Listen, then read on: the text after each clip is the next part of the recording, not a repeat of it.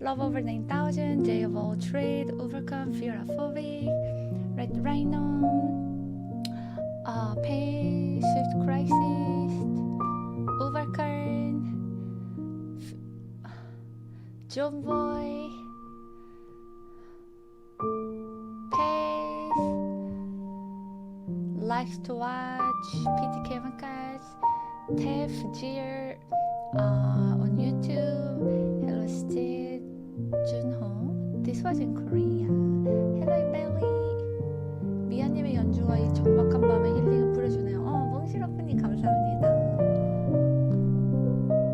Hi Cold Beer, Mastermind, Katrino, Cold Beer, Fire Falco, Kevsam, Cotrain, Ronel, To Breeze, W Darko, Join Infantry, The Ghost Sellers, Alverina, Love Take Love Make, Apollo, Teardown Breaker, Mustang, Alpha, welcome everyone. Hi Kuchura, Digital Joe.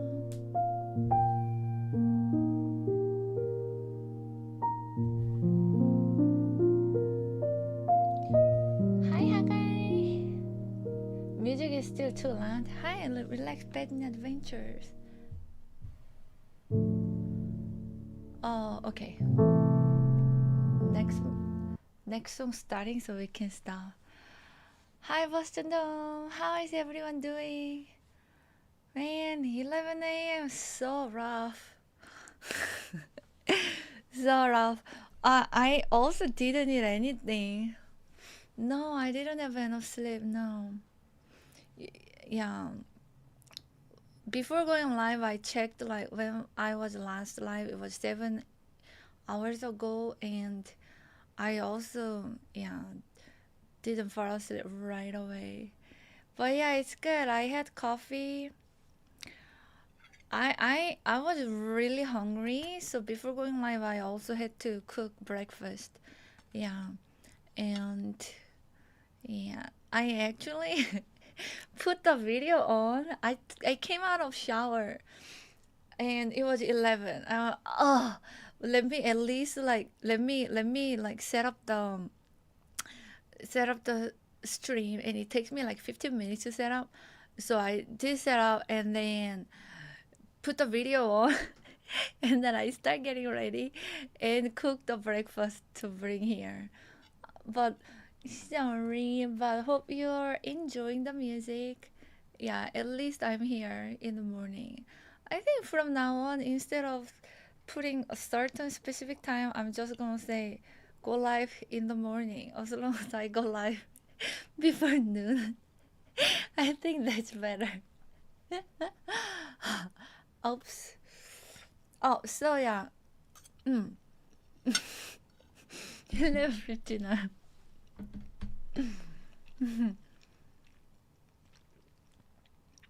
Would have ended the stream, but you removed the reading. Oh yeah, I removed it when I was in Austin because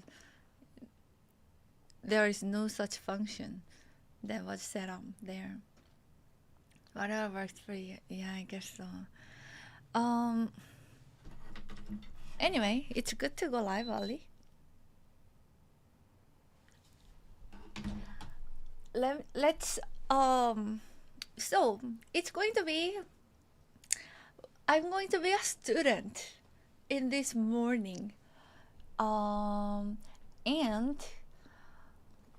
we are going to finish watching the Streamer University classes. There is one left from Ludwig, and then yesterday I watched one from Agent, so we're gonna finish watching it. Yeah. Hi, Static. Oh, I'm good. Mornings are always slow for me, like always. Did you learn much yesterday? Oh, too much. It was so good. Yeah, they are really good. So I'm excited. Hi,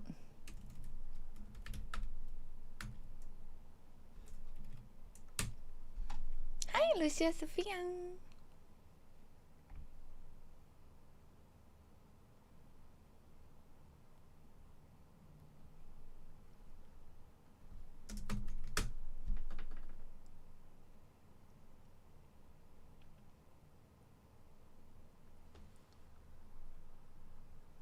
How is your day going, everyone?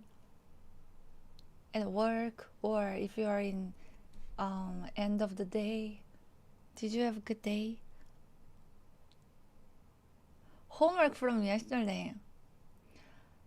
No, I was too busy. I had to go sleep. Yeah. Better now work is over. Work's done.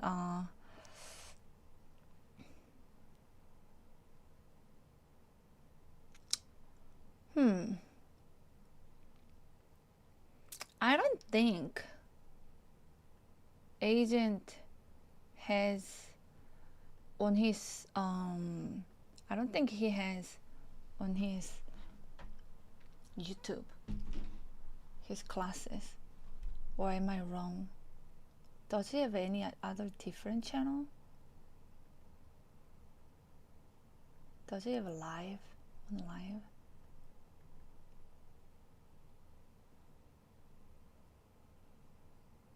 Okay, he has votes, so I can go to votes and then find the class. Hi, Groovy Golly. Doing great, that's good.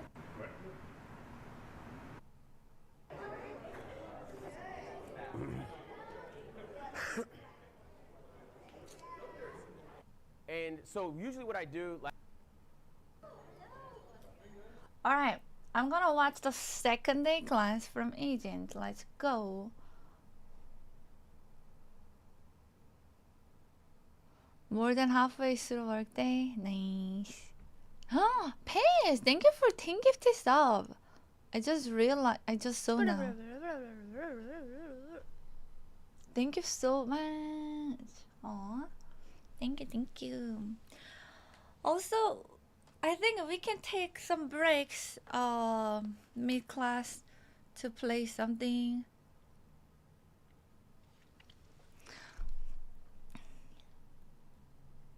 You know what? I will keep it. No. Tomorrow actually I cannot. I actually cannot go live at 11.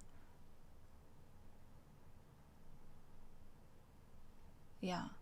I have something in the morning. Change. To what?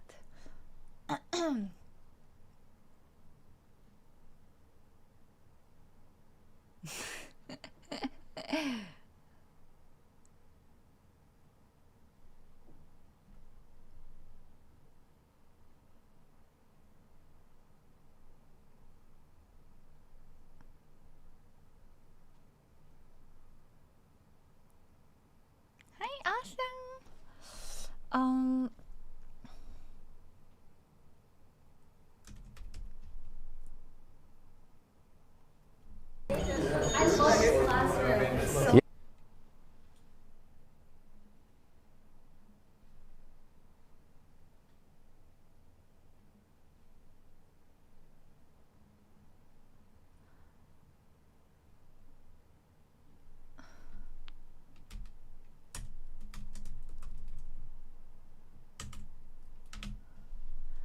Back to default. Alright.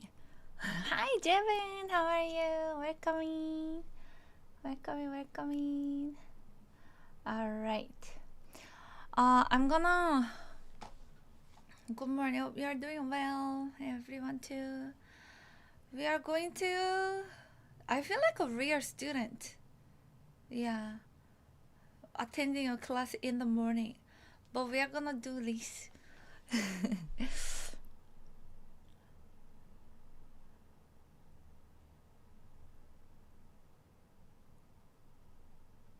Where is YouTube?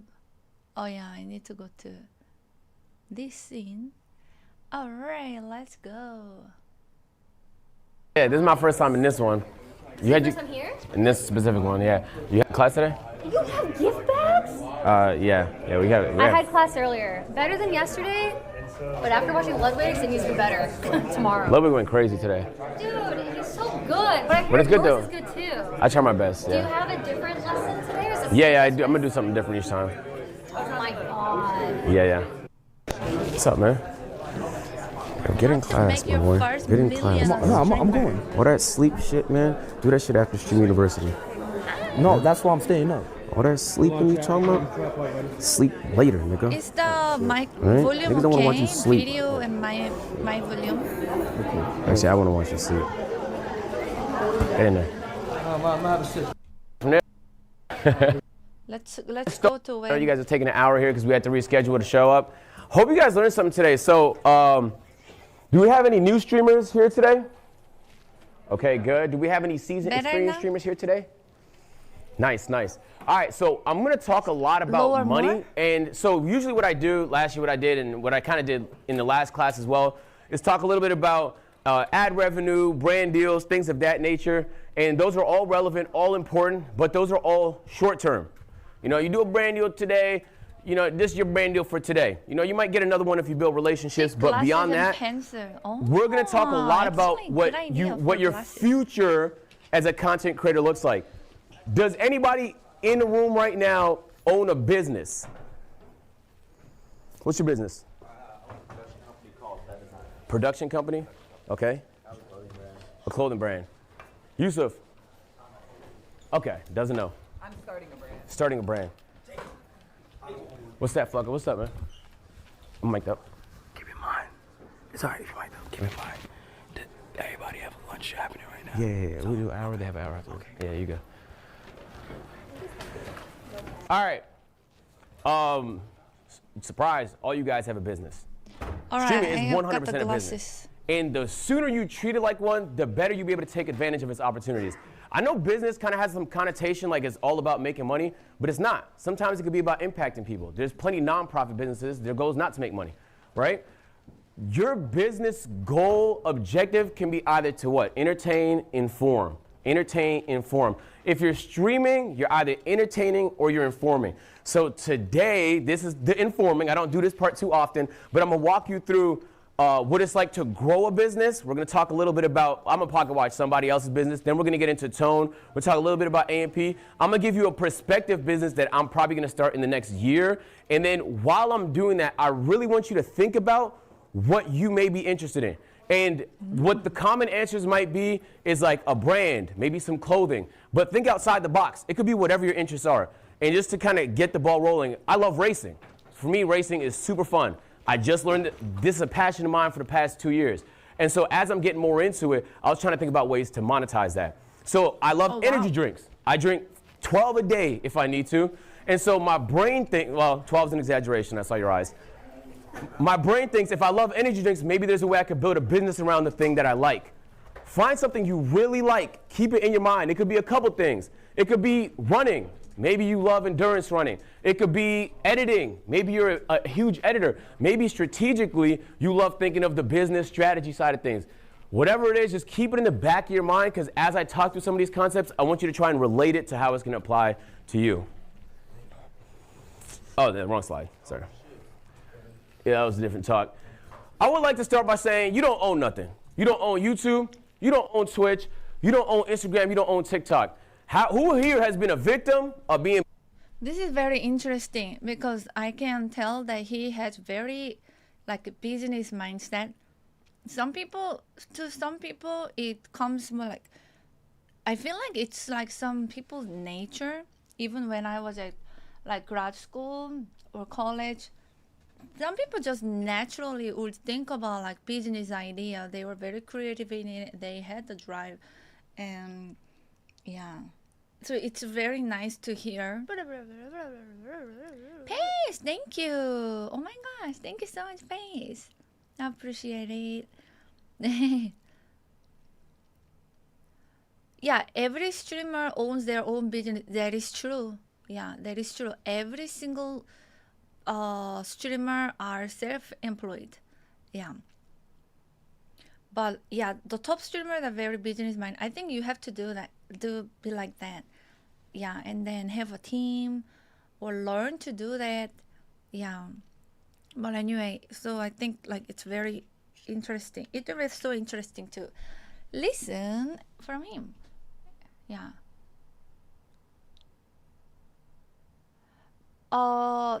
Every streamer is self-employed and it's their own business, but not everyone has business mindset. Not at all. And on a platform, you don't know why, right? And I want to illustrate to the people that this hasn't happened to yet, sometimes it can be really scary because if it's your job, it kind of feels like your livelihood was just stolen. And I've had this moment a long time ago, and it scared me straight. Sometimes this is something you just had to, put your hand on the stove and learn the hard way. But I'm hoping you just heed to advice and you learn some of these lessons before this happens. In 2020, January, they changed the rules on YouTube, okay? They didn't want people advertising to kids no more. And people were finding workarounds to do it, toothpaste companies, stuff like that. This is an analytic I just took from a YouTube video of a family channel this year. They got 2 million views in the year. They only made $959. Huh? This same channel, pre-2020, is making almost $100,000 on the same views. Oh, wow. All it took was a simple policy change. YouTube didn't like that type of content no more. They didn't want people to advertise that type of content. YouTube Kids exist. They rerouted it. So what I'm trying to say is they didn't own YouTube. They don't own this platform. Therefore, they were vulnerable, and something changed, and it rocked their livelihoods. If this was their job, they are now putting fries in the bag. And what the reality is, the streaming stuff is not forever. Like if you think about your favorite streamers, they come and go. Sometimes they last a year, sometimes they last 5 years, 10 years. You have to be realistic. Just because you're doing well now doesn't mean next year's gonna be better. You could be giving belt, you could be doing all the right things, but it doesn't mean it's gonna work out for you, right? There's a lot of people that didn't make it to Streaming University. It's not because they didn't deserve it. So there's a lot that's not in your control. Today we're going to talk about some of the long-term things that are all in your control, and I'm hoping that it's going to be a little bit helpful to you guys. As I'm talking, you might be asking the big question, hopefully. Maybe I should own something, right? You don't own your channels. Maybe I should own something, and that's precisely why we started A&P in 2019. We had a down year. All of A&P pretty much played NBA 2K. There was a really bad down year, and it looked like, damn, money's down. We're like, yo, it don't matter. Look, question. Let's say, what's like a type of content you like to watch? IRL. IRL. Yeah. Okay, that's a bad example. Anybody like watching a niche example? Yusuf. Food videos, mukbangs. Okay, let's say you like making noodle videos, and then for some reason there's horrible PR for noodles. People don't fuck with noodles no more. Okay? You're cooked. You could be the most entertaining personality, but you're cooked. This happens a lot to gamers that's attached to a game that people lose interest in. But IRL is a little different because it's kind of no man's land. Honestly, it's a lot harder to go IRL because you're not attached to anything people actually care about. So I'm going to say something, hopefully it doesn't sound too pseudo, right? What made you guys excited to come to Stream University? I wanted to learn and better my skills as a creator. I wanted to expand and become the greatest I can ever be. Okay. Right here? The exposure. Because I've always been consistent. Exposure. But I just kind of started, so the exposure really. Yugi? The recognition and new eyes that are onto the stream. Okay. Okay, good answers. These are all good answers. I just want to come to your class and turn it into that concert. Okay, awesome. Thank you. I appreciate that. Learning how to be uncomfortable. Learning how to be uncomfortable, challenging yourself. Okay, good. These are all good answers, okay? Streamer University, an example, when we have conversations and we're talking strategy and creative, there's high appeal ideas and there's low appeal ideas, right? You could be the most entertaining person, but no one's gonna stick with a low appeal idea. The idea just has to be something that's really packaged well. Stream University is this, like, the thought of learning being content is crazy on the internet. Like, as entertaining content, but everybody's excited to be here. Stream University is an example of a very high appeal idea. I don't want to get too pseudo, but just keep that in mind, right? There's a lot that's not within your control. There is a lot that's within your control. You control what you can, and you ignore the rest. Okay, so I'm going to give you a case example. So there's a YouTube channel. This is Ryan Trahan's channel. I put up his stats, okay? In the last month, he got 35 million long-form views. He got 44 million short-form views. And you can look at the subscribers over there as well. He's cooking, right? This is actually a down month for him, I'll be honest. And if you take a look at those stats, he's making approximately $345,000 in long form, okay? I'm probably off by like 20,000 here or there, but he's making a good amount based on the length of his videos and the ads that he runs, which is very healthy. He's one of the biggest YouTubers. He's making about $50,000 on short form. It's not the money he's making on short form. It's kind of like the views and the attention he's getting on short form that's also being funneled in. Yeah, long form makes way more, but short form gives you the exposure. Hi, Beertugum. I've seen streamers that started out of lonely, really not for business. Yeah. Streamers streaming for many different reasons. And mostly part-time in the beginning was hobby. I don't think there is nobody.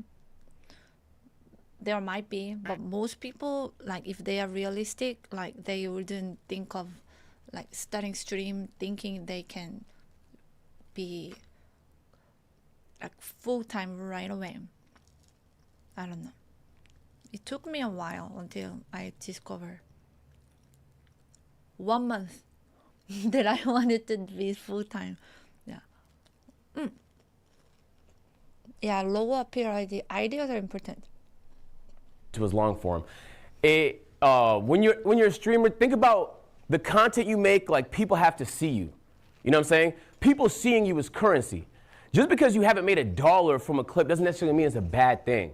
You feel me? Because if people see your face enough times, next time they're introduced to you, you have a little bit more influence over their decisions. And the decision could be something as simple as showing up to your stream.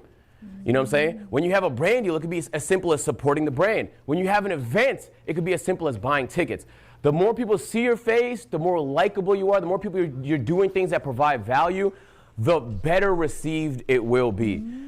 Let's keep going money-wise. You know, you total both of those. He made approximately $400,000 a month.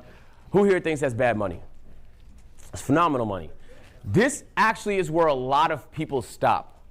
They made the good money, and they don't see anything past that because they don't actually have a long-term vision. This is short-term. This is the money he made this month. Money's higher 1 month, money's lower next month. Views are higher 1 month, views are lower next month. If you're always playing day to day, you won't make a singular decision for the future. You get what I'm saying? That's a pretty penny, bro. $5 million a year. I think he has a team of like 3 people. His ideas don't cost a ton of money if you guys watch his channel. So like, he's probably profiting a good amount. But let's think about long term. So I'm gonna give a handful of examples just because in your head you might be thinking, oh, I can't do that because I'm not a rich YouTuber. He started a candy company called Joyride. He got in Target, and now he's in a bunch of other retailers. And for him, as much as he enjoys making content, you can feel that passion in his videos. He saw a future where he thought he could make a ton of money doing something that he really cared about and doing it in a way where he's using his audience to promote this business. So he's in 5 different retailers: Target, Kroger. This kind of sounds like an ad for him, but it's not. It's just you have to understand the context. The more retailers and your reach, especially as a candy business, is exponentially higher. So I did some quick math. Approximately, a candy business of his stature is making around $50 million in annual revenue. Okay, this is a business that's about 2 years old. You know, and businesses, they grow exponentially. Like, if you grow them properly, they grow exponentially. Now, he doesn't put $50 million in his pocket because he has 20 to 40% margins. Let's say he's on the lower end, because maybe the Skittles and some of the big candy companies are on the higher end of margins because they have so much scale. Let's say he has just 20%. He made $10 million of profit in the last year from his business. $10 million, that's double all the money he made on his YouTube channel. But even that, to me, is a little too short term. That's money he's making this year. It's not that it's not great money. It's not that it won't time, but that's just money he's making this year. And so you can see here, this is just the profit. So I'm putting them side by side so you can get a sense of what people think he's making his money off of and what he's most realistically making his. Yeah, both their classes are very good, and they teach similar things in different ways. Yeah, it's good. Very informative. Yeah. Money off of. And this is not just a Ryan Trahan thing. You could apply it to plenty of content creators nowadays, like, the KSI Logan Paul's got the Prime. I think Jake Paul has a business. Everybody got business. Yusuf, what's up? Okay, as a professor, since you're the one in front of us, how much do you make a year? You're going to have to pocket watch me, my boy. Good try, champ. You can't sell content, but you can sell businesses. I mean, you could sell a stream. Maybe you get a brand deal, right? But you could sell a business, dude. And I'm going to share knowledge with you. All the business people watching this is going to seem like common knowledge that everybody understands. But people that's not in the business world truly do not understand the scale of opportunity. And those people would die to be in a position where they have an audience that fucks with them the way your audience fucks with you. These brands have to try and convince people to buy their product. That's facts. You're not selling nobody anything. You're just being yourself. People already like you. So as long as the thing you're making, your service you're creating, the product you have is something you truly believe in, then you will have no problem translating that energy, and your fans will have no problem supporting that. Because I'm telling you this one thing, when people really like you, they show it. They support it. So you don't want to just get eyeballs. You want to get eyeballs from people that actually fuck with you, because that looks very different. Not just financially, but just experience. Like, you live in life, bro. You meet these people in real life. You don't want to meet people and have negative interactions. You want to walk around and have positive interactions. And so let's get into a little bit about selling businesses, which doesn't sound like a Stream University thing. But again, I want to remind you, all you guys are running businesses, bro. Every single one of you. And this is not a metaphor. You literally are running a business. You literally have to pay that tax. So I hope you're doing that. Okay, good. All right, now let's get into, I don't know who that is. Let's get into the average candy sales for a business. So we established that he's approximately making $50 million gross, which means over the course of a year, he's making $50 million in that business, revenue-wise, right?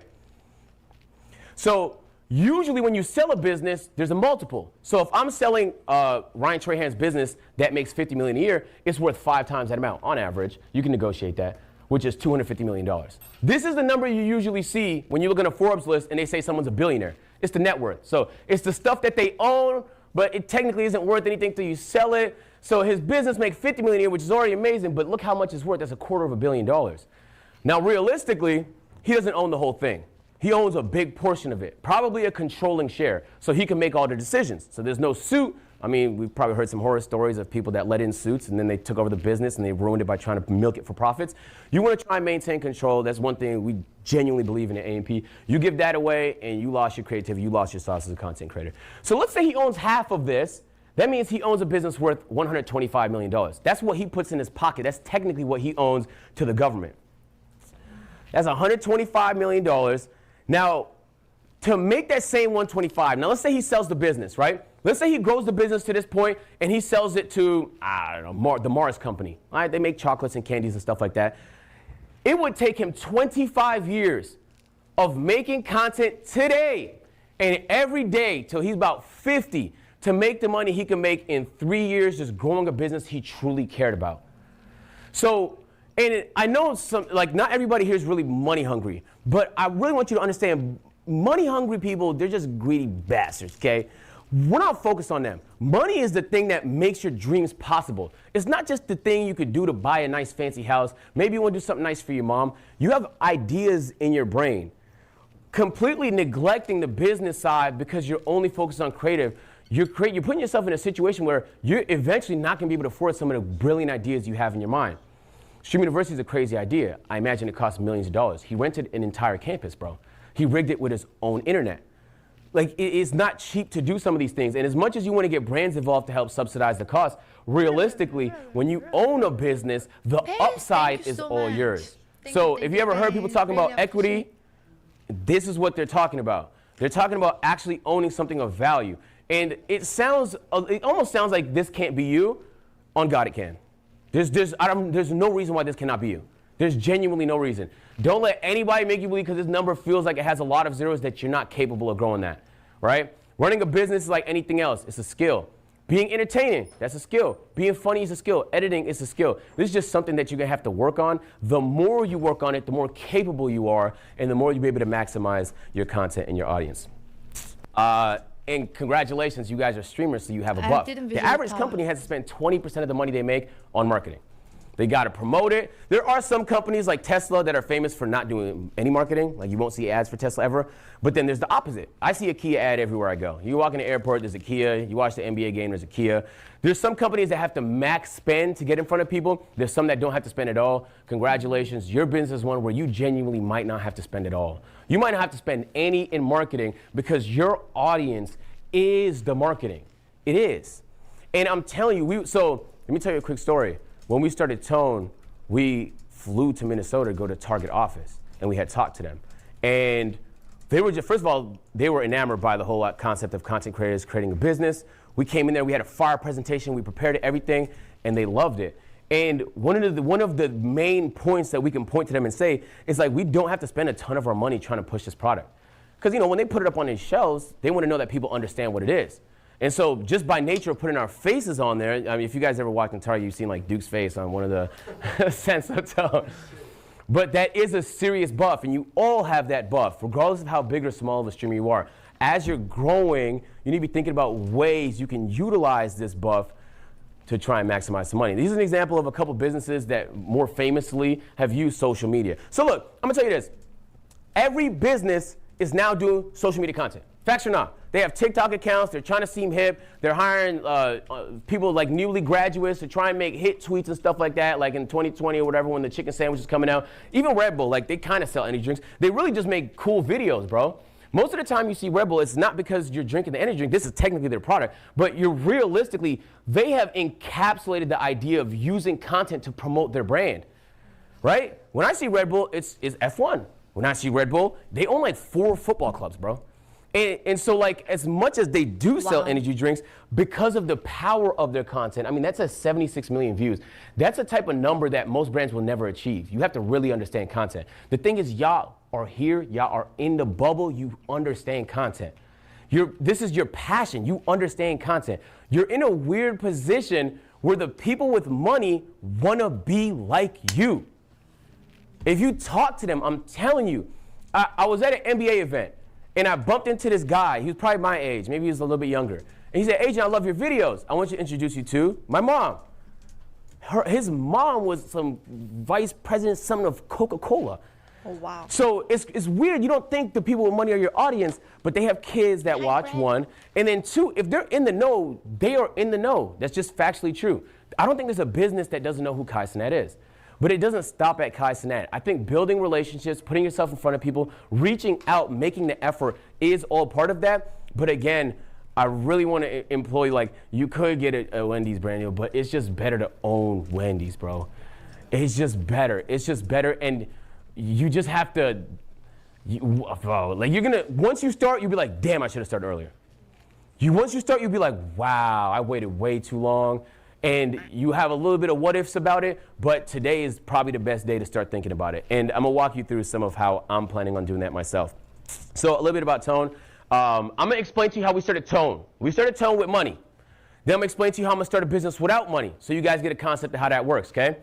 So first of all, it costs a couple $1 million to start. Very expensive to create a product brand new. And then to test the product a bunch, we had to hire a CEO. The process was very arduous. First thing we did, we went to a conference room.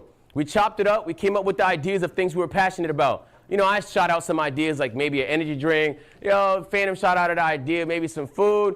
People shot out some ideas, right? What we landed on was something personal care, something we all believed in. You want to smell good, look good, be your best. You feel me? And so once we landed on that, okay, what products do we need?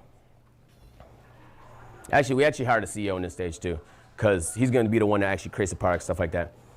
You want to do the packaging, so we ended up doing the packaging. We had a bunch of meetings about what it was going to look like, how it was going to feel, what, like the vibe of it, what would the colors be, how do we want it to look when it's on the shelves and stuff like that. And then we tested. The amount of testing we did, I couldn't even explain it to you. We were in rooms, nonstop, smelling things. What's this scent? Is it going to be like that? What's the form factor? How's it going to look? Is it a strong scent? How has it like, and we tested and tested and tested and wrote it down and jotted it down. Not just us, but we got other people to test them too to get different opinions. We actually have some test samples. I think Marcus might be one of the only people that still has it because it was very rare. But this whole process, I'm telling you, it took maybe 8 to 10 months of just testing, hiring, perfecting the process because we didn't want to come up with something mid. Then we did it. We launched it. We launched it direct to consumer, which means we sold it on Tone.shop. And we weren't on retailers at the time. But once retailers heard how well day one went, it didn't take too long before we were in Target. Immediately planned the meeting with Target. And once we had Target, we were exclusive in Target for a little while. We crushed in Target. In fact, they were impressed that we started and it went up. Usually people try the product and then it kind of goes down. But they were impressed how many return customers were pulling up. And the thing is, once you do well in Target, the other retailers actually get that data, and now they want to have conversations. And so while it took a couple $1 million to start, and then we lost money in the first year, we're at the point where we could potentially break even this year, but we're most likely going to make money next year. So it feels a little crazy to think, but we don't see nothing from it. I know the number says potentially $30 million in revenue, but we're buying lots of inventory, we're figuring out packaging. I don't know, the tariffs hit us and then it's like, damn. But luckily, like most of it is made in America, so we didn't have to worry too much about it. But it's like, there is so many factors and all of it is a skill. So at a high level for the big content creators, this is essentially how you would start a business if you had the money to afford making one yourself. But I'm gonna give you an example of how we're gonna do it. And that's going to be with the help of Shopify. So Shopify have been very gracious. So I wasn't trolling. If you guys watched my last class, I reached out to every brand. I said, we want people that's willing to help some of the streamers here today. We're talking business. Are you interested? They say yes. They said, what would the students need the most? What would you guys say you struggled with the most here so far today? Okay, that's perfect. Because we will be giving away 2 TVU backpacks today, courtesy of Shopify. I need it! This is rented. This is not mine. This is rented. I was not live. This is rented. So, so what we'll do is we'll pick at the end of the class. I don't have a format, but you know what I'm saying? I might let my chat pick. We'll see how it goes, okay? All right, so huge shout out to Shopify. And if you guys don't know how Shopify works, it's basically all back end. If you want to run your business, they literally have everything you need to make it happen, whether you're selling tickets to an event or, in this case, starting a racing company, which I'm going to be trying my best to do. So if you're interested in building businesses, I mean, you need a place to do it. Works is basically all back end. If you want to run your business, they literally have everything you need to make it happen, whether you're selling tickets to an event or, in this case, starting a racing company, which I'm going to be trying my best to do. So if you're interested in building businesses, I mean, you need a place to do it, and Shopify is, in my opinion, the best place to do it. And that's what I'm doing. So I honestly didn't want to make this talk, I'll be honest with you, but this is just the best way to explain how you can start a business with less money. Because my racing business is not going to start with a couple million. I'll be honest, individually, I can't afford that. I'm spending my money on content right now. I can't spend my money on something that is currently a hobby. But I'm gonna walk you guys through it so you guys can see what it could potentially look like. That's cool. Okay, so when you have a business, you need some sort of edge, okay? It needs to be something that's better than all the products that's out there. Luckily for me, I have a streamer buff. Most people that get into racing, race cars, it's expensive. Sometimes it could cost up to $1-2 million depending on what you're racing in. Even on the cheapest end, it's like $50,000 a year, like to get in the cheapest possible thing. It is just simply expensive. The only way people support it is by brand support. But here's the thing. I'm not interested in just brand deals. I want to own it. So as much work as it might be, I'd rather own my own racing team. So I decided that. I made that decision earlier this year. I love this thing. Like when I get too stressed and I'm streaming, bro, I delete life for a day. I go to the track and I just zen out. You need that zen out. If you went to Lizzo's class, all about self-love, she was talking a little bit about that as well. And so when we want to talk about growing and building businesses, you want to talk about you want to start brainstorming different ways I can make money. Okay, well, the obvious way is people love racing attire. You know what I'm saying? Maybe that's something a way they could use to support the brand, potentially. You know what I'm saying? So this is what it looks like to set up on Shopify. No troll, took an hour to set all this up, which is a little miraculous, but boom. So if people want some, they could have it. Oh, I didn't mention, Tone is also use Shopify to run the whole process. So Tone and Shopify are like this. Wait, you said they do what? We're like this. Yeah. They shown us a lot of support, which we appreciate. Okay, boom. I'm gonna walk you through the steps one by one. Okay. The first thing you want. Oh my god, I feel like I never took like economics class or business class, but this is like, whoa. He has so much knowledge. Yeah. And amazing. Do is the concept and the branding. All right. Can we get? I've been talking for a little while. I want to shoot some questions out. Actually, before we do, I want y'all to chop it up with each other. Find someone in the class and talk a little bit about a business that you are interested in creating. I don't care how crazy it sounds. You could want to go to space if you want to, and that's your business. Come up with something that you're really passionate about. I'll give you guys 2 minutes. If you would like have a business, what would you be interested in having?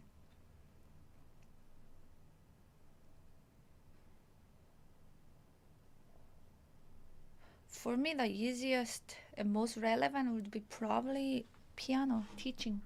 Yeah. Or something music related, piano related. I would like to have my own theater crew. Oh, wow. Didn't know you are so into theater. That's so cool. Yeah. But something that I really like. What do I really like? I think music is something that is most relevant and easiest because it's relevant, but I don't know if I like really it's to that point that I like zen out and stuff like that. I don't think so.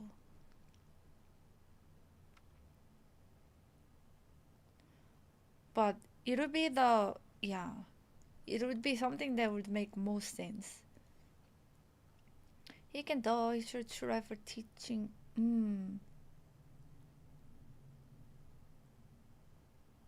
I think both Ludwig and they are both great.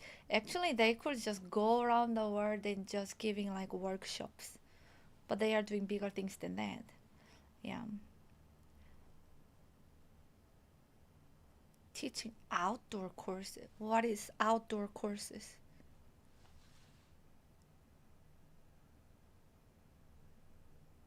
Does anyone own like business here? I'm self-learning drum, yes. Hi, Magic Smith. Does one own any business? And if you do, like, how did you start? Like, for me, how did you start? Why did you start?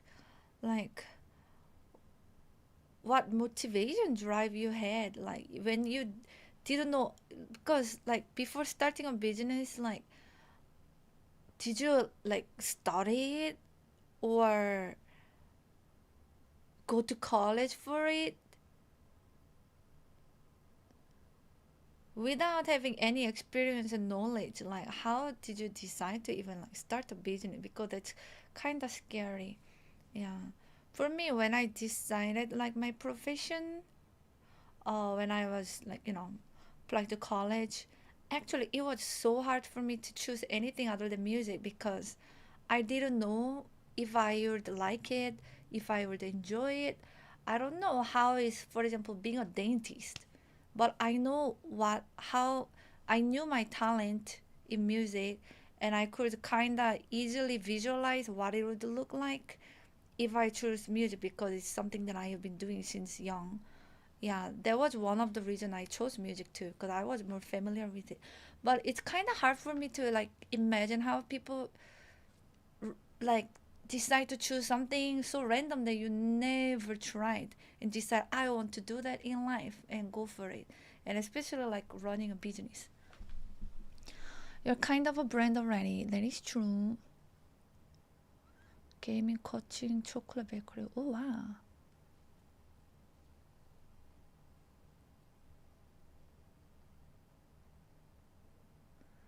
That is so cool. Last one there.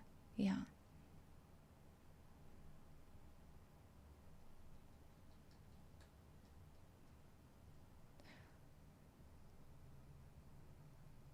And I know that like in order to be really rich, actually just like from salaries, it's limited unless you are working in like super big like tech companies or so, or some specific like professions that income is big. But usually, yeah, salary base is usually like, you know, just stable, can be comfortable. And for streamers too, you have to, and celebrities too, like you, it's good to have like business, not just streaming or so, but and then use them as brand and ad. But all this is very just like so unfamiliar to me, very foreign territory. Yeah.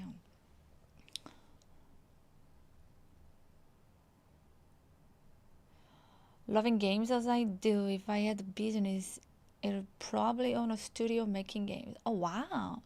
But so much competition, it must be so hard to start. I also don't know much about owning a business.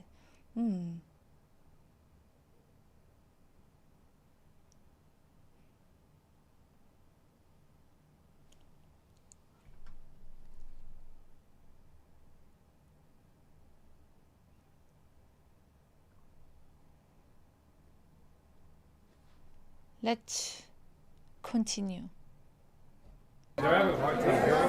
What's going on here? Come talk to people, ask some questions about what they're having a hard time hearing without the mic. Who, chat? Yeah, They can't hear with this? they can't hear the audience. Oh, I'll try and repeat the questions. That's on me. All right. Yeah. It's going smoother than I thought. I assume the worst usually. Chat, it's too pseudo right now, or you think it's helpful? I feel like this is stuff big streamers think about, and little streamers wait too long to think about. True.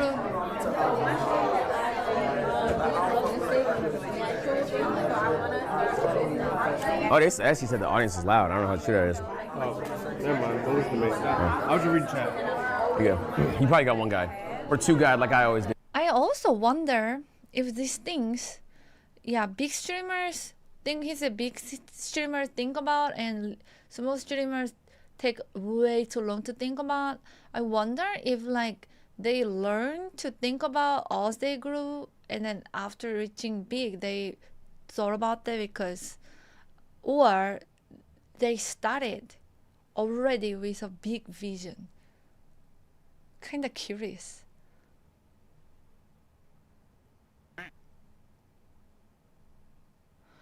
Have a hobby of creating myself comfort even for some extreme weather. Somehow I want to make that useful.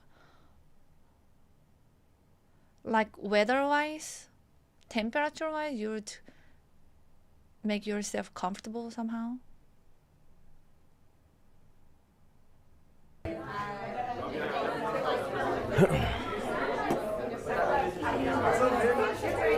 How we gonna pick?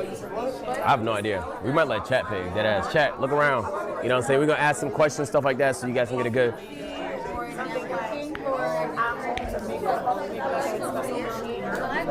just died. I forgot my portable in my room. Okay. And then I was supposed to talk to Kai at 1:45. That's fine. Yeah, you can head out. Okay, I'm Yeah. sorry. No, you don't have to apologize.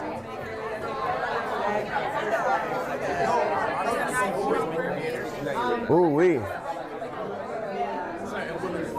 Shout out Shopify. I said 2 TVU bags and they didn't blink. I almost asked for 3. Yeah.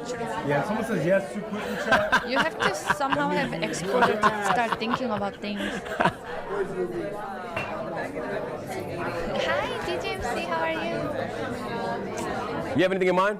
Yeah, so I was saying, my name is Amber, but my nickname is Coco. So I was thinking about like coming up with like my own brand of like cocoa butter and just Okay, nice. products and stuff like that. Self-care. Yeah. That's fire. Stuff like that, yeah. And then probably get into like maybe fashion and stuff earlier. But, Okay, good. I mean, not to do later on, but I just have different little ideas. That's good. The more the better, honestly. You have options that way. Yeah, I just have to figure out, like, I mean, I know it's not like a super long class, but I do need like advice on like how to start it up and just like the streaming and stuff. We could chop it up right after we get done. I could talk a little more specific. I'm actually, yeah, I think that's the next one after this one. Yeah. Okay. All right. Nice. Okay. Thank you. Welcome in. Hold it down, hold it down, hold it down, hold it. Welcome in, everyone. Thank you. Thank you. Welcome in, everyone.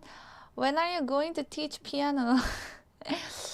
But you know, after seeing this, how many of the streamers actually want to learn piano and over the weekend?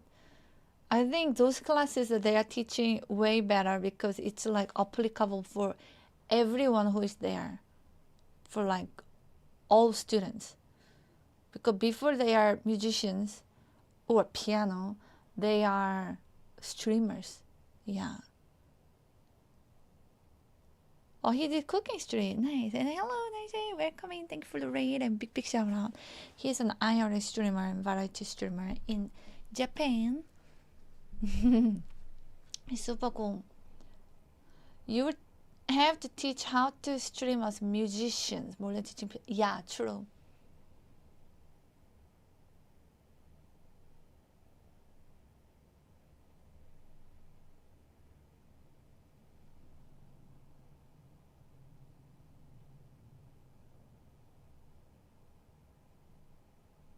Oh, we have to change the title. Yeah. Thank you, hot sausage. Yeah. Can we change the title, please?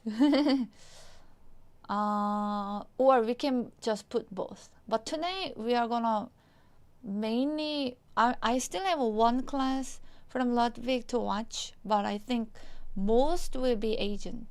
Yeah. 3 from agent and 1 from Ludwig. So we can put both people's name. Yeah. Bye bye, Najee. Thank you. Now, so I'm gonna ask some of you guys. Let's go around. Raise your hand if you guys want to share a business idea. It don't matter how silly or how serious you want to be about it. Just something that you're passionate about. I really want to create a loungewear brand. Okay. Like really comfy and cutesy pajamas, like for women and like families. Yes, That's amazing.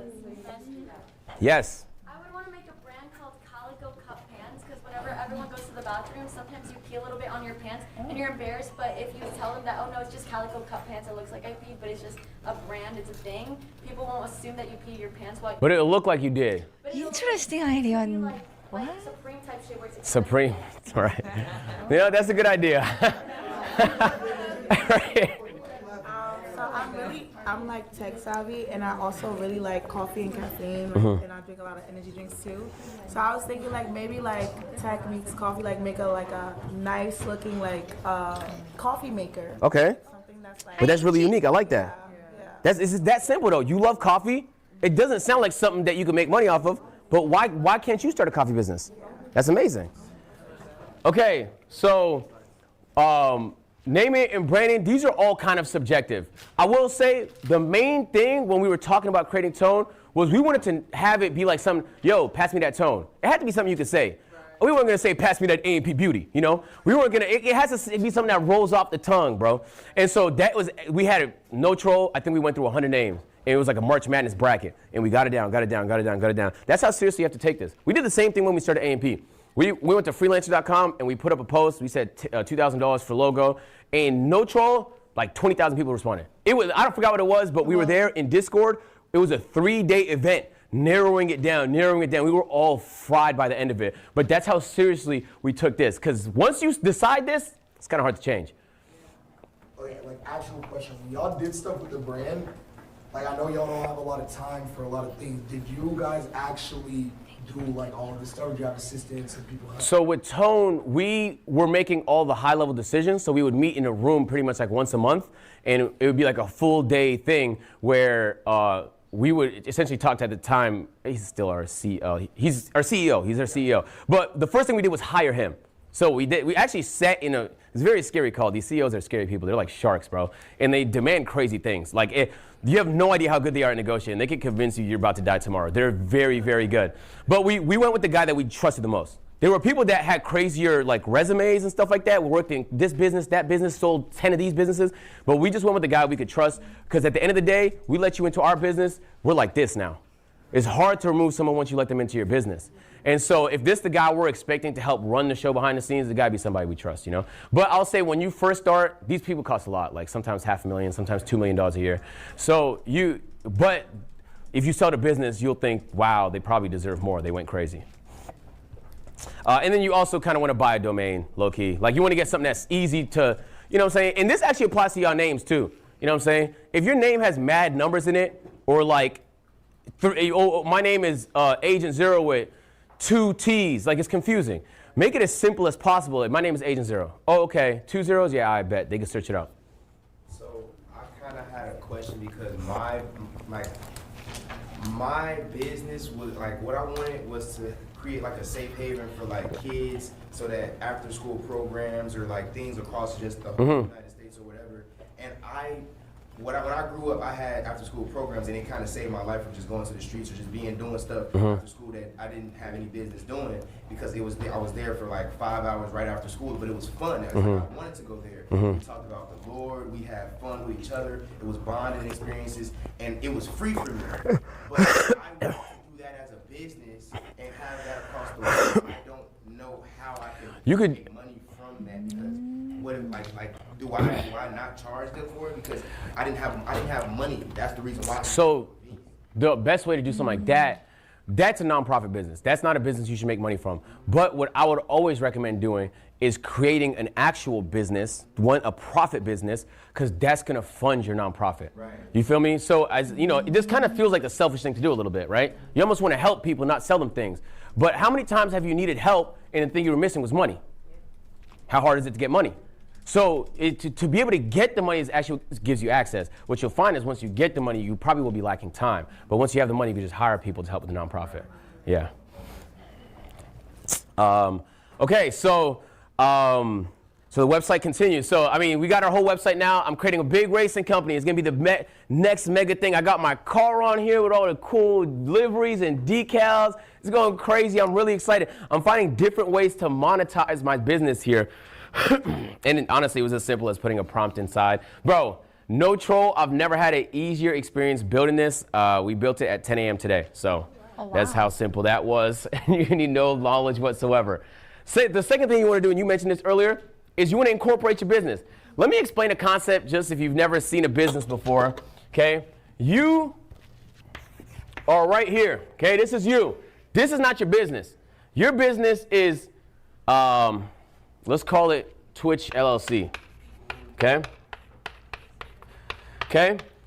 When you make money doing your business, streaming, you actually, all the money goes here. All of the money goes here. You don't make a dime. You pay yourself a certain salary based on the income you make on your business. So when I say business, I truly mean it's like a separate entity. Like legally, it is a separate entity. Like that means if your business goes under, you're not personally liable. You just bankrupt. And we see that a lot in business. When your Spirit went bankrupt, the owners of Spirit don't have to come out their own pockets. It's just the business went under. So just on a very simple level, you're not your business. You own your business. Does that make sense? Okay, cool. You'll need that. So incorporating is essentially the process of creating that business. So you just get an incorporation lawyer. Genuinely, you can do it yourself if you want to. There's a chance you mess it up if you do it yourself and you don't know what you're doing. So I'd probably recommend getting one. You can do it for as cheap as $500. Sometimes it costs a little bit more depending on the structure of your business. But if you guys are just one person and you own the business, usually it's a very simple process. Okay. I have a warning for people that do that. Make sure you get someone you trust to help. Because I got an accountant and he did that for me, and I was supposed to get a payroll to myself every month, and I didn't realize until 2 years later I got none of the money and he stole $100,000. You got Greg? Damn. Wow. 170? Yeah. You got it back, right? Not yet. I'm in the process. Okay. Hey, I'm killing somebody. Okay, I will say, you actually don't need an accountant to do that. You only need a lawyer to create the company. You can have an accountant to manage the money and stuff like that in it afterwards, But your accountants and lawyers should be people you trust with your life, because they can't scam you and you will never know. So it doesn't cost much to do. It's a formality, really. But once you incorporate, you can actually head to step 3, create a bank account. You feel me? And this sounds simple, but this is how you'll be moving all your money. So I actually had done both these stages. I did create my LLC, even though I don't plan on using it till probably at some point next year. And I also created my bank accounts. And then you want to put some money in your bank account so they don't close your account, whatever the default is for the bank that you use. But because it's its own entity now, it can own things. It can own assets. If you want, you could assign a house to it. You could assign anything that can be legally owned to your new LLC. And what we're going to do first is create a bank account. Probably open a couple credit cards, invest a little bit of capital, like whatever the default is. For your bank, it could be like $50, could be $1,000, whatever. And then you could also, and then that's gonna help because ideally you want the money going to your account, otherwise your account is gonna be a mess. And all that is help. Shopify has an entire process to help with payments and things of that nature to make that whole process easy as you guys create and sell products on your business. And then the next part is product development. So there's actually 2 ways to do it. The way we did it with Tone is what we call from scratch. This means we was there in the boardroom day 1 figuring this out. But as you'll realize, as you guys grow as streamers, you will actually have opportunities where people will come to you and say, hey, do you want to be the face of our business? We already have a little bit of motion. So I'm not going to use names, but we had something happen a couple months ago where a big energy drink company had asked us if we want to work with them. They already were making like $50 million a year in sales, but they weren't selling to consumers, they were selling to a specific industry. They wanted something consumer facing, so they wanted us to be the face of it. Oh, wow. And that's what we call white label. So these are like little opportunities that come. In my opinion, you know what I'm saying, if you're selling something, it has got to be something you really believe in. And usually when you go white label, you don't have as much control over it because it's already owned by a lot of people. They can give you 5% equity, 10%, 20%, 30% equity. If the opportunity makes sense, it's something you care about, it's something you can entertain. But if you can, it comes off as a lot more authentic when you do things from scratch. That's something out of your soul. That's something, every business is a little bit of risk. It's risk you put in time-wise, it's risk you put in money-wise. And so when people feel that, that's what makes them want to support something. Feel me? And then also the product just has to be kind of good. And here's 2 examples. So Mr. Beast at first, he did Mr. Beast Burger, and it was cool. You know, it was a good idea. I think that. He was thinking of how fast he could potentially scale it with a bunch of ghost kitchens, and it did fail eventually. This is an idea of something that was white label, but then he learned from that lesson and did something from scratch, where he made that whole chocolate process himself. And even if you didn't like the original Feasible Bars, the new ones are fire. But that took a process. His audience originally believed in the idea, bought the products. That gave him enough momentum to be able to improve the products. All these fields are like super competitive. When you get a big streamer in chocolate, Hershey's doesn't like that. And when we get in self-care, the Doves don't like that. They see you as a threat. But that could be a good thing. That could be a good thing because those are actually the people that eventually will put an offer on your business. So, you know, when Instagram was bought by Facebook, they saw Instagram as a threat. And so you have 2 options. You either compete with the threat or you buy the threat. So depending on the terms of the arrangement, and you could argue that was the biggest deal of Facebook's career. I think they bought it for $1 billion. It's worth way more than that now. So like, you know, it's business. You know, you never know in hindsight. But this is the difference between white label and then doing something from scratch. And then the next part is the hiring. So you made the business. Now it has bank accounts. It's an official entity. Now you actually have to hire. This actually completely depends on how much money you have, right? When Kai Cenat is starting his clothing brand, he could afford to hire the best. He can get the best people. But if you don't have that type of money, you could actually just run it all yourself, right? And there's lots of examples of that. And I genuinely recommend you start picking the brains of some of these streamers that have businesses, bro. Your Rage has a gym. He owns a commercial gym. That's a whole business, but nobody ever asks him questions about that. You feel me? But you have so much to learn from people that have experienced it. Not just because he owns a business, because he's also a streamer. So he knows what it's like to stream a bunch and then also manage a business. These are people you should learn from. Ray was in here earlier. Ray is a business demon, bro. Like, she's someone I want to pick her brain. She understands it. She's in the right spots. She's good at negotiating. So these are people, if you have them for a second, they just chop it up. Like, yo, I feel like I can learn a lot from you. You know what I'm saying? If you don't mind, you got like 5 minutes. I promise they're not going to send you away, all right? And so like for me, what hiring would look like in my agency racing business is I'd probably hire somebody that could do both operations and sales. So I am anticipating maybe it costs like $80,000 to $100,000 for that role. And then just somebody that could help put the racing team in front of brands, but also can get stuff done. I'm gonna need the car shipped to this place. I'm gonna need to contact this person. I'm gonna need this built. I need this on this car, whatever. I also wanna film the journey. This is interesting because it kind of depends on how you wanna do it. A good story always wins. I'm gonna give you a good example. Nobody here watched F1 10 years ago, I swear. Like in America, I didn't hear nothing about F1. All they did was drop a good documentary on Netflix, and all of a sudden, people are popping out to Miami to go to the event, Austin go to the event, Vegas got an event. Well, that's in Europe, but you're right. It's expanding. That's my point. You have no idea how powerful a good story is. You're making a brand, right? What's the story behind that? What makes you want to actually create? Like, what is the story you're going to tell to people that they're going to connect to? So you might not need to know the answer right now, but these are things you should be thinking about because the better you could communicate it, the more people are going to connect with it. Does that make sense? And then you want to make your first purchase. And for me, I'll probably just get like a simple car, like an agency Miata. So it's simple, but in racing world, like simple as $50,000 Miata. So you got to get the roll cage and all the fire hydrants and safety features and stuff like that. Yeah. You know those little, yeah, it's like whatever.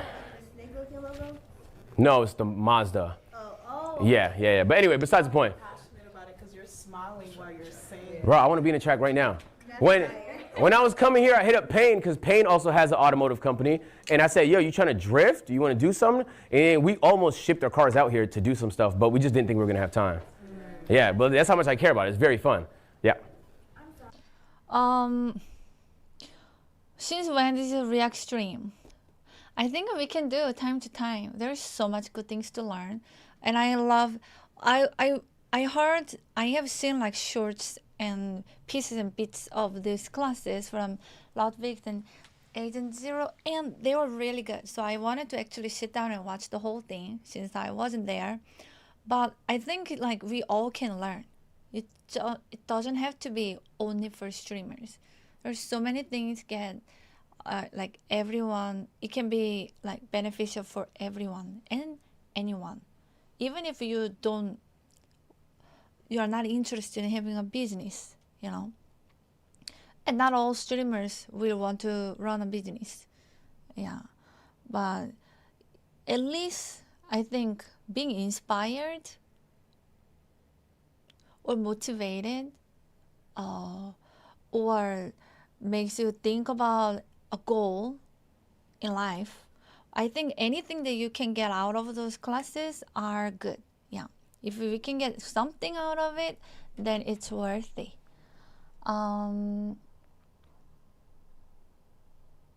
About LSC, actually, I believe it's good for every streamer, no matter how big or small, good to have LLC. Yeah, you want to be protected if something happens, like a suing happens or something.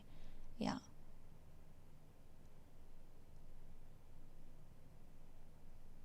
They're giving speedrun what consultants and business courses do. Yeah, I feel like this is intense. It's a little too much for me, actually, especially this business side that I have zero clue. Yeah. YouTube thing were more like, I could like digest better because something that I am a little more familiar, but this side of business is like, whoa. But it's good. It's good to listen, and yeah, you have to be exposed to it and know the importance so that you can keep learning.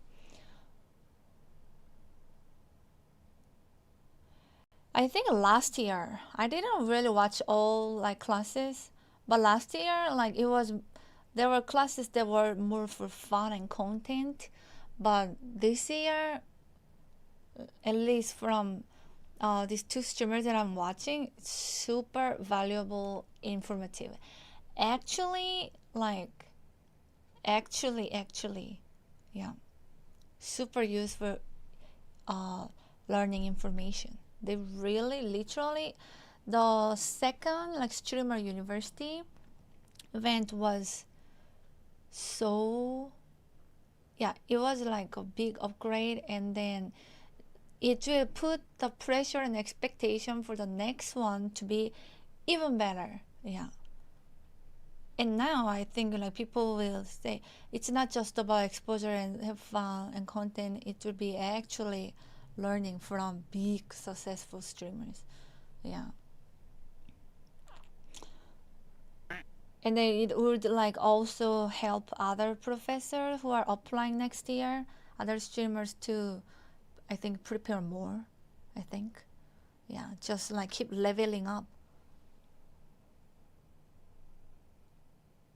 Gotcha, Ichi.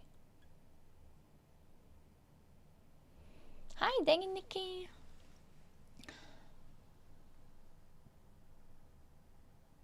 Oh wow, that is so cool, dang it, Nikki. Yeah, they really know what they are doing. They own it. And they say it's like so condensed to just say in 1 hour because they know so much from like 0 to 10, that it's everything that is involved. Yeah, doing next year in Europe. Maybe a lot more European streamers will apply now. Yeah. I just missed the last part where you said make the first purchase. You don't have, but whatever that purchase looks like for you. For you, it could be like if you're creating a product, it could be getting a test. You know what I'm saying? Because that's going to cost some money depending on where you do it from. I will say, if you're struggling to find information, you'll be surprised how useful some of the AI tools are. So I only use AI as a search engine. I literally just use it to search. I didn't know how, what's that? I said no AI. Yeah, no, for your creative, bro. You don't want to replace people with it, but you know, if you're using Google, just use Google Gemini. It's going to feed you a better answer. And even if you use Google, it's going to say AI summary, and it's going to give you Gemini. But the point is, like, if you have no idea how to do something, you could Google it. But like, if I don't know a specific racing rule for a specific organization on a specific day, I'm not Googling that no more. I literally just Gemini, and Gemini go through the whole fucking rule book for me and then tell me what the actual answer is. Mm-hmm. So, you know, be efficient with your time. And then you want to create a home for the business. This is actually where Shopify comes in. So you want to create a store if it's something that you're selling, a landing page. When Streamer University was announced, what did Kai post? It was a website, and when you went on there, what did it ask you for? Your email, your information. Now, that's actually a very interesting fact because that's something he owns. He can't get banned from emailing you, but he could get banned from YouTube tomorrow for absolutely no reason. So when you're running a business, you want to try and be on platforms you can control in areas where you can directly reach out to people. And anybody who actually is running business in here knows how powerful of a feature that is. Because you can use social media to amplify your business, create content to supercharge and push your business. It could be the engine. But you want to bring them to a place that you own and control. And you get on here, you can see all the analytics, how long they were on the website, like what they clicked on. Did they put it in the cart? Did they check out? How many people didn't check out? Why didn't they check out? What they bundled it with. This is something you completely control. You get all the analytics. You have all the control over who the actual customer is. What's up, Yugi? Getting a cost call. Apparently, I'm needed in the main office. Yeah, you don't have to explain yourself. Yeah, you're good, man. Yeah, absolutely. We'll see you later. Honestly, isn't that why SMS and email marketing is so important when it comes down to business? Yeah. I want y'all to like pay attention a little bit. There are people, business people that they'll say like, I'm giving out my number, text my number. It's just something that they own and they can reach out to you. So when people are, like it's weird, when you get in business, you start to see all the business strategies that people are using to sell you something. And it's nothing to be sold, so you're being sold something all the time, man. Every logo you see on here is someone trying to sell you something, make you aware of something, right?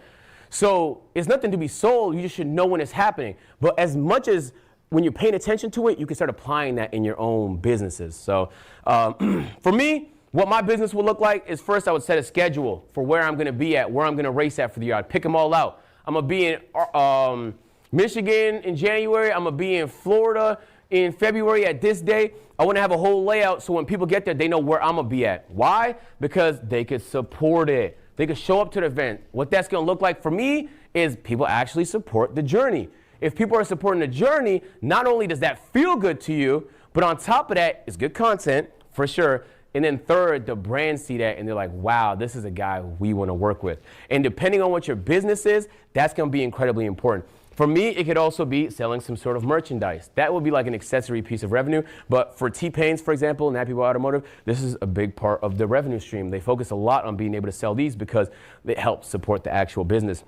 We talked a little bit about email marketing and then, of course, attracting sponsorships, which are all things that businesses still do. And then once you own a business, you're actually the person that could give people sponsorships, which is interesting because now you're providing opportunities to other people to do the thing that you're also trying to do. And so, yeah, this is what it actually looks like on the website. So everything's right here on the left. So all your products can be over here, all the orders from everybody that ordered something. This, bro, when we first launched Tone, I clicked on this, it was like drrrr, super overwhelming. We had a counter in the house that broke once it passed 6,000, and we just like left it there because nobody wanted to fix it. But you'll have all the information on your customers, and then you'll get analytics on how to grow and stuff like that. Again, I cannot stress enough that you do not own these platforms, bro. Don't let it happen to you, because it's happened to some people in this room already, and contents like this is not always going to be up. But man, if you make the same mistake twice, you kind of deserve it. I made a mistake once. I didn't know better. I have to make the adjustment next time I get the opportunity. Being able to own the platforms that you're making money on, that you're making content on, is the way you make it 10 years in streaming. Is the way you make it 15 years in streaming. Is the way you elevate to whatever it is you want to do next, right? Kai loves streaming. He said he would never quit streaming. But he also has other loves. He wants to start a fashion company. Boom. He can do that and stream. Here's the thing though, most fashion companies, most brands, what's the hardest part? What's the hardest part of owning a brand and a fashion company? The hardest part? The trends, maybe?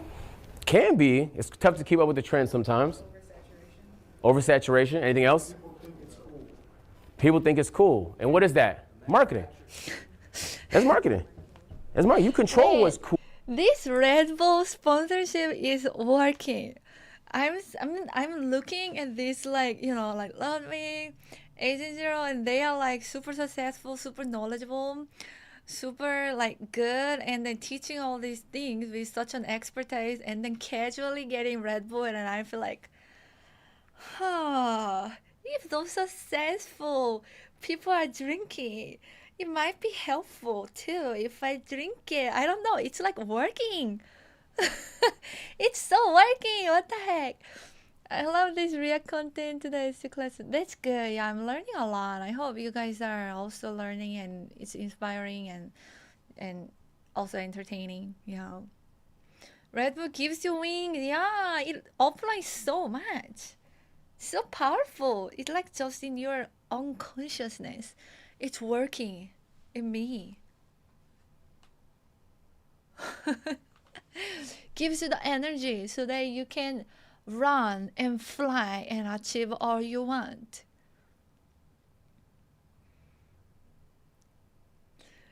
Yeah, the day that I had one camp, I was like, I couldn't fall asleep until like 10 a.m. I was so full of energy until 10 a.m.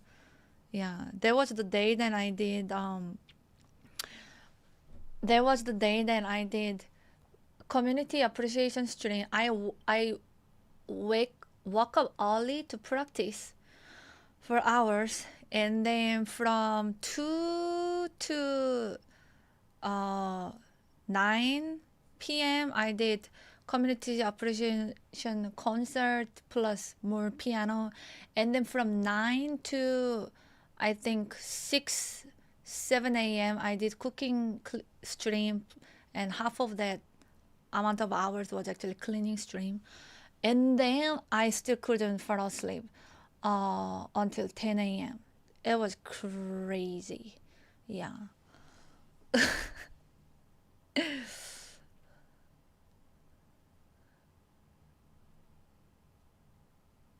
You should have seen the Red Bull advert at 90s. Crazy, really. I never saw. It really just makes you shake and put away. That's it.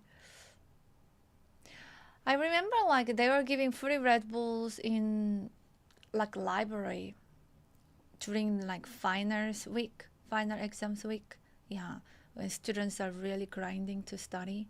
Yeah. or cartoon adverts and funny. Wow, they really upgraded. I'm actually starting to have like some ideas what might be interesting for me to do. I don't know how to make that like as a business and monetizable, but just for now it's just something cool that I could do as a streamer. But anyway, let's keep watching. It's good because it makes you think and imagine things. It's inspiring. It's quite those videos. If you own the platform. So anyway, point is, like I guess somebody could have started a fashion business and they don't have an audience. Kai starts a fashion business. It's a lot of people that care about it off the rip. The hard part is getting people to see your brand and to wear your brand, because there's obviously a lot of competitors. Correct. Like for instance, me, something I'm gonna dive into is I'm gonna start building affordable PCs for people who can't afford to hire PCs, because cool. something that I've noticed even with my friends and helping them is they buy really bad computers that can't really Support the stuff they want to do. Exactly. And even with my story, I started off with shit equipment, right? I wish I had the best of the best of the best. I wish I had a brand that would sell me a high running computer at a low price. And that's honestly my brand. Even when you said document the story, that's my story with the brand I want to start. Good. You want to keep building that story. Are some of these concepts connecting? I know they're very high level, and you might be listening to this thinking like you're very far away from this point. You're not. I promise you're not. I genuinely promise you're not. As a streamer, it happens like this. Really? Opportunities happen like this. As important as it is to understand the content side so you continue to grow and you want to get your viewership up, you want more people to watch your stuff, it's also important to consider these things. I'm telling you, first of all, being a content creator costs a lot of money. Let's be straight up. Your ideas cost a lot of money, okay? And then people will know who you are. Now you got to worry about privacy, security. Bro, if you're broke and everybody knows you, I mean, life is going to be a little challenging, bro. Life is just, and it's just that's like the least safe way to move around. You're going to want to consider these things. And I know I'm preaching to the choir here. Not like people here don't want to make money, but I genuinely feel like sometimes money has a bad reputation. Realistically, bro, some of the best things in life happen with money, bro. New cures happen. You got to spend a lot of money to make that happen. Feel me? The best ideas, you want to start a nonprofit, you need money to make that happen. So, what's up? Yeah. Yeah, bro. Which one you want? Yeah, I got you, bro. You know how to catch? Actually, I don't want to hit you. Yeah, what you need? Yellow? Oh, I studied this yesterday. And shout out to Shopify. We're going to go at 2 TVUs here, which I'm a little nervous about. But it's as simple as this. You know what I'm saying? It's as simple as this, bro. You know what I'm saying? You click on different themes and stuff like that to help set up your website, and they do a lot of the work for you. And on here on the side, you got the whole thing. You can give them prompts on make it like this, try it like this, maybe add this color, and it'll all fill for you so that, back in the day, you actually needed to know how to code to do this stuff. Or you just hire somebody and pay them a lot of money. But nowadays, it's as simple as a Shopify subscription. So, boom, this is what my schedule will look like. I'm at the Grand Prix. Come to my website and take a look. This is what the merchandise looks like. I'm selling a jacket, a shirt, a hat. Do you want to support the business? Boom, this is how you can do it. And then you have to think about the actual rollout. There are some people that are masters of rollouts. You know what I'm saying? There are some artists where it's like you can't miss the rollout. Feel me? Because it gets you so excited for it. When you're starting your business, the rollout has to match the passion you feel for it. Do not just drop a video saying, I started a business, bro. Okay? You have to get people excited about it. And, Kai's really good at it because he has so much appeal, but it happens in different scale all the time. So you want to get your audience really excited about it. And that can mean talking about it for a long time. So this applies to businesses as much as it applies to content. You want to have a good business rollout. Anything you want people to care about, you have to give them a reason to care. It's just that simple. And so if you've been filming the journey, maybe that could be part of some trailer that you do. Maybe you could shoot some sort of documentary or something like that. Maybe you could post some content along the way, right? And so for me, I'm shooting behind the scenes. I'm not certain what I'm gonna do with it yet, but I'm gonna put together some masterful YouTube video about like the stage of learning, because it is a hell of a thing to learn and incredibly scary. What's up? Low-key for rollout, one thing that I actually did observe a couple of months ago, it's my friend, his name is Slim John, he owns a clothing brand. a rollout far as like interacting with the city, he literally went around downtown and put up posters and put up like secret Easter eggs for people around the city to find, just to build up his pop-up shop, which happened in Wicker Park in Chicago. And it was like successful, and he dropped the trailer, he dropped the movie, and he ended up selling out the entire thing. That's creative though. Exactly. Like, and think about how Kai did it with Stream University, right? Exactly. Right? Kai had you saw the bus on Twitter, now everybody's talking about the bus, where's it gonna be at? Hotel, people getting swarmed. Hey, that was bound to happen. Hey, where's it gonna be at? Feel me? Like, these are not things that happen by accident. He's intentionally doing all this stuff. He is a master of getting you to care about the thing he's doing. So I fully expect him to do something really cool with Vivette, and I fully expect him to do anything with whatever event. I mean, Mafiathon, he had like a billboard in LA, and we're like, whoa, okay, damn, Mafiathon 3 is happening. When's it gonna happen? We don't know the answer. So he spams trailers because he loves to act, but you know that doesn't have to be your thing. It could be whatever you're passionate about. You know what I'm saying? So things to consider. And then the last part, and this part is just and beyond. Man, these are so good. Yeah, hi, watch me every day. Red Bull had the empty can marketing to give the illusion that a lot of people were drinking it. They would place it around bars and nightclubs on university campus. That is smart.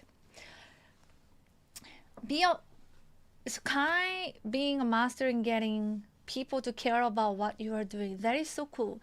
And I feel like as a streamer, actually, we have really advantage because people already, a lot of the audience and loyal audience, you guys already care about what streamers are doing, right? Especially the ones that you are already watching. If I were to do something, would you like care about it because you watch me every day? Watch me every day. Versus just like random stranger doing whatever. I feel like we have an advantage for that, actually, because there is already this connection. Of course, when Mia does something, it's going on, and like if I do it and show and share entire journey and process, I think people would care even more. Let's say like I really need to update my merch. I make art myself. You see all like the details that goes into it, all the prep, all the process, and then I use that art to make a new merch t-shirts, for example. Yeah, I could sell the art, it's unique, only one, do an auction, but then I could also do that as merch. You don't get the original piece, but you get to get in a format that would be useful in your daily life. Yeah, stuff like that.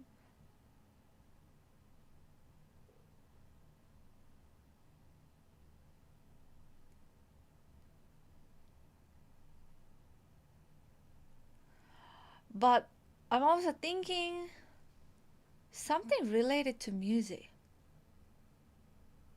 Man, I have to publish music, but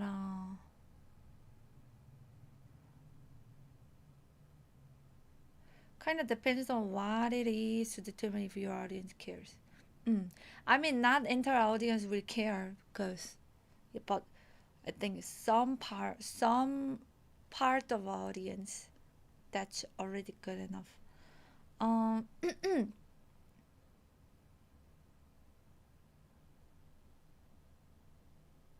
Yeah, but the entire point was, I think, as a streamer, like an influencer, you already have that advantage over who is starting from zero. Yeah. Piano mittens. Mittens to wear when playing piano? Or mittens to wear outside?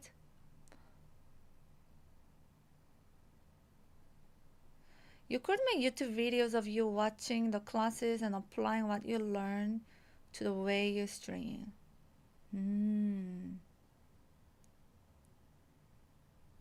I said Dyson more favorable due to me. Yeah, Dyson is essential, very important. One of the best gifts I ever got that I use every single day, and I cannot imagine my life without Dyson actually. Yeah. Have you considered using your existing skill set to teach piano online? I already do teach online. You can sell access through your website but use YouTube and social media to drive traffic to your site. It would be good actually to like scale up instead of doing one-on-one hourly lesson. It would be good to do like a course. But I don't know, that idea somehow it's not really appealing to me. Yeah. Because yeah.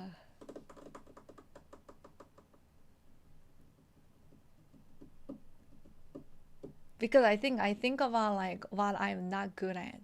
Yeah. I feel very comfortable teaching one-on-one class, but that's not, it's hard to say that's like a scalable business because it's by like hour, you know. But yeah.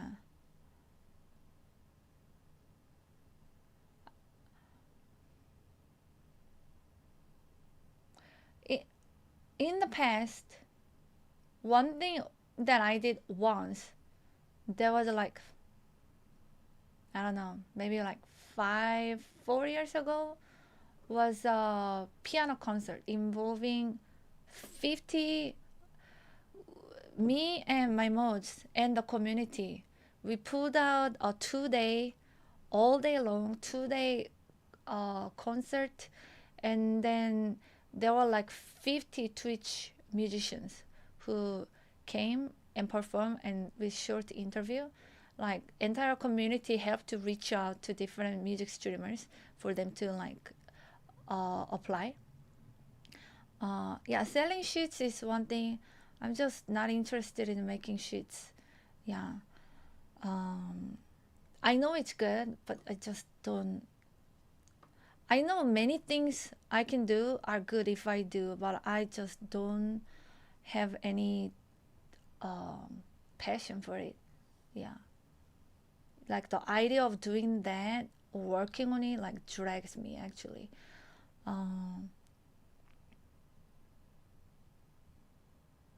But if I find the proper tool that makes it easy for me, that'll be good. Yeah, then I would be interested. Yeah. That project was cool and underappreciated. Wait, were you there at the time, Swift Crisis? I happened to be doing Sabaton. So it was part of a Sabaton goal, and we reached it. So we had to do. And I happened to be on front page at the time. So it'll be good. It'll be something good to share with other streamers. You know, the front page opportunity that I had, so that they could hop on and show, you know. Yeah, it was after Genie collab, yeah. And yeah, we literally pulled it over like in 2 days or something. And it was, I would wake up, because since Sabaton I was like always on the stream. Wake up, eat breakfast, go live, start the concert until like 2 a.m. Sleep, wake up. Since the morning, it would be all day long. It was really cool. Hi, B-Flow. That would be something that I would be interested in doing. Again, maybe more regularly. I felt it was so rewarding, and it was good for everyone. Rewarding for me and fun, good for content, good. Audience loved it. All the communities loved it because they are like all different communities coming together for their streamers, and their streamers being featured. And yeah. But I need bigger exposure for that to maximize the impact. Yeah, so that they can benefit too. It deserves some sort of acknowledgement or award for all the effort. That's something that we can market better next time. If like, yeah, I can get on front page again, or many streamers rate me, it was appealing. I think it was appealing. The idea was good, but it was more appealing and was cool because I was on front page, you know. So instead of just few hundred people watching, it was thousands of people watching. Yeah. Do you know Eurovision Song Contest? I often thought such an event would be fun somehow with streamers. Each group enter a new original song in just a fun night together. Oh, good for big viewer number when you pull 40 streamers and maybe get a good sponsor.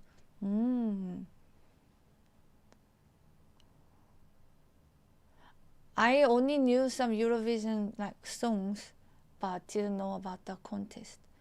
Yeah, that is good. There are many ideas. So those ideas actually excite me. Selling a piano course for now or making shit doesn't excite me because the work process in it, like, I think I'm not good at it. But they are good ideas, actually. Actually good to do.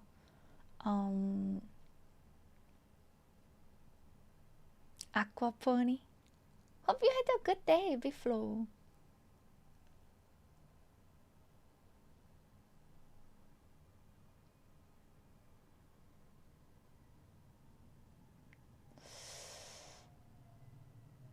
Some other ideas could be as business, maybe private concert. Yeah. In the past, I thought, oh my God, like it would be so cool to own a piano cafe where I can play piano and stream, and people also can visit me and listen live. But that's not the type of business or idea that we are looking here. And I don't think I will actually do that. I got inspired when I saw many pretty cafes in Korea. No millionaires made an offer to you? No. But also I never like reached out. Yeah. Yeah, me too. I'm good. Yeah. Now,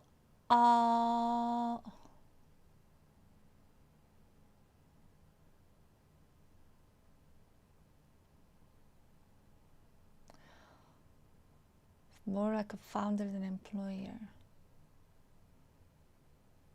I'm good at doing what I have interest and what I enjoy. Then I can really focus and give all my energy. Streaming is one of those. I don't care if I'm streaming 10, 12 hours. Yeah, because I genuinely enjoy it. But things that like I'm forced to do when I'm not genuinely like, I feel like I enjoy it, like it's so hard. Yeah. But many of those things needs to be done. Okay, we can continue with the video. It's so fun. It makes you think a lot of things. The growth. So like once you start the business, you're gonna have to essentially just receive information from your customers and see what's working, what's not working, and make necessary adjustments. If you know certain, like we just created a new scent with tone. It's the best scent and it's hitting. But that's something we're gonna lean into now. Feel me? So like that's not something we could have predicted. You can make some educated guesses, but you don't always know. Business, like content, sometimes you can post a piece of content and you think it's gonna hit and it doesn't hit. And other times it'd be the thing you didn't think was gonna hit went crazy. So as much as you try and understand your audience, you're never gonna be perfect. Misses are natural. We missed SKUs. There were certain SKUs we removed from Target because they weren't selling as well. Then we added some SKUs and they hit. It's literally a process of elimination. We could do all the testing in the world, but you know, say everybody got a different nose. Yeah, you guys are everywhere on my campus, by the way. I stay downtown Chicago. You're in both of the Targets. You're in CVS and Walgreens. I mean, I see your shit everywhere. That's the goal, man. That's the goal. I would like to talk about risk a little bit because starting a business is risky. I'll be honest with you. I call Eternal CEO. I say, yo, what can I talk about? What can I not talk about? And one of the things I asked him was, how do other content businesses usually go? Like content creators that start businesses. He told me most of them fail. Even the ones that start with a lot of money. This is not just a content creator thing. This is every business thing. As sexy as business sounds to put in your bio, most fail. And failure isn't even a negative thing when it comes to business, because if you talk to a serial entrepreneur, they love that. It gets them excited to fail. They start a new business, figure it out. They learned the lessons from the last one. So if you do start something and maybe it doesn't have the launch you wanted it to, that don't necessarily make it a fail. Business is all about learning lessons. Same with content.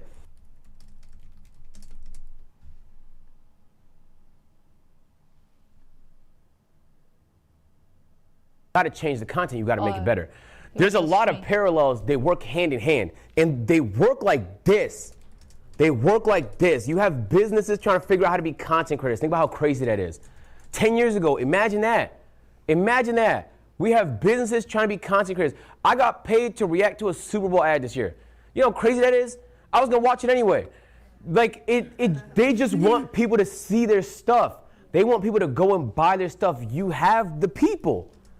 You have the people. And for some of the smaller streamers here, you will be surprised how many brands want to work with micro-influencers. They have a term for it. They even have rooms for it. They have entire teams that work on stuff like this. So don't ever feel like you're too small to make an effort to be in certain rooms. You already talked yourself out of it, which is just this loser mentality.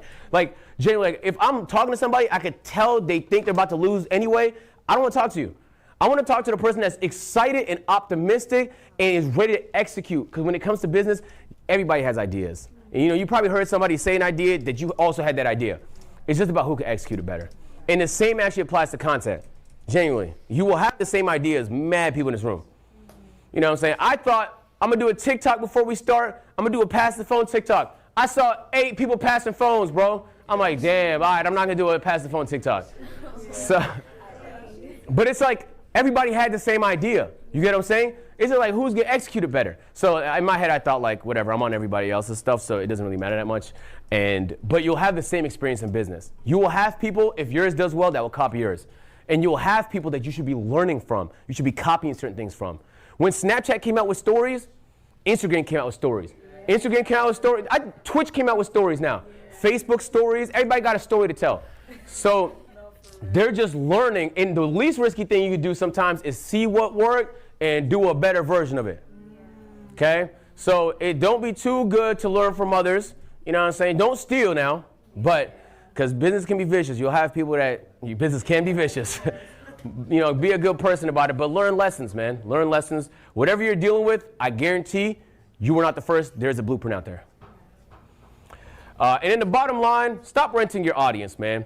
You know, I was in Ludwig's class earlier. He said an interesting fact where he said, you can have 1,000 viewers today, you'll have 1,000 viewers tomorrow, but 50% of the people are different. You hear what I'm saying? Like, people aren't here forever, right? The same way you consume content, just monitor the way you consume content. There's streamers that you love, maybe there's YouTubers that you love, you mess with them, but you might not watch all their content anymore. For whatever reason, maybe you grew out of it, maybe you got busy, maybe you're focused on your own stuff. What's that? Oh, yeah, sorry.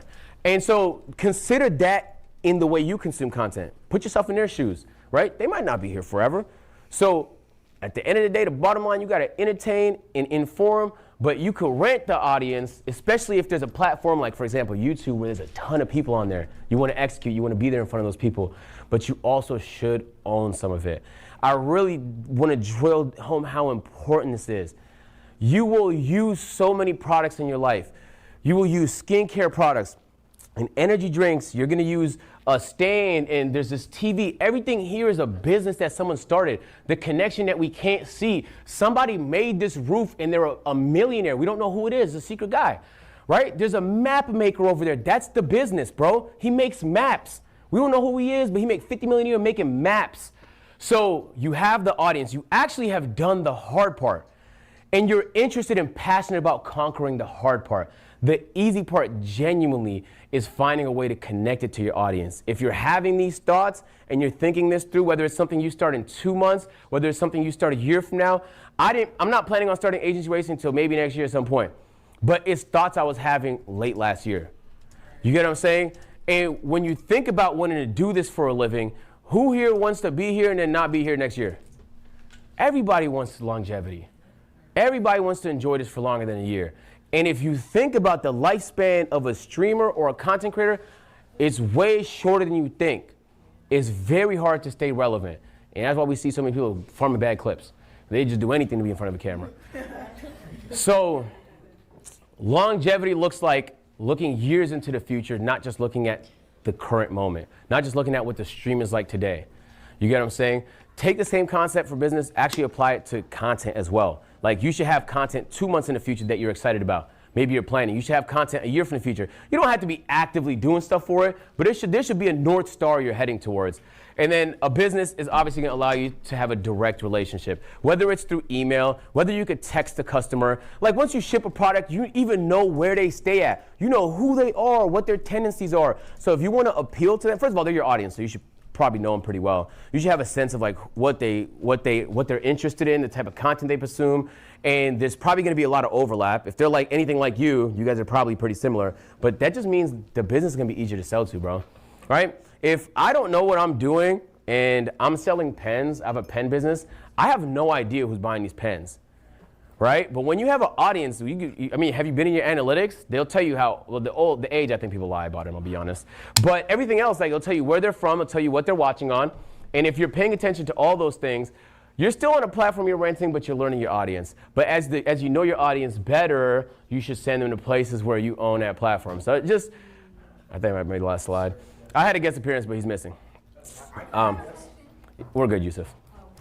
What's that? Wow, so well planned. How do you know that they lie about the age? The age, because you have to be over a certain age to be on YouTube, so some kids just put, yeah. So, well, we're giving away 2 TVUs. So, I would like to say a huge thank you to Shopify for helping support this, because it goes hand in hand. If you start a business, you're going to have to do it somewhere, and Shopify is the best place to do it.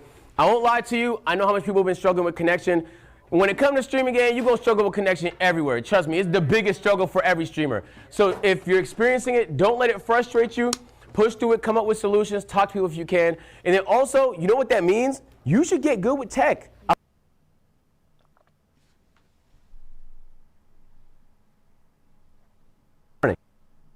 He's trying to figure out how it works. So even if you don't know, you should be figuring out how all this stuff works. So that being said, it is time to give away a couple of TVU bags. So the TVU bags will have free data for the rest of Stream University, but then after that you're gonna have to go, you should probably go to the TVU booth, you know where it is? Yeah. And then they'll help get you sorted and stuff like that. Is there anything else I should say before we get away? $500 in Shopify Cash. Oh, we also have Shop Cash. Okay, so Shopify has Shop, and you can use Shop Cash to buy anything under the millions of businesses that use Shopify, including things like Tone. So I have everyone that stayed here, I do want to say thank you, because this is technically your lunch period. So you guys really care about learning. So we're going to tap. So if you guys can, you got to download the Shop app, right? And then all I have to do is tap your phone, and then you get like, what is it, $500? $500. Boom. No, this is just $500, and we have the wand later. Oh, so everybody here gets 500. Whoever picks 500. Wow. Okay, cool. I bet. I'm not sure how I'm going to decide. Let me, what's that? What's that? Oh, okay. Give me 1 sec. I'm going to consult with my my assistants. Yeah. Okay, chat. How we feeling? I think that went pretty well. I'm really happy that they. Oh, I'm hearing Flacco. Wheel? Wheel's a little random. Do we have a wheel? I guess we could do it through an app. We can. A lot of chat would say wheel. Really? Yeah, a lot of them would say wheel. Maybe that's the fairest way to do it, huh? I think so. How can we do it where everybody can see it though, for content? We can put it on the screen. You think so? Jason, we could put a wheel on that screen? A wheel. Like spin the wheel. Spin the wheel. On it. I think that's the best way to do it. Okay, cool. Huh? Go to create a custom.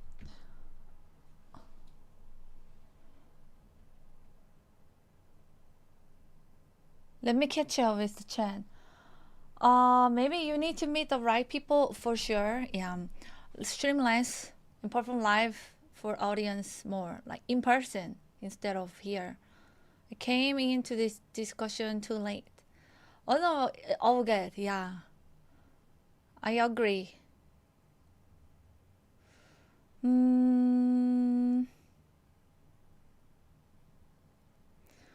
Reese's brand. I have to delete so many words in English. Me talking about Reese's. Like, it is my favorite. Yeah. Mia hand cream. Yes, consistency is important. Advan is king of tech. He really is. And connection is still difficult. It's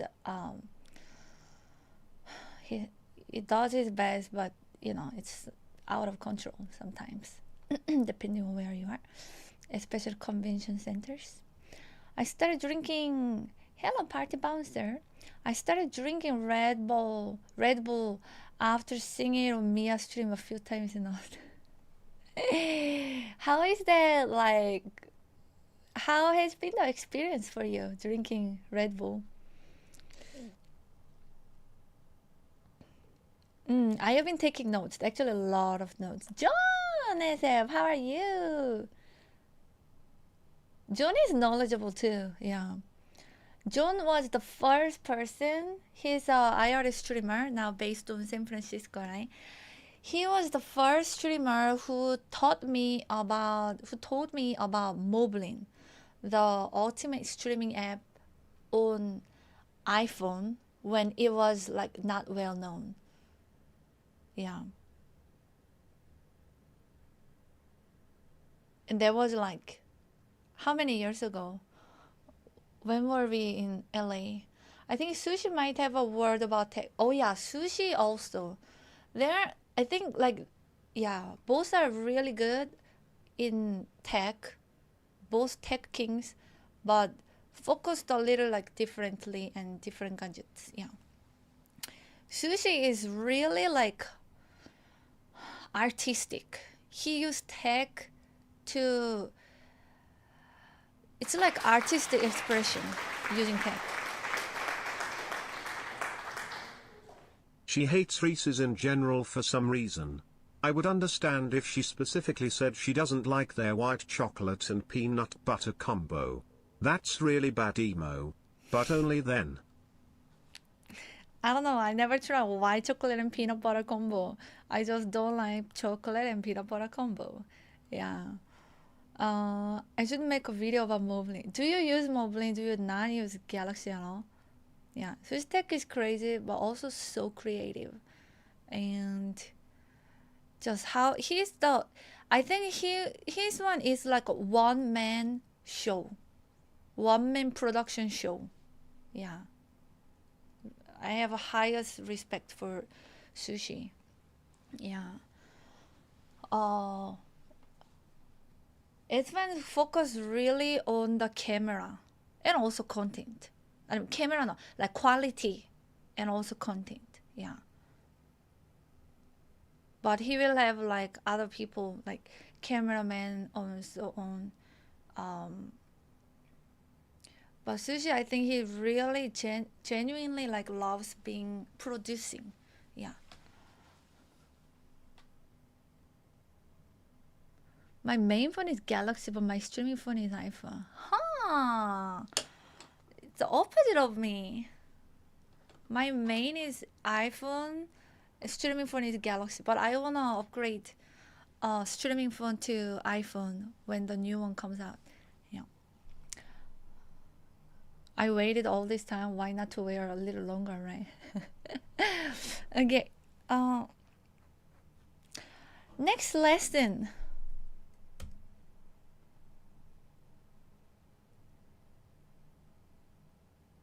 Hi, Sushi. I'm different kind of sushi. That's so funny.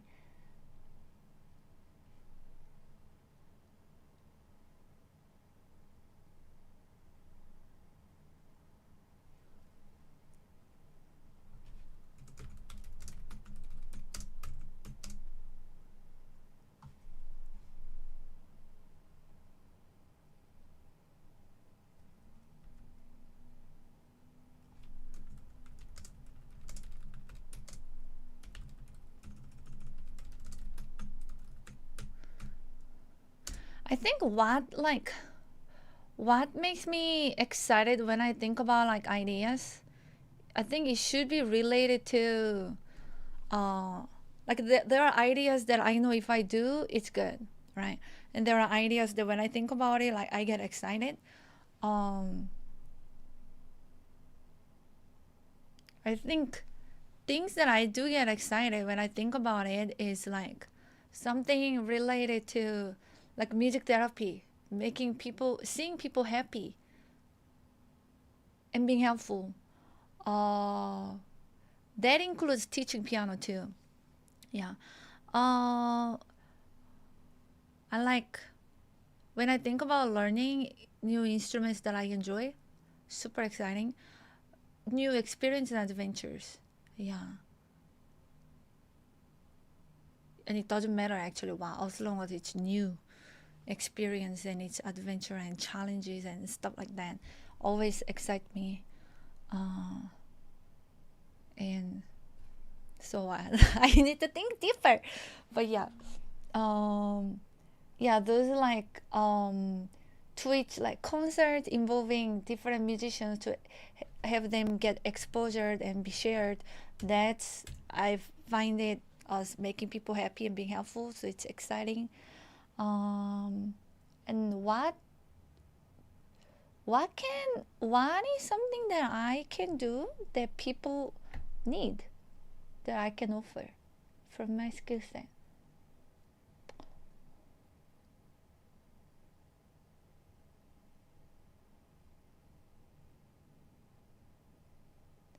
Yeah, I really do have a heart for like music therapy and helping people. Yeah. I'm indirectly doing it every stream, I guess. Every streamer is doing that indirectly. Being funny, entertaining, or playing music or whatsoever. But yeah.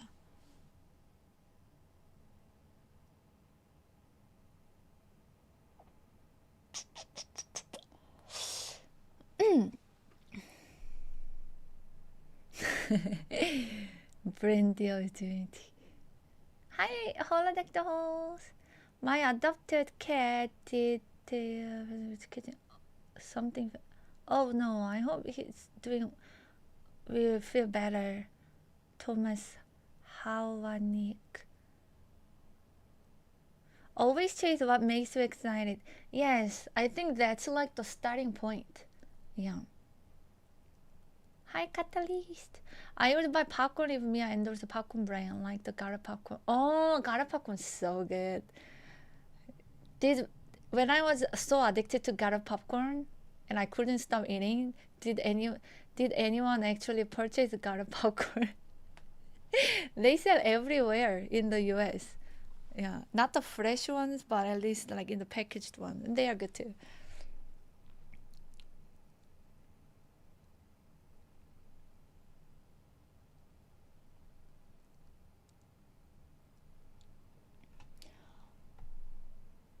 That was day 2.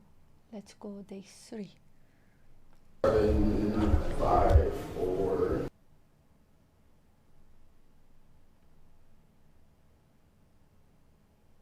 I'm gonna look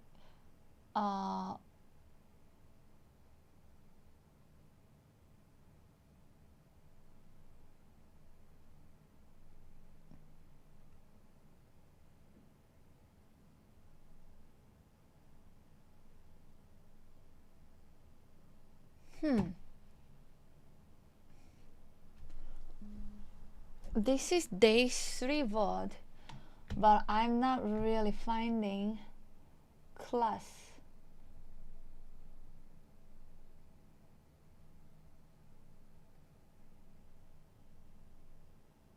Maybe he didn't teach that day. Yeah, I don't think he taught that day. Okay.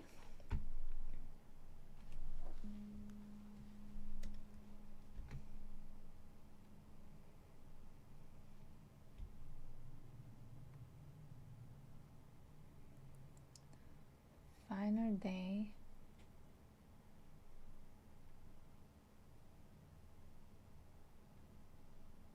There we go. Last class. Put up for yourselves real quick. Okay.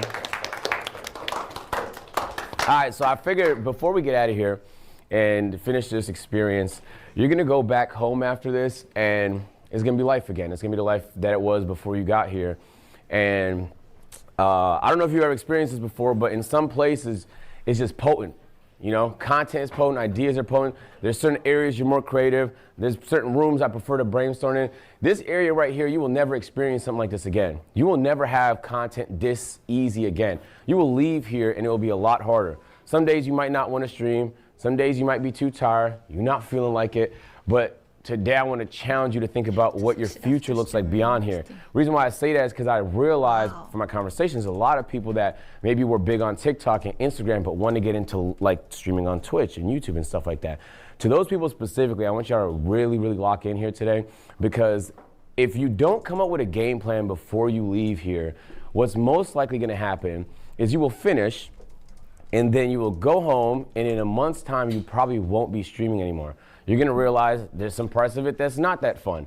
And maybe you don't always feel like doing it. And maybe it does take a ton of time. And maybe there are a lot of expectations. So I'm hoping by the end of this, you can come up with a game plan. So just kind of lock in, pay attention. And as I'm explaining certain concepts, just think about like what this looks like for you and your content. Obviously, there's a variety of content here. Do we got any gamers? Any people that primarily game? Okay, it's about half the room. How about IRL, people who primarily IRL? It's the other half of the room. So it's like, I'm gonna say things and you have to understand, you have to personalize this for the type of content that you like. And when it comes to any content related question, it's always relative to the audience, every single time. What works for Keem is not gonna work for Sarah. They have completely different audiences. You have to consider these, because if you're not appealing to your audience, you're just appealing to nobody. All right, the boring stuff out the way first. I know you've heard this a million times, and this feels like the nothing slide. On everything I stand for, if you ignore everything you learn here in Stream University, but you just get consistent and body short form, you will become a big streamer. This is undoubtedly true. But it sounds boring, and it almost feels like, okay, but I post on TikTok, but how good are the TikToks though? Are they banging? If you go look at Ludwig's TikTok and go see how good they've been doing. Look at the stuff he's been posting on Twitter and go see how that's a guy that executes. So compare that to the TikToks you've been posting. Compare that to the reels that you've been posting and see if there's areas you can improve. And then consistency. Yo, bro, streaming is one of those things where people want to see you, man. You have a community, right? If it says last live 10 days ago, there has to just be a good reason. Some family stuff came up. Maybe you had a medical emergency. Otherwise, I really want to implore, like, streaming is fun, but sometimes you have to stream when it's not that fun to. Or maybe when you don't quite feel like it, because your community deserves for you to show up. And one of the things I pride myself on is being consistent. I don't always feel like going live. One thing about me, once I go live, I always end up feeling better about it. It's kind of like going to the gym. Like, you don't want to do it, but then sometimes when you get to the gym, I know too much about the gym, okay? All right. It is so true. Whenever I go live, no matter how I was feeling, down, happy, super happy, I feel happier than before going live. Yeah. No, he didn't say like never take days off. I'm actually joking. Yeah. I'm actually joking about this. But I think just about the mindset. You cannot just do what you enjoy, and sometimes you have to push yourself. Yeah, maybe I push myself too much, but we gotta push in the right direction. And we are happier too. Aww. Watch Me every day actually deserves for me to show up every day because of his name.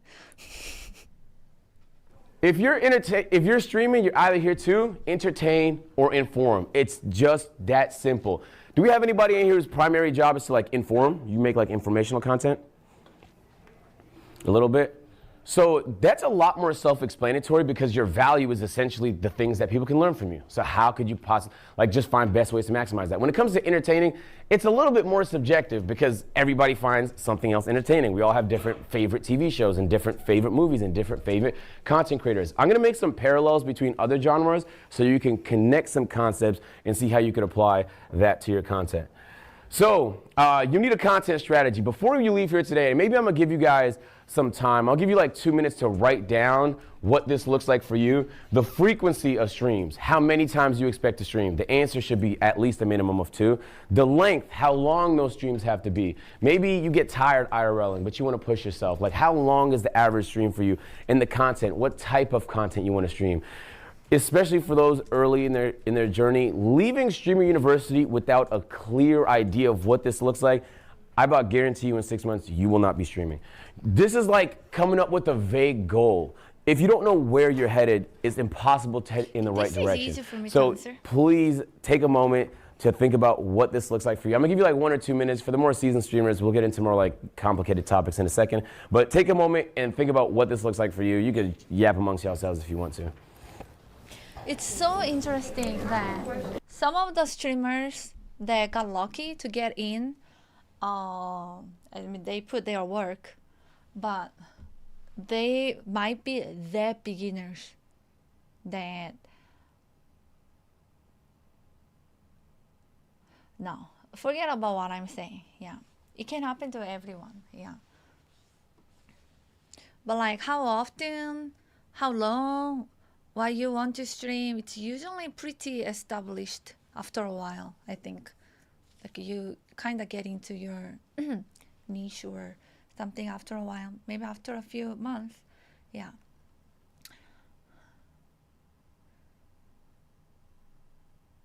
And it can change depending on the life circumstances. Yeah. No, you're right. Too many baby streamers who barely even know how to work OBS on their phone. OBS or their phone. Oh. Yeah. Most streamers I watch don't have a schedule. I don't have a schedule, but I have content that is established. I keep changing, but that's just adding more variety to my core content, which is piano. Yeah. What you want to stream, that's like infinite. I mean, not infinite. That's like what I want to stream. There are too many things I want to stream. Problem is, how do I balance everything that I want to stream? I'm one person. It's only 24 hours, only 7 days a week. Yeah. And then how often you stream? I stream as often as I can. Yeah. So sometimes I suspect some of the people invited were straight from talent agency. Oh, really? You know, I actually, IRL stream setup, I helped a lot of my friends too. A lot of people, actually, a lot of streamers, they don't know. Yeah. Or they rely on people who know to do for them. Yeah. Actually, it's actually more common than people would think. Yeah. I also get help, but I learned a lot too. But there are still things like I would need help. Yeah. And things keep breaking. For some reason. Yeah. You want to change one thing and then something start not working. Actually, yesterday I did, after I changed graphics card, I changed it to 2K stream yesterday, and I noticed that stream was very unstable. How is it being today? Is it better?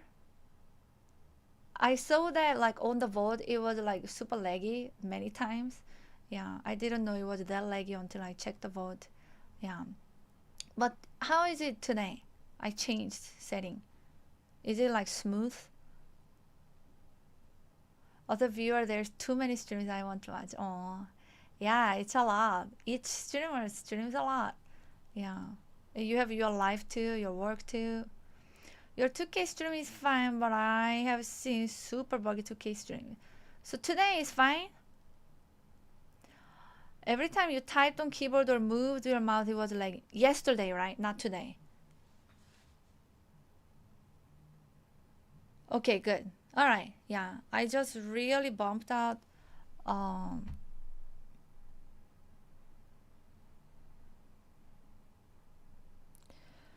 I really bumped up the bit rate. Yeah. Okay, good. All right, then I guess yeah we can keep like this. Every time I change something, like the stream is kind of like a test. Does it work? Do I need to change something? Can it handle or not? Yeah. Talk my TV. I usually watch my stream either on my like laptop or phone. Who need 2K? Well, some people and YouTube. Yeah, I didn't change YouTube setting yet because I wanted to make sure it works on Twitch first, and then if it works well, then I can make change on YouTube. But yeah, I think.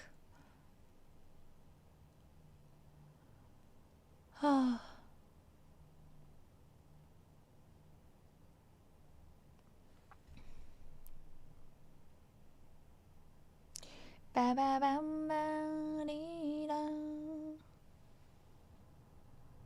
Da da da da da.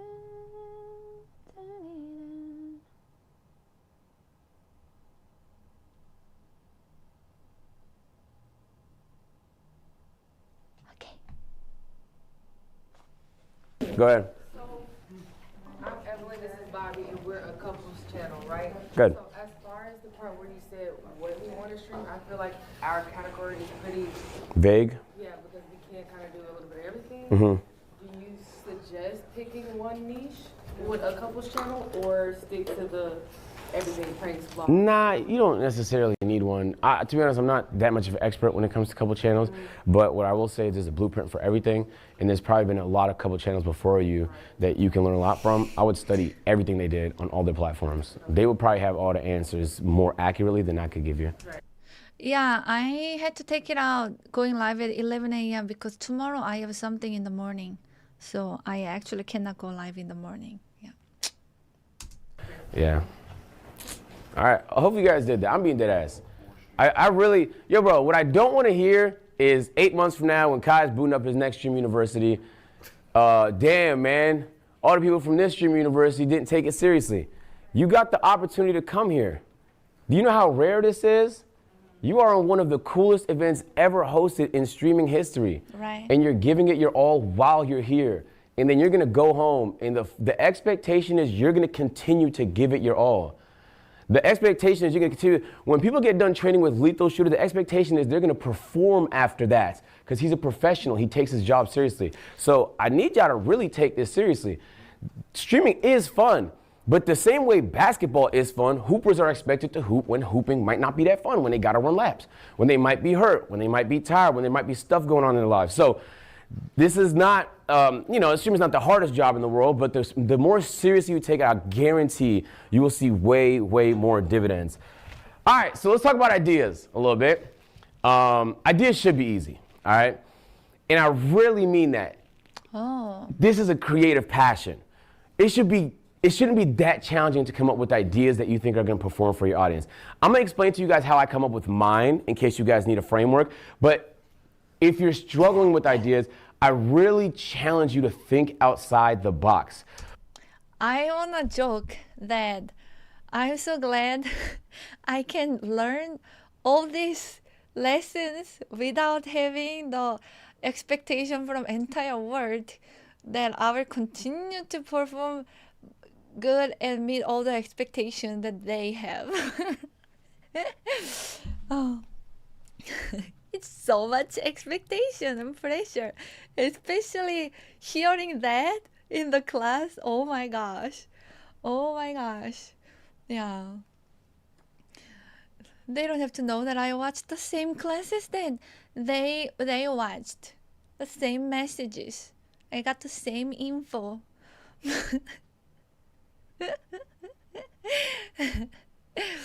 You better meet my expectations. No, those classes are super good. Yeah. At least we get inspired and be motivated to do something better. Yeah. We might not everyone starting business is not for everyone, but at least get you thinking and maybe work towards it. Yeah. Or do something different or see what you can do better. Yeah. Stop! I'm already working on so many things. Yeah, but like people always say, Mia, you bought the drum. When are you gonna use? But now I'm happy. I'm finally actually doing it. Yeah. Do all streamers study other people's streams already, or are there streamers that don't really watch or care about other people's streams? I think most streamers that I know, including myself, don't really watch other streamers and don't really care about other people's stream because we are busy streaming ourselves. Yeah. I mean, I do go, check different streamers, mostly streamers that I know my friend streamers, but I don't actually stay and watch. But now I want to go and watch Ludwig streams and see how he does. I want to go and see Agent stream and how he does, learned. At least just 2 people I know that I want to tune in more often with the intention of learning. Yeah.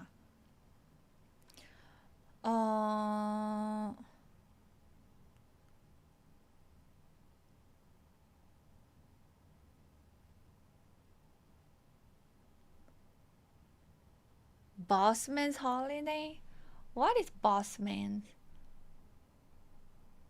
Yeah.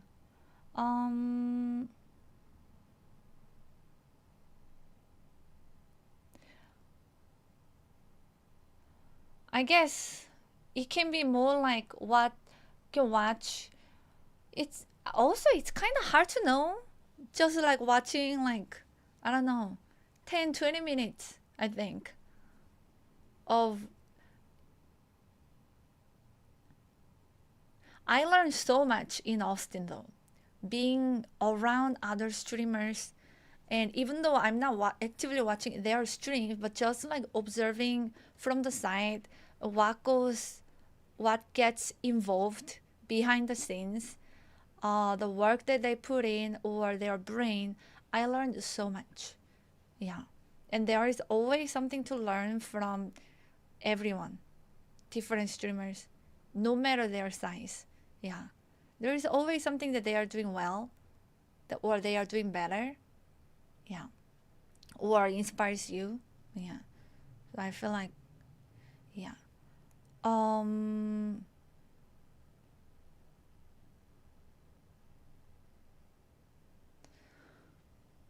Be a bossman's holiday is an idiom for a vacation or time off spent doing an activity that is the same as or very similar to your regular job. I see.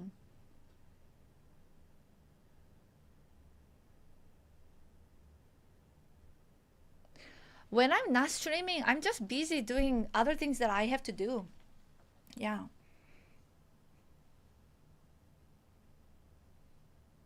Usually.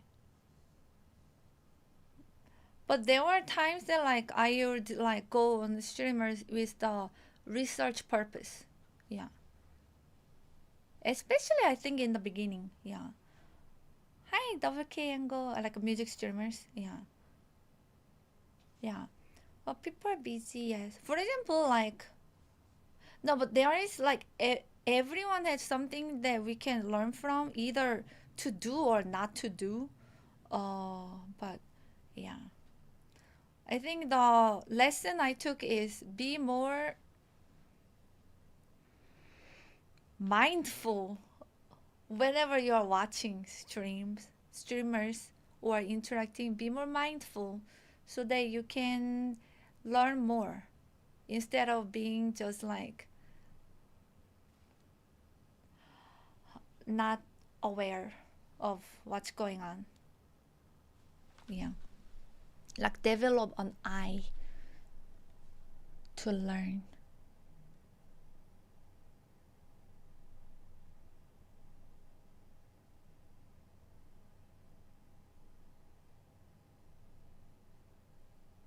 Hi, brain fog. Yeah.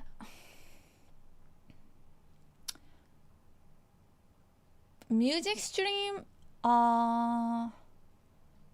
is music stream in terms of content, you don't need to prep too much. I think the most prep you have to do was done already throughout your life with all your developing your skills and practicing. So music skill itself was the prep, because if you are taking song request to play on the spot, or live learn, or to perform the songs that people request, like you had to do practice before. Yeah, so those, but when it's like just chatting and react, or this content, I think like people have to actually prepare what to talk about, what to do today, what will be the content today. Even IRL, you have to plan before, even traveling streams. Even if I'm spontaneous traveling style, I still had to plan, even though I don't really follow, but I know what I want to, or what are the options that I can choose for my list and the route. Yeah.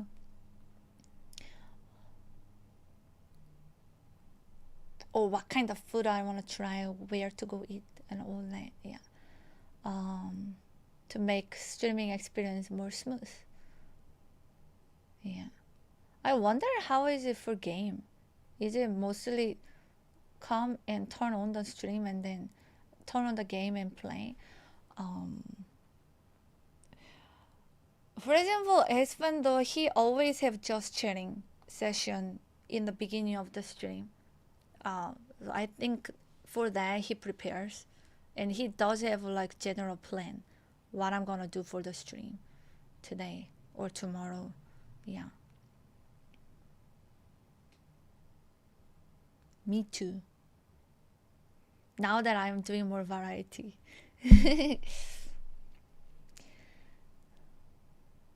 What brand is my guitar? The Hello Kitty one that I got yesterday? Fender.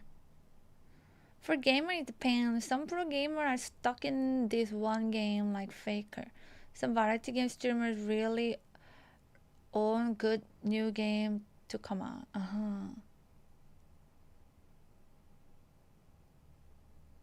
Oh, I see. Lost one then. If you aren't very good or entertaining or can't just switch on and play. Alright, welcome back. Let's go back to the video.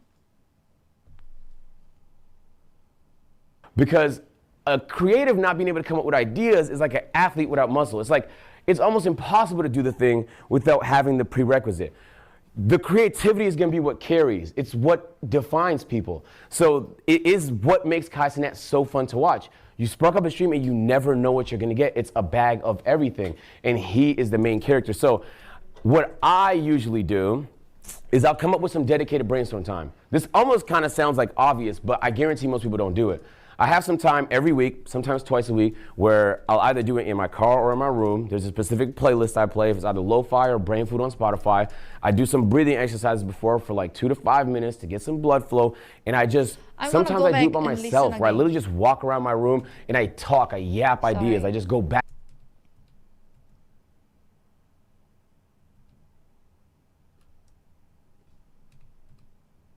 A bag of everything, and he is the main character. So what I usually do is I'll come up with some dedicated brainstorm time. This almost kind of sounds like obvious, but I guarantee most people don't do it. I have some time every week, sometimes twice a week, where I'll either do it in my car or in my room. There's a specific playlist I play. If it's either lo-fi or brain food on Spotify. I do some breathing exercises before for like 2 to 5 minutes to get some blood flow, and Sometimes I do it by myself, where I literally just walk around my room and I talk, I yap ideas, I just go back and forth with myself, and I get bangers. That's one of the ways I do it. More recently, I've been having a lot more success having conversations. You talk to Mondo, and then he says something that lights something in your brain. And as soon as I get the light, I write it in my notes app. My notes app, no troll, has more than 1,000 ideas. I'll scroll through them, and it's a disaster looking through them all. Over 1,000 ideas. Sometimes it could be a tiny segment. Sometimes it could be a huge event. And so anytime I think to myself, what should I do today? I don't have to think about it. I literally scroll through the long idea list because I already did the work of thinking of the ideas. This is part of the job. This is not something that casually happens. This is something that you try, you have to make it happen. And then beyond that, I think the part that a lot of people miss is just watching content. As you're watching content, you actually are coming up with ideas. You're just not realizing it, right? And so I'll give you an example. There's my biggest video of all time back when I made gaming content on my 2K channel. I used to watch a lot of Rainbow Six videos. I was in that comm heavy, feel me? I wasn't good at the game, but I like watching the videos. I seen a guy do it in the FIFA community first, where he played all the FIFAs, every single FIFA, and put it in one video. And I thought to myself, man, I make NBA 2K content. I should do something like that for my shit. And I collect games. I already owned all the NBA 2Ks. That video ended up getting like 9 million views. It was probably my biggest like gaming video I've ever made in my life. And it was an idea I only got because I was watching content, but I was paying attention. I could have watched that same video and not put two and two together, which is actually what most people do. But when you're really passionate about something, you're gonna watch it and pay attention to the details. Why did that title just hook me? Which word was it in the title that did it for me? What was it about that thumbnail that made me give it a second look? When you ask these questions, you actually start to learn, but you put yourself in content brain. You don't have to be in content brain. It's like, if you're not, it's almost as if you're skipping the learning part and you're just doing. It's like the equivalent of never practicing basketball, you just only playing games. At a certain point, you're gonna realize you learn a lot more by paying attention to some of these things. So this is what I do. Everybody's different. Some people have entire teams of creative people that can help them. Other people prefer to do it solo. Everybody has their own process. You have to figure out what that looks for you, and it's so personal. It's so personal. Some of you will think it's silly to do breathing exercises, but on God, it helps. For me, it is the thing that helps. Anytime I need to think of something or I need to make a decision, I need some clarity, or even before I had exams and stuff when I was in my university before I dropped out, I would do my breathing. I'm not gonna get into a chat. And so this should be easy. And in 3 months' time, if this doesn't feel easy for you, it's because you're not trying. I'm telling you, because you're all creative. The creativity is not something you're born with. Creativity is something that you train. And if you're not actively training it, then it is something you feel like, oh, I'm not that good at that. How come I can't come up with ideas? But this person comes up with all ideas. You're not trying. You're not trying. So how about you give it a shot? Create some dedicated brainstorm time. If it helps, put it in your calendar. Have some meetings. And that doesn't necessarily have to mean have a team. Talk to your friends. Shop content. Anytime I have a big idea, I'll call my friend. Yo, what you think about this? Oh, I think of this. Nah, you can improve that. And just as long as you have friends that keep it a buck with you, that's not gonna lie to you and have you pulling the trigger on bad ideas, it's gonna help. So this part I feel like should be kind of self-explanatory, but you'd be surprised how many content creators struggle with it. All right, let's talk a little bit about appeal. I mean, this is what I call it. I mean, at the end of the day, it's the same thing regardless of what form of entertainment. There's high appeal ideas and there's low appeal ideas. Streaming University is just a high appeal idea. This is a university where we're learning, bro. Learning is not that fun. But I found a way to package it so that everybody on the internet cares about this one thing at this given time. Unless it's Maya talking, TED Talks are pretty boring, bro, okay? It's not that fun to watch a TED Talk, guys. Except for mine. And your TED Talk as well. Yes. Check my Make Love Not Porn talk out on TED.com. Okay, well, we got 2 entertaining TED Talks. But I will say, like, when you see this, sometimes you think learning, maybe not that fun, but when you see this, people think content, fun. It's just the way it's packaged. At the end of the day, this is a university. Like, for some reason, talking about content can be entertaining. It's just the packaging. So figuring out a way to take ideas that can be good and make them ideas that are amazing is your job, and is probably the hardest part of your job. This is another example. This is one I did. Now, you could sit there and camp in your backyard with no stakes, but that's not that fun and entertaining. or you could take it all the way to the Amazon jungle and risk your life. So it's like there's a high appeal version of the very boring thing. And this applies to like a lot of different concepts. You could play basketball, or you could create a basketball team and then have cuts. And so let me give you another example. Anybody know Angry Ginge? So last year he did a series called Pro Clubs. I mean, if you guys play FIFA or EAFC, you know what Pro Clubs is. It's you and your bros. Every person is a player on a team, and you guys try and climb the ladder. It's that simple. Usually that content isn't like super electrifying to watch, but the way he did it is he had a roster. He would play with his team. They were making cuts. It was all this drama on who should be cut, who shouldn't be cut. It was like watching a reality TV show. He did the high appeal version of something people do the boring version of every single day. There is a high appeal version of the boring thing you're accidentally doing, and you just haven't figured it out yet. Challenge yourself to figure out what this version of it looks like. And I'm gonna explain to like different ways you can do it. But in this instance, I just increased the stakes tremendously. It took a lot of learning and risk, and I'm in the jungle. I could get mauled by a jaguar, you know? And so as long as you know how to stream in there and you have the tech set up to do it, 100% was worth doing for me. And so I really wanna outline, like, it doesn't have to be a high stakes thing. I would sit there and watch LeBron James and Kai Cenat fucking watch paint dry. It's just that simple. So this is a super high appeal thing. I mean, he could sit there with anybody on stream, but sometimes the appeal is who you're doing something with. Sometimes the appeal is simply who you're doing something with. And that actually goes into the next topic. So Senna talks a lot about this. Anybody paid attention to Senna's class, you have a pretty good understanding of what a good collab looks like. So there's a marathon I wanted to do. I had this crazy concept. I'm getting into Pokemon. I'm doing these packs. I want to do this marathon where I walk around Hawaii, capturing Pokemons on Pokemon Go, then use Unreal Engine to create the world and put the Pokemons in there with us while we battle them on Showdown. It kind of sounds like, one, creative, but then two, almost not real. But we found some programmers that can help make it possible. Oh, wow. And then I thought to myself, okay, we have this creative concept. It's kind of interesting. Like we're walking around catching Pokemon, but how can I make it even more interesting? In my head, I thought, let me gather some people that I already love doing content with that also love Pokemon to increase the appeal tremendously. And this is probably one of the most fun pieces of content that I had a chance to do. We went to Hawaii and did it last August, and we've only collabed again once since then, but every time we see each other, bro, it's just a topic that we talk about in the chat. So the collabs, the people you're doing something with, can be the way to increase appeal. And the reason why I say that is because the appeal could be in a room with you right now. It could be the person next to you. It doesn't have to be the crazier idea, the one that costs more money. The appeal could be right beside you, and you just don't realize it. And for me, last year I was here in Stream University as a professor. That was my first time actually meeting. Hey, caveman, how you doing, man? You don't have clocks, do you? Shut up. Just, okay, so. Oh my God, he's saying so many like gems. My brain is like, whoa. Yeah. Think that like, yeah, it is true. Yeah, Ginny and Hachu, they really got content brain. And well, it's fun too. Yeah. Like when you know, like they go to yeah, I'm taking a lot of notes. Yeah.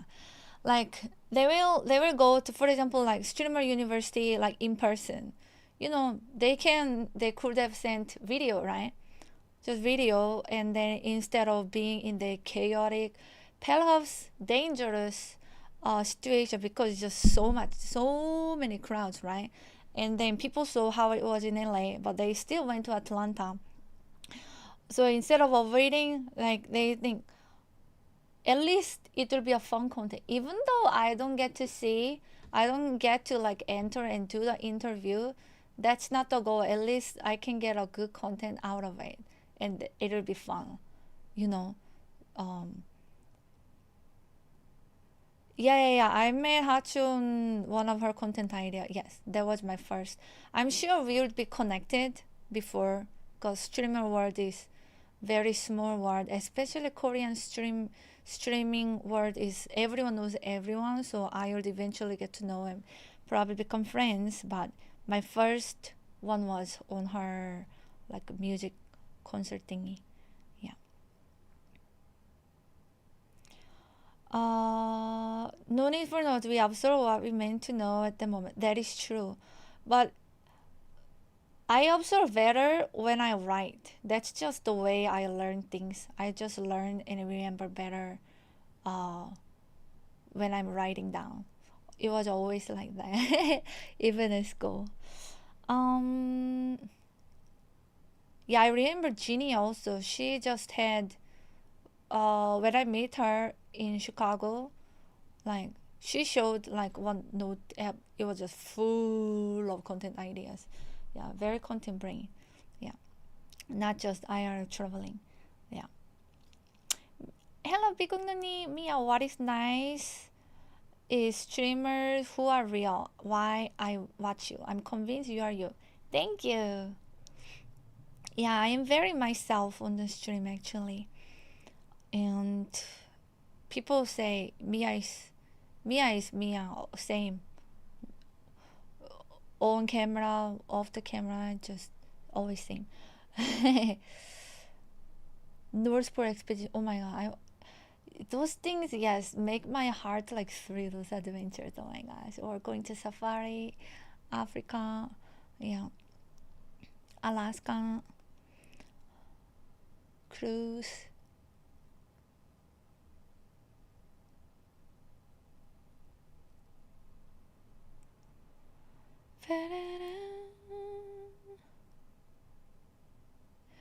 I truly believe everything happens for a reason. Imagine if life was just random. I do believe it too. Yes. I do believe too. Everything happens for a reason.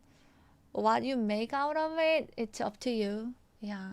But opportunities happen all the time, actually. And something come out of it, then we will say, oh, it was so lucky. But I think it really do happen all the time. Yeah.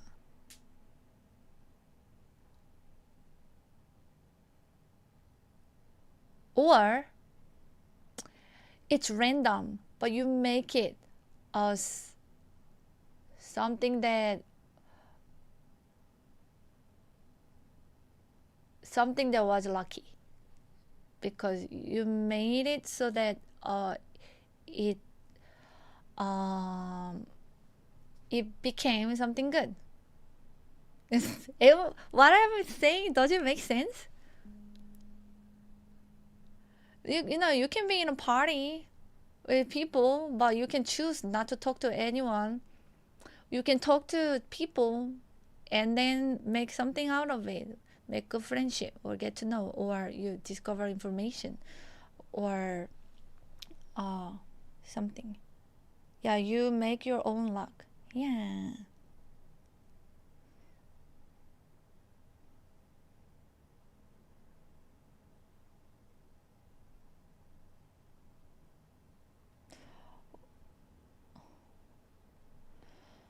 I think it's a bit of both. Things happen for a reason, but still have to make choices. Like climbing a tree.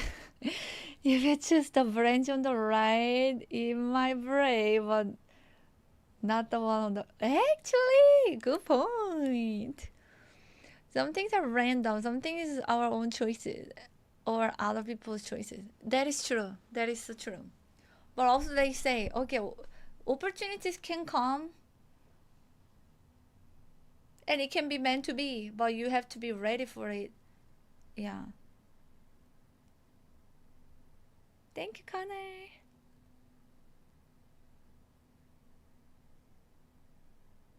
It is hard for introverts. That is true. But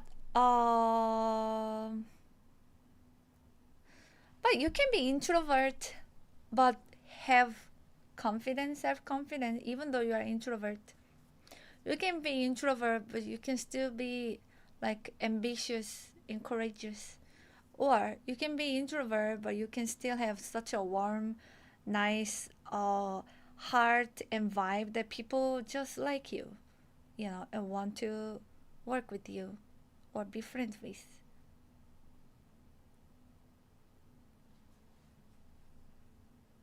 Or you can be introvert, but you have good skill. Yeah.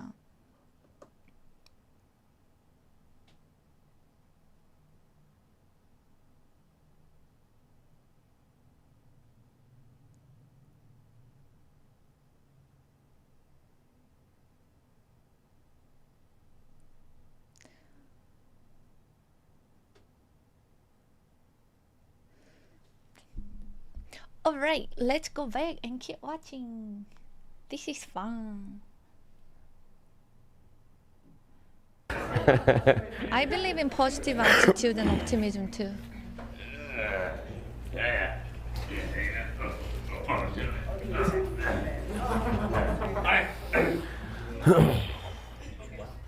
And so, for me, a version of what high appeal looks like for me is not just creative, not just high stakes, and not just who you're doing with. So I ended up meeting Extra Emily here in Stream University last year, and we kicked it off. And it's not even a person I was thinking I would be able to kick it off with, but I mean, the content flowed in Streamer U, and then we ended up doing the Pokemon Go. In my head, I'm thinking like, oh my God, the content's amazing. I love doing content with her. Let's play Elden Ring. So I'm like, okay, I can play Elden Ring. First of all, Elden Ring is a phenomenal game. Do we all agree? Yes.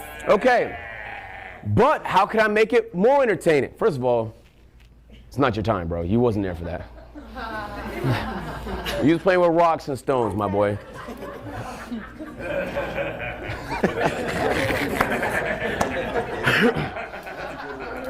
So there's the idea. Already, being able to beat Elden Ring is a pretty good concept. The game itself is super challenging. The difficulty, the challenge is the appeal. Okay, how could I make it better? Maybe I could play it with somebody. Because now I know that the collab could be the thing that increased the appeal. So I'll hit up Emily. I found a duo mod that kind of worked. It just barely made it through. And we was able to play the game together. Okay, we made it more appealing. Now I found someone to do it with. How could I make Elden Ring more appealing? Well, we created a world in Unreal Engine where we literally role-played the whole fucking thing and pretended like we were Elden Lords, and we had a whole bunch of backgrounds in the game. So as we played different bosses, we had different worlds that we were actually in. We role-played the whole thing. So now it's this whole piece where it was a 7-day event. I know, it took us 7 days, where we had a blast doing some IRL content, where we did vacate this room sometimes to like go to cookout for a little bit and shit like that. But we took the low appeal, not even low appeal. It actually, playing Elden Ring alone is not a bad shout. But then we just found a bunch of other ways to make it really, really interesting, and we pulled the trigger. This was one of my favorite marathons that I've ever done. Is that concept clean for you guys? It's like taking something and finding ways to make it as good as possible, then pulling the trigger. You had a question, Paige? Did you guys use the Mimic tier? No, we did no mimics and we did no magic. Oh, so you guys did in 7 days. That's good. Sorry. Yeah, I wasn't that good, so we were just thugging it out. We were figuring it out. Can I ask, did you guys set up, like, did you get, because Elden Ring is really hard to figure out. Did you have help from someone? Yeah, sometimes Emily was, there was times where Emily was in her Discord and like certain mods were like helping her, guide her to like very unique things you would never find without it. But generally speaking, we try to figure it out ourselves. For something like this, what would be the budget? So we'll talk a little bit about that, but you don't necessarily need a budget to make something really interesting. Let me give you an example. I love doing fun sub incentives. I've done sub incentives where I tied myself to helium balloons. Every 5 subs, I add a helium balloon to see when I'm gonna float away. I've done sub incentives where we buy a bunch of t-shirts and see if I could break the t-shirt world record. And I keep putting t-shirts on. The idea itself paid for itself, right? The t-shirts were like, what, $2 a piece? But each sub is, what, $6? So it's not that you're making money off the idea, but it's that you just have to find creative ways to do something that's entertaining. Sometimes it's really simple. I did this one sponsorship with the NBA where they bought the trophy, the NBA trophy, the Larry O'Brien, to the house. And we did like a 1v1 competition. Cool, NBA loved it. But then there was an NBA player there, Clarence was there, there was a bunch of the bros, Dami was there, and I was thinking to myself, what else is something that we could do? We could kick it here at the house, but for some reason, I can't explain what it is, going to Waffle House always hits. So I'm like, okay, something as simple as going to Waffle House made it a little bit more interesting. It felt like, oh, it's something to do. And that cost us nothing but some, price of some waffles. So don't think like you need to scale things to a crazy degree. I'm just trying to illustrate how far you can take things. And I won't lie, having money does help, being able to scale things, because certain things will cost money. But there is a bunch of free ways you can do the same thing. Let's talk a little bit about burnout. Has anybody in here ever felt that before? Streaming is a very arduous and time-intensive task. I'm loving his class. Yeah. Then when we play Baldur's Gate 3, the appeal would be how much we can stall. Yeah, the boss game was fun. Yeah. Just in Chicago, you have to have a license. Yeah. How can I do without a license? Burned out? Yeah, actually in the beginning, like the first year or two when I was teaching a lot, streaming less, but teaching a lot, I would get burned out all the time. Every 2-3 days, I would be burnt out. And I would teach like earlier in the day, like afternoon, and the evening, like around 7:30, I would go live. I would cry because I wanted to go live. I didn't have energy to go live because I was so burned out from teaching. For some reason, I love like teaching people piano, but the energy that I use on teaching, let's say it's 1 hour teaching, it's more than, let's say like 5 hour teaching for me, it kills me. Yeah. Maybe 3 hours, it's okay. Yeah. 3-4 hour teaching would be equivalent to me streaming like 8-9 hours. 5 hour teaching would be equivalent to me streaming 12 hours. That's like the energy difference that I have to put. Yeah. No, I think brain power is a lot more when I'm doing piano stream. Yeah. I have to really focus. I'm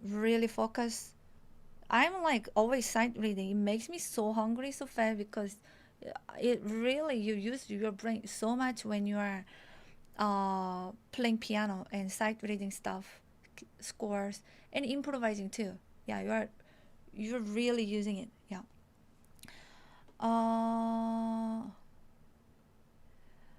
Teaching, yes, a little bit. I enjoy teaching adults. I enjoy teaching kids too, but the children that are not like paying attention or hard to focus, it's like babysitting, and that's a lot of like energy, emotional and mental energy. Yeah, because you have to be like, it's different. I feel like exhausted faster.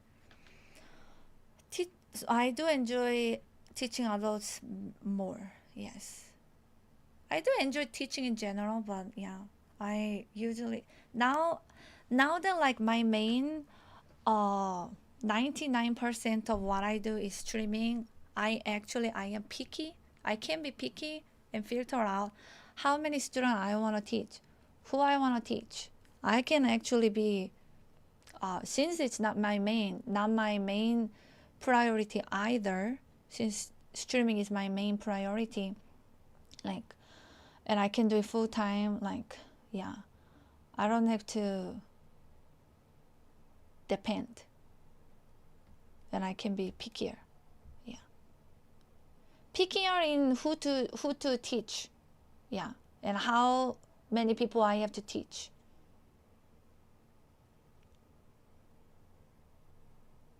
I get mad? Not really. But even if I get frustrated, I don't show it. Yeah. I think I'm patient in teaching. Yeah. And I do enjoy teaching. I don't know, it's just different. Different energy level. It's not that I dislike it.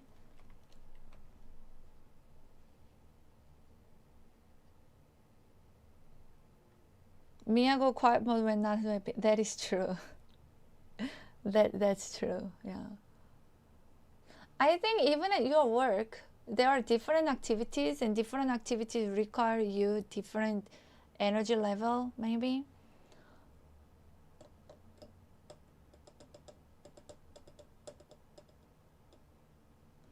Okay, same driving in traffic and no traffic, different energy, right? You get just driving normally for 1-2 hours versus driving in traffic for 40 minutes. Which one is more adjusting?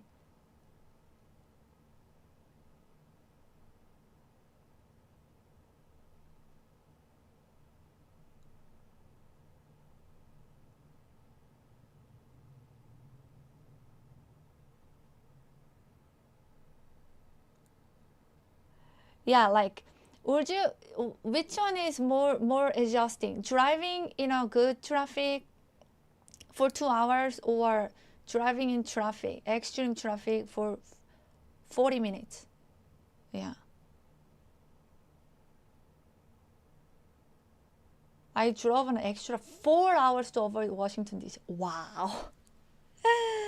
Wow. Yeah. Yeah, but don't get me wrong. I do enjoy teaching. Yeah. I do enjoy teaching, but I do enjoy teaching good students who wants to learn, who wants to put the work, who genuinely wants to learn piano. Those students don't like I love teaching. Yeah. And I would take time off from streaming to teach them. Yeah. Otherwise, I rather not teach. I rather stream. Yeah.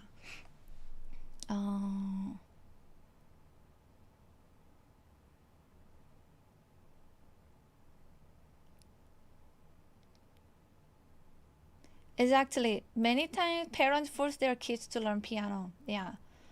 And if they have talent, it's actually really, really fun to teach, even though they are kind of forced. But usually if you do have talent, you kind of enjoy. But even kids with like less talent on piano, they love music. There was one time I was teaching a 3-year-old girl. Yeah, it was challenging because she doesn't know how to count. She doesn't know the alphabet numbers. And music is, you need to, know alphabets. The notes are literally alphabet. How can you learn to sight read? And, rhythm is math. You need to know, kind of need to know numbers, But, yeah. Yeah, 3 years old. Yeah, so it was more challenging. But I really enjoyed teaching her because she loved music. She genuinely loved music. Whenever like I would just like, whenever she would touch or hear any instrument, her face would light up. Yeah, so it was like super fun, actually. And every lesson I would end playing and singing Frozen. Yeah, with her. She'll just be singing, yeah, and smiling. It was so cute.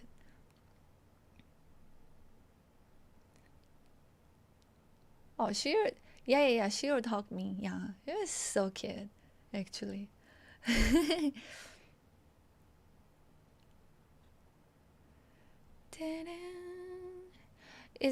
It's going to be more rewarding when you know you're making a difference, improving somebody's skill. Yes, that's the rewarding part of teaching for me, because I feel like I'm helping to improve someone's skill. Yeah.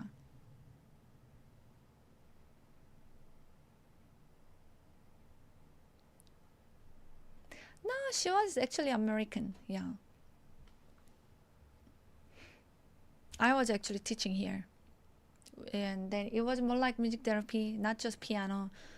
I already involved like guitar, all kind of like percussion instruments, like egg shaker, tambourine, and ukulele, or all different things, including piano and singing. Yeah. Because the goal at that point is just like introducing elements of music and helping to enjoy, instead of like learning how to actually play piano. Yeah. I don't think I had automaton at the time. How are you, Anthony? Hope your day was good.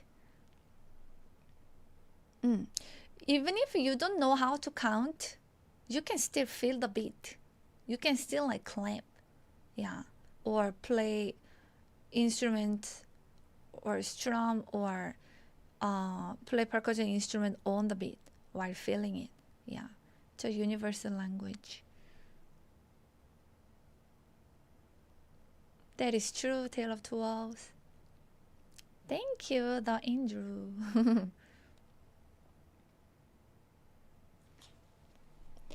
All right, going back.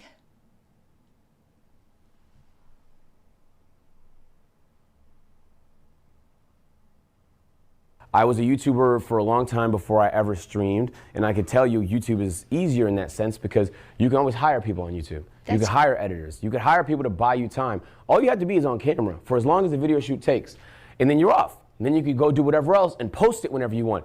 On stream, you're on stream. You're on stream as long as the stream is on, right? So the stream requires you. You can't hire for it. There's no stunt double. There's no AI that could do it for you. So it is easy to burn out. I like to use athletes as an example here because athletes do take really good care of their mental and their physical because it's part of their job. But for some reason, people don't connect the dots. It's also part of your job. You have to take care of your physical and your mental. Squat. I need to do squats. I'm gonna do it today, and that's a great idea, Carter. Yeah. And it doesn't, like for me, for example, I got so many blisters on my toes, like I don't know if I'm gonna be able to walk today. So, but it's something I could have done a better job at. It's gonna prevent me from doing certain content. Beyond that though, you have to know where your line is. Everybody's a little bit different. If you felt you crossing over the line before, you have to be aware enough to identify where it is so you never cross it again. Because if you want to come up with the best way to shorten your lifespan as a content creator, keep crossing the line. You will eventually retire. It's just that simple. You keep crossing that line, and sayonara, you're going to have to put the fries in a fucking bag at a certain point, bro.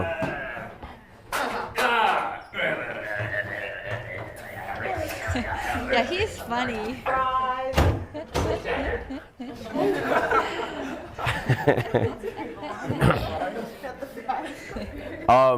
And then also you have to watch film. You know what I'm saying? If you're not watching film, you're missing half of the game. Because you can learn all the lessons yourself. It's very possible to, but it sucks. It costs money, it's expensive, and sometimes it hurts. It's easier to watch other people make the same mistakes and learn from them. So if you did something on stream, sometimes that could be just reviewing your own stream. But also, everybody in here is also streaming. And everybody fucks up. You pay attention to other people's fuck ups. You're gonna learn a lot of lessons. And it's better to not have to learn in the hard way. I'm gonna be honest with you, everyone's different. I don't feel burnout, and it's very weird. I know where my line is, and I know how to de-stress myself. All I gotta do is race for a day and I'm back. But there are certain people where they do end up having to take long breaks. Burnout's just a real thing. So it's time intensive. Just take care of yourself, man. Don't think you're better than a program. It can potentially happen to me. It just hasn't felt like it yet. So sometimes it can hit you like a ton of bricks. And have you ever talked to somebody that has dealt with burnout before? It's like, it's a lot, bro. Like, and it makes sense. I don't know therapy shit, but talk to people about, don't do it solo, gang. Have some friends, Have some friends that do it with you. It's gonna help guide you through the journey. Anytime I'm feeling away, I talk to the bros. It makes me feel better. Passion. Okay, this goes without saying, but do you guys actually enjoy streaming? Yes. On everything I stand for, I had a couple conversations. There's some people here that don't, okay? And that's okay. Maybe you prefer YouTube. Maybe you prefer acting. Maybe you prefer something else. But I guarantee you, if you don't fuck with this, eventually it's gonna break you. Because fucking with it is actually the thing that's gonna make you wanna push through. The endurance from being fucking hate-formed and being burnt out and feeling like you're not that appreciated and having to deal with bullshit or whatever it comes with, you only get through that if you really care about the passion. The learning also comes from the passion. If you really care about it, when you get off stream, you're also learning. There's a streaming university called YouTube, bro. Fucking YouTube the problem. People have made a conference, people have made YouTube videos about every topic under the sun. Everything you possibly want to learn is on YouTube and Google. The passion is going to inform the learning. And Chris will tell you when we're roommates, I literally go to sleep learning things and I'll wake up remembering them. So like I'll learn certain topics. I care about racing right now. I go to sleep watching racing videos. I care about making bread. I go to sleep watching economy videos. I need to know what's happening. I care about streaming. I go to sleep learning things about streaming YouTube videos. I don't care how many times I've heard it. There's always something new I can learn. Don't be too arrogant when it comes to learning something new. And understanding tech comes from love too. I'm gonna be honest with you guys. There is a lot of technologically retarded people in this university. And that's okay, and it's not an insult. It's just a lot of people that don't understand how to use their phones and their cameras, including me. We had a lapel problem yesterday, and if we didn't bump into fucking Mr. Keem, we would have been fried for the whole day. It just is what it is, bro. But you know what I did, though, when I found Keem? I didn't just let him fix the problem for me. I said, yo, what happened here? And he broke down and explained to me why we was having the lapel issue. He gave me a free fucking battery to solve the lapel issue, and then we had no problems for the rest of the day. You will have, there's nothing more frustrating than the stream lagging, and you don't know what to do about it. And in most situations, the solution exists. You haven't learned it yet. There's tech classes on campus, and there's geniuses in the room. If you're not learning from them, it's almost like, do you have the passion? Because I don't care that much about audio technology, right? I'm not passionate about audio technology, but I care enough about streaming to want to do it right.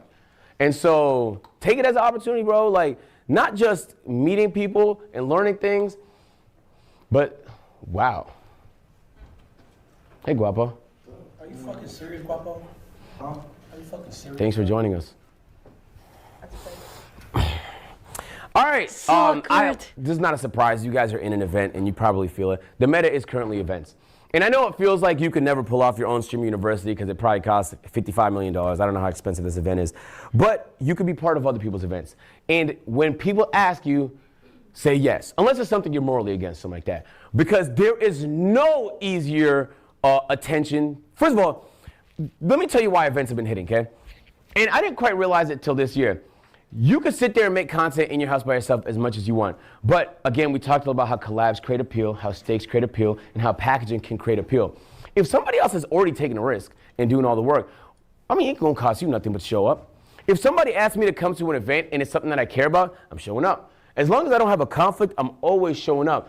Events hit, man. And not just going to other people's events, but having the balls to pull off your own event. If Ludwig calls me and says, yo, you wanna go to Streamer Games? Yes, bro, I do wanna go to Streamer Games. Invite me to Streamer Games. I'm at Streamer Games. If Kai calls me and says, yo, what do you think about being a professor at Streamer University? You got Professor of the Year last year. Then I'm gonna say, yes, I wanna be a professor again. Absolutely. This is no troll, the easiest way to get attention, right? I mean, does anybody feel like their clips are hitting more here than otherwhere, like back home? Back home right now. But it's because everybody's paying attention to this. Somebody took the risk. Somebody already did the hard work. You're showing up. All you got to do is take full advantage of it. And so this is an example of an event. And this is just how powerful these are. This is one of my favorite events. Aside from Stream University, it was so fun to watch. Squeezy, this huge French streamer, does this GP Explorer. It's perfect for me because I also love racing, where he rents out one of the most famous racetracks in the world. He gets 20 racers. It's all the biggest brands supporting it. And streamers learn to race, then race. And it's packaged well. The stakes are high. You know, racing is dangerous. And then it's a collab. It's all of the biggest streamers in his part of the world. Pulling up to this is a no-brainer.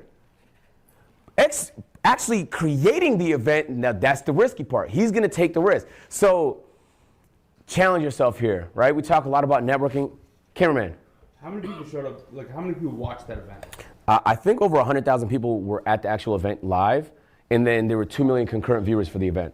So it's weird, like you may have never heard about it, but it's just not in your bubble, that's why. There's huge events happening all the time. Ebuy has like that big boxing event that has the current record for viewership on Twitch. A lot of people don't even know that it's in our bubble, but it's a huge event that it's not gonna cost you much to participate in, but it's gonna pay huge dividends. So how would you suggest like a smaller streamer going about like going to the events and like, do they pitch themselves? Do they just wait for the opportunity to come to them? Part of it is going to be networking when it comes to big events, but you could create your own small version of events too. Let me give you an example. I know for a while, since Cinna got a new crib like last year, and I told my chat I really want to visit Cinna. Now, cool, collab with somebody you're interested in, we could do fun stuff, but I just created it into like a little mini event by calling it a 3-day contract.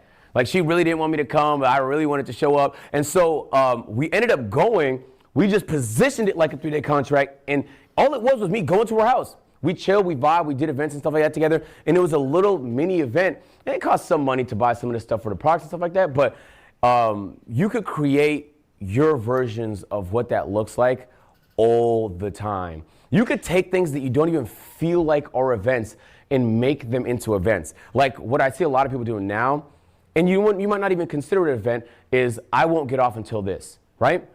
Cinna more popularly did one with Rainbow Six recently, where she wouldn't get off till she hit silver. And it ended up being like surprisingly a 2-day stream. But it felt like... I want to watch her classes too. And I will address your questions or comments in a bit. Something of an event. All she was doing was playing the game. That's free. You know, I mean, I guess the game costs like $60. But that, to me, felt like a version of an event where you could do a boring version of something, and then she found a way to make it a little more interesting with stakes, and then just the marathon concept has been hitting for the past few years. So, and I mean, you pay attention to enough content and you're just connecting dots when it comes to that. Motivation. Okay. I know that people feel like you have to be motivated to do something, but I swear it's super irrelevant. Like, it kind of helps to be motivated because it makes you feel good, but it genuinely does not matter. I'm gonna stream regardless of whether or not I'm motivated to do it. The motivation, I don't even know if I feel motivation that much anymore. It used to be something I completely rely on. Back when I was a smaller YouTuber, I'm gonna date myself, but in like 2014, 2015, and yeah. I used to no troll watch mad motivational videos because I felt like quitting a lot. It was super challenging. Wow. I was getting maybe a few hundred views per video and I was doing it for years. I felt like I made this crazy commitment and I was pushing myself and I was denying myself opportunities. I went to university and I couldn't stay in the dorms. I had to stay in a townhouse because the dorms had bad internet. And I felt like I was robbing myself of experiences and opportunities because I was committing to this thing that I really wanted to do. And at the time, I felt like I really wanted to quit. I didn't have too many people that was there telling me to keep doing it. Everybody thought I was gonna fail and it wasn't gonna work out. That's the reality of doing something that's challenging. Wow. Becoming a big streamer is naturally gonna be challenging.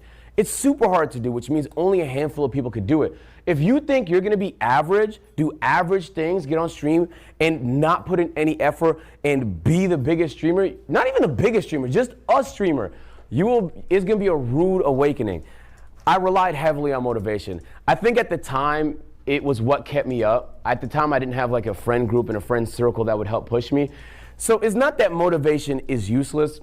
It's just relying on it. You're gonna go with the ebbs and flows. When you're not feeling it that day, you're gonna be down.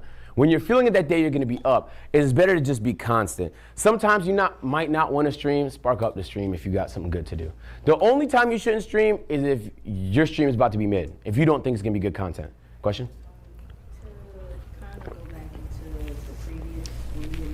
Interesting.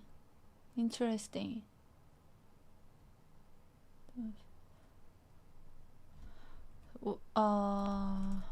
One sec, please.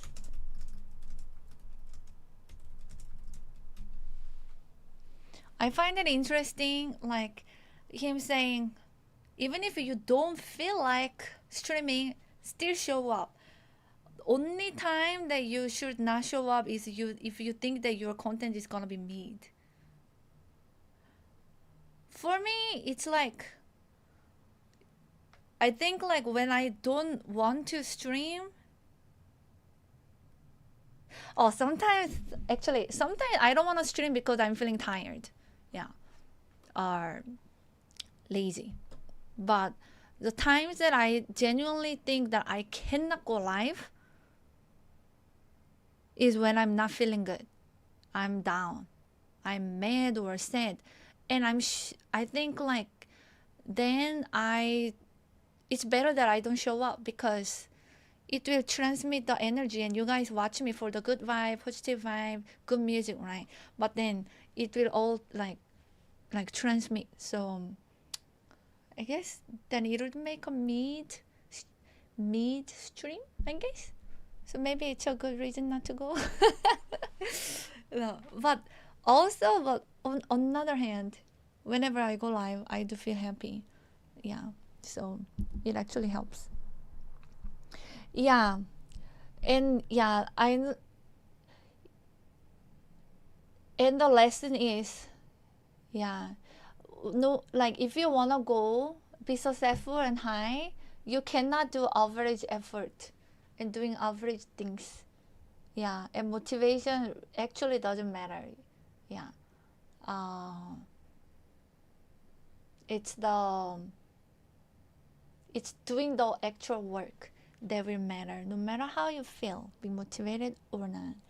Yeah.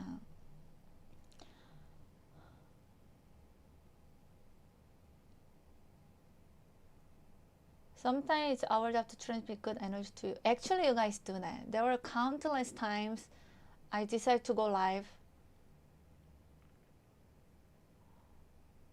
or I was already feeling better and went live, and you just make my day, and I become so happy, and the stream is so happy. Yeah. Sometimes if you are going through something, it's hard to take the mind out of that if it's you are actually going through it. Yeah. But streaming also helps to distract. But anyway, those are the not the main topic of what he's saying. It was just like interesting side spark that I had, because that's a very interesting thing to think about, an interesting view. Yeah. So commitment and actually putting the work, consistency, discipline, yes.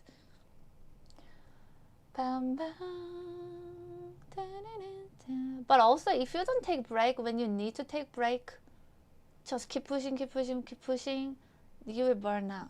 Yeah. If your body needs it, if you actually need a break, you gotta take, so that next day you can show up with 100%. Yeah.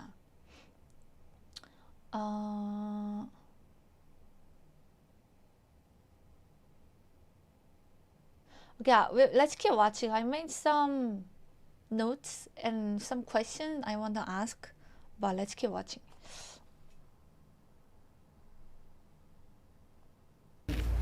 How do you find out about the evenings? Like, how do you get into the evenings? I'm not gonna lie. You just have to pay a lot of attention to streamers, and I think that's one thing Kaida's really good at, is he watches everything.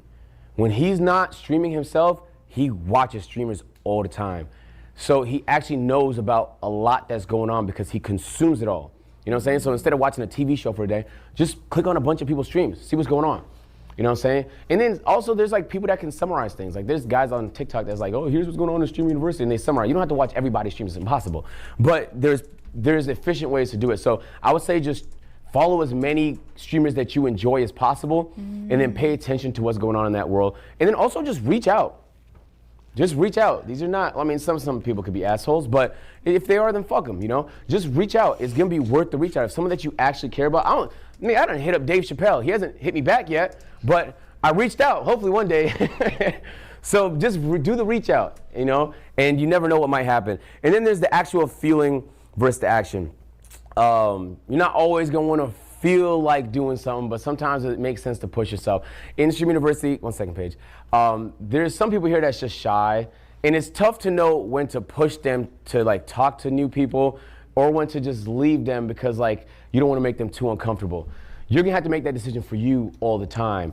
You're gonna have to push yourself to do more. Maybe you don't feel like doing 6 streams that week, 5 streams, but if the content's good, push yourself a little bit. But then you also have to know where the line is so that you're not going into what, you know, would be considered burnout for you. You got a question? I just had a comment. When it comes to motivation, I feel like some of the best streams I've ever had are ones where like I really didn't feel like doing it, I just did it anyway. Yeah. So like pushing through it has been like, it kind of always pays off. There's rarely where I'm like, dang, I pushed through that, I wish I never ended up doing the stream. So, I don't know, just a comment. Yeah, I like that. And I bet a lot of people will have that same exact experience. And so don't let you not feeling good be the reason that you miss an opportunity. All right, let's talk a little bit about content scheduling, okay? This is not my actual schedule. Actually, most of it is real, but this is just like how I would organize it, okay? So what I'll usually do is I'll sit there with my team and say, all right. Guys, I want to do a challenge where I don't take any day off for an entire month. Maybe it's not a smart idea. But no matter how I feel, no matter if I slept 1 hour, no matter if I'm sick, no matter if like a tragedy happened, no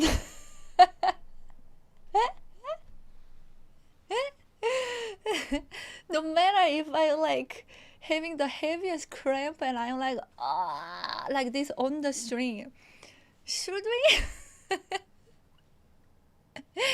You know, Asian bro is a young guy. They don't know the struggles of cricket joint and back cracking.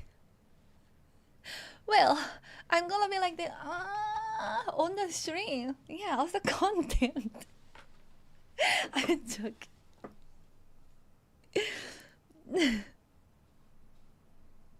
How many times would you have to stream each day? Even if it's 1 hour, I will still go live.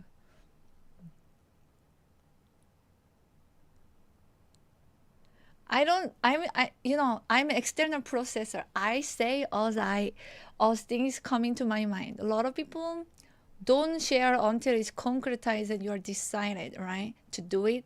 I'm an external processor, not internal.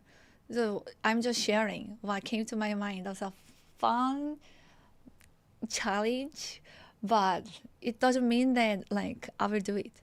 Yeah.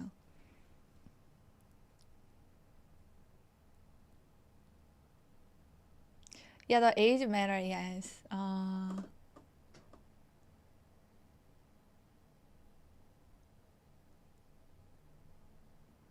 I really cannot limit myself for only stream 4 or 5 hours a day.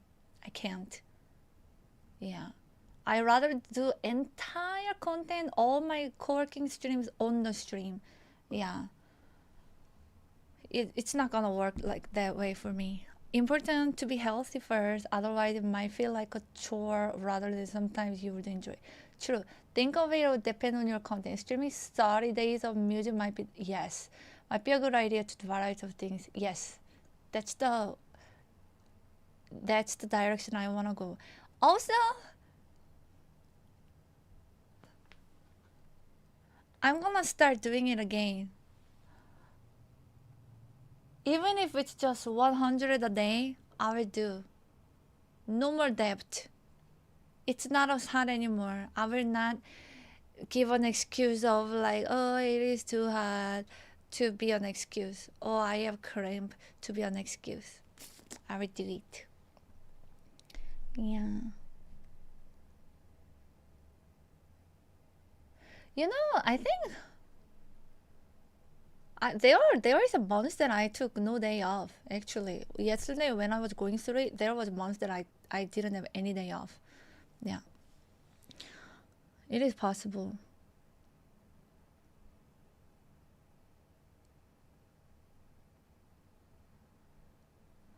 If you went live every day for a month, you probably should disappear for the next one, possibly.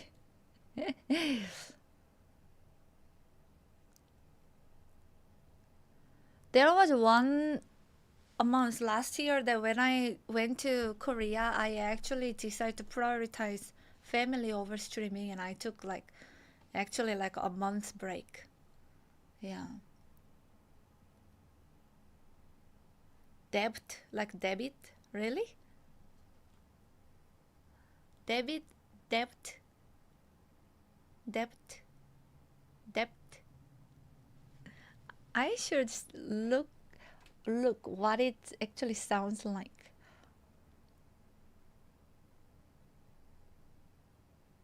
No, not 2 months. No. Was it? No, I don't think so. Just a month.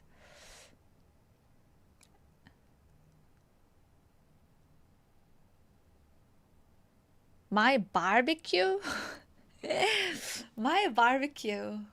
I don't know when I would ever do that. Maybe at TwitchCon. Yeah. I wanted to do it last time actually, but organizing was a little hard. Yeah. Don't think you pronounce B in depth. So it's debt? Debt?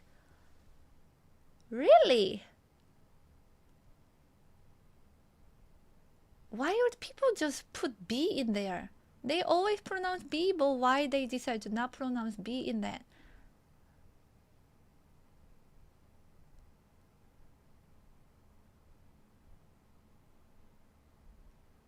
Like Debbie. They say Debbie. English language is, yes. I should actually make like a series of whenever I come up with English pronunciation that makes me go like, why? Series, but I don't know where to find them. Yeah, but that happened very often on the stream. Yeah.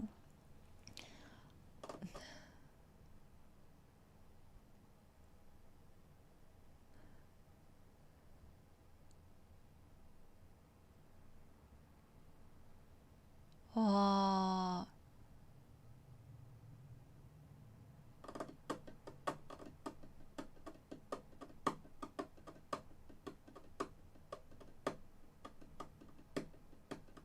I miss them. Then, but then, like, she streams every day. And you can watch. Does, like, do you guys miss streamers? Even though they go live, you know that you can watch them when you join their stream? Unless they are taking long break. It's an interesting concept. Not concept. Or I guess maybe if I think about watching K-drama and I get very easily addicted to it, like it's so hard to stop. And when I start watching, I want to turn on the TV and I want to watch it. I miss watching it. Is it like, oh, you miss Dev collab? Oh, I see. I miss Mia and Espen collab. Oh, I really wanted to do collab stream with Deb actually when I went. It just didn't work out. Yeah. But maybe in the future. Yeah.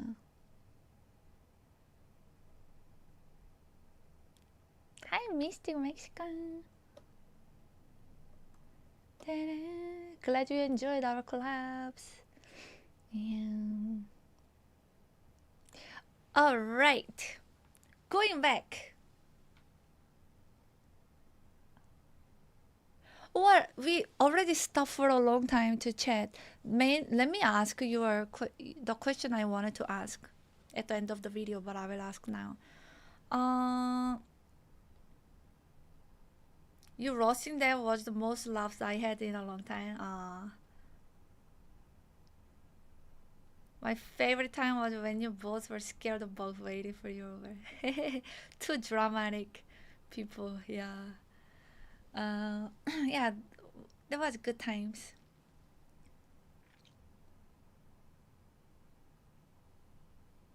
Chaos by Gerald Knowles Trinity.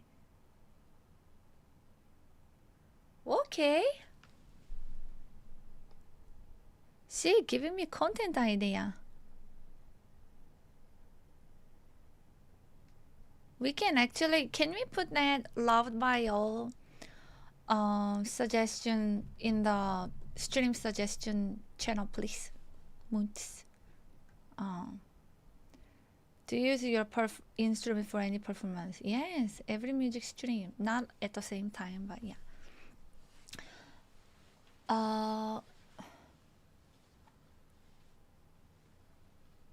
Do you guys, how often do you experience burnout in your job or life?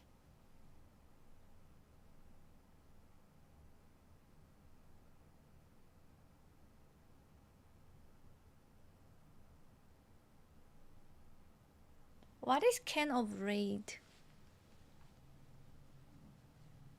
every few years. Wow, you are super healthy. Never. Oh my God, and you barely sleep. Oh, okay, you're joking. Okay. So how often do you get burnout? Never, because my job isn't very demanding. Really? Can I use you to help with editing?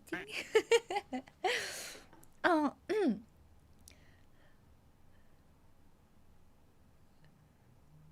and when you get burned out, like what are the symptoms and how do you deal with it? Twice a year.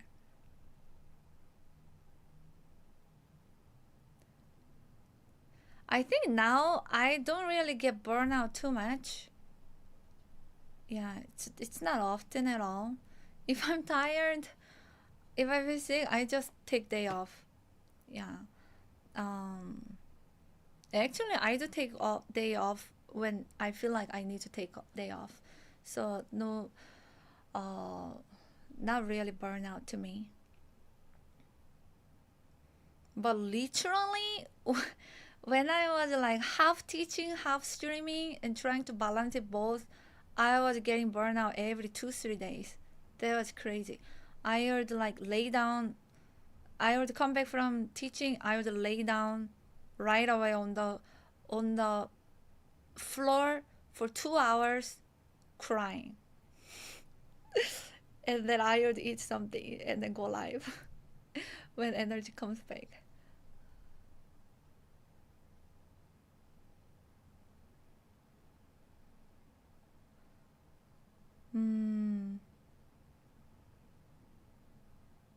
Yeah, I was literally crying. Not because I was sad. I was sad, frustrated. Yeah, too. Then I was lacking in energy and I want to go live. I really wanted to go live. And I have 2-3 hours to go live. I need to recover. I was like that. Yeah. I'm so glad like that's not a thing anymore. Like, for the last 4 years. I guess I'm burned out of this one thing that I have been talking about with the boss, but nothing is changing. They are happy with it, but it's burning me out over time. Oh, Dave. That's the thing. Like, you can't really change. If you are your own boss, you can kind of manage, or I guess you can talk to people and try to change it. But if they are not willing to make any change, yeah, it's harder. Dave, do you need to mood less? Maybe instead of maybe I start going live late, so he has plenty of time to rest.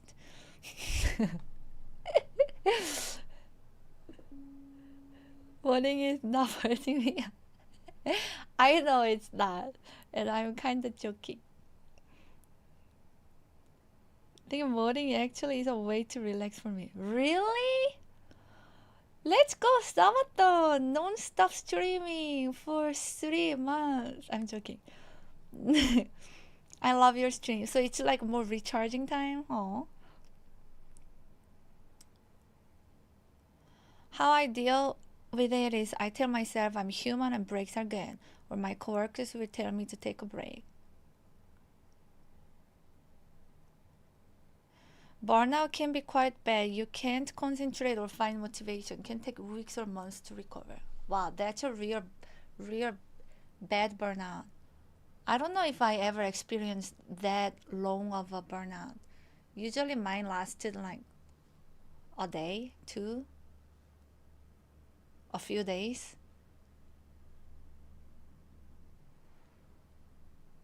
Oh, also, I think there was time that I was feeling physically burnout from piano streams when my back was bad. and it just like my body just couldn't keep up, and I had to play piano, but I just couldn't handle it, and that was dismotivating me over time. What did I do? I went to travel and do IRA stream, and I felt so alive, and I found my passion and sparks and joy for streaming, everything back. Yeah, I was so happy. Yeah, it did me really well last year, all the Europe streams and so on.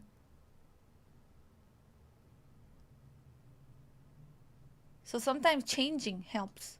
Yeah. Really bad burnout can last a full year or more even. Wow, I cannot imagine. Oh, Blackpink. My burnout has been nearly 6 months. Oh no. I think deep severe burnout can resemble clinical depression. Needs real help and change. I need to have a kid so I can go on paternity leave. Too much. Oh. Autistic kid. Yeah, taking care of someone, people can actually burn out. Family can burn out. Yeah, that's a real thing. Emotional burnout is also, a big thing, actually.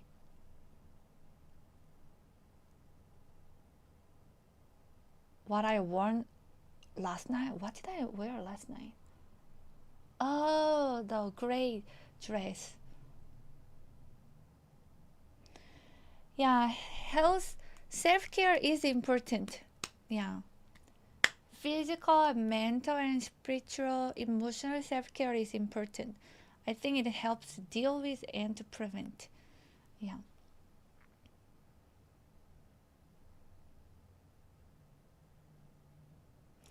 And achieving like little goals and feeling like you are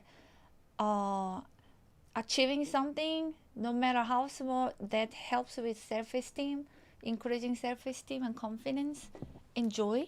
Yeah, not feeling like failure, that also helps. A great mentor helps to provide perspective around how to avoid burnout, and it might sound obvious, but being able to consistently improve and make progress towards your goals while still enjoying them with healthy balance, so not the only thing you are doing, can really help protect against burnout. Yeah, totally. I remember back when I was running track and field, I literally took a whole year away from running. I wanted nothing to do with running. Oh my gosh. I'm taking my entire life away from running, except when I was in elementary school. I don't really want nothing to do with running. When I do cardio, I like cycling, elliptical, walking,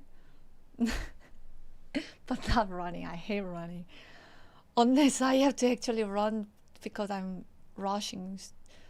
Yeah. To be serious, I don't think I've ever had burnout. Wow. Maybe it's because I'm hyperactive. I don't know if that has anything to do with it. Actually, yeah. I have seen some hyperactive people. They never stop. But not even like emotional burnout. And you sleep very little, right? People, I don't know when you sleep. And then if I'm not getting enough rest, enough sleep, it tires me out, and that feels like burnout to me. Yeah. It's super fun, Common Timer. We are having all kind of very interesting discussions. Hi, Corey Jacobson.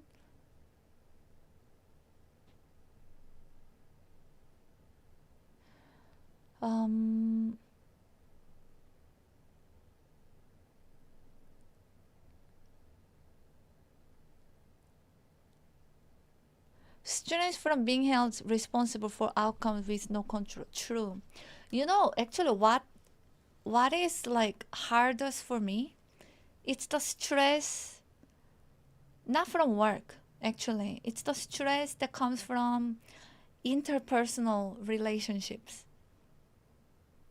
I think that's the most stressful for me.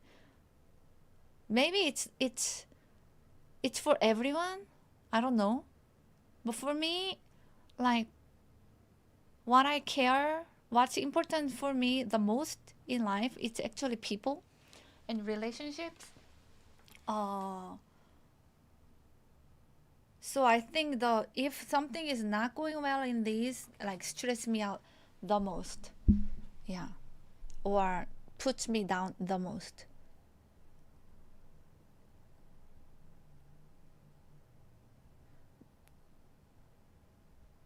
Just like people, family, friends, whoever, community. Yeah.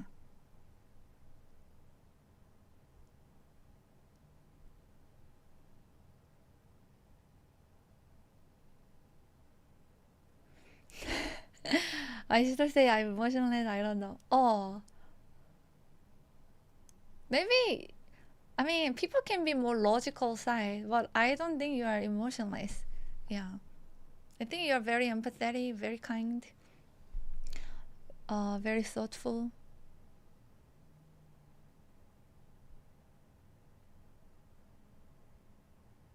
Oh, I see. Film state.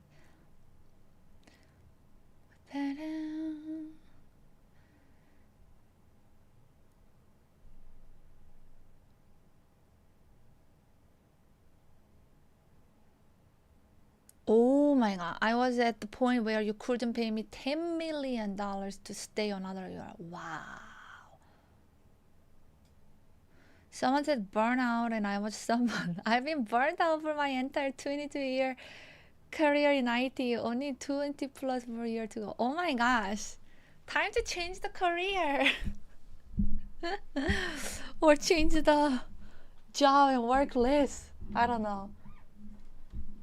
You know, but you can be good at something but not love it.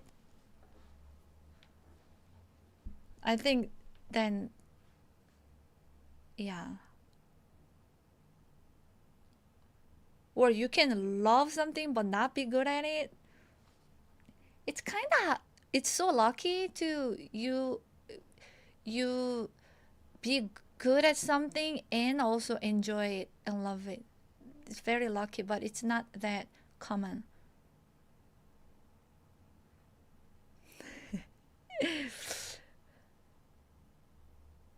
I'm going to write you a Hello Kitty guitar cocktails. Hire us. Aww.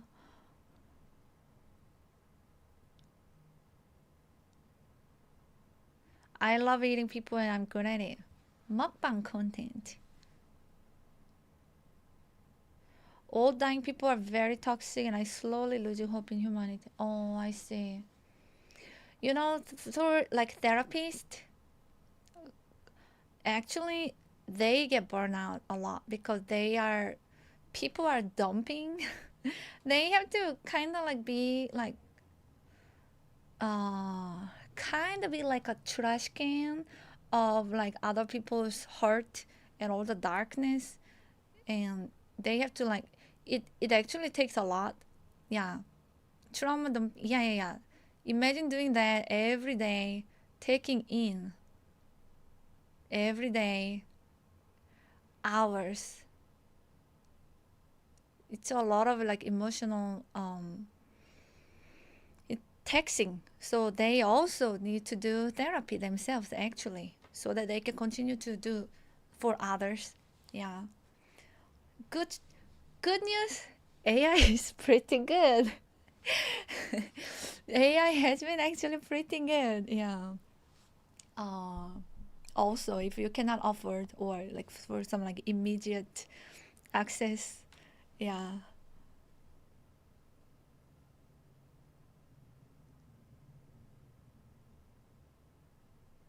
Why did I say this?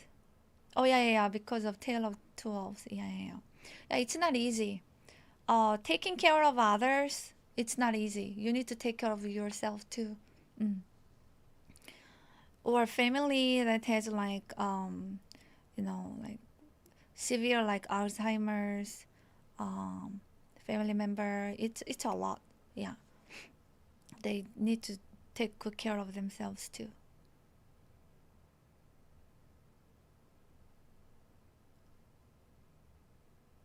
One of my old classmates was in the hospital because OpenAI deleted her AI boyfriend.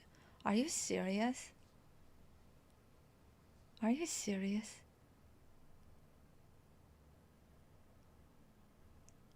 The key to taking care of yourself is to buy 20 guitars and send one to me. Did it make you happy when you send it to me and saw how happy I was?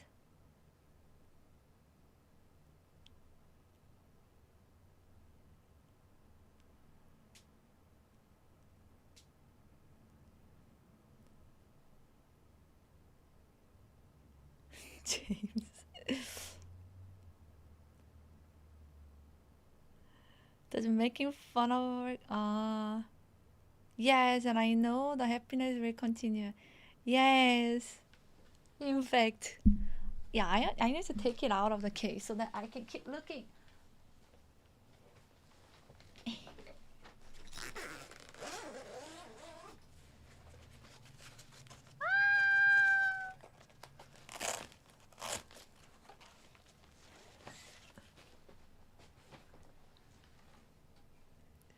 So cute. I don't know why it makes me so happy to look at it. Yeah. Immediate, like, it makes me happy immediately when I look at this. Design is everything. Yeah. I think I care more. It doesn't have to have the best sound in the world. Doesn't have to have it can be even broken. It doesn't matter. It can be totally out of tune and not playable. I will still be happy to look at it and hold it and sing it on the screen.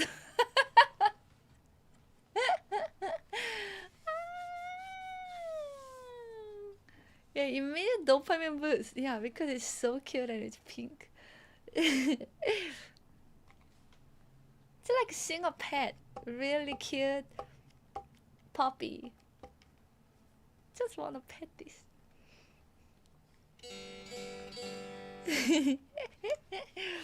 I want the same guitar. Yo, it's so cute. If it was any different color, it would not have the same effect. The white one didn't have the same effect. Yeah, but pink.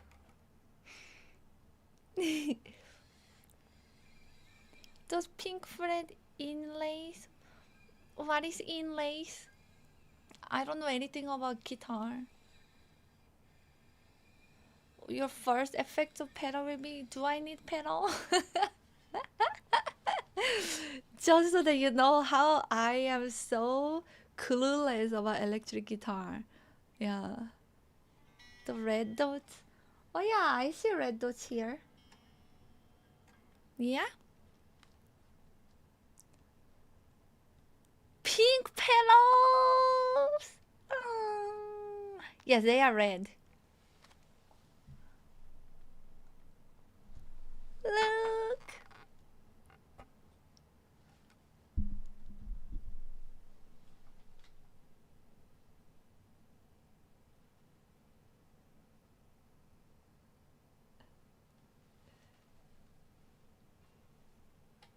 Hello Kitty.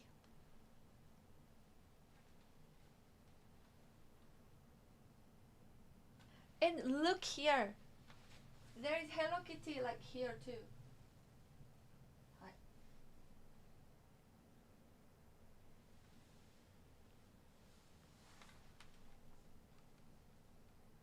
He barely sent me.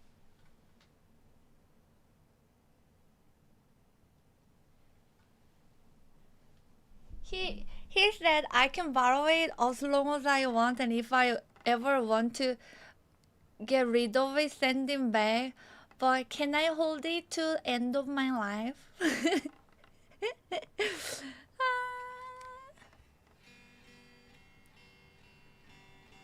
I love this. Oh, it's so cute. E Bailey, yay. So cute. So cute. You can hold it until you die, so long as it makes music and is playing. Ah, I need to learn it. Ah, thank you.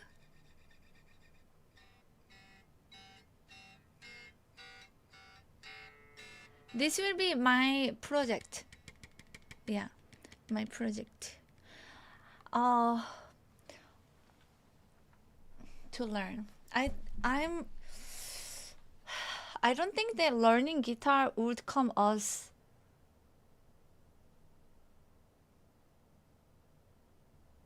not saying that I'm really good at drum, but drum kinda came like it came natural to me. Guitar, I don't think it's gonna be that case. I think it's way harder for me, or maybe for everyone. Yeah. But let's make effort. Consistent effort.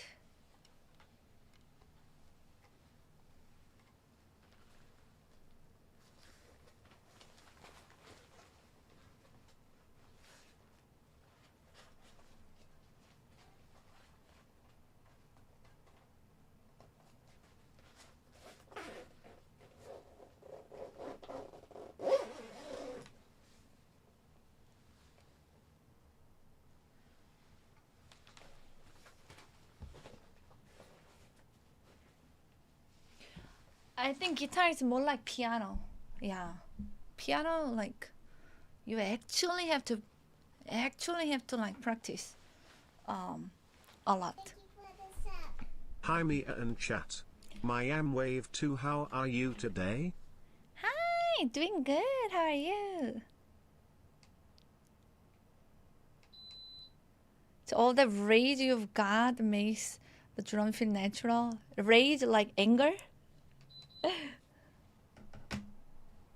If you can play piano, you can play guitar. You just have to picture each string a certain range of octaves.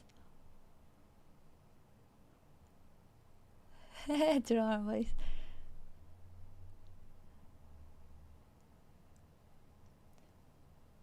I think because like drum comes easier because it's about rhythm. And as pianists, we are rhythm and coordination. And pianists, I think they are pretty, you are always doing coordination. You know, coordinating both hands, feet, reading side scores. So you're, I don't know, I cannot talk for other people, but like, yeah. But drum, but guitar, like the chord shape and everything, maybe theory will come easy and understanding it will come easy, but like actually like, you know, memorizing geography of the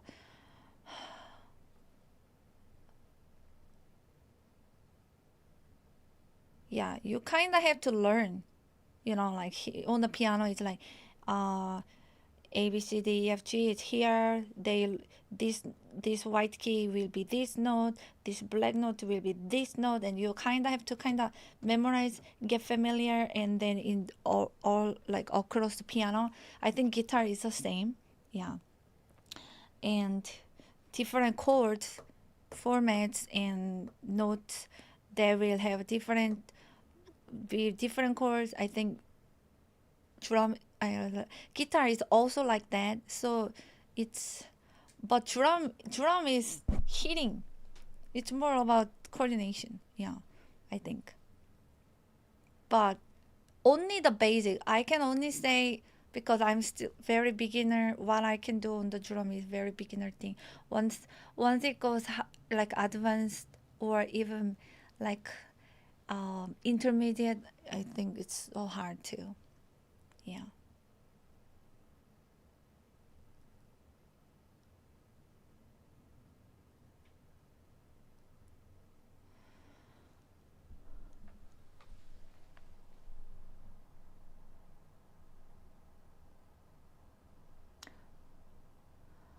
I feel like drum is the easiest to learn because it's the basis of the beat. If you can keep that, you can learn other stuff easy. Your skirt's so pretty, Mia. Thank you, Susanna. What the yeah, you have to memorize the fretboard. I struggle with timing and rhythm, which is very common with guitarists who only play guitar. I'm working on it. I see. I think timing and rhythm, there are a lot of skills that you can transfer from one instrument to another. Yeah, and just music knowledge and theory in general. It's never, if you already play one instrument, you're never starting from zero in another one. Yeah. And yeah, muscle memory. Yeah, I think guitar, piano too. It's a lot of it is muscle memory. Learning songs, learning challenging songs, you need muscle memory. It comes naturally though as you practice. I wouldn't be able to tell you where any notes are on a guitar other than that open string, but I can play. Okay, I see.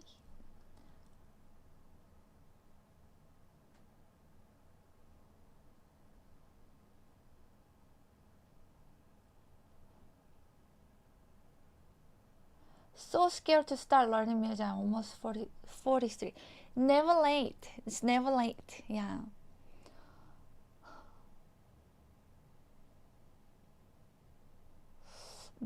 The oldest person that I taught, she was 70 something. Yeah. It's never late. As long as you enjoy and have fun, you know, it will be frustrating sometimes, but yeah, it's never late. It's one now, and Mia is the right person to have it in.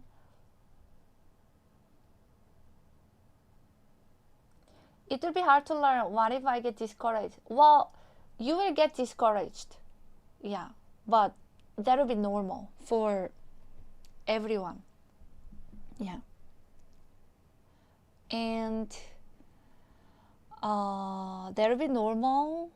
And that's why I actually recommend that you can, you know, try to learn songs that you enjoy that can be a little challenging, more challenging than your current level, but always like also learn songs that it's like achievable, just slightly your level that you can play comfortably, or just slightly more challenging, so that you can progress.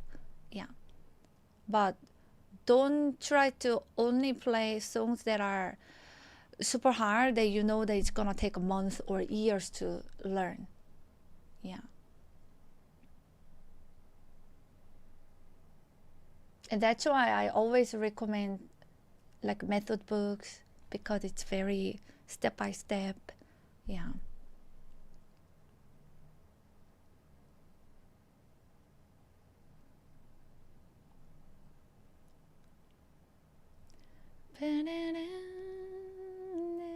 That's why I enjoy Sear String. Gave me a little help. Do you watch Sear? Is he like? I mean to catch his music practice stream. What is his channel? The second channel that he makes music. I hope he's continuing, and you know, like actually learning a lot is very hard to be consistent if you are not the most like self-disciplined person. Some people are, I am not. That's why I try to do on the stream as content. But yeah.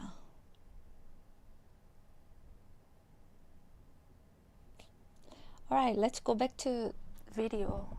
Now I'm gonna actually watch to the end.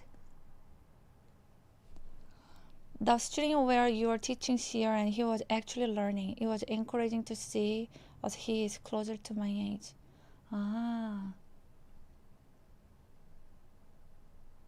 You are not old. Yeah, 40s is not old. Actually, totally fine. You know, adults learn faster too. The same, I got sidetracked talk. So like the same method book for adults, we only have 2 volumes. Level 1, volume 1, volume 2. For children, the same company, they're gonna have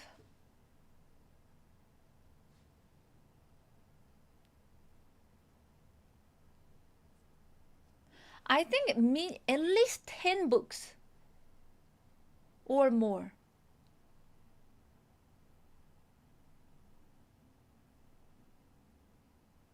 They start with like a let me see.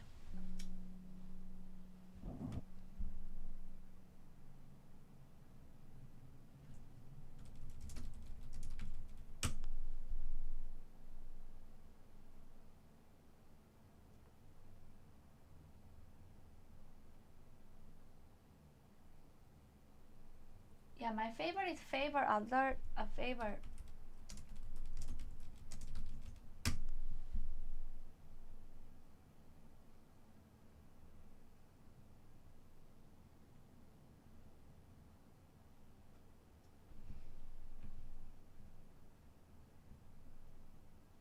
Okay, I'm gonna share this.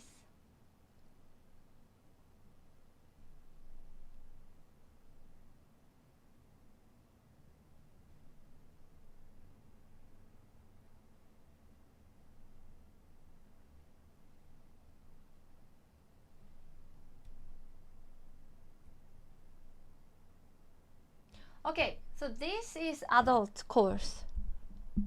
2 books. Book 1, book 2. Like the other books are kind of like complementary books, which is like a pop song arrangement and then classical song arrangement and then another one of I don't remember. Now, for children, if they are very young, they need to start with this my first piano ones. Each one that there is already 6 books they need to go through. 6 books, and then they have to go through this.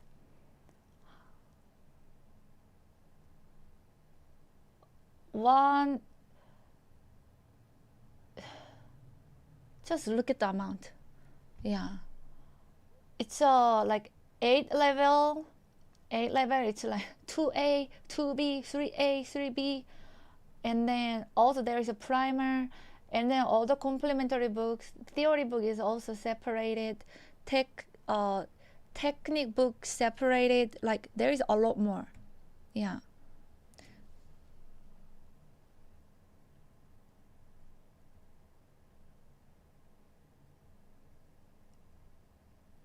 But if you are older, it's kind of less. And for adult, less.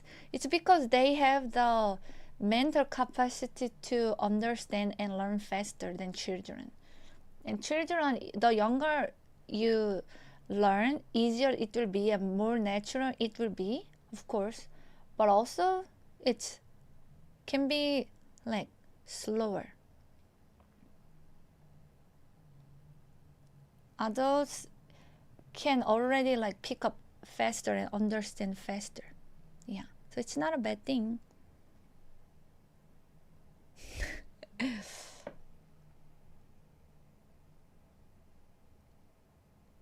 Childhood heart, that's good. Hi, worker.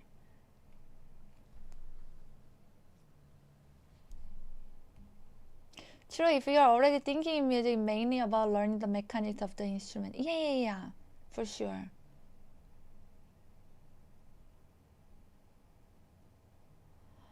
I'm 45 later this year and I still take forever to learn stuff, but it's about getting lost on the journey. It's absolutely something I never want to end.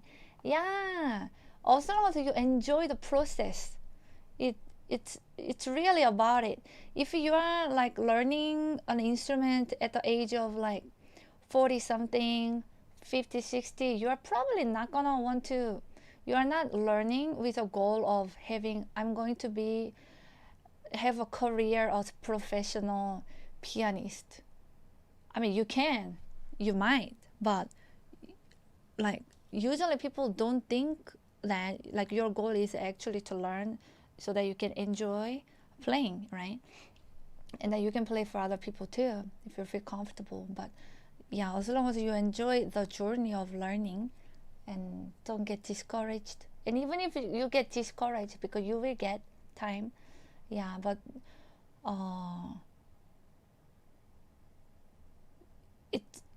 yeah, no need to be scared, because nobody will judge. Nobody will judge. And it's for hobby. Like, have like lower expectation. You don't have to like go to, I don't know, international competition in a month, or have to do audition to university so that you can start having, I don't know, you can do something in life. There is no such like big expectation. Yeah. So just, yeah, take it easy as hobby and enjoy. Yeah. And it's never late.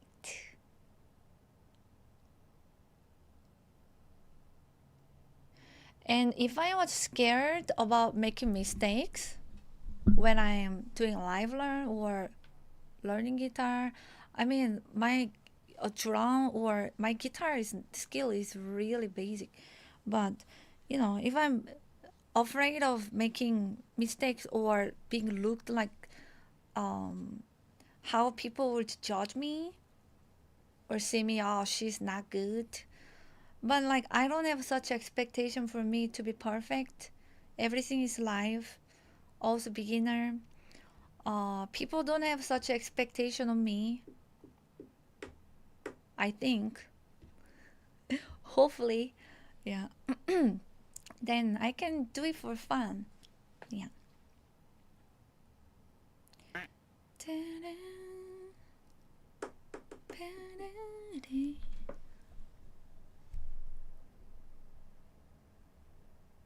Mia's words than with me extra.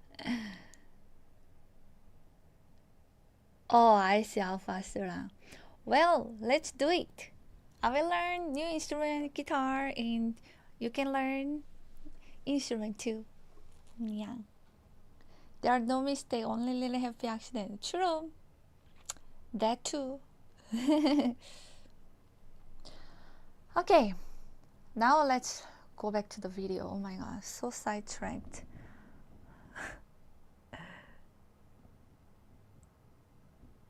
I type enter angry email when streamer. Hey, you missed one note. When you are playing drum, listening to the song for the first time, and just jamming it, you didn't know the song properly. You missed the beat.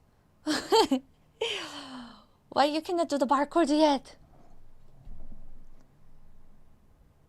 Your hand format looks horrible. Like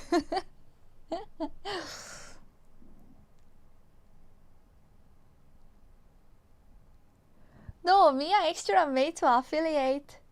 That means she streamed at least 6 times.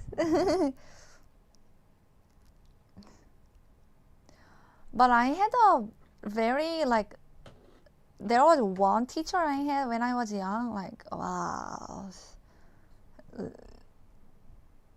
Yeah, she shouldn't really teach children, or anyone with that way.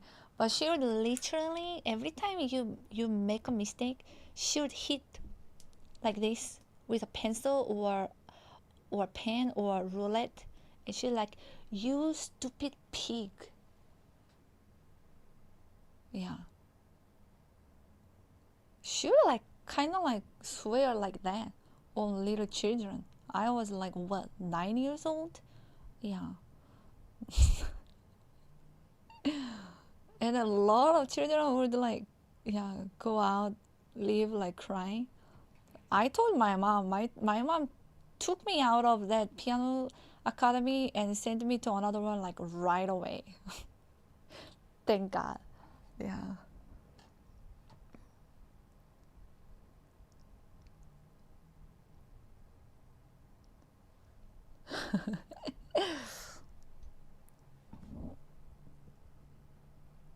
All right.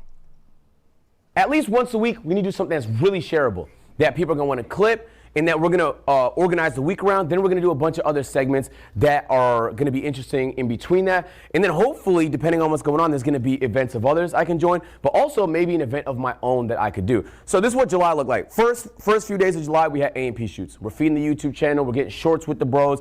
Everybody's traveling. Kai's here, Duke's there, David's there. So we don't always see each other. It's never all 6 of us together all the time. And so we dedicate some time together to just chill with the guys. It's not always shooting videos. Sometimes we're just kicking it. Sometimes we're planning the next thing. Sometimes it's something tone related. But from July 1st to July 3rd, we're working on A&P shoots. Then after that, I immediately flew out to go to New York with Emily. It's something we've been talking about since February. I had a gap in my schedule, and she had the exact same gap in her schedule. And so I had called her and said, yo, you want to do it on July 4th to July 6th? There was a World Cup game that day. There was a lot of action in the city. It was a good time to be in New York. So me and Emily went to New York. Again, now I could just go to New York, but I went to New York with somebody that I thought would be fun to do it with. I'm trying to find ways to increase the appeal. Then on July 8th, I had a wrestling event. And so it was a blast. I got a chance to meet The Big Show or Paul White. I had a chance to meet some of my favorite fucking wrestlers. I was exhausted that day, but it was one of the coolest things I had a chance to do. That's an example of an event I was invited to. So these ones, again, like, I mean, they asked me. So it's like these ones, like, not everybody's gonna get these, but everybody can go somewhere with the bro or with the, you know, say everybody can go somewhere with a friend. July 10th to July 12th, DreamCon, layup. Feel me? Everybody's talking about DreamCon. Everybody's at DreamCon. I'm at DreamCon. I'm performing in the Marvel Rivals tournament, so at least I have an event or something that I'm doing there. But then, you know, you can walk the con, meet people, network, things of that nature, and I immediately bridge straight into Streamer University. Now you're here. You're in one of the most entertaining events of all time. Congratulations. You're in the place that everybody's talking about. But this is usually where people get lost. They go back home and they don't know what to do. My first thought is, okay, who's somebody that I enjoy a lot, who I really connected with that I might want to do something with? So, okay, boom, the Cat in the Hat. I don't know why he's been going around trying to say I've been trying to fuck him. It's not true. I just think he's a good fucking dude, okay? And so, like, I've been kicking it with him from time to time. Maybe I do a cosplay with him afterwards, right? Like, doing something, you have the momentum coming off of Stream University. My brain is thinking, why not pick somebody from Stream University? So what I did last year was I gave away a few brand deals, and I had invited, you remember, a few of the people that received those brand deals, and we chopped it up on how best to execute it and what that looks like for their channel. And so I'm taking the thing people care about, Stream University, and I'm trying to see, like, is there ways that I can continue it, maybe do an arc with some of the people from Stream University? So, I mean, if you made a connection with somebody from here so far that you really enjoy, I mean, what does that look like after Stream University? And I want to say something that a lot of people ask me. If something worked and something banged for you on short form, long form, streaming, whatever it is, what should I do? Do it again. You should do it again, and you should actually keep doing it again until it doesn't work. It shouldn't be the only thing you do. You should mix in other pieces of content. But that's like saying, I have this brilliant business idea. I made $10 million this year. Should I start another business? No, idiot. Make the business idea go to 100 million, 1 billion. It's so much harder to get the first bit of momentum than to get the rest of it. So if you have that, I recommend you strike on it. If there's somebody that you've been enjoying doing content with, your chat's been fucking with it, I mean, what are we gonna do? What are we gonna do on July 21st, guys? Like, what are we gonna do? Oh, we don't live in the same place. Drive there. What are we talking about? Like, unless it's not your full-time job and you have like a bunch of other responsibilities, there's genuinely no reason why you should not be trying to extend this arc for you. Use the momentum. It will be very hard to replicate this momentum somewhere else, just to be clear. So use that momentum to do something. This is just an idea. It could be lifting with Sarah Safari. It could be anything, bro. There's mad people on campus. And now there's alumni, so there's even more people for you to meet. And for some reason, they haven't left yet. So as long as they're still here, connect with them. That's like, what is it, 60 more people on campus? And they're all good content creators. Use that opportunity. And then we do have a one-off A&P shoot that we're gonna do because there's something that's time sensitive that we have to pull off. And then Pal World came out. When Power World came out, was it last year? I had the most marvelous time playing Power World. It's so rare for me where I play a game and the views go up. Usually you play a game and then like the people that like the IRL content, they skedaddle. Feel me? But Power World's coming out. In my head, there's no world, it already came out actually, but we're here, so, you know. But there's no world where I can't do something around that that's appealing. So my brain's going to, can I make some, now look, I'm gonna have to do, I haven't done it yet. I'm gonna have to take Power World and find the most high appeal version of that I could do. It doesn't have to be create a world, Unreal Engine, et cetera, et cetera. Last time, all I did was play the game with aim high. That's all I did. I got one of my friends and I played the game and we had a marvelous time. And so use some of those concepts to find a way to make the thing that you're interested in doing. And by the way, that worked last time, doing it again, finding ways to make it more appealing. And then after that, I do have to, like, bro, me and Ron been talking about do something for forever. So he's been talking about coming to Atlanta. So around near the end of the month on these days, I do want to do something with Ron. I mean, he's here. I haven't had a chance to chop it up with him too much, but I want him to come. I have a few banger ideas, and I feel like it's going to be a lot of good fun. And then I don't know if I can reveal it yet because I haven't got a text back, but in the start of August, I have another event. So, like, luckily, you're lucky to be invited to cool events because people are going to be talking about it. And people are going to be there, and you get a chance to meet people, and you're in conversations that people are already talking about. So this is what a month schedule would look like for me. Amongst all of this, you have to figure out how to do the short form, long form, et cetera, et cetera. If you guys missed my first class, I talked a little bit about how you should divide your time in hiring and stuff like that. I recommend watching the VOD, because this can feel a little overwhelming. You feel like, how the fuck am I supposed to do that? I'm a one-man army, right? But maybe you don't do all of it. Maybe you divide your time a little bit differently. Maybe you do a few less things, but you do the things that you do to the best of your ability. And so it'll all scale with the type of content that you do and what you want it to look like for you. Okay, I feel like we should talk about this after yesterday. Clips aren't everything, bro, man. I've seen too many people farming the worst clips. And I'm gonna say this, like, as a streamer, you will eventually accidentally put yourself in a situation to farm the wrong clip. It's life, right? Most people watching actually will never be live 24/7, right? And if they were live, people would have something to criticize about them. So you are putting yourself on the line by doing this. People get to really know you. And here's the thing, you're not perfect. Right? Maybe you get angry sometimes. Maybe you got a little bit of an ego. Maybe you just wasn't having a good day that day and you farmed a bad clip. It's okay. But purposely farming the bad clips, come on, gang. All right? Like, it's time and a place. Let me give you an example of a phenomenal clip. Kai Cenat knew what he was doing. He sparked up stream yesterday in a fucking helicopter, right? In a fucking helicopter. In his head, I know he's thinking like, this is what the clip is gonna feel like. So he's streaming, he's considering what the clip might look like, and I bet there was a long form video that came from busting the actual party. So like, there's people, the reason I say this is there's people on campus that might feel like clip farming is not for them, right? Maybe I don't wanna be a streamer because I can't do the whole pouring hot sauce on people and fucking shooting Orby guns 24/7, but that's not what streaming's about. I guarantee you that. And if you just looked, you would believe me. There's a guy named Queso that's streaming to a huge audience. You don't have to create no drama. Building community is how you get people to care about the things that you do. Clip farm might be the way people get introduced to you, but I guarantee you if you farm a bad clip, it's not gonna be a good impression. So I know it feels like things might not be moving if you're not always in clips because it's such a big part of streaming culture now, but I do want you to know that clips are not everything. And on top of that, there's a few examples. I think Ludwig and Key might be the best examples I've seen so far on Streamer U, where they're posting their own clips and they're going mega. Like they're posting their own clips and they're going mega. I haven't seen Key help like 10 people on Streamer Tech Issues, including me. Ludwig is clipping his own lectures. I haven't seen Ludwig outside a fucking classroom. I'll be honest. These are good clips. And it's a good reflection, but beyond that, he's taking it serious. You know what I'm saying? And it's like, it's not like he can't have fun. It's not that he can't fuck around with somebody, but I didn't see it go too far too many times. And I'm telling you right now, it's very easy to cross the line, bro. It just is. You don't know everybody here, and you don't know what makes everybody. Like with AMP, like we know each other so well now, I know what not to say with who, right? If I call Kai pussy, he's not gonna care. He doesn't care about that. If you call Phantom pussy, he gets offended. If I call AIM a bitch, he's not gonna care. If I call Mark from RDC a bitch, he gets offended by that. You have to know your personnel. You got to know your friends. You got to know what you can say and can't say. The thing about Stream University is you don't know everybody here. You might have accidentally done something that offended somebody. And it's very so easy to important. cross that line. And when you do, bro, sometimes it's just a misunderstanding, bless you. Sometimes it's just a misunderstanding. I've seen it happen many times, but it's just being able to address it, apologize, move on from the situation. You won't avoid it, bro. You're a streamer, you're live all the time.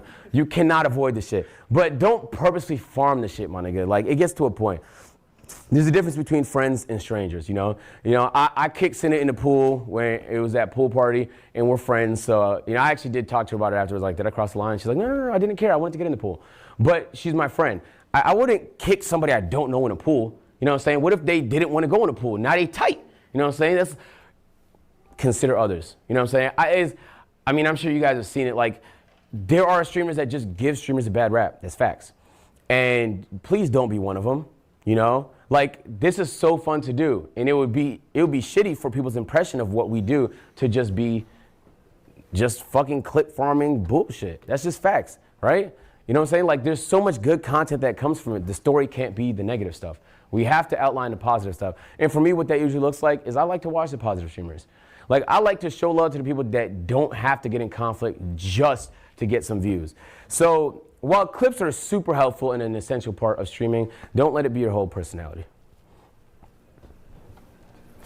And you gotta stream things people wanna see. I know this sounds like the most obvious thing I'm gonna say today, but I guarantee you there's a lot of things you do on stream that people might not wanna see, bro.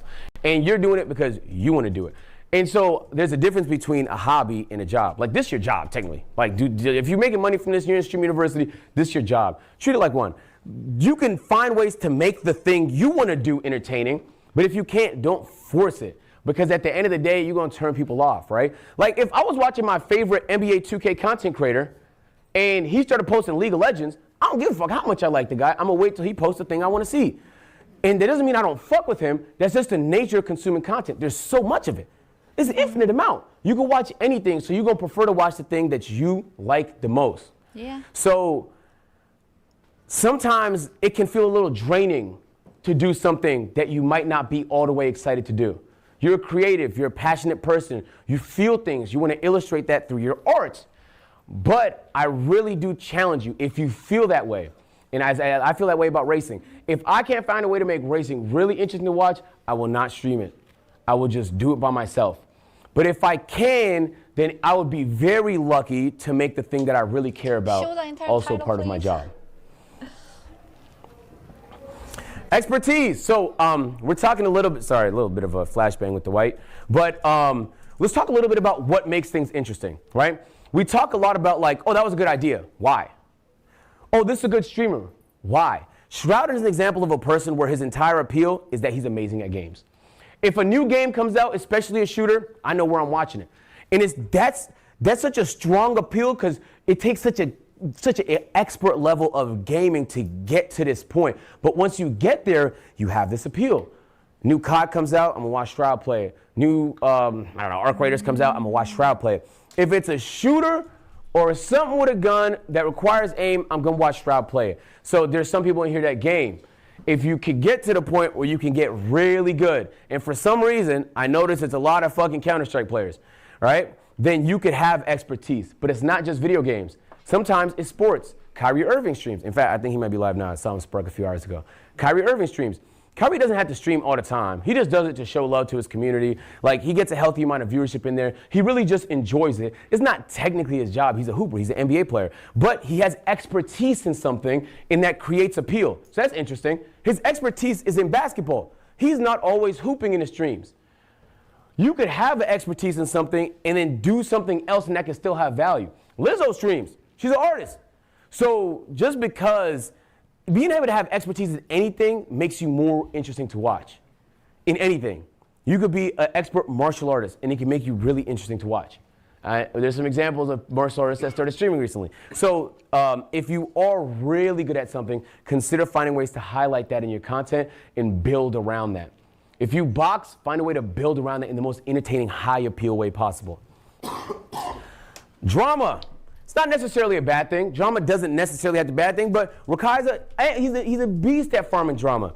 And you know he's young, so like he just brushes it all off. But if your appeal is drama, people watch you because you're high risk and funny. Now, if you're high risk and unfunny, you're cooked. You're just a guy that people don't like, and we know examples of that. But if you're funny enough, you could actually pull off the high risk stuff and get away with it. Rakai has been on a generational run. I don't even know if he knows sometimes how he be making elite level decisions and just barely getting away with it. I'd seen a fucking crazy clip yesterday that could have went really bad, but he just keeps getting away with it. But it's because he's really, really funny. I'm telling you right now, bro, you could actually be the most evil person possible, but if people think you're funny enough, they will let it slide. And the opposite is true. You could be the most innocent person possible, but if people don't like you, then you're cooked. You're gonna form the bad clip, gang. So drama is just the way to do it, but it's in other forms of media too. Big Brother is an example of reality TV. Does anybody here watch Big Brother still? Probably not that much. Okay, but Love Island is actually a separate one we're going to talk about in a second. But, I mean, people are cooped up in a house, and they're competing in these competitions to try and survive. Last person wins. And there's a lot of drama because people end up clicking up, creating alliances, and then people getting backdoored, people getting hoed. And so, like, it's an example of something that has a lot of drama, and the drama is entirely the appeal. In fact, the drama is so much, they have 24/7 live cams on the website. You can watch whatever they're doing as long as they're in that house. And then 3 times a week, there's episodes that come out summarizing the event, summarizing the event. So as much as there's examples of it in streaming, the examples exist in generic media as well. And then you mentioned Love Island. Romance. I mean, DDG doesn't do it that much, but I mean, he farmed it last year, so I'll use him as an example. People watch you because they're parasocial and they fuck with you. They're in love with you. They love the combination, man. And I'll tell you this, like this content does work, and it comes with some downsides, bro. People think they know you to a degree that they don't really know you, and sometimes they reflect. Stop zooming in on people, Chris.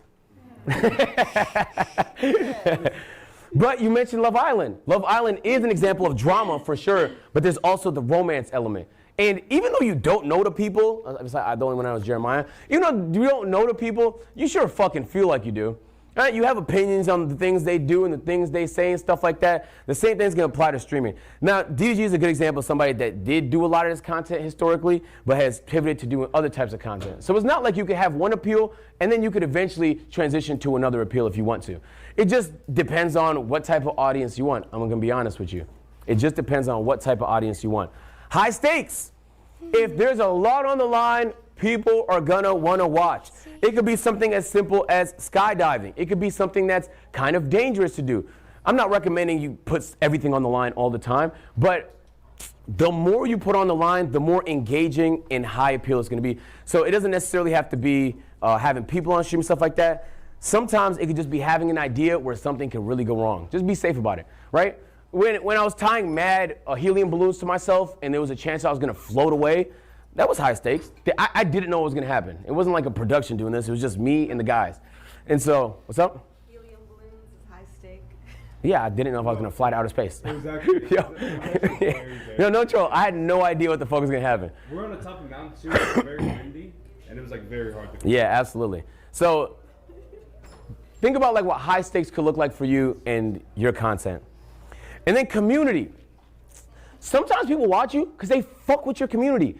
YRG is probably, in my opinion, the best example of a community where it just feels so tight-knit. They will watch Rage do absolutely anything. And that's because he's built such a great community. You build that by being consistent, by being funny, but also by being relatable. People just fuck with him. He's a great guy and he shows it on camera.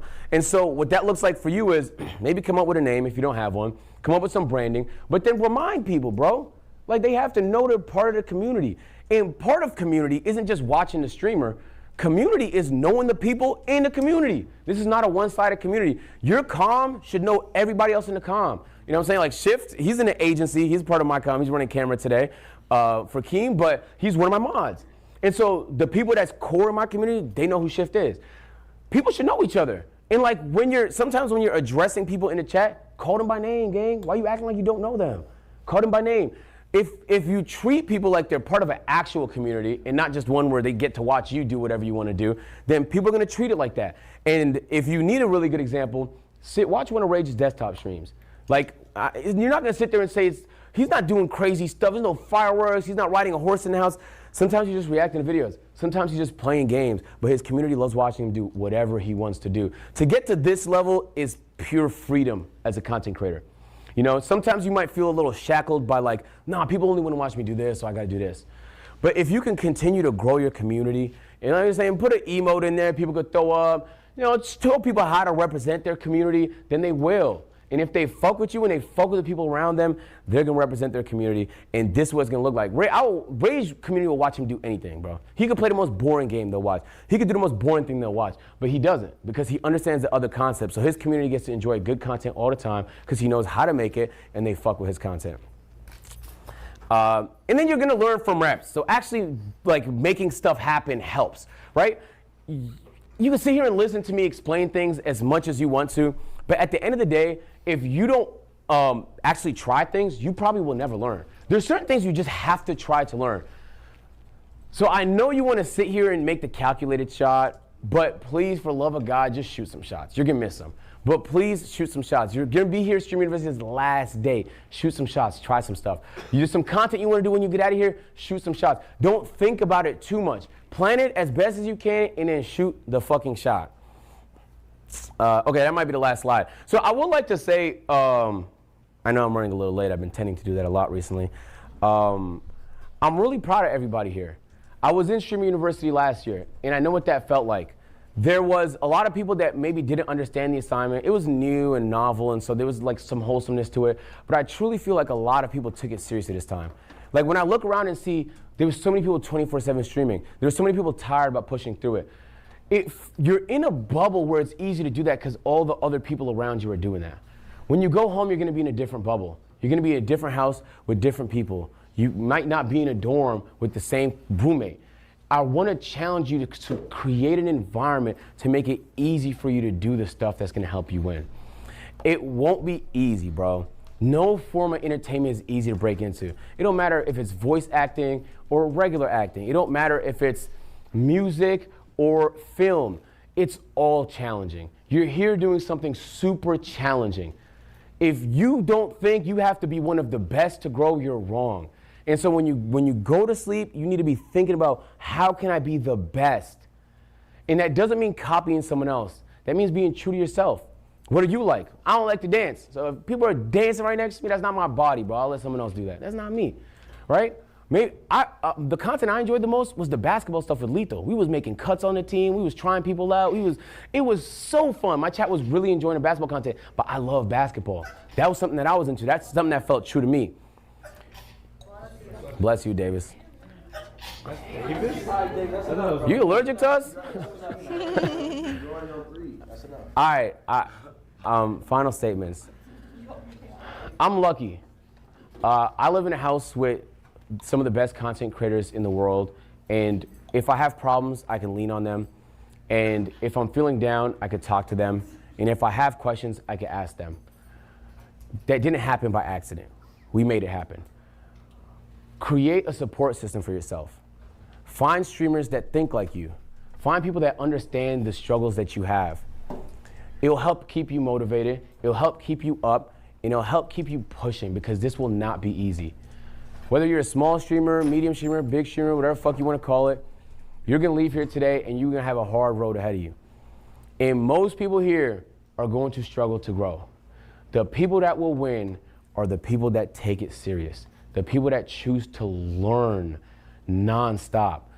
And if you see a streamer in this campus on his final day that's been doing it for more than 5 to 10 years, if you don't stop them and ask them how, you don't care that much. Because I'm gonna tell you this, most streamers don't make it. Most streamers, if they do, fall off after a year.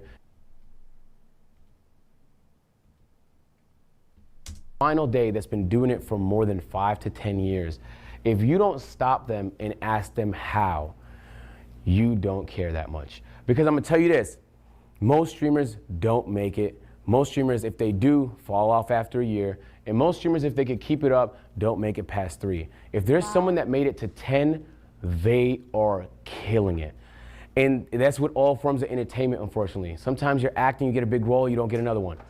As an athlete, the average NBA player only gets 4 years in there. I mean, you only hear about the stories of the LeBrons who made it, 22 years in the NBA or whatever, the veterans like Vince Carter that played till they're 40, but there's so many that had all this potential and then stopped after their rookie contract because they either just weren't good enough or didn't get the opportunity. There is luck involved, sure. You could be making great content and haven't had your moment yet, sure. But this sure is a hell of a moment to make an impression, to say hi to new people, to focus on building community, and to remind yourself that this is what you love to do. Because if it truly is, you deserve to take it serious. The one thing I'm so lucky I did as a kid was I tried a bunch of stuff. I figured out exactly what I like as a person. I love cameras and I love gaming. The fact that I was able to become a gaming YouTuber felt like the perfect crossroads. So it didn't matter to me how hard it got. What the fuck else would I do? Well, actually I wanted to be the GM of the Raptors, but that was like a side mission. It doesn't mean don't have a backup, but it just means like you should know what's in front of you. And that shouldn't scare you. It should 100% excite you. Like you're not gonna do anything that's not super challenging and then feel. Watch the show. Hi, Yuni. Thank you so much for the raid. Welcome everyone. Thank you. We are watching Streamer University classes. Currently, I'm watching Agent 00's class. It's been so good. Did you guys watch? Thank you, Yuni, and big shout out to Yuni. She's beautiful Korean streamer friend who is also very talented and also has beautiful heart. Yeah, she's so awesome. Good at singing, dancing, cooking, and just super wonderful girl. Yeah, please check her out. And welcome all the raiders. Hello, I'm just Tajma. Hi, John Boy. Welcome everyone. So yeah, this class from Streamer University, I have maybe like 2 more to watch, or maybe 1 more to watch. It's been so good. I highly recommend. If you haven't watched it, you don't have to be a streamer, but it's been so inspiring and so like, yeah, I'm learning so much. And people who are watching with me here are also enjoying and learning a lot. I think it can be applied to everyone in different levels. Bye, Connor. Let's go. Very rewarded afterwards. All the things that feel like huge rewards are the things that maybe you shouldn't have made it, but you figured it out. So let the luck find you or go chase the luck. There's luck all over campus. Some people got lucky and got a fucking briefcase with 10K. I'm going to rewind a little bit so that raiders can also not get too lost.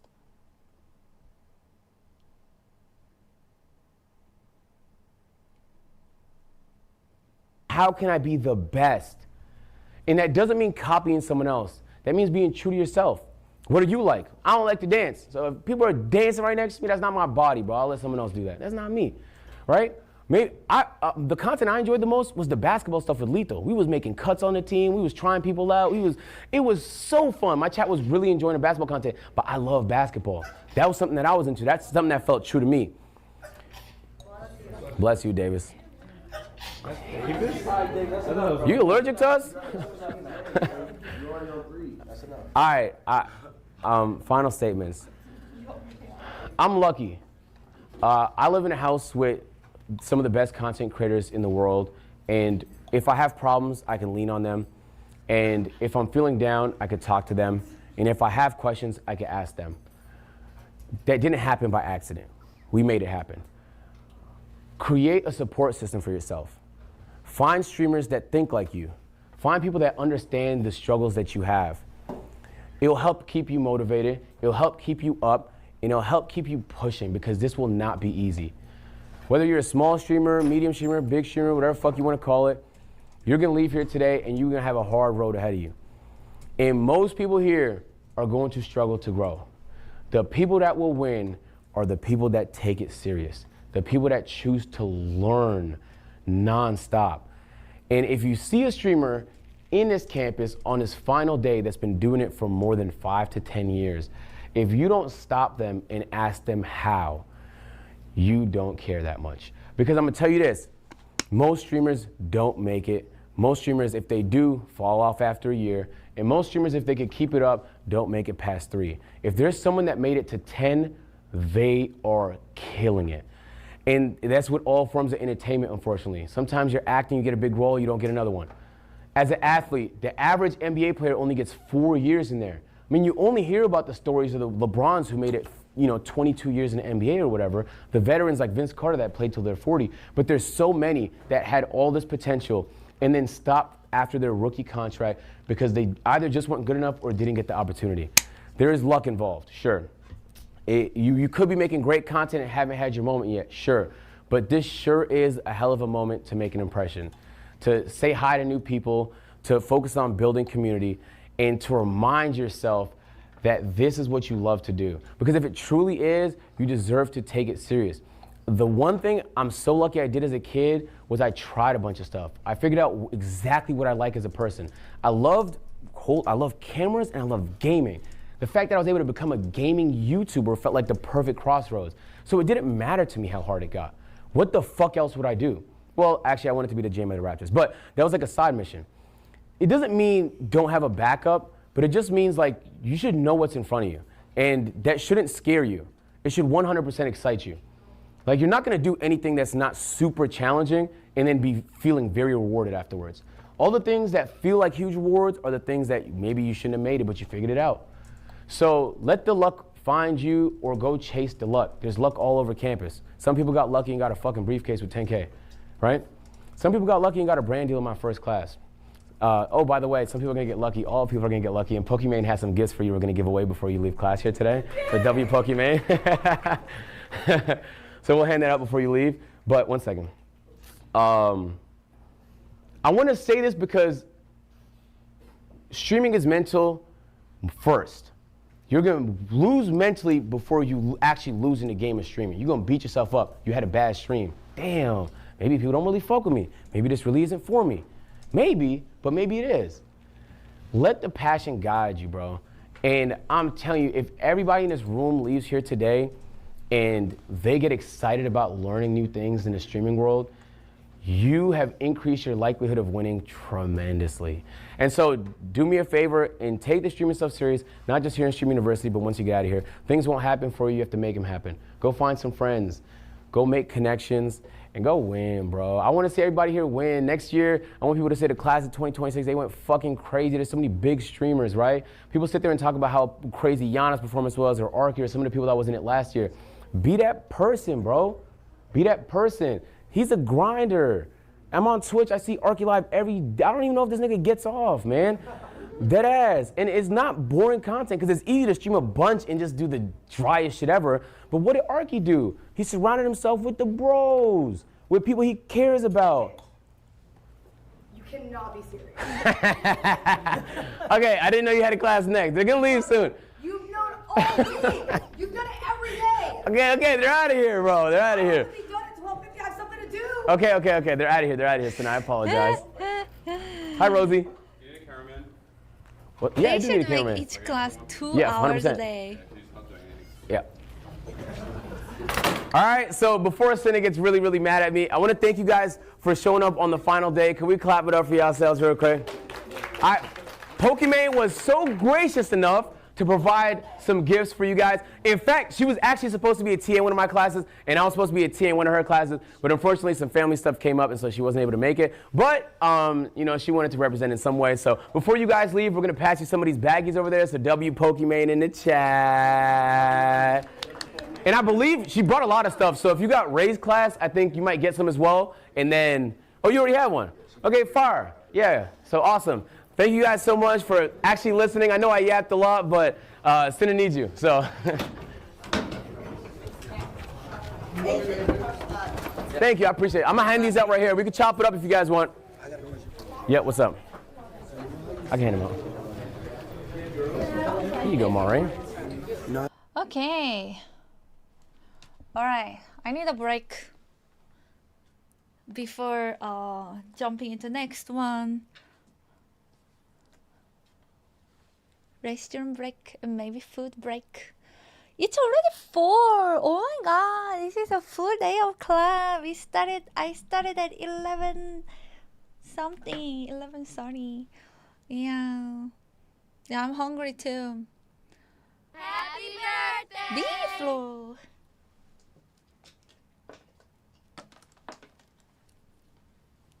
Wait, I need to hear. I took the earphone out. Let me replay. Happy birthday! Oh, whoever's birthday, happy birthday. Doesn't this classes really make you feel like a student again? Yes, but way better. 1,000,000 times better. Because I'm actually like everything feels like water of life that you want to take in. And when I was a student, not all class remind me, I need to change that. Not all class I was interested. Some classes were making me sleepy. And yeah, so it's different. Like those classes that you really relate to, it's like so good. And I think that's why when you choose the discipline that you want to take classes in, actually learning things that you want to learn, it's good. And this is not only about streaming, it's about life too, you know. Hi, Lacefor, thank you. I will refill my water too. Thank you, Biflo. Nothing coming. Any comments? Any questions? I feel so lucky that I actually found that streaming is my passion since like months, since the second month actually. Yeah, and I have been enjoying streaming like always, every single time since the very beginning till now, and that has never changed. And I want to do it for lifetime. Also long as you guys, there are people willing to watch, want to watch, never want to stop. Yeah, and it's already year 6. So when he said like most people, when they make it long, it's like 3 years, I was like, I feel very extremely lucky. Yeah, and grateful. Yeah, that's true, Dave. I want to make a weighted online water bottle so you can drink from any angle. That's still my idea. Interesting. Make it a business.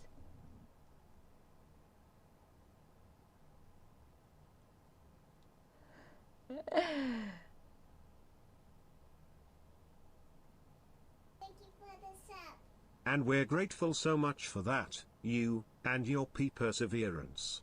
Thank you for streaming long enough for us to find you, Mia, and continue this journey with you, Miamflower. Oh, Chubby Puppy Bear, thank you. Oh my gosh, so touching. Thank you for finding me and watching me and keep coming back. Yeah, through all the changes. Yeah.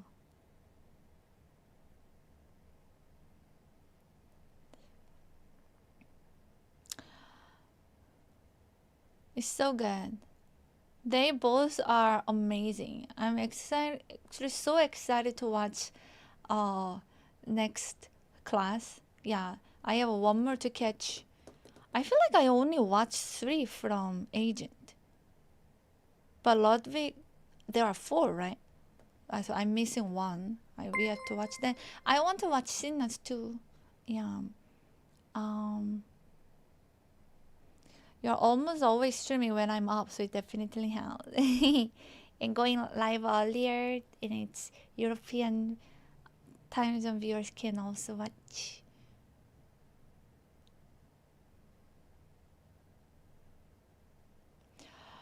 Hi, Chocolate Prince. Honestly, a good digital item for you to sell would be piano exercise that are visual video of your hand pressing the keys, like the sheet music on screen, And then you could make this kind of videos locked behind a certain pay amount, and then it's passive income. Oh. Ooh. Never thought about that.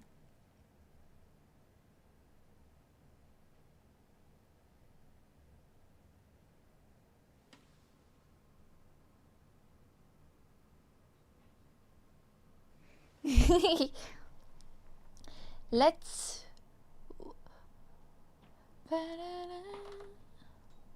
Interesting idea. I have thought about like making those like synthesia type videos, you know, where like you have a visual effect of when you play the piano, then you know there are like falling notes and so on. There are a bunch of YouTube videos like that. Yeah, but not like exercises and behind pay amount. That is cool.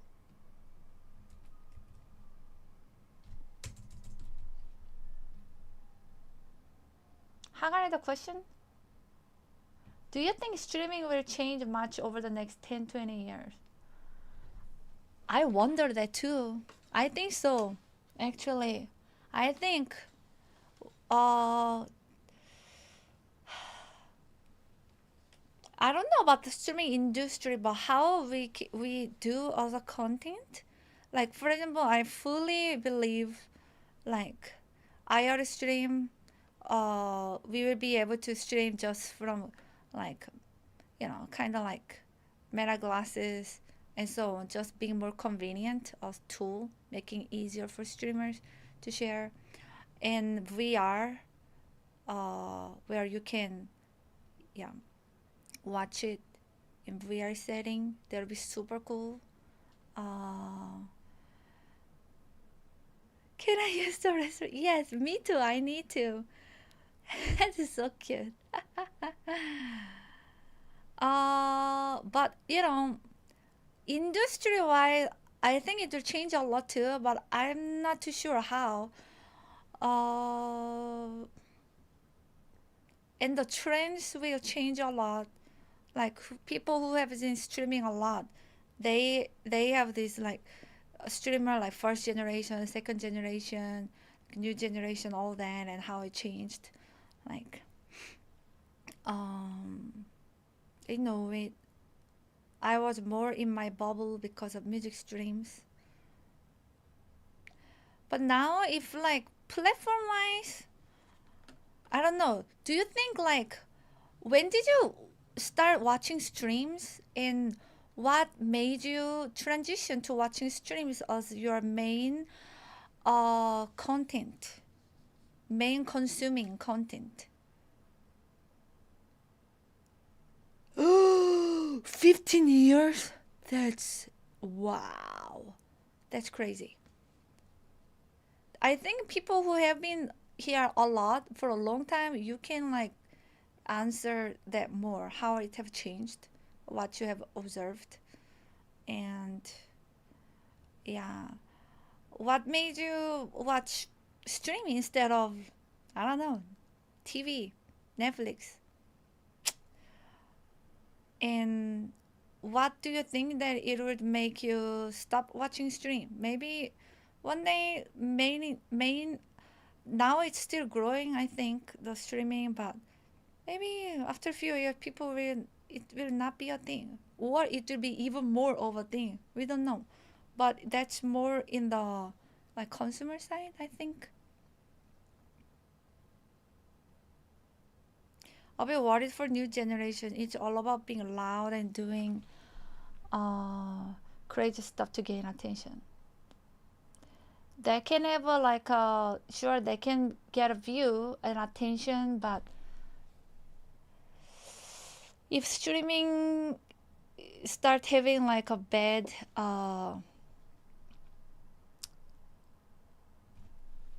reputation and impression, that's not a good thing. Like, I think Japan doesn't really welcome IRL streamers. Korea doesn't really like.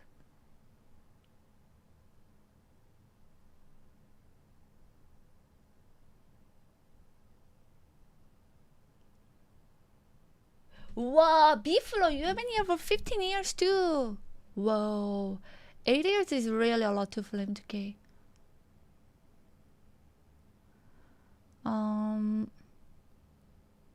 I saw funny clips on YouTube and wanted to watch more of it, so I signed up for Twitch for the streamer. Do you still watch the streamer? I know a lot of people watch games and then within game they find player they enjoy because of personality or skill for just chatting creative who aren't doing gaming content. It's a lot more variable, I think. Interactions. Hi, nice first stream.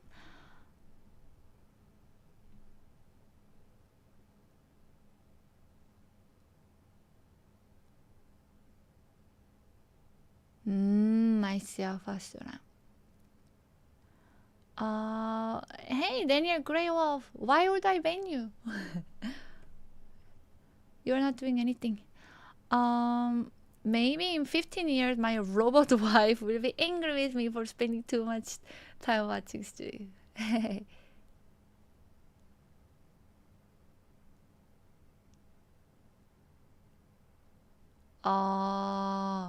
So you came to Twitch because YouTube had too much ads, basically.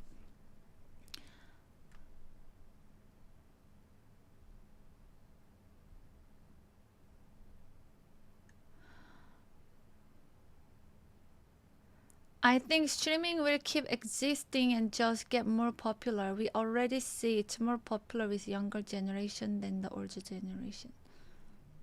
True.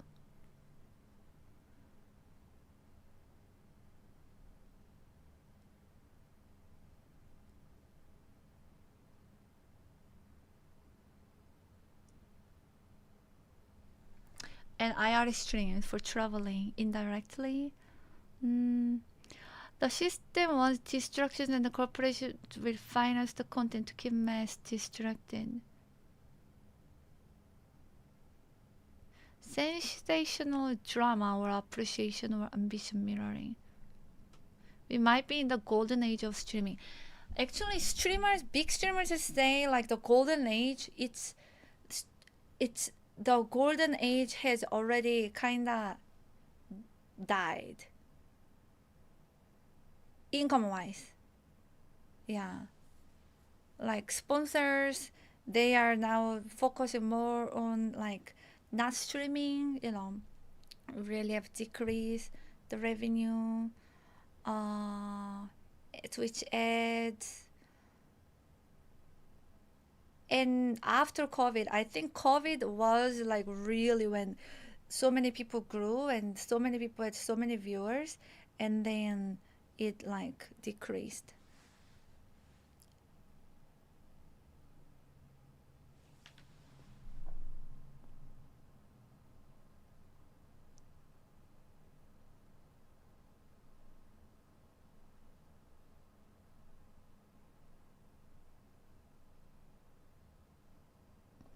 I believe when people are started to live in space, streamers are invaluable.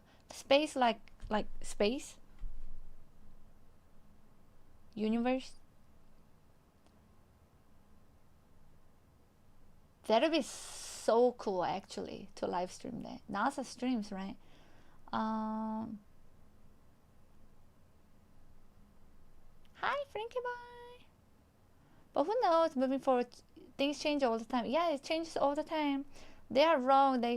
I think they miss days where they can just dump money on a backpack or lie or watch clips, chat fed them and makes easy money.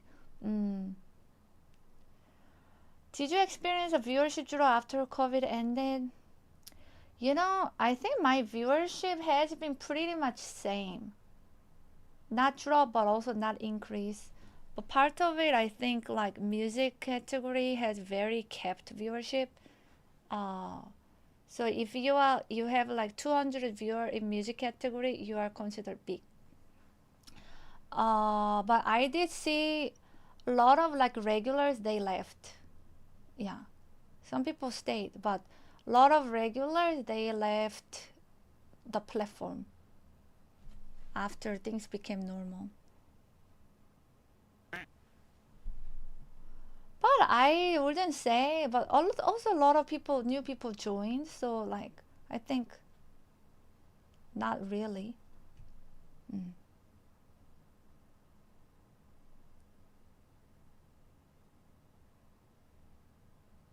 Music type sponsors, I got once. I got a keyboard once. Yeah.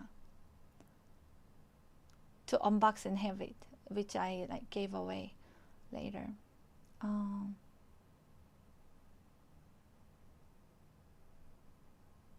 Yeah, I agree, Nikki.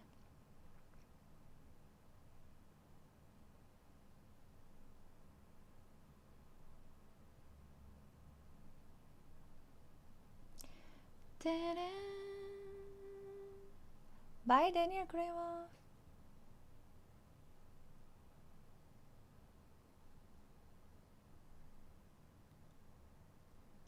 US is very instant gratification and everything we do is quick dopamine phase. Guilty of doom scrolling. Everybody is, to be honest. Yeah. System is set that way. And we get used to it too. And human nature too. Yeah.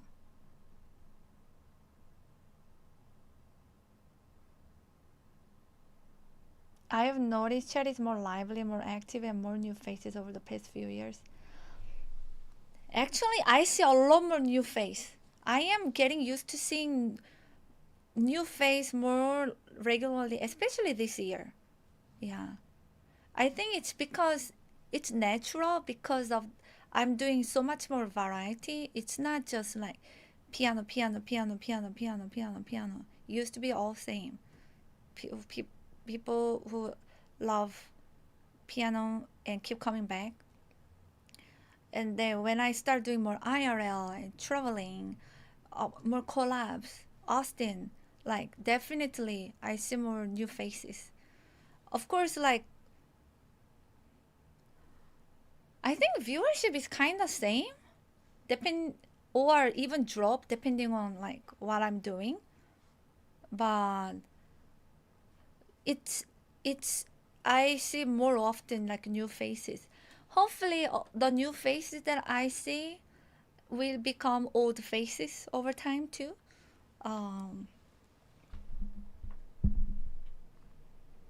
Coffee patio streamer as well. Coffee patio. Coffee. I was drinking coffee alone in his patio. Vertical video for me. Oh yeah, I'm doing that. I started watching live stream because I was looking for live gameplay back when YouTube was still new, and that's how I found Justin TV. Wow, when YouTube was still new. My God, I remember those times.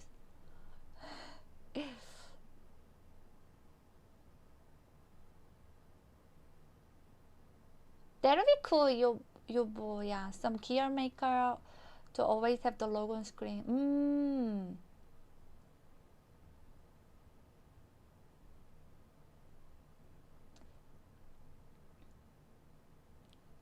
I have seen parties for a while. I think first time I saw you was with Jelly Henny, or even before. But I know like you're like very like loyal viewer, supporter of Henny.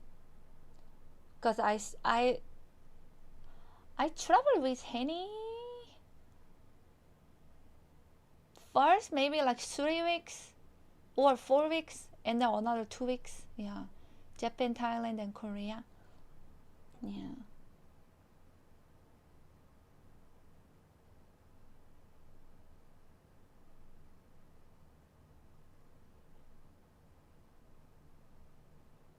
Yoshimiyan? Oh, I went to Japan twice, actually, and then I streamed with her twice, in both times that I visit Japan. I did a lot of traveling content too, actually. Yeah.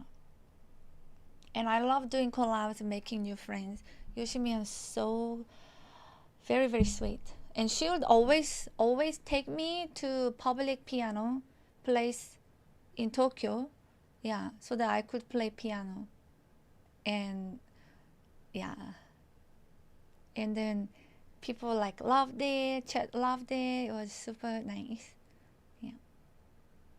I've known you and did song request sometime long before, just not regularly. Oh, I see. Blending genres. Yeah, it's good. I don't know if I have talent for that actually. Yeah. Not something that comes naturally to me. I'm good at sight reading, good at improvising, good at playing by ear.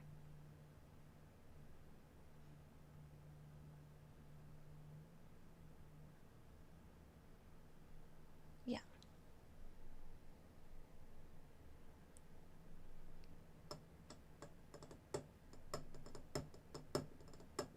But not good at like remembering songs on the spot. Like sing, hear the title and remember. Like I'm not good at that. And so like some music streamers have this skill. Like people will just throw out like they can play by ear. So people will throw out like song names and then they will just make a really long medley, you know. But for me, that's hard to do because I don't remember the songs. Usually, I have to listen. If I don't have a score, if I'm playing by ear, then I have to, even the songs that I know, because I don't remember right away how they sound like. I have to listen first few seconds of the song. Oh yeah, and then I can play. Yeah.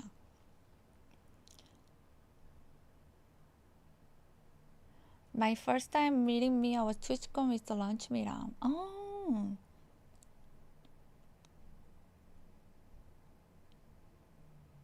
Hi, Secret of the Darkness. Your sight reading for video game music is especially vivid to listen to. It's awesome quality for that. Thank you.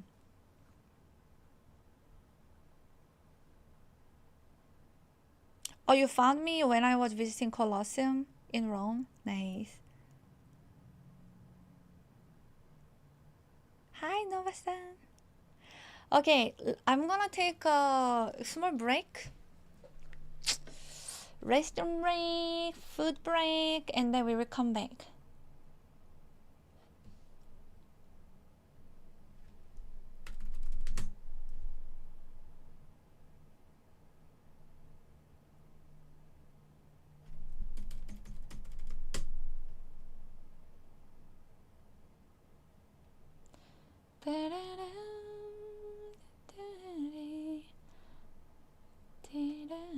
Let me put on improvisation.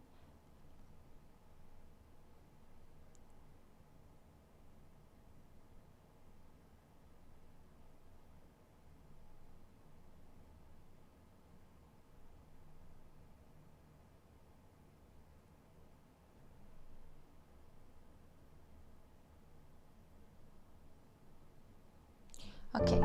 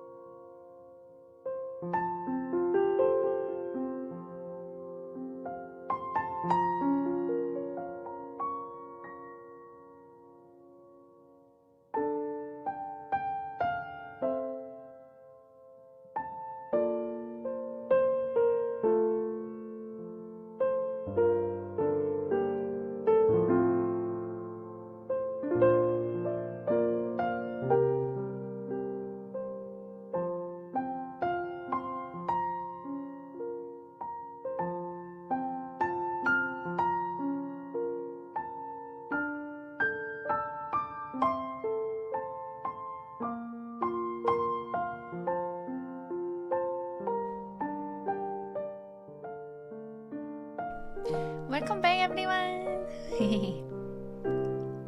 Hi, absolutely blessed.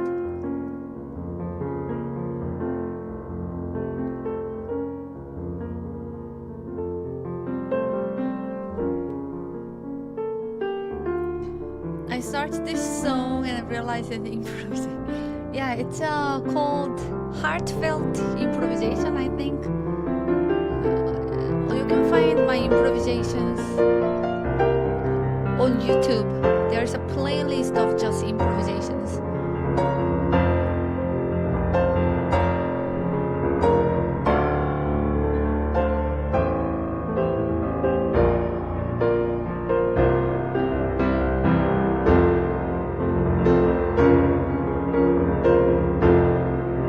Entertainment company? No, just Twitch. You would buy the album? I need to do it, yes.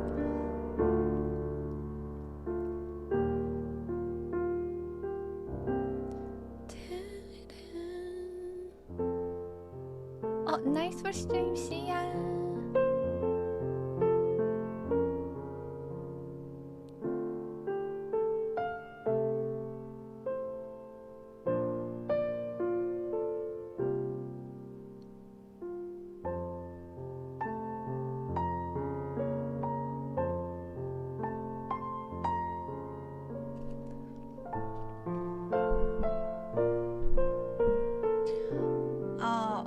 Spaghetti and ground beef and cheese. Yeah.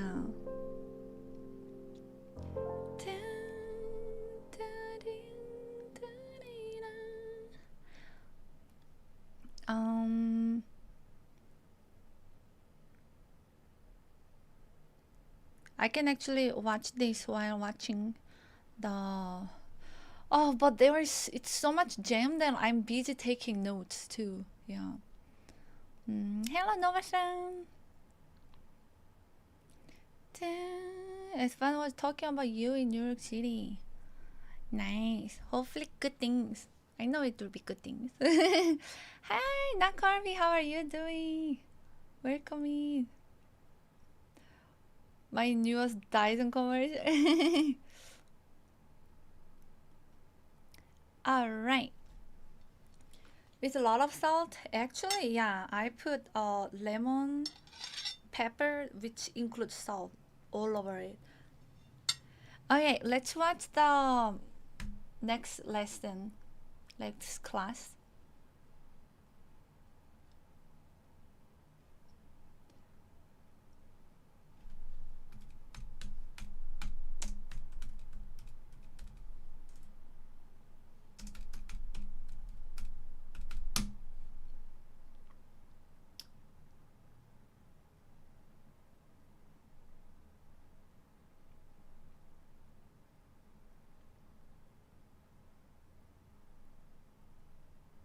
I have to find the video which one I missed. Yeah. Mukbang content. Yeah, mukbang while I'm being a student. Watching class with everyone. It's been so good. I watched this.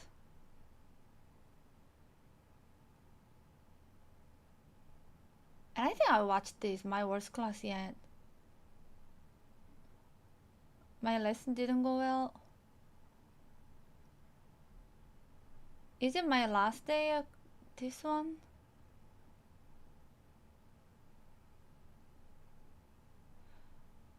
The account that I can actually find, this is where I was watching yesterday. Last class. This one is the one I missed. Today's presentation is like, you are more than a... To have more consistency. I have one more homework assignment. I want you guys to do this right now. It's going to be the most valuable thing that you can leave streamer you with. Because he likes it. People like that. They like that. We watched this. How about last day streamer? Chat, what up? Hello, hello. Oh my gosh. Look at this room, bro. We're going to have to clean all this up. Yeah, for sure. No class. people said there were like 4 classes. My worst class yet. Oh my gosh. Okay. What you got? So I guess this can go for both. I struggle to upload consistently and I upload. But Hard doing it when the viewership is down. And let's go one step further. Next week, what's going to happen to all of you?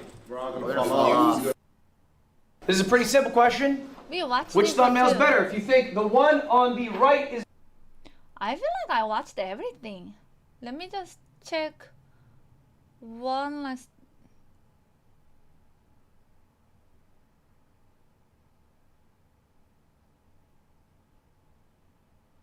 This one?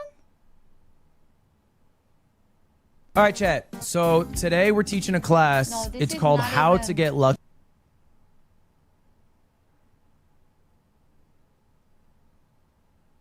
The other account. What's the account?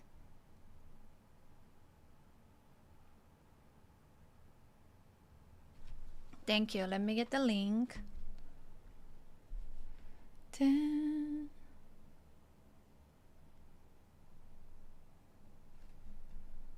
Da-dee-da.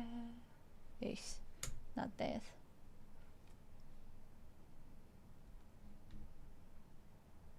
All right, y'all. Do you mind?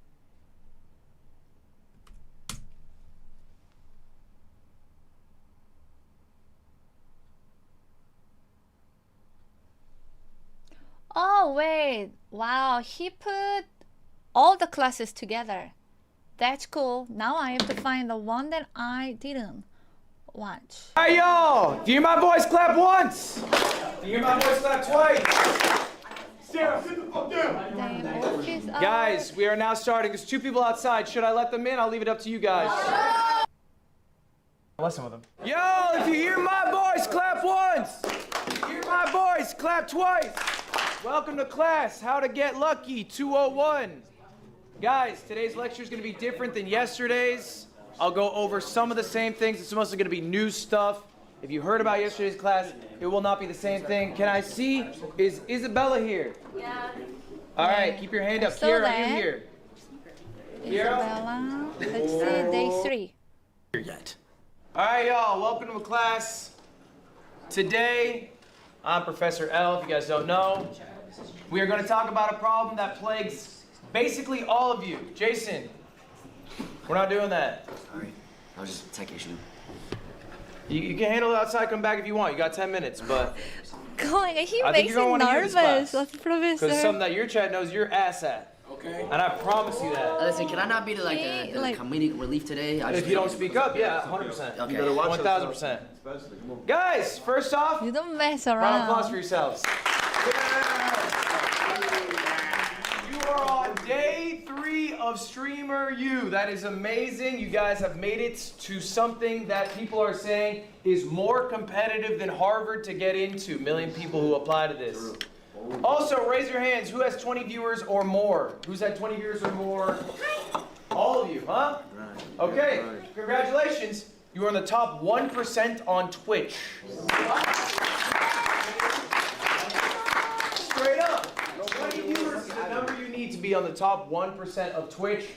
In fact, 92% of people, this is a real fact, I don't know 92% if of I people watch this or not. go live It once, might be those never I go live watched. again. Yeah. All right, that happens every month. Okay?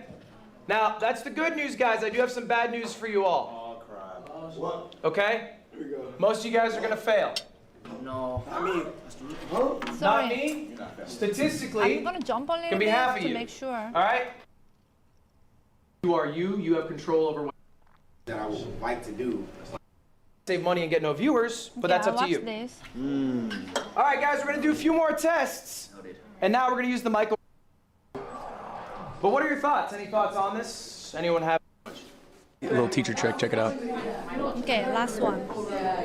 How much caffeine is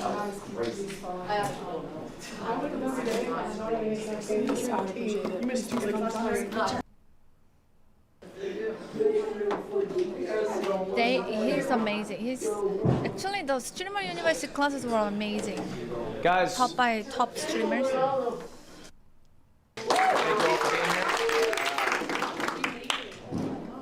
I have a question on the board. It's a bit of a joke question. I'm sure you've seen it pop up on I Twitter watched time to time. 3 Is streaming classes harder from than a him 9 to yesterday. 5? I'm just trying to We're not talking find about the this one too I didn't seriously. watch. It's more of a clickbait title for this class. Shout out YouTube. But what are your thoughts? Any thoughts on this? Anyone have an opinion here?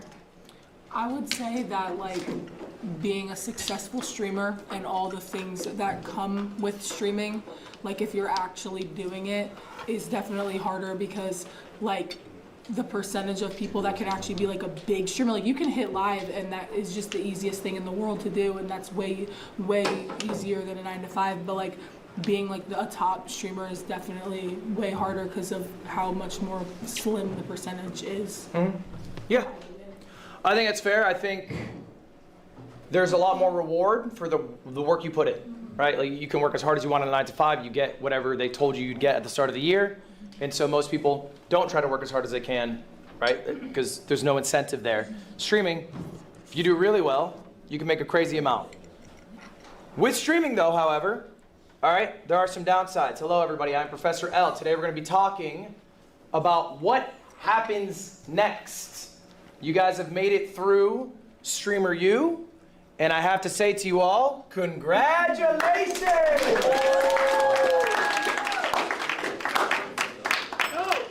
Serious congratulations, guys. You have made it through. Here are some fun stats for you all to relish in. 40 million total hours watched. That is across all streamers. 57% of the students here have hit their peak CCV this week. Raise your hand if that was you. Raise your hand if you hit your peak CCV. Congratulations, guys. That's very exciting. And 8 million total followers were gained. Did you all gain followers? Oh, yeah. Y'all went up? It feels pretty good, doesn't it? Going live, knowing you'll have a higher average, a higher peak, more people tuned in. All right, guys, that's the good news. This was the fun part. Now get ready for the fall off. Let me break down this chart for you all because it might be a little bit confusing, but this is last year's Streamer U, all right? This base number was their peak CCV at Streamer U. Every following moment here is another month that passed, okay? So basically what this means is most streamers hit their peak CCV here. Okay, this is you right now. You just crushed it. And as you can see, most lines are below 0%, AKA they never hit the peak that they hit at Streamer U again. There's some exceptions. You can see some crazy lines up here. Some people hit it again, some people far surpass it again. More simply put, you guys need to prepare yourselves for the fall off. It is inevitable, okay? It is not probable, it is inevitable. Do we all agree with this? Does this kind of make sense? Yes, we were at Streamer U. Kai Cenat went live, he ended. 500,000 people had to scatter somewhere. They went to the category, you were in the category, okay? You were at the party, you were at the basketball game, whatever it is, okay? These are exactly how it's gonna look. If you prepare yourself, it won't hurt as much, it won't feel as bad because you'll know what's coming. 40%, okay, that is the median Streamer U student from 2025. How many viewers they lost? They lost 40% of their viewers the week after Streamer U. The week after, okay? 87% of the people from last year never hit their peak CCV that they hit at Streamer U again. They never hit it again. That's 87%, okay? And this is a stat that's probably the saddest to read out. 10% never went live again. Just straight up. And some of you in this room might not stream after this again. Why? You stream for the first time? Have you thought about Why this? would you stream again? Every day, the rest of the year. I like that. Honestly, Okay, so 87% of people, I'm surprised that there is 23% of people who actually hit that viewer amount after. I'm surprised. I would think that it would be like 0%. That's shocking, but also thinking that 10% actually they don't go live again, like that's like insane. That's insane to me. They probably weren't even streamers to begin with, but somehow got super lucky to get into streamer university. But I guess it wasn't a thing for them. But could have used that opportunity. Yeah. Wow.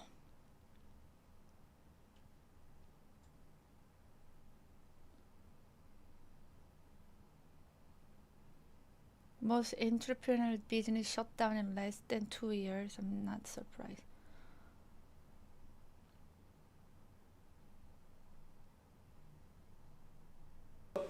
This is an inevitability. It is not a bad thing, however, okay? We have some good news. We got some stuff that we can relish in. It's not all bad. Thank you, Nakami. Everyone falls off, okay? This is not a unique experience that we are going through because of StreamerU. Everybody experiences this. iShowSpeed is going to fall off. No, he's not. Kai Cenat is going to fall off. In a grand sense, Father Time is undefeated if what you are chasing is viewership, success, okay, subscribers. All of that eventually goes. You're not probably going to be doing it in 50 years. You know, this is a short-lived thing. Don't attach so much of your self-worth into these numbers that you don't have complete control over. All right, and Jason, you said no. All right, here's a little question for you then. Give me 3 actors from 100 years ago. Morgan Freeman. I said this yesterday. 100 years ago. I'll open up to the class. Who got me? Let's just go. We had the whole class. We got 30 plus people in this room. Harold Lloyd. Harold Lloyd. Okay, that's 1. That's a good poll. Who got me? Let's get 3. The most famous people alive from 100 years ago. Your solo carrying. Charlie Chaplin. Charlie Chaplin, 2. 1 more. Jackson Myers. Buster Keaton, 3. Bang. This is pretty hard to do. You see what I'm saying? In 100 years, okay, there will be some people who maybe last in the times, whatever, iShowSpeed, whoever, but everyone's eventually going to fall off. This is not a unique experience you guys are going through, okay? But there are things we can do to prevent that. That's what my class has been about. It's been about setting up goals for yourself to hold yourself accountable, setting up schedules to have more consistency. I have 1 more homework assignment. I want you guys to do this right now. It's going to be the most valuable thing that you can leave StreamerU with, okay? That is a friend. Now, you guys have already made a lot of friends. You already have a lot of contacts. You're probably already falling into some groups, okay? Familiar faces. Let's find some unfamiliar ones today. My homework assignment for you is to get contact information with somebody new you have not spoken to or not spoken to a lot. Do that right now. Right now, it's 40 people. Go ahead. Find somebody new. You want my number?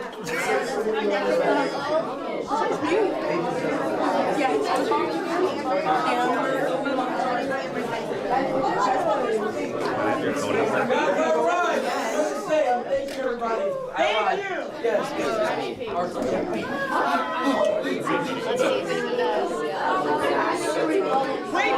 This is good filler. I feel like I shouldn't walk around just in case. Yeah, go ahead. Go ahead. Okay.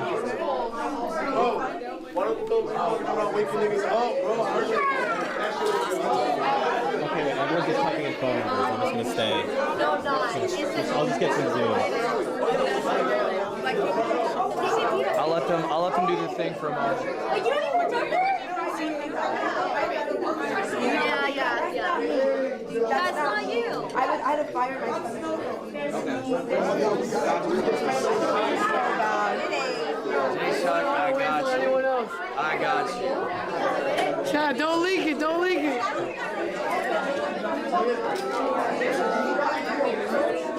I spelled my name wrong, but loading's in there. All right.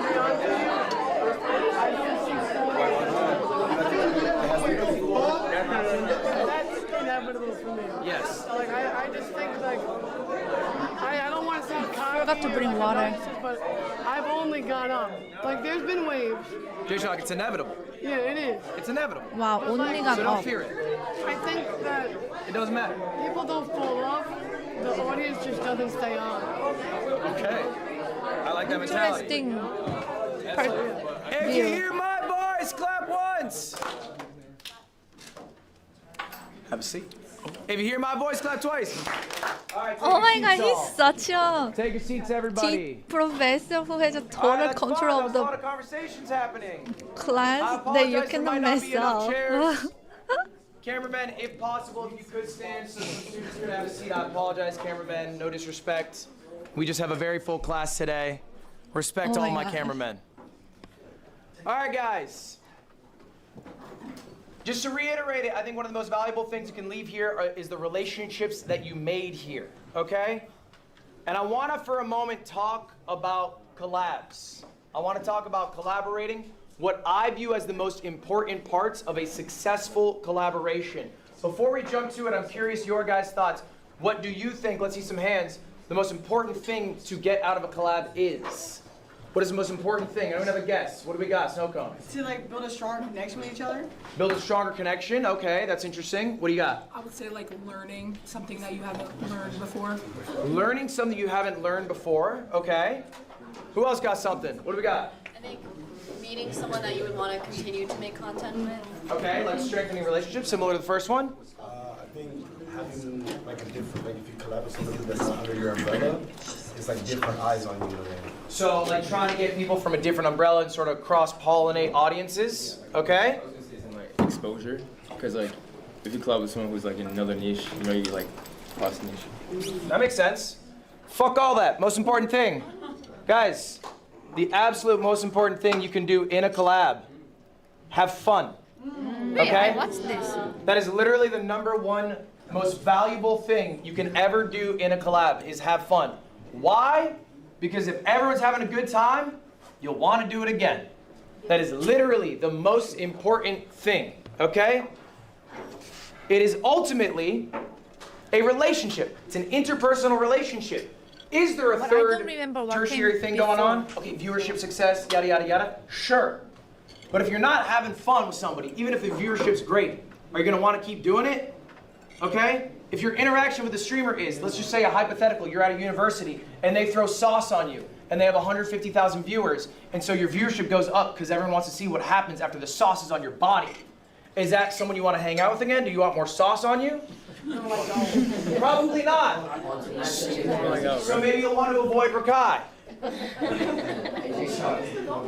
But the other, and this is literally a list, I'm going 1, 2, 3, in my view, okay? When I run events, I run major events with 40, 50 plus people. The #1 thing that I focus on is everyone who went had a good time, because if they had a good time, they'll come to another one. All right? A little secret for this one, if you have food, they have a lot better of a time. If it's in person, you guys get food, people get way happier when they're full. Second thing, make it easy. Okay? If you are setting up this collab idea, maybe you had the idea. Make it as easy as possible. What you are going to do, where you are going to do it, when you are going to do it, how long it's going to be. Communicating all that efficiently is super valuable, okay? Maybe there's a creator here who's a bit larger, who you made a connection with, but you know they're busy. Make it as easy as possible for them to say yes to the collab. All right? And then third, and this is I think what you guys are poking on, to me this is the least important. Still valuable, sure, but it's the hype you get from it, all right? It's the success that comes from a collab. Cross-pollination, whatever, whatever. Right, that's great, cool. That is the least important part of a collab.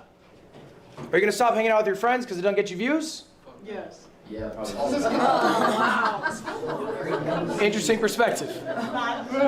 All right, here's a real message that I received from a viewer. I think I His didn't name's watch Rui. the... He's a smaller streamer. He said, hey, Ludwig, I was This listening to one, The actually. Yard, and I caught a conversation that I had with my friends about how long it would take for somebody to beat me in Super Smash Bros. Melee. If you don't know anything about me, I'm a professional Super Smash Bros. Melee player. So how does someone who starts from day 0 learn to beat me? All right, so he came up with a proposal. This is the proposal he sent me. He outlined exactly what he was going to do, how much work he was going to put in, and what his expectations were for me. Now this came all because But I we were don't talking mind about a actually hypothetical finish watching this situation. class. How long would it take someone to learn? He wanted to make that reality. A lot of it Do you know what I said to Rui? still feels Snap yes. refreshing. Why? You made it easy for me. Sounded fun to do. And I like the guy. I think he's putting in work. I collab with people all the time. I collab with big streamers. I collab with small streamers all the time. Constantly.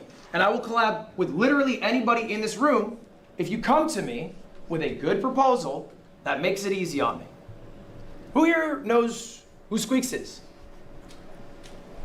Squeaks hits me up. He's about a 100 viewer Super Mario 64 speedrunner. I like Super Mario 64. I watch his Squeak streams. I think he's funny. He hits me up, he says, let's do a race. Do this day, it'll take an hour total. That's it. I do it. It was an amazing time. What happened? Squeaks was funnier than me. Half my viewers left to go watch him. Now he's a wildly successful streamer. This could be you. Ooh. One moment here. All right, guys. You have to leave my class, you're late. 11:15, doors locked. No, lock in. I'm Lily also. No, I'm sorry. No, you're good. You're good. No excuses, you gotta leave. All right. Oh my gosh. All right, guys, this is gonna be very important in collabs, and I'm sure you've experienced this. Be careful Never of wanna what mess you up become with in him. pursuit of what you want. A lot of you guys are very successful streamers at getting clippable moments, posting them to Instagram, TikTok, wherever. Those blow up. And you might notice that a lot of people here maybe go a step too far. They cross interpersonal relationship boundaries to get a clip that will be more successful because they're doing something out of pocket, something a little crazy, something a little wild. This is happening constantly, okay? I can tell you right now, the ROI on that doesn't make sense. Business-wise, it is a bad move, okay? You are making a fool of yourself to get more views, maybe a 2 million view Agents clip, said whatever same here, thing. there, Yeah. in burning bridges with people who otherwise might like to collab with you in the future. Yeah. Okay? Does a nuisance streamer get views? Do they get some success? Sure. Do you want to be Jack Doherty? Okay? Fuck no. All right? And so, I think this happens because the system sets it up that way. Because you're incentivized, I want to get more views, do this. You push yourself. Do not lose yourself in the pursuit of what you're trying to accomplish here. All right? This is a little fact that you guys are all going to have to deal with a lot earlier in your career. And it's going to be a bit of an awakening. Right now, more people know you than like you. In life, for the most part, more people like you than know you. All right? You meet people in your family, they like you. In school, you know, maybe they like you. Right now, an overwhelming amount of people know your faces and names, but don't like you because you've been on other people's streams or whatever. What's going to come from that is, and I'm sure some of you've experienced this, you might get hate farms. There might be clips in context, out of context, that blow up way larger than an audience you are familiar with. Okay? And if you guys know anything about the internet, they have zero grace for you. They're probably being pretty mean to some people in this room right now, and that doesn't feel very good. All right? Another. You guys are here because you like me and enjoy what I do, right? If it's not, don't say anything, please. On that, your streamer friendships are constantly being tainted because there is a third party in that relationship, the viewer. There's probably a difference that you've experienced between friendships you've made with streamers on stream versus your friends who are totally off stream. Do you guys feel that? Okay? And then the final one, and you guys are going to also deal with this, is you cannot control your reputation. W Cook. I like You literally cannot control it. It is out of your hands. It is an act of ego to try to control it. But ultimately, the good thing is your reputation does not matter.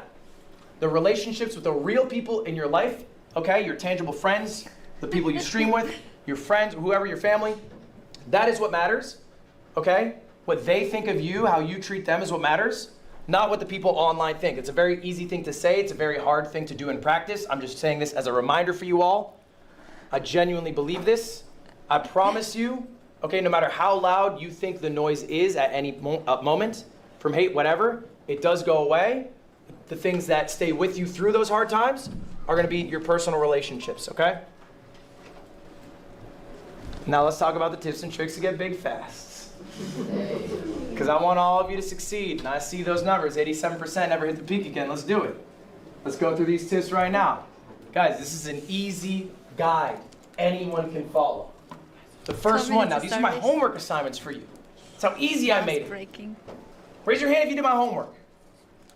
Be honest. Who did my homework? I did one. You didn't do my homework?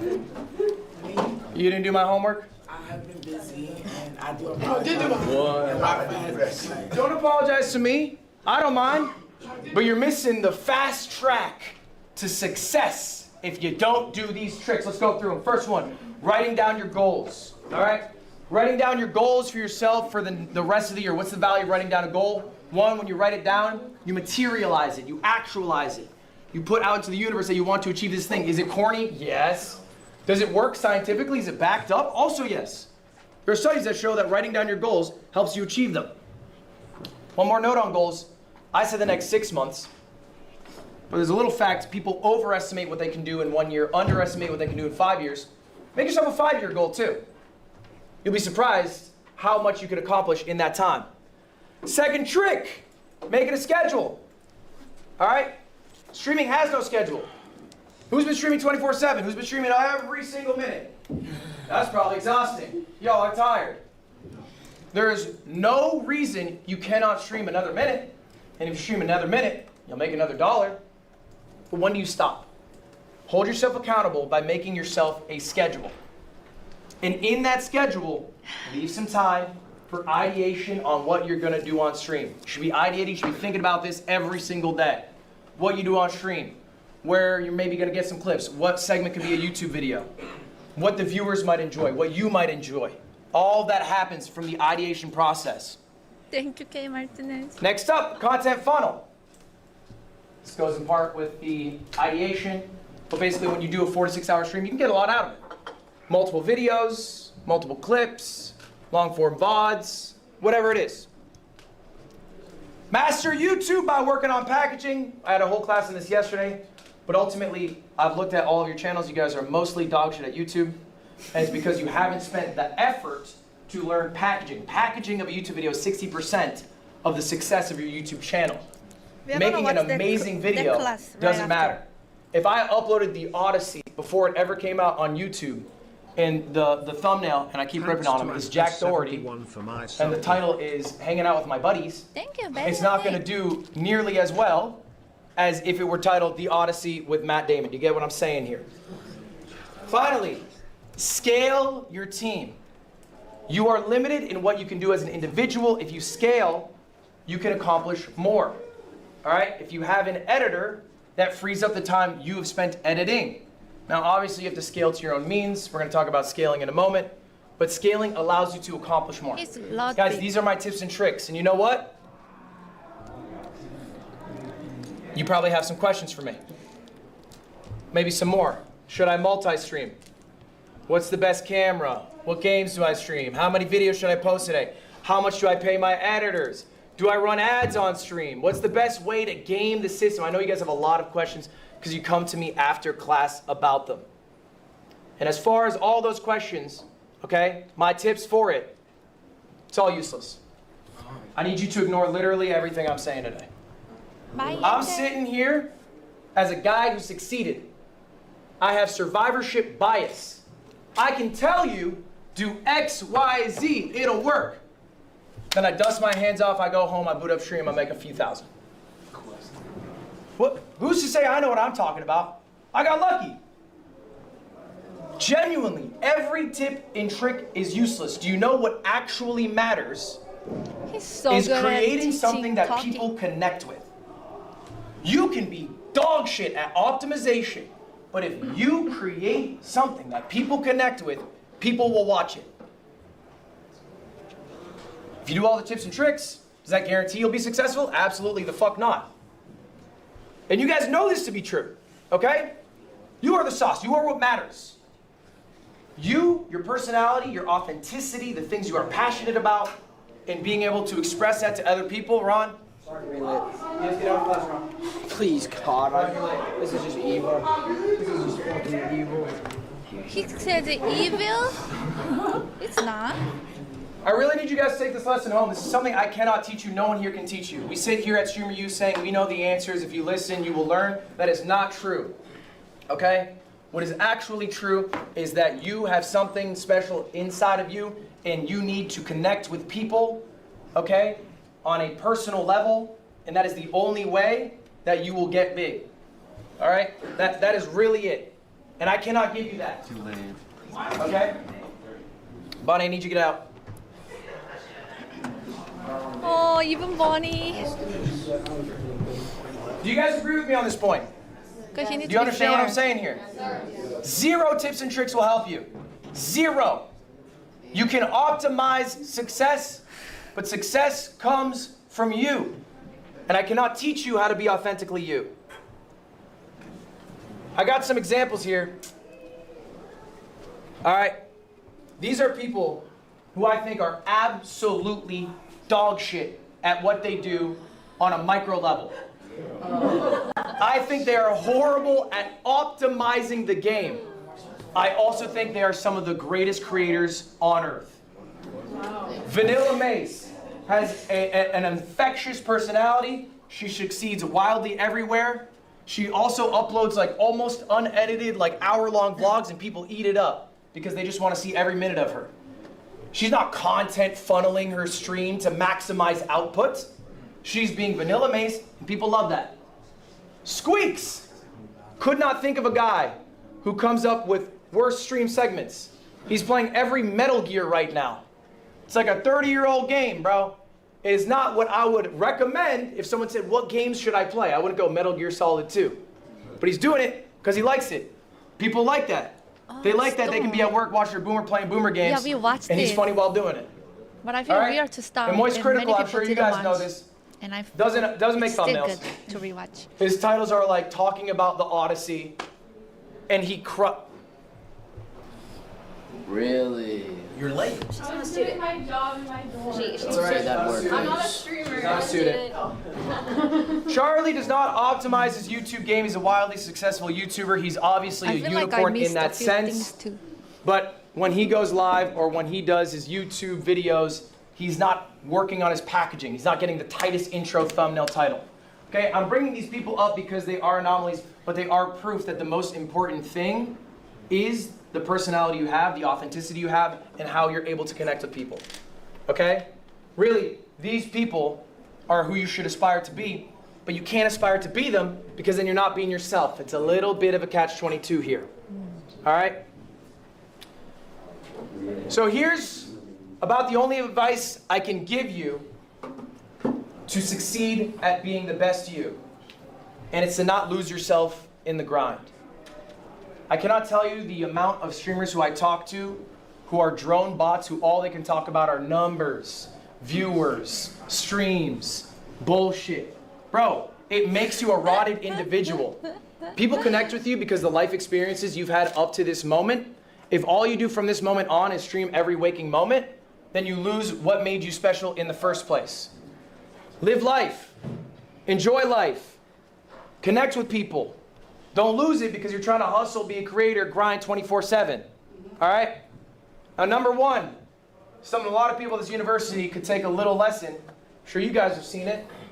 Respect goes to everyone. All right? I think Dean Sinat made a mistake. Respect belongs to cameramen. Right? I know he said cameramen shouldn't make content, but people are treating cameramen like absolute trash. That'd be cool, Respect Martinez. belongs to the people in the cafeteria who have to clean up everybody's shit because they're too busy with their stream to put away a tray. In a revolving cleaning belt. You just put it on, it's 5 seconds. Okay?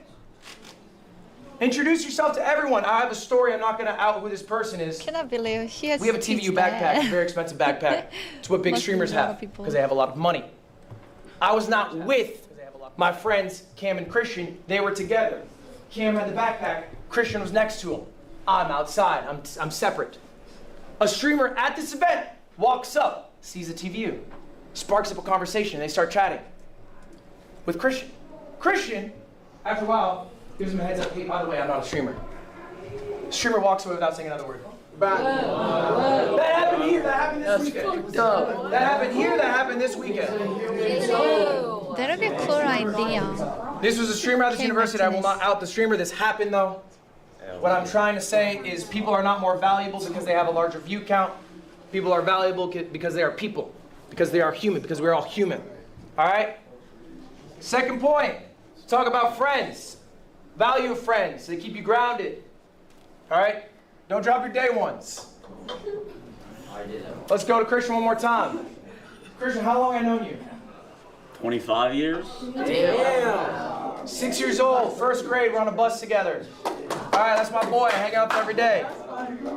Again, this doesn't even need to be applauded. This is basic shit for normal people, but sometimes when you're streaming, you lose yourself. Big streamer group starts hanging out with you, you start hanging out with them. Okay, that's great, but hang out with people in real life, hang out with people offline. If you have streamer friends, that's fine. Take some time to hang out with them offline. All right? I'm not pointing at anyone. You point at me. I'm going general for the group. If you have friends who are streamers, you can hang out with them offline. That's just a general thing to the group. He just happened to Hobbies. use his Not right everything hand you a have to lot. do is work. Not And everything you he's have to do sitting is in stream. front. Find some for me. It's go to Dodgers baseball games and occasionally gambling a little more than I should. Not the best hobby, but it's what I got. Finally, enjoy what you're making. Like, I think that really is ultimately it. If you really enjoy what you're making, then you really don't give a fuck how well it's doing. Does it matter if you have 1,000 views versus 500 viewers if you're really just liking what you're doing? Not as much, not really. Can you afford your life? Sure, great, that's amazing. That's all you need. You're enjoying your day to day. I promise you it's a lot better than if you go to an office job. So try to find something you enjoy. It's a creative pursuit. Find something you enjoy making, enjoy creating. Pop quiz! All right, guys, pop quiz time. Show of hands here. Raise your hand if you want to answer this pop quiz question. I'm going to ask one of you. Okay.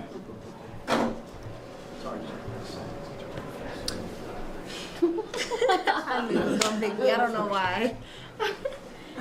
What is his name? Cameraman. Hands up! Hands up! Who's got it? Who's got it? A lot less hands this time, I'm noticing. All right? Why do we not know his name? Okay? You didn't tell us. No, He didn't tell us or you didn't ask? He did say it. It looks worse. He didn't tell us. Yusuf. Cam. There we go. He stole that for me. No, I didn't. This is Christian. I'm sure you don't know the names, and there's a lot of people here, so I don't blame you, of the cameramen here. This is just a reinforcement, guys. Everyone deserves your respect. Everyone deserves your time. I know there was a little bit with Kai about how we treat the cameramen, but seriously, they are people. They're just doing a job.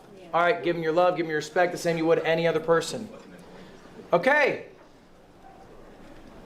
This is some shit that I think everyone could use here, no matter what size you are.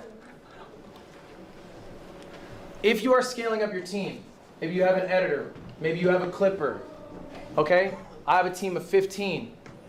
You are responsible for everyone you hire. You are the boss. This is a professional relationship, okay? For me, when I hire someone full-time, what does that mean? It means they have left their job. They're putting their chips on me. They're betting that I'm going to take care of them. I'm responsible for them, okay? Why do I stream as much as I do? I like it, but it's because I have 15 people I am responsible for, and if I fuck off for a month, payroll might be a little rough that month, and that doesn't fly, okay? You got to treat your editors, clippers, cameramen, whoever, like employees. What do I mean by that? Meet with them weekly, all right? Set a schedule, communicate, give feedback. Don't just go to your editor, go edit this. Watch what you edited after, watch what they edited after, give them some feedback on it. It goes a long way, okay? Help them improve at their craft while you're improving at your craft. I've uploaded probably 2,000 YouTube videos. I watch every single one. I've watched I've watched every single one my editors have posted. I meet with my editors every single week. When do we meet, Cam? Wednesday. Wednesday, 12:15. I meet with my entire team every single week. We talk about what's going to happen that week, what I'm expecting to create, how I want their edits to go, which videos are going on which channel, all right? You are a boss. You have to be in charge of that stuff. Second point, if you eat, they eat. I don't expect you to be paying editors crazy amounts when you're a small creator. It's not feasible. Okay, and new editors also don't expect to be making that much. My first editor, I paid $100 a video. All right? My first editor, still my editor today, he makes well over 6 figures now. Okay? I'm eating, he's eating. It's how it goes. You can give a percentage, you can give a flat fee, whatever it is, a mixture of both. But if you are succeeding, they should also be succeeding. They're part of your success. Don't ignore them. You got to be a leader in what you are hoping to accomplish, okay? These points are kind of mixed, both of them work. What I mean by that is, if you have a vision of what you want to execute it, you have to communicate it, okay? So if you want to do a 24-hour stream, that is your idea, okay? What you want to do in that stream, you have to communicate to your cameraman, to your editors, your clippers during it, your editors after it, okay? Really own the entire process of what you are going to do. Don't just spark stream and expect some shit to happen, okay? Own the vision, own the process. Final point, beware of scaling up too fast. I made this mistake. I started a company called Off-Brand Productions. The idea was I would make events for other streamers. It was an ambitious project. I hired a team of 30 people. Holy shit. After about 16 months, I lost $3 million. Oh my god. Common sense, but not. Who I had run the company, Not everyone do that. did not do a great job letting me know how much money we were losing. My bank account had $1,200 in it. This is true. This is 2 years ago. 2 years ago. I was at risk of defaulting on 2 companies. I had to sit in a room in front of a group about this big and let them know 2 weeks before Christmas we were going to let them go. It was not a great experience. That was because I scaled up too fast. Okay? I was too ambitious. That was a fault of mine. Beware of scaling up too fast. Whoa. Doesn't mean you can't hire someone here and there or whatever, or make hires eventually. You don't have to go getting, all right, now I need a clipper, an editor, a thumbnail guy, and then 2 weeks down the road you're like, actually, sorry guys, I lied. I looked at the numbers, this doesn't make any fucking sense for me. Okay? Yep. How many of each role should you have? How many of each role should you have in terms of positions? How many editors? Scaling is a very personal thing. It comes down to what you're creating. You make mukbang content in short form. What is stopping you from scaling and making more mukbang videos? Maybe it is editors? I'm not sure. You tell me, J-Shock, what do you need? Well, I have an editor for YouTube and clippers that have been holding it down all week. Shout out to them. But I just want to build a confined team that I trust. And I feel like this week I've done that. And I've grown so much just from these 2 people that have helped me. Yep. I feel like keeping your team small and that you can trust is so important. 1,000%. And what I would say is talk to your team. So you're asking me who you should add. Why would I know? I'm not a part of your team. Why not ask your team? Hey, where do you guys feel like you need a little more help? I have a second channel. It's called Ludwin. We upload daily. I check in with those guys once a month. I go, are we good? How is our life balance? Are we able to keep this output up? Can we keep it up for 6 months, a year? How about 5 years? And they let me know, we're good right now. We like the amount we're making. We like the amount of work we are doing. We are good. If they come to me and they say, hey, we could use some help, guess where I'm scaling? I'm adding a 3rd editor there. Do you see what I'm saying? Yes, sir. So ask them, talk to them. Okay. Guys, I appreciate you all being here. We have one final slide to talk about. And this one really comes down to a personal question. What do you really want? Do you really want to be a streamer? Okay? Before going that, you know how I saw like some comments, and also it made me think of like when it says of a cameraman, like know his name, treat them with respect. You know, I have seen like S-Fan work with 2 cameramans, right? Philly and East, and he treat them like so well, and us friends too. Yeah. And off the stream, like super nicely too. Yeah, he treats very, very well. And if he's like, even if he's like in the vending machine, if he's hungry and wants to buy something, he always asks, do you want anything? Like always like offer, even like small things.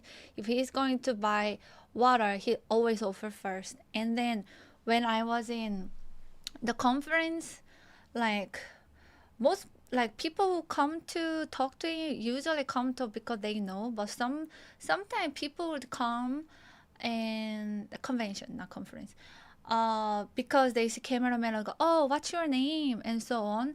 But he would always make sure, even if I'm way smaller than him, he would always make sure to actually introduce me. Yeah, I'm his friend, and this is Mia Makes Music. Or sometimes he would say, she's Mia Makes Music. Like somebody, are you guys streamer? And then he would introduce me first, and then introduce him. Like to always do that, and I felt like that was like so thoughtful. Yeah, and how he treats people around. Yeah. These are people doing something he can't do himself, and it's the right way to treat them. Yes, correct. Yeah. Yeah. He treats everyone same, no matter their job, no matter if they are streamer or not, stranger or not, or viewer count. Yeah. It made me remember. Okay.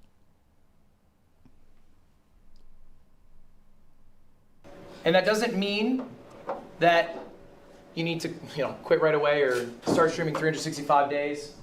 But really understand why you want to be a streamer. And it can be any number of reasons. I wrote down a few of the big ones. Maybe simply put, all you actually care about is getting rich. Okay? I'll tell you, streaming is not the most efficient way to do that. There's 6.25 million streamers. The 10,000th biggest streamer, 10,000th out of 6.25 million, makes about 50K a year. Okay? So unless you are in the top 500 out of, I'm going to say that number again, 6.25 million, you're not going to be rich. So it might not be the most efficient path. Maybe you want to be famous? Again, not the most efficient path, streaming. There's a few big streamers, all right? But if you go to an Uber driver and you talk about anyone outside of Kai Cenat and I Show Speed, they're not going to know who you're talking about. I know because I talk to them. And they say, what do you do? And I say, stream. And they go, what's your name? And I say, Ludwig. And they go, oh. And then the conversation ends. All right? It's not the quickest path to fame if that's what you want. Or maybe you just want to play games, in which case, that's chill. Then the success doesn't really matter, right? You can play games on stream, off stream, with a job, without a job. The success part doesn't really matter. But you have to understand very deeply what your motivations are, and I cannot tell you what they are. But maybe the answer is, I don't really care about the streaming part. I care about a creative outlet. Or I really enjoy the streaming part, but I don't like the game of it, and I just want to play some games with the small community that I have. I like that, okay? You don't have to shoot to be a top 100 streamer. You don't have to stream at all if you don't like. There's just something to keep in mind I want you guys to think about. The only thing I got for you guys, thanks for your time, y'all. Appreciate it. Let's go to the next one.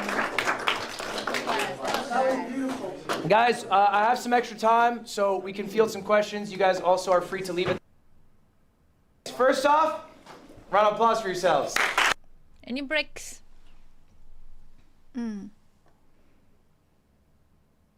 It'll be so good to have like each year have different big streamers to come and share what what happened, what they do, that they are who they are. Yeah. That was some good advice, very articulate. Yes. Hi, Son of Farnies. Yeah, music, maybe music, how to stream music. Yeah. But also there are so many music streamers that are way better than me. I am like expert in piano, but yeah.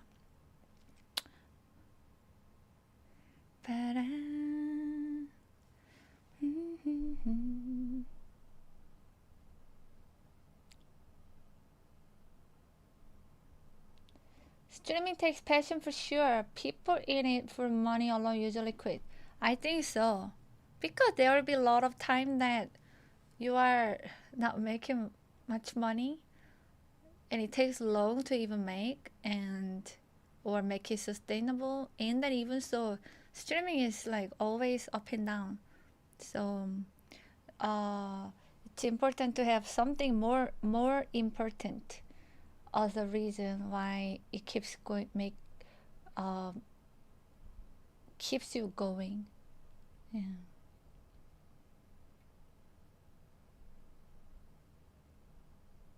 A lot of things that they are teaching, it's universal. Yeah. You have an incredibly refined execution and delivery of products through Mia. Really? Oh wow. I don't think I noticed as much initially until I saw thousands of other streamers and realized how rare that level of appreciation for details and stream preparation are.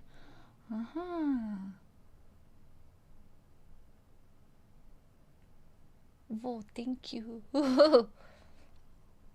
um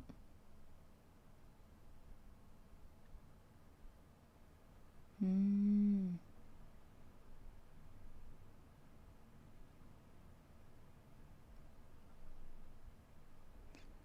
And I was thinking, I am not the best at planning and preparing. Yeah, it means a lot.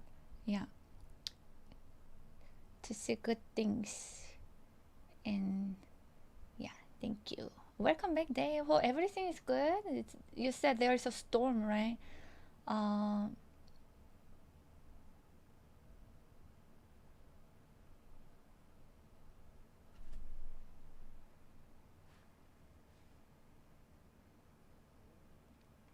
It was ironic you mentioned earlier. You often give yourself grace if you make a mistake while playing.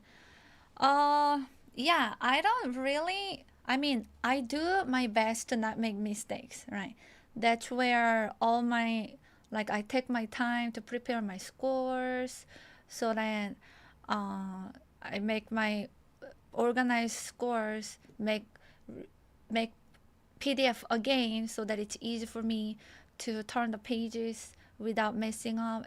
Like all that is, but also since I'm always down for new challenges, including learning a new song on the spot, learning instruments on the stream, drum, guitar, I don't have a perfectionist mindset on live stream, especially because it's mindset. If I'm like recording a YouTube video, then yeah, I kind of get perfectionist and it stress me out because I'll be recording again. I can do better than this.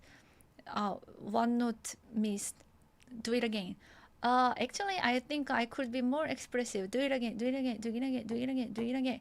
After like 10, 15 times replaying, I get stressed, and then I lose like musical inspiration, you know. So it becomes less musical. So this is not for me. I will just do live. Whatever happens, everything will be live. And I will just get video from live streams. And if I happen to mess up sometime, it's not a big deal. Yeah. I don't like beat up myself for it. Important is that I enjoy and people enjoy. Yeah.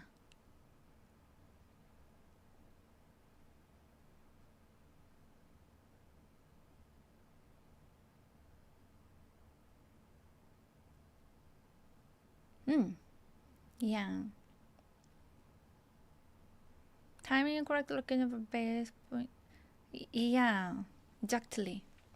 Making easier so that you avoid accidents from happening. But yeah, thank you, sellers. Yeah, but I think like, having, I'm not saying like I have low expectation from me. I don't think I'm I can be critical, self-critical, but definitely, yeah. I don't, when it comes to streaming, I think my focus is having a good time with everyone, doing the best as I can. Every time I play any song, I try my best within what I can, using the skill if it's first time, or playing with, putting my heart into each song that I play, and actually like focusing for every song that I play. Yeah.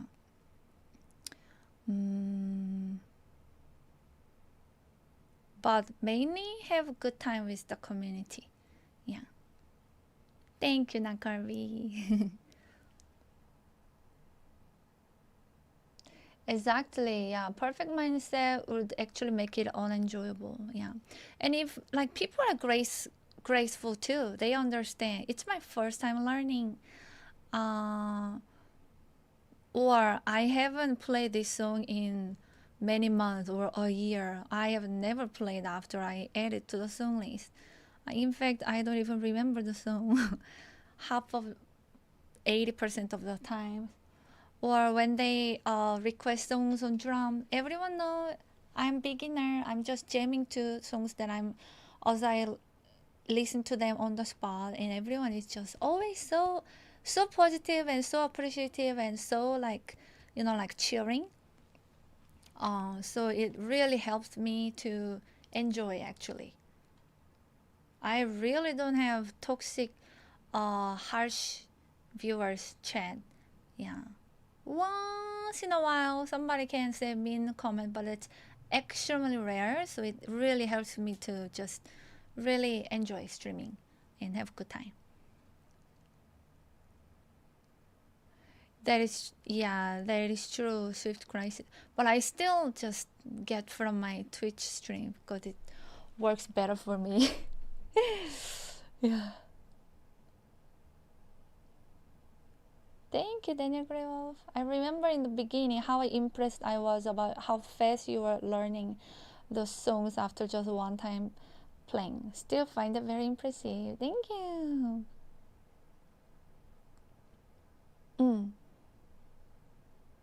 Honestly, if the song is way too hard, it's rare, but I do reject. I don't reject if it yeah, but I can say, no, this is not like doable. I can actually say that. Honestly, Mia's piano skills are super high. No one with any piano or instrument playing experience would think otherwise. Thank you.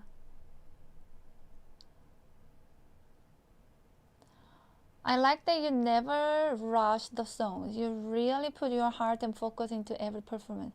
Yes, I try to. And I end the stream if I feel like I cannot do that. Yeah, if I'm losing focus because I'm getting tired or sleepy, then I rather end or take a rest instead of pushing through and playing like half a heart. Yeah. I've been to a lot of pyramid scheme events, motivational talks, and real estate seminars, and they all say the same thing. It's very difficult for everyone in the audience to achieve good results. It is hard. Yeah, requires hard work. And I think listening and knowing is one thing. Putting them into practice and consistently until like it shows is hard. Everyone knows so many good things, but it's good to like hear so that you get refreshed, reminded. But taking action is depends on each person.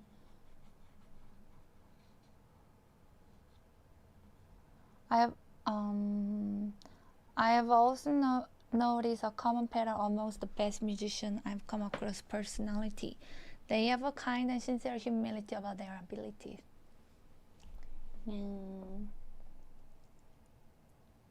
Thank you. Good vibes and good music. Yay. Throughout your stream career, how many times did you have to reject? Not that many, actually. Because I do like trying. Even if it looks hard, I will say, this looks really hard. Oh my God. But I will give a try. I usually say that unless it's like too insane. It's very rare. I think less than 20 times in total while streaming. Yeah. And they are usually in, it's like written in description. I don't like accepting classical music. Yeah. But there was one time someone donated $1,000 and it was like 30 minutes long and hard. I accepted. Yeah, but you know, they are expected to be, it's impossible to expect to play them well on the fly. They require months of practice and refinement to be good.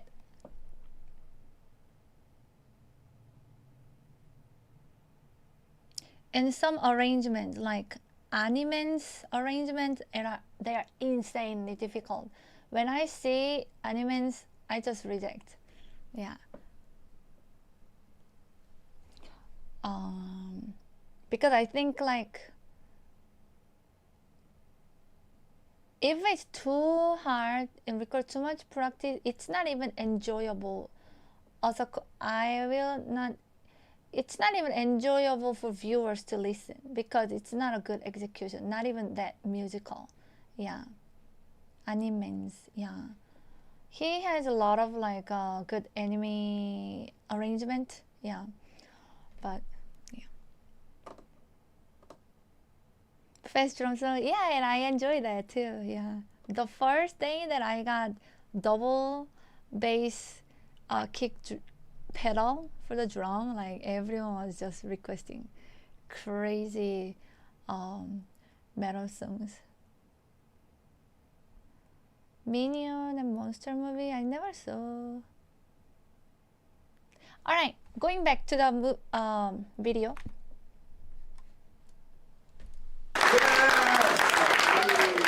It's a video that we missed yesterday. Of Streamer U. That is amazing. You guys have made it to something that people are saying is more competitive than Harvard to get into. 1 million people who apply to this. Also, raise your hands. Who has 20 viewers or more? Who's had 20 viewers or more? All of you, huh? Okay, congratulations. You are in the top 1% on Twitch.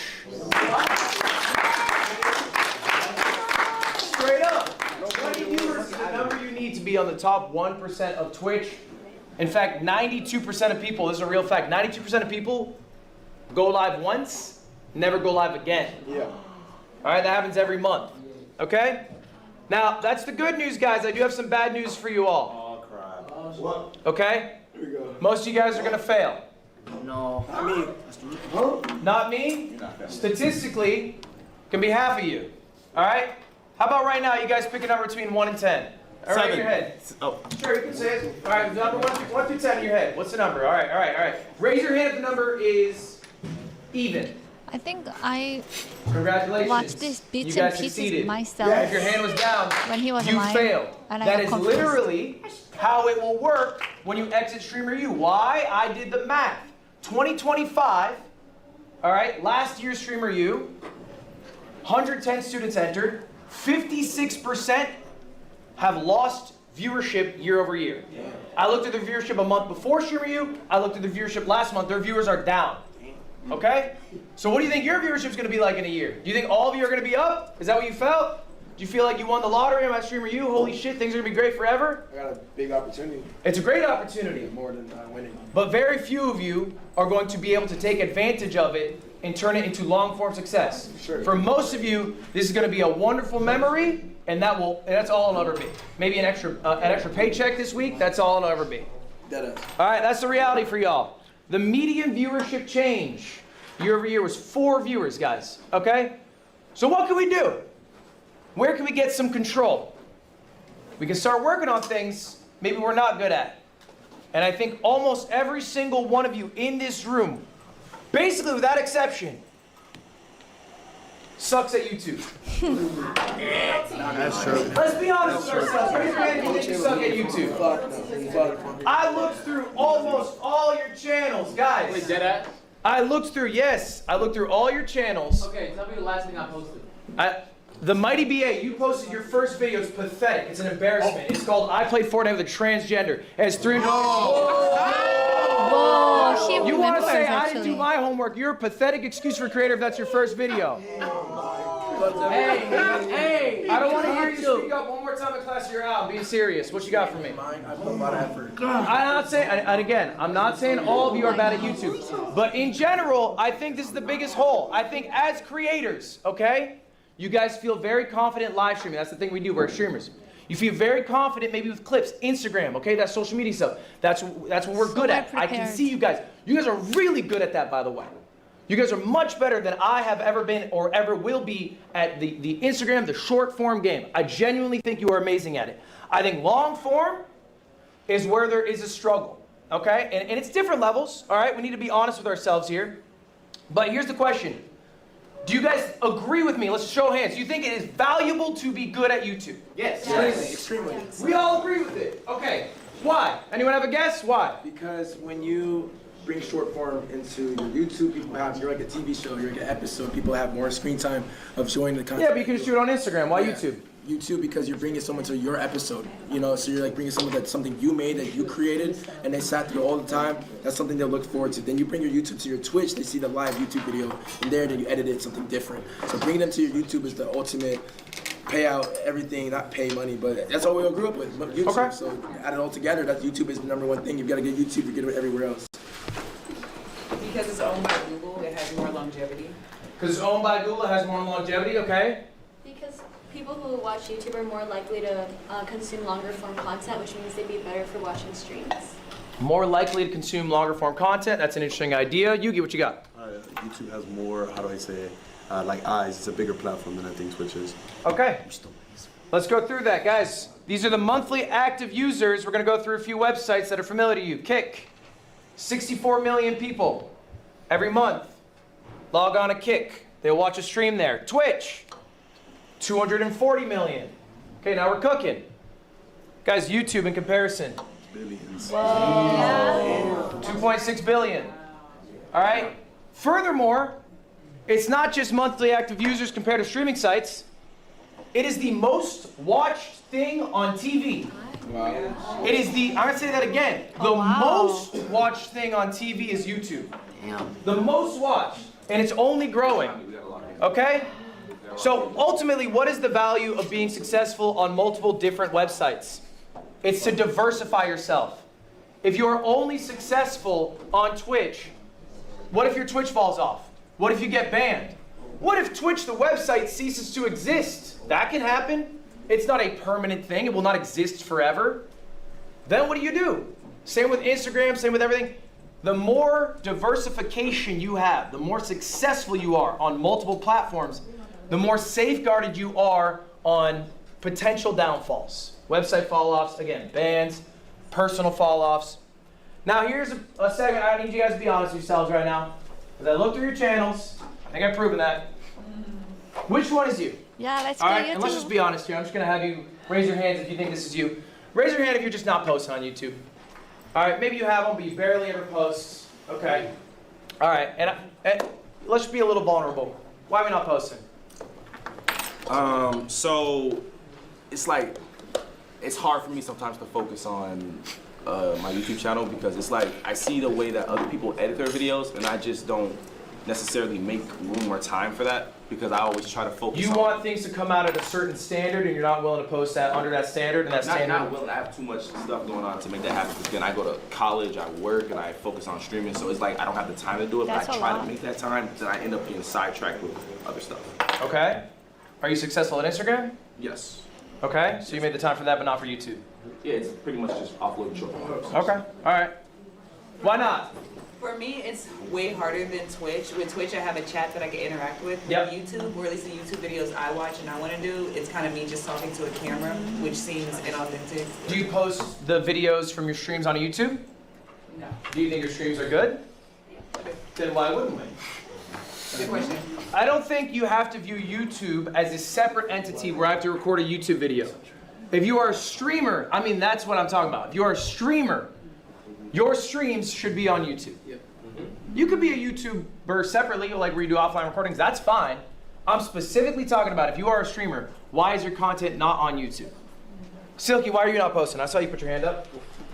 Come on, Silky. Nah, I ain't a lot. So like I'll dead just record like vlogs and then I'll be like, yeah, nah, I'm gonna upload it and a week go by, 2 weeks go by, a month go by, and I'll be like, yeah, nah, it's too late. So you're just not diligent.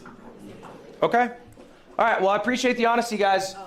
Who else maybe has a YouTube channel, but you're struggling to upload consistently? All right, that's a lot of you guys. Why? So I started off on YouTube, and then once I got signed as a singer, I wanted to be taken more serious as an artist.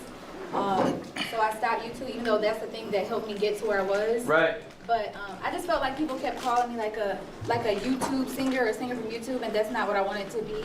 And then I tried to go back and like get back on there, but the vibe wasn't the same anymore. Right. And if I could just keep it a buck, like I felt like they weren't paying as much anymore, where I could like go on other platform, they'll be paying more, and I don't know, I just think it's the vibe is just different. I like Twitch a lot more because like she said, you can interact with people, you can just, it's so easy to just be yourself, but then I overthink when I'm talking to the camera, like, oh, let me re-edit, let me re-say this, you know, so it just seems a little.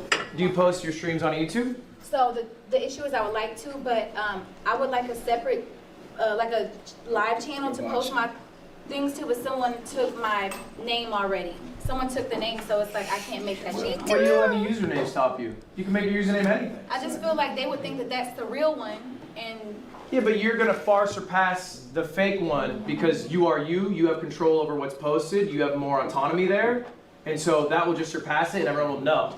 And you'll just say, hey, that's the fake one. And I think, don't let a username stop you. You know? Like you're creating a hurdle for yourself to take the first step for something you want to do, for something that's really not a problem, ultimately. Okay. You know, like you could, PewDiePie's a dumbass name. You know what I'm saying? He's the biggest YouTuber in the world. It's a dumbass name.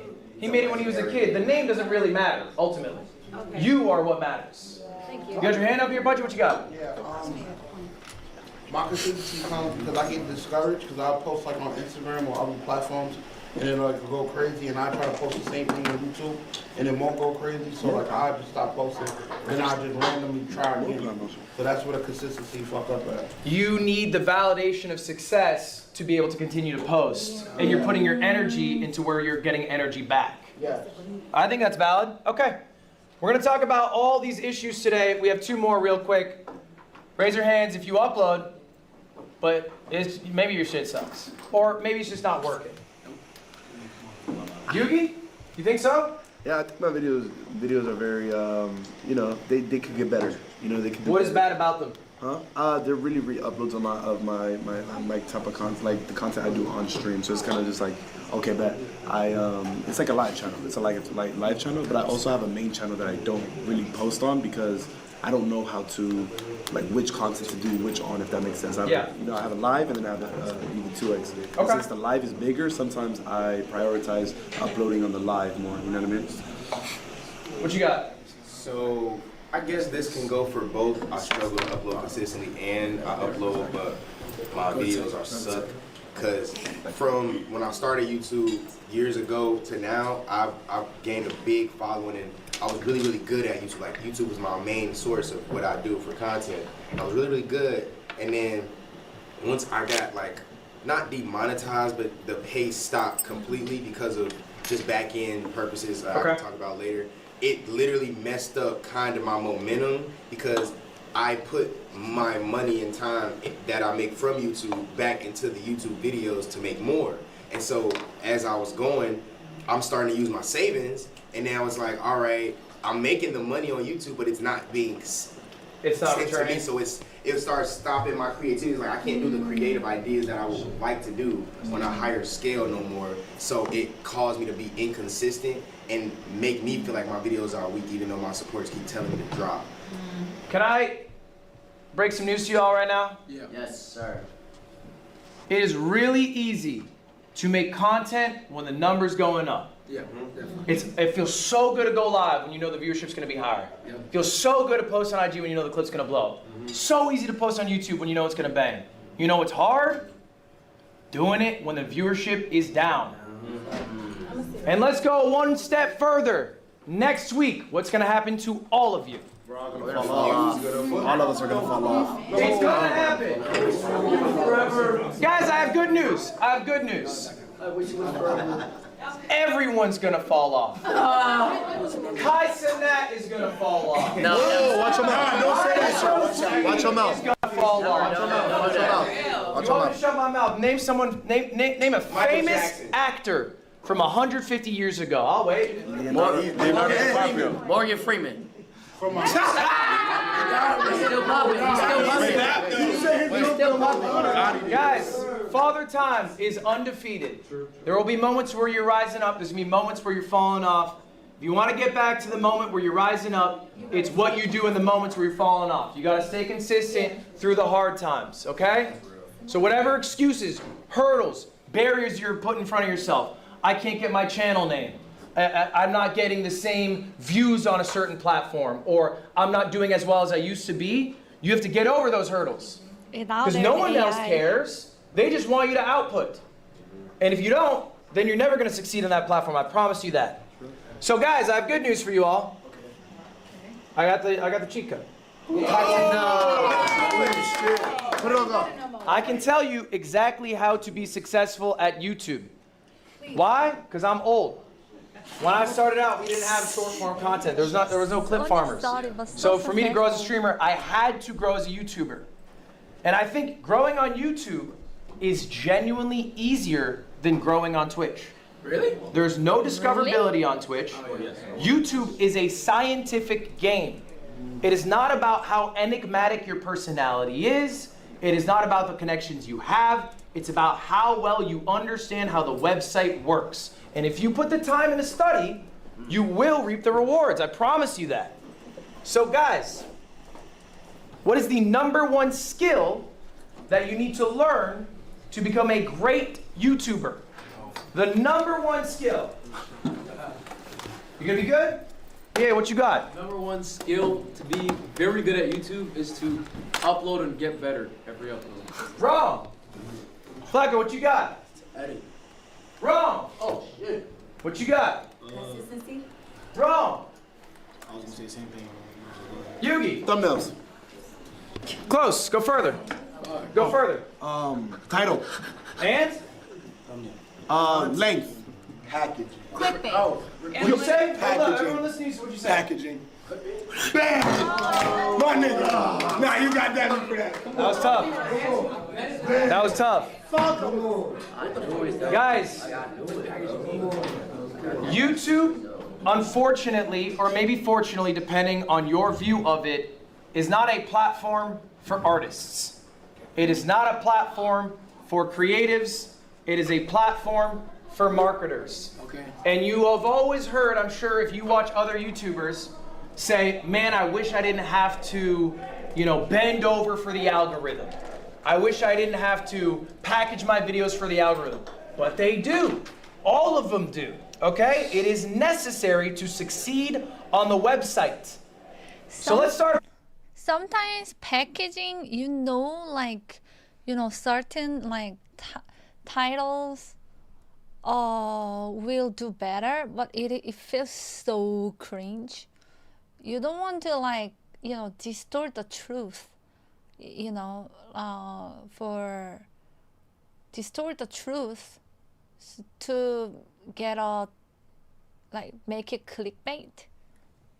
But even just trying to put a title that it's I don't know, not like myself, but it's actually better for the packaging. that it makes people more like curious, interesting, like the world's best, the world's most, you know, like so many stores have that. Actually, one of the city, where was it in Europe? When I got every single store was the world's best bread or whatever, the world's best ice cream, and I was like, this city is like everyone is the world's best something. In the beginning was working until I noticed that every single one was doing that. Yeah. But you know, what he's saying is true. Packaging is important, like I said. Guitar. The packaging, the Hello Kitty design. That's what it is what makes me want to have this guitar. There are like more like better guitar, better quality, better sounds, more amazing, more feature, but guys, the packaging, it is so cute. It makes me want to have it because of the how it looks like. Yeah, it is very important. If it was didn't have Hello Kitty, it was different color, it was boring design that doesn't catch attention, I would never want to have this guitar. Yeah.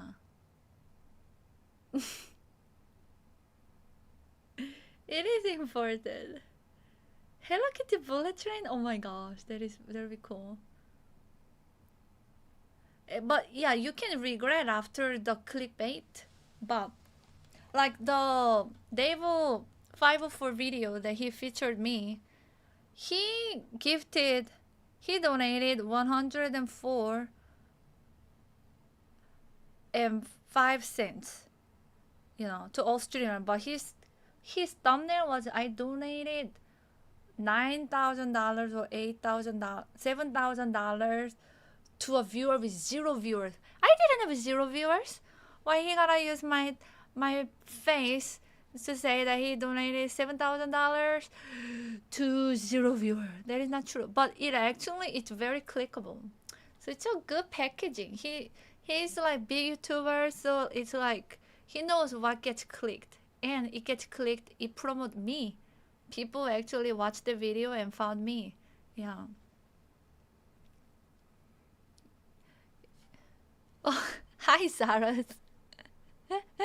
We are talking about like the Ludwig just said, YouTube is not a platform for artists. It's a platform for marketing.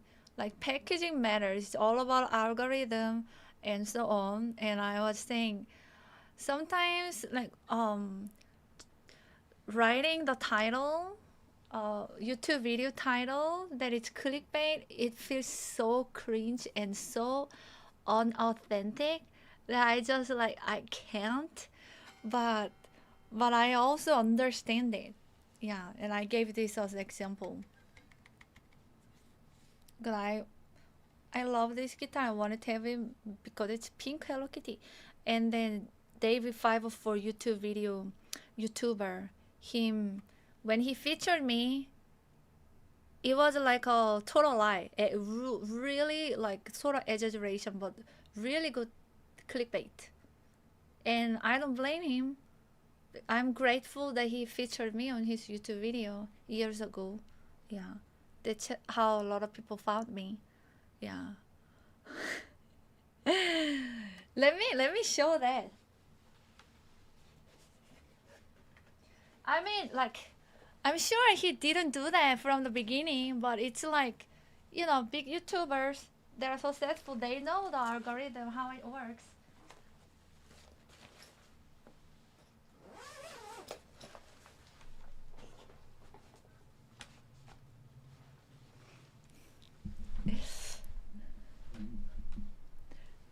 Clickbait is one end, but the other end is choosing a title that you can actually showcase the promise to the viewer by end of it, you know what they're getting. Yeah, it's I mean, I think he did it knowing everyone would know that it was clickbait. because as soon as you watch the first few seconds, you will know like it wasn't that. Yeah. All his donation to streamers was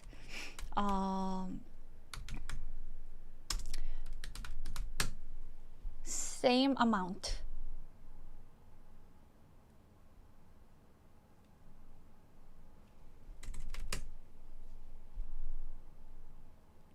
Here.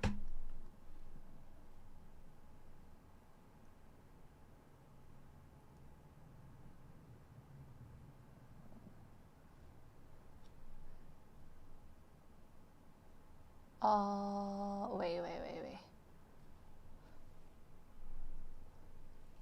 This video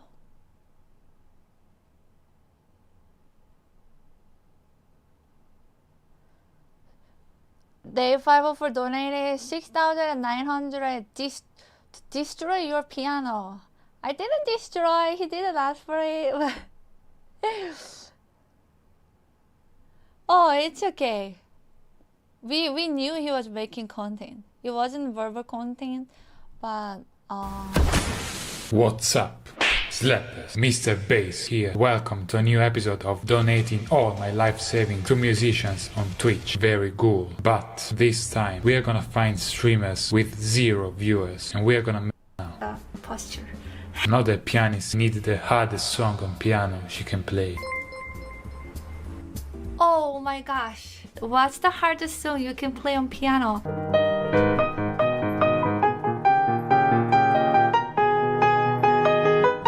He did donate it.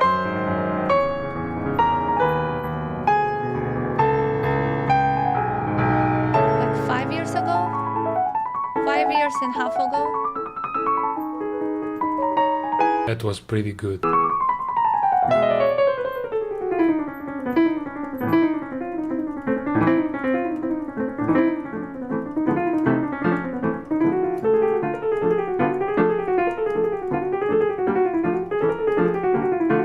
That was more than enough.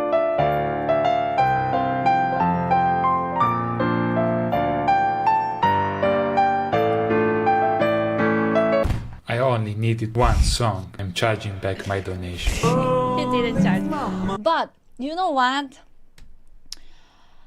So many people used my video without consent. Out of their content, actually.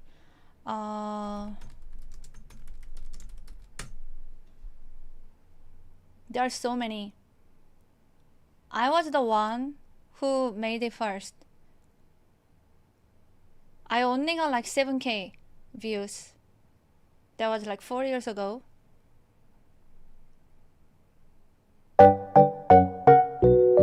I was wearing green screen. Tape the skeleton on me. Let it sit on my lap and I was playing it.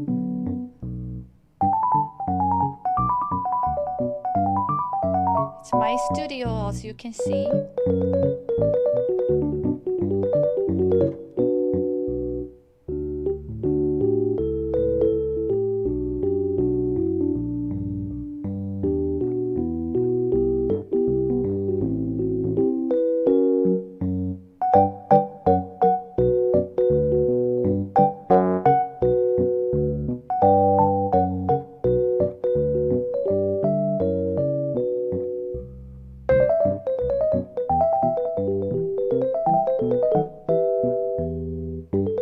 I'm gonna jump a little bit.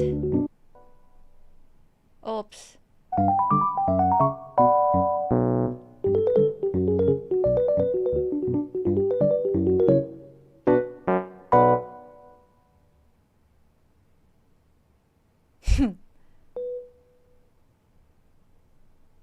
Anyway, this was mine, and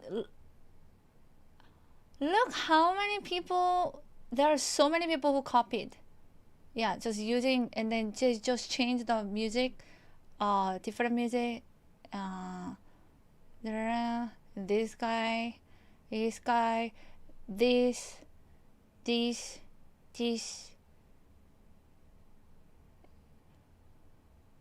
Actually, there was way more. Now they are not like really showing up in the algorithm. Yeah. But anyway, I found like more like around 20 videos using my footage. It was so annoying.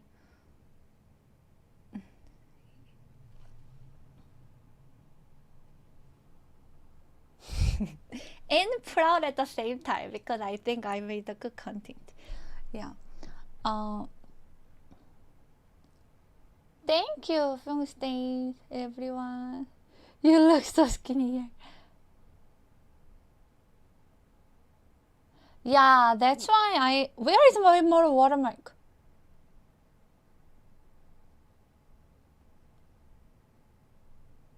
Wait a second, please.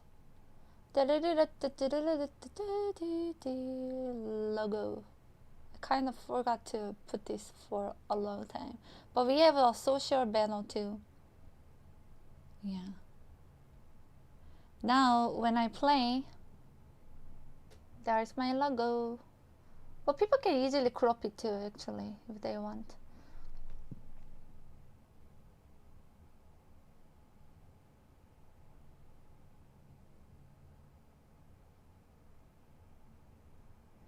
I wouldn't even have known that was your old background if I saw that video on YouTube. Really?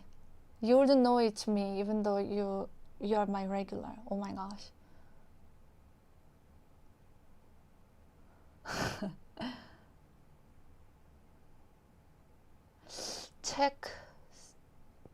Checkbox. And I do get notification when people like use my video, my footage. Yeah. I got one for that. And then I was like, whoa. No, actually I found on Instagram, somebody posted reel and I randomly found on Instagram, like one of those videos. Clearly my footage, but you know, different person and not like crediting. And I was like, huh. And then I went on YouTube and I found a bunch.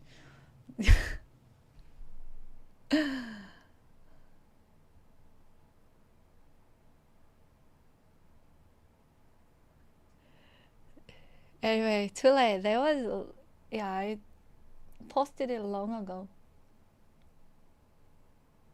4 years ago.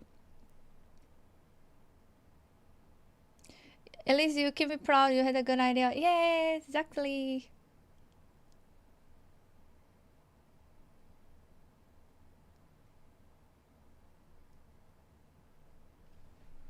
Now my skeletons are all broken. No fingers. At the time, it was fine. But then, now they are missing finger, missing arm, missing hand, missing leg. Each year they lose something for some reason. Yeah.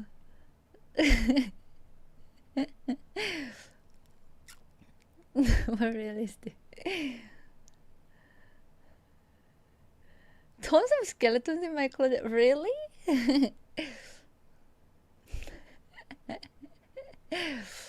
Anyways, let's go back to the video and keep learning. This is so much fun. The first thing that people see when they go on YouTube, let's talk about thumbnails. This is a pretty simple question. Which thumbnail is better? If you think the one on the right is better, raise your hand.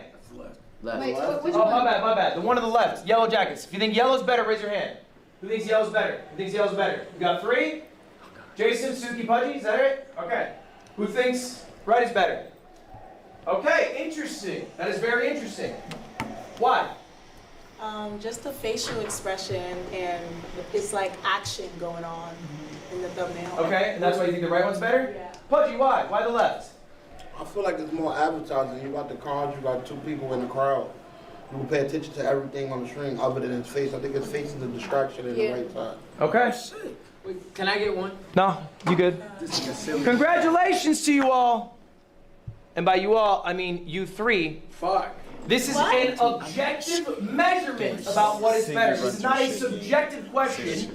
This is an A/B thumbnail test that I did. YouTube has this feature Why can is it upload all multiple green and thumbnails. all red? They'll give them out to viewers. All right, this is built in. You should have it on your YouTube page as well. And they'll show you which one people are more likely to click. And you can see the one on the left, all right, is overwhelmingly more successful at converting clicks than the one on the right. This is objective. It's not a subjective measurement. Now, how can you know which one's better? You got a question? What's up? How is that better? How is that better? It's objectively better because it convert. What is the goal of a thumbnail? It is not an art piece. It is to get people to click. And this is a test. I'm just showing you these are the results. This is just factual that I had this test run and more people clicked on the left than the right. More like a movie ad rather than like a YouTube video. Do you guys know who Michael Reeves is? Yeah. Michael Reeves is one of the best YouTubers, I think. He's a robotics YouTuber. He has a little test. I'm going to teach you guys a secret. It's Michael Reeves' secret. You're the only people who know about this outside of myself and Michael Reeves. Congratulations. You get to find out. Now entire world. The Michael Reeves method.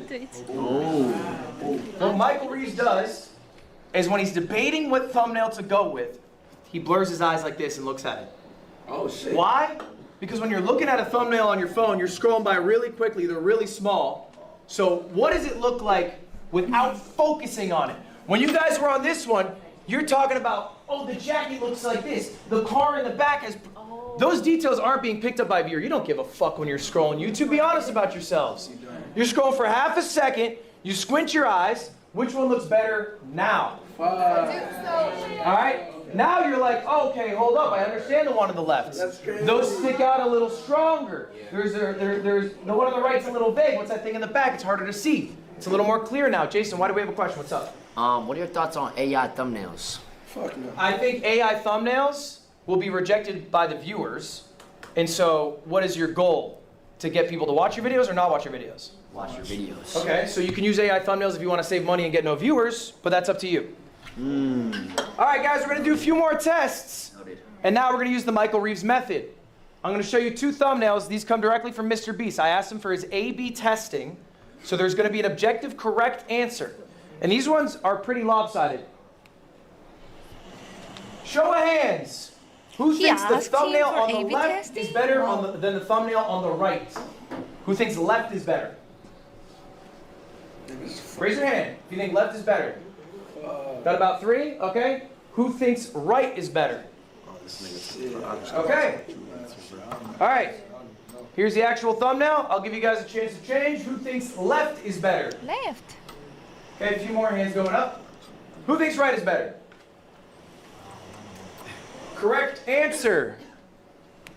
I fucking holy shit. Yeah. That's why I don't do YouTube.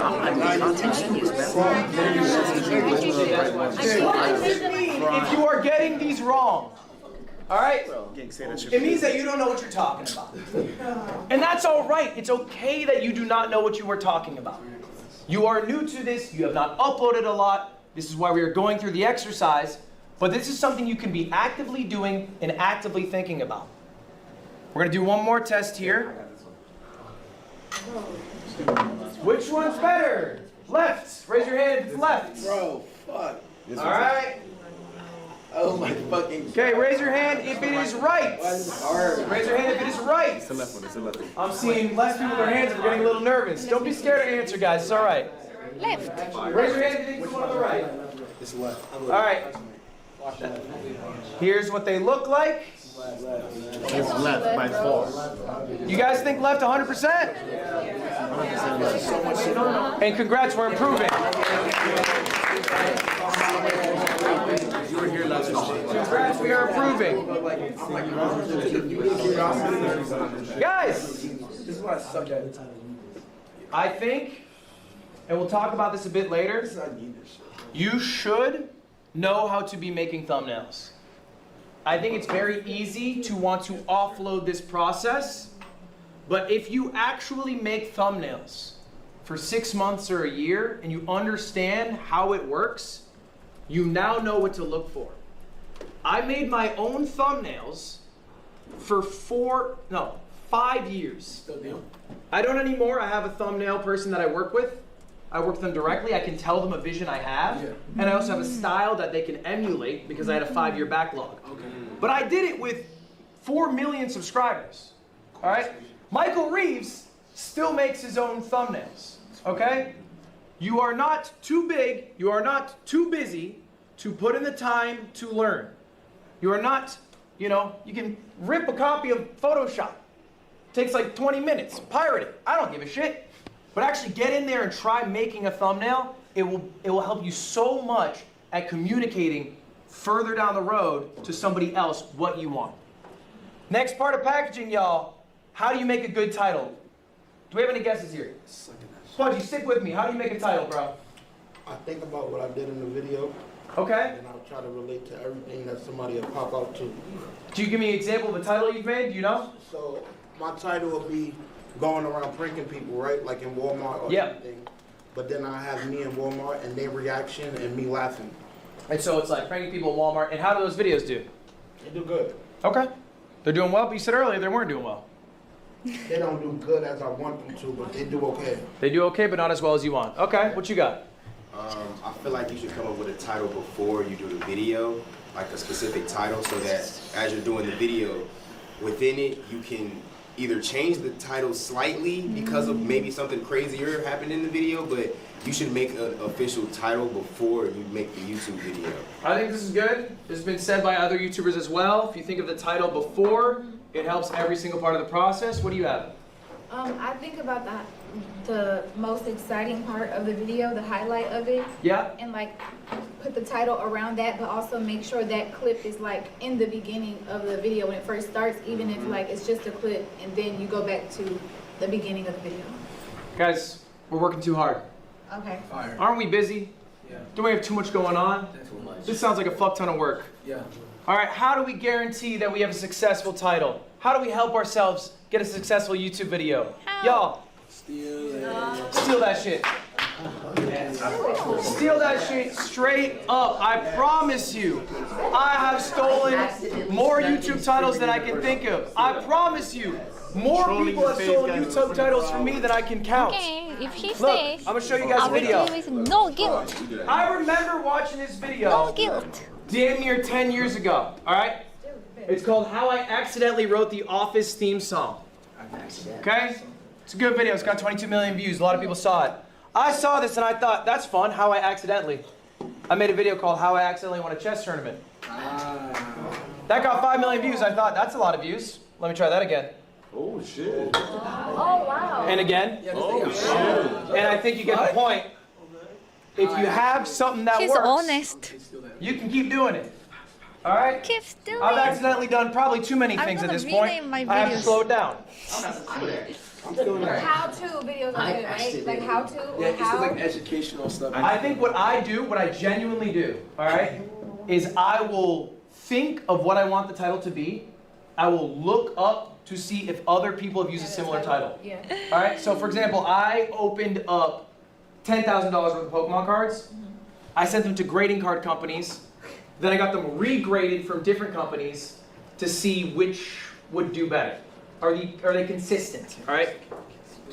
The word regraded is a weird word. Yeah. So I looked at the word regraded. Is that something anyone has used in a video? Is there any success with that word being used? Nah. Turns out no, that word fucking sucks. So I had to pick a new one. And then I looked up Pokemon graded. What are the other people calling their videos? Okay? How can I sort of fit in there? Like I think ultimately there is a playbook that you can be inspired by, you can follow. It can't be one-on-one, don't be Bert Rivera, right? Don't steal a thumbnail and title bar for bar. But I think YouTube is a game where people take from people, that's how it works. It's part of the game itself. Do not feel shy about looking stuff up to get inspiration. Now I want to talk a bit about it's called the inspiration. what you upload. Yesterday's class I talked about the content funnel. All right? If you missed that lecture, it's available online. To be honest, even music, like people steal all the time. Melody, think about Canon in D. How many popular songs actually used it? And they sounds like Canon in D, but just different melody. Yeah. Steve from Frank Tedesco, he does like what's that platform name? His main content that helped him to grow on YouTube was like playing piano live to people on what's that website? What's the website? The name, does anyone know?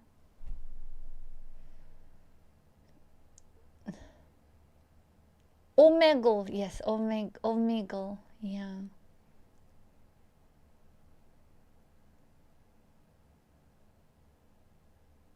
Honestly though, I tried once to explore, not even like to play.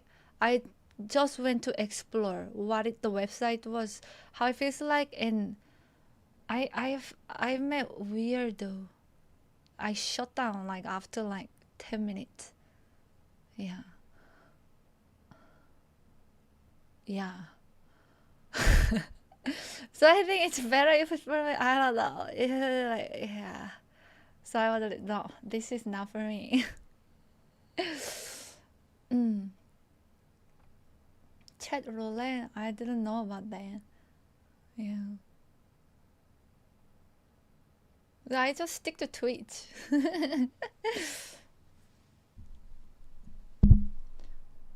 Anyways. Ultimately, though, the discussion was about when you stream, you should stream to create clips, like you guys do, but also get a YouTube video out of it, okay?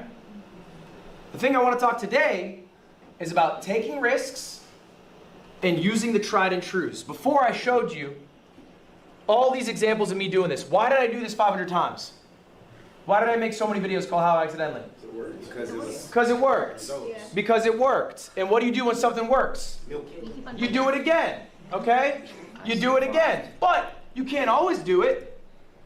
You can't do it into perpetuity till it falls off, because then people get bored, they leave. So you have to take risks and mix that in with your tried and trues.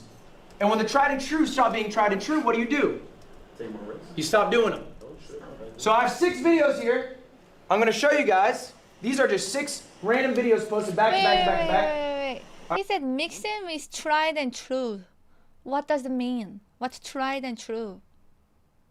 What is the difference between something that you did and it worked versus tried and true? Isn't it the same thing?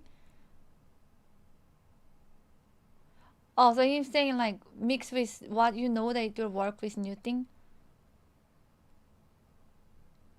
Oh, okay. Gotcha. Actually, the video that did the best, I never did. And the performance was actually not good. Yeah, but yeah, I guess I can maybe I will purposely make some videos, yeah. And I will do on the stream. Okay. Gotcha. Thank you, everyone. Right. 4 of them are tried and trues. I had done these before, and they had worked. Okay? This one is in red. Why? Because it didn't work. Am I going to do another video called Do Pro Gamers Have Good Aim IRL? No. Probably not. Didn't work the second time. Why would I do it a third? Will I do another video about GeoGuessr? Yeah. Probably. 1.4 mil, I'm happy with that. Now everyone's barometer is a bit different. I look for 1 million views for a YouTube upload. I also took 2 risks. Okay? I uploaded a monkey ball video, game I hadn't played in like 6 years, where it's just long form playing an arcade game from 2001. How'd it do? Not so good. 670,000 views. Am I going to take that risk again? Maybe not. Maybe if I really enjoy it, I can, but it's information that I can take in. On the other hand, I did a video called Crossing Los Angeles with No Car. Got 1.4 million views. I had no idea this video would work. I took a bunch of my friends. I had one ride a bird, one took public transport, and one hitchhiked to see who could get somewhere faster. It was a weird premise, but it worked. Will I probably do something similar to that again? Yeah, more than likely. So take these risks, like be a little brave, okay? And basically you're just throwing shit at the wall, and when something sticks, throw that same shit at the wall, and then be a little brave. Mix that bravery in. All right. One sec. Next up.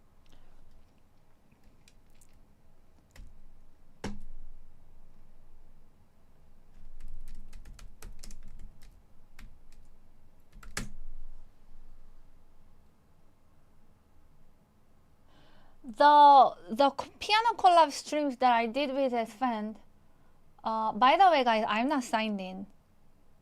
So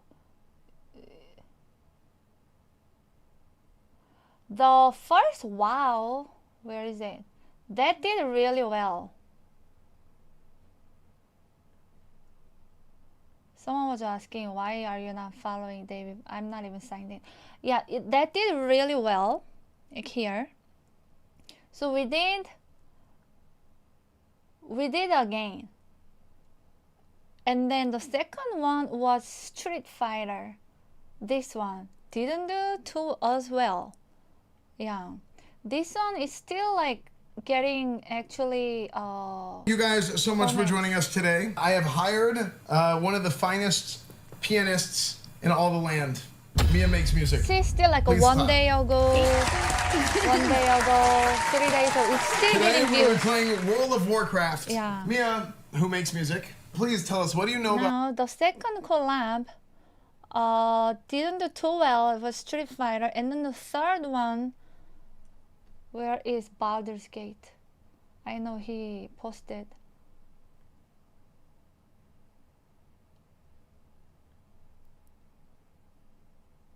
Here. It's only 1 week, but yeah. But first one actually blew up from the beginning. Yeah. What? Why? So like tried and true.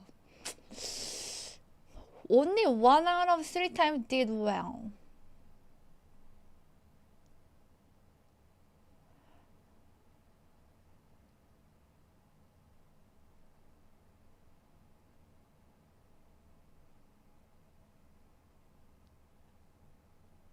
Thumbnail?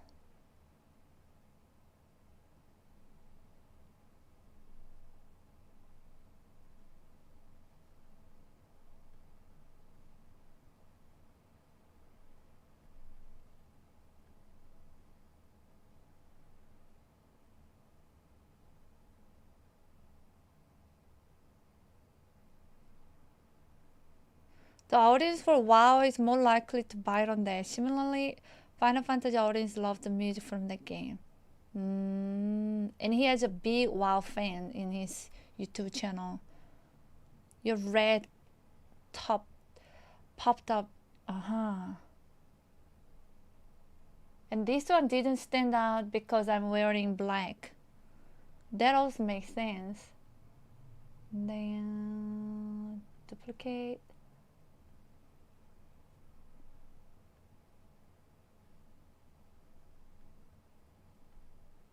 This one,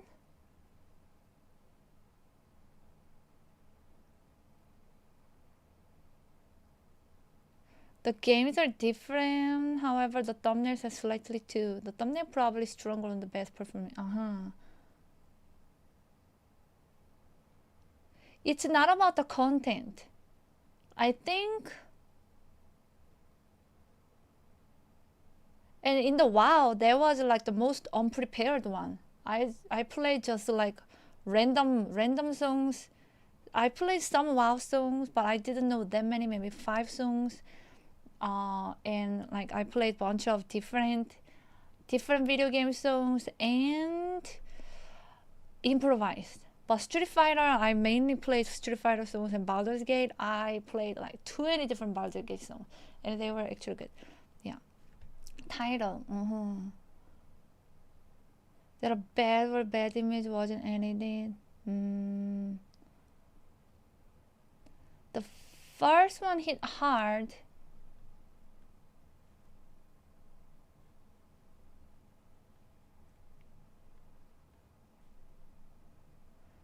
The first one hit hard, and the next one is kind of squirrely. The first one, in my opinion, sometimes the hype doesn't always translate multiple times. But maybe on Twitch, I feel like this one was pure just algorithm. The first one, somehow algorithm really pushing it, still pushing it. The other one didn't even get to that. Yeah.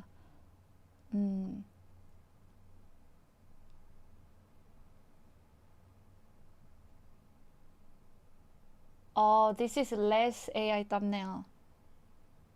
You think? This is similar style, but yeah. He's like 40 Baldur's Gate 3 gameplay video. If you hadn't watched all the ones in the series before that, you probably weren't going to watch one pickup chapter 2.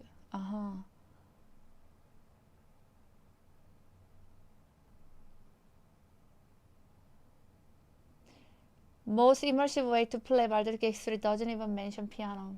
True. And you are probably not going to notice. Oh, actually he put pro pianist in the thumbnail. Yeah.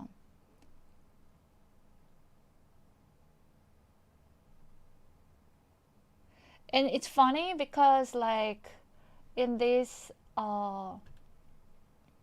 You guys so much for joining us today. I have hired one of the finest pianists in all the land. Mia Makes Music. Please clap. people keep saying like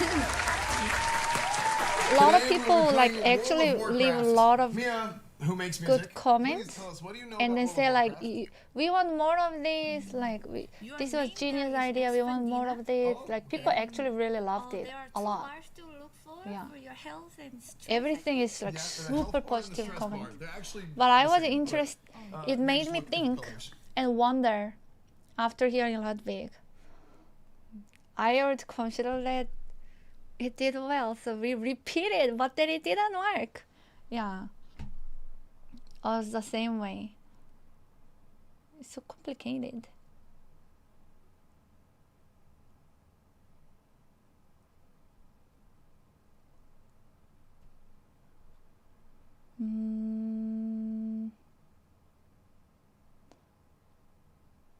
Title doesn't match thumbnail. I think a lot of S-Fan YouTube channel has been historically a WoW channel when it comes to gaming. His Baldur's Gate and Street Fighter videos don't do as well in general. I see. I think that's probably why. Yeah, that makes sense. Timing of the video. When to upload. Yeah, I see.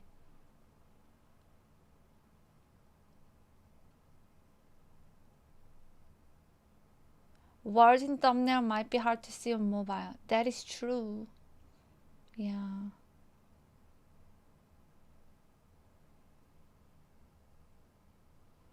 You didn't set this video collapse settings on YouTube?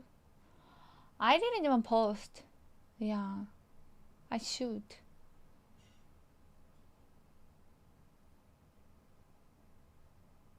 But yeah, I think it's still very cool idea, and regardless of like YouTube or not, Twitch community really loved it. Yeah, so many people said that was their favorite streams in collab stream. So yeah, when there is unlimited, there are so many good games with good soundtracks, so it's something that we can always do more.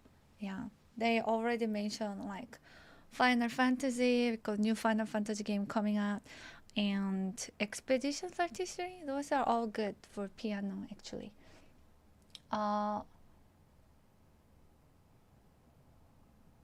Also, S-Fan's biggest issue, which he knows, is that his YouTube channel has too many things from WoW to Street Fighter to football to vlogs. Wait, where's the video gone? I mean, to vlogs, to IRL, to music, to algorithm isn't serving the correct niche audience. That's what I'm thinking. People say maybe you should, instead of not being consistent on 2 channels, because I want to make another channel just for iOS stuff, just no music stuff, and keep Mia Makes Music only purely for music stuff. But then many people say maybe you should just keep it in one. Yeah. And I asked AI based on my, my like personality traits and blah, blah, blah, blah, blah, what would be better, and they said maybe keep it one. And they make me as a person, as a brand, instead of like specific like music, like niche. But I think it can be hard. if he's struggling,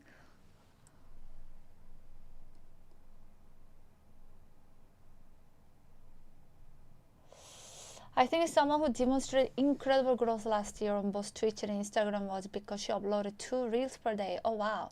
1 video per week and 1 ideal time for each one. Oh. Oh wow, Chocolate Prince. Oh my god, yes please. I would love to talk to you. Or Discord. Discord better. Yeah. But email is fine too. I work in content strategy. Whoa. It's so cool.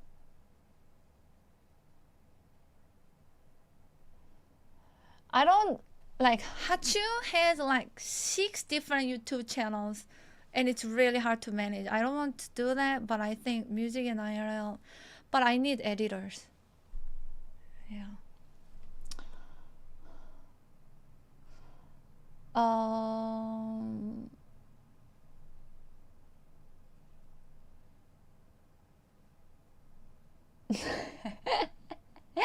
Dang it, Nikki. Oh, I see. Yeah. He does a lot. Being variety, I think just focusing one niche is actually better, but when you do variety, it's harder to manage actually. Yeah. I think it often depends on what kind of audience you want to attract too. What expectations you want them to have.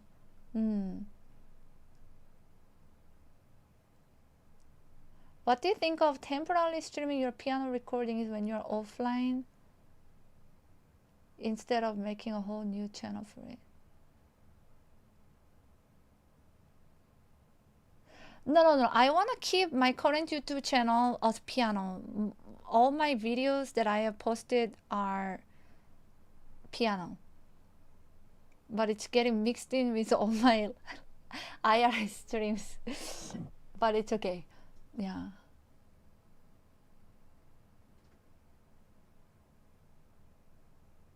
Blend all of it in one niche, but it's so different though what I do. Yeah. So keep one niche per channel, right? I will do a video on this all, but I don't have it in me right now. Health problem. Oh. Ludwig will talk to Jason about too many channels after his class. Focus on one channel. But we have so many good clips in IR streams.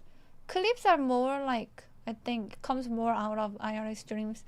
But then piano streams, it can be infinite video content. I just have to sit down and take it out what songs I want. Fiercely used to do music in IRL and she didn't really like the audience, so she pivoted to more of a gaming stuff she does now. I see. Oh, music audience is so wholesome. One niche is easier, but a niche is a person rather than simply IRL versus music per se. Yeah, that's what I heard too. So you could go to music travel tree, but it would still fit. Yeah, but how often can I do IRL that cross over with music?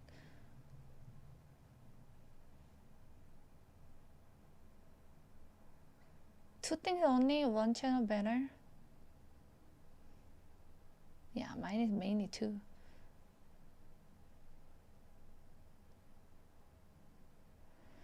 Start from 0 again. My main channel is also my main problem is being consistent. Yeah, so it's 16,000 now.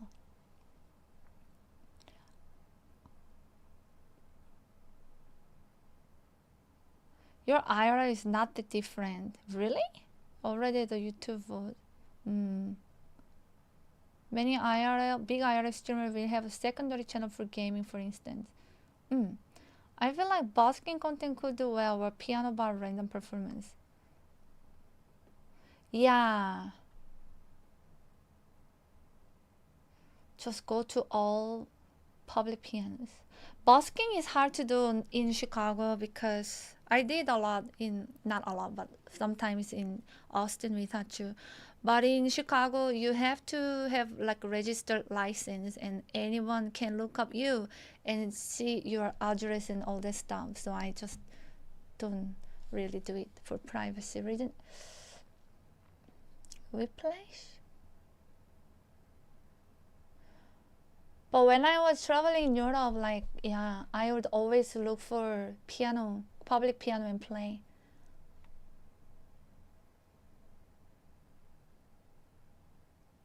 Should try to dig in more through the votes than post them. If you are not going to work on your channel consistently and grow it, a second channel won't change anything. No, I want to.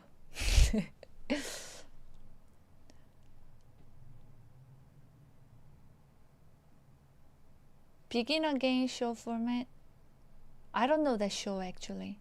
What is it about? Mia's audience expects IRA and piano from Mia now, so she can keep them all on one channel. If she starts doing something like gaming, that's when I... But that's on Twitch. YouTube people! Actually, I'm live on YouTube. What do you guys think? Did you follow me for music or from IRL? I had way higher view when I do IRL than when I'm doing music, by the way. On YouTube streams.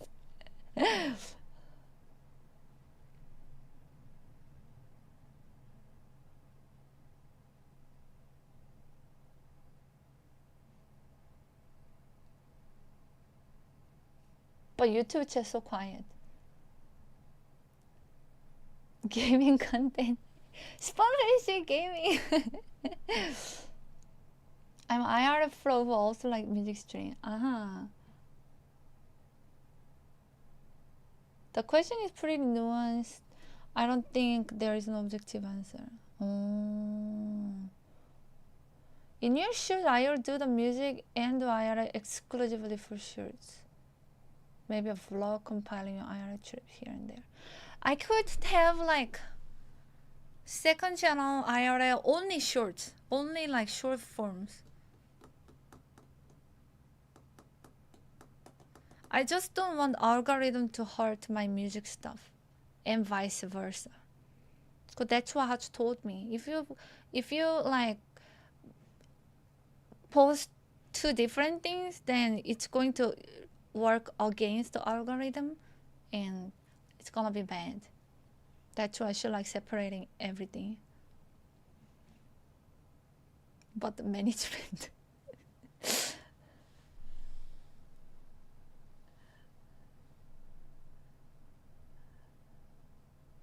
Wow, you play music? I thought you just make funny dad jokes and troll your most loyal viewers and supporters. So funny.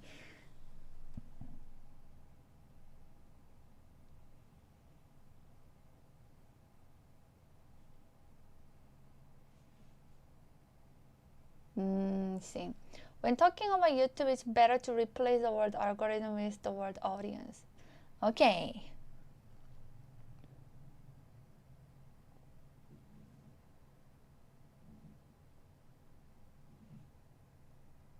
Okay, if you found the channel on YouTube because you're looking for a song and you somehow crossed with my piano video, but then I start posting random, like, I don't know, cooking or clips from collaborating with just IRS stream collab that you don't know, super random. It's random, like, would you not? How would that make you feel?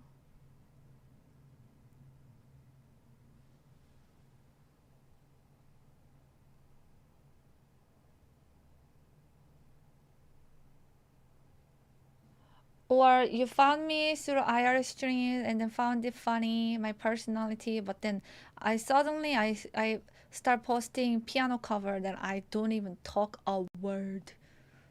Yeah. Bye, Ichi.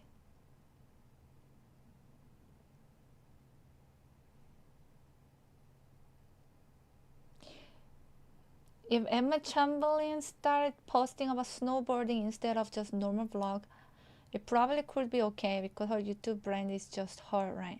But it's more about what you want your brand to be. If I could be just me as a brand, no matter what I do, I think that would be the easiest. But how to get there?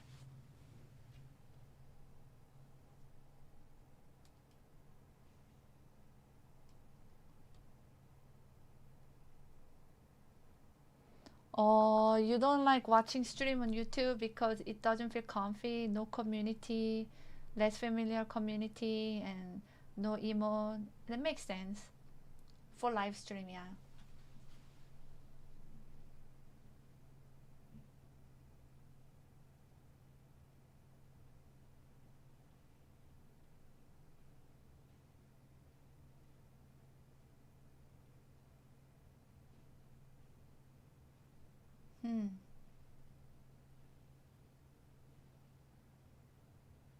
Oh yeah, anyone who found me on YouTube and was watching me on YouTube and then switched to Twitch. Some people did that, like Uncle Dan. Yeah. I think the interaction is a big part.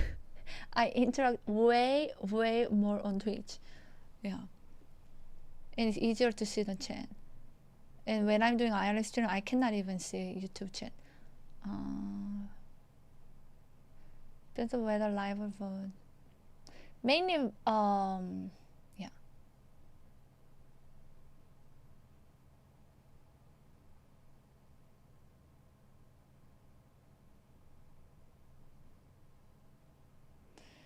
YouTube content should be original to YouTube. But isn't that contradicting what like them saying, like make your stream as funnel to YouTube streams? Like you will get record the content on the stream, but they make it spreadable to others. And I really don't like recording outside of streaming. Yeah. I might have to sometimes. I did a few, but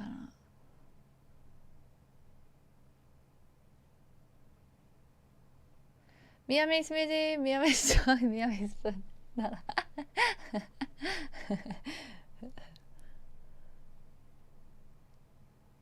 Yeah.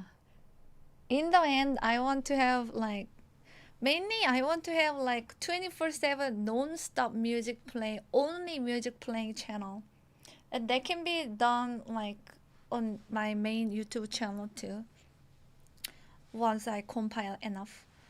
But yeah.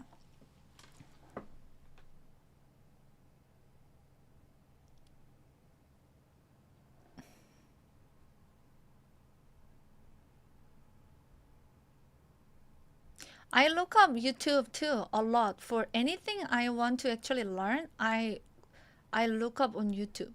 Yeah.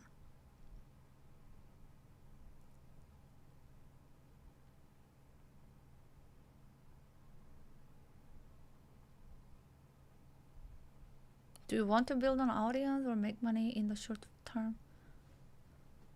Short term? I think they come hand in hand. Yeah, they come hand in hand. I know like long form will be better in terms of money, but for piano that's hard. And for IRL, you really need editor to have a long form. So it's most likely be just short. And then for piano, it's hard to be long.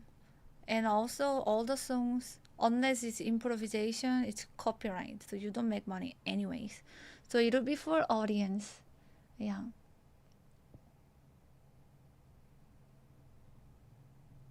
Patreon exclusive performance. Oh. Have you ever thought of making stream segmented so you can have specific genres like K-pop, video games? But I take requests from people though. I don't want to really limit what people can request unless I'm doing like a themed stream, themed genre stream. I don't really want to, yeah.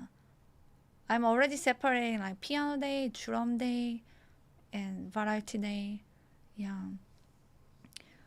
How would you, if I like segment piano, like how would you guys like feel?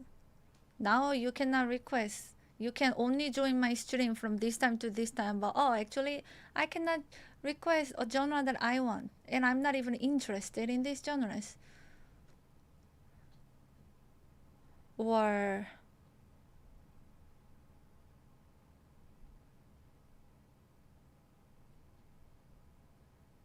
I used to watch hundreds of hours of videos on YouTube in 2024, and since rediscovering Twitch in 2025, now I watch thousands of hours on Twitch.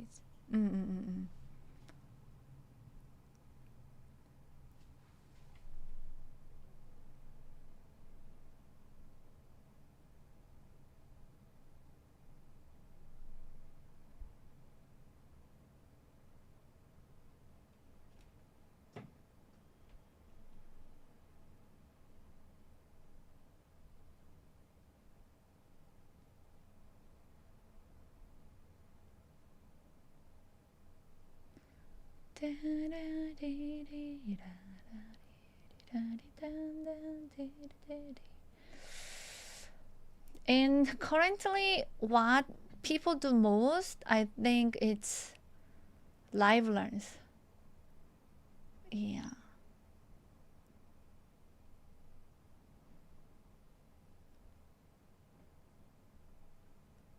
I don't like the idea of limiting what people want me to live learn. Yeah.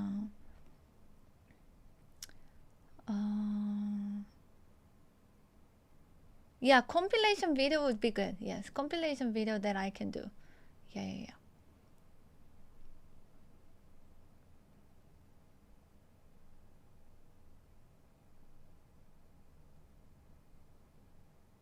Yeah, every time I do different content like piano or drum or workout or cooking or IRL, viewership is like this because people, they choose what they want to watch. It varies a lot. Anyways, let's go back. Let's go back and watch from the pro.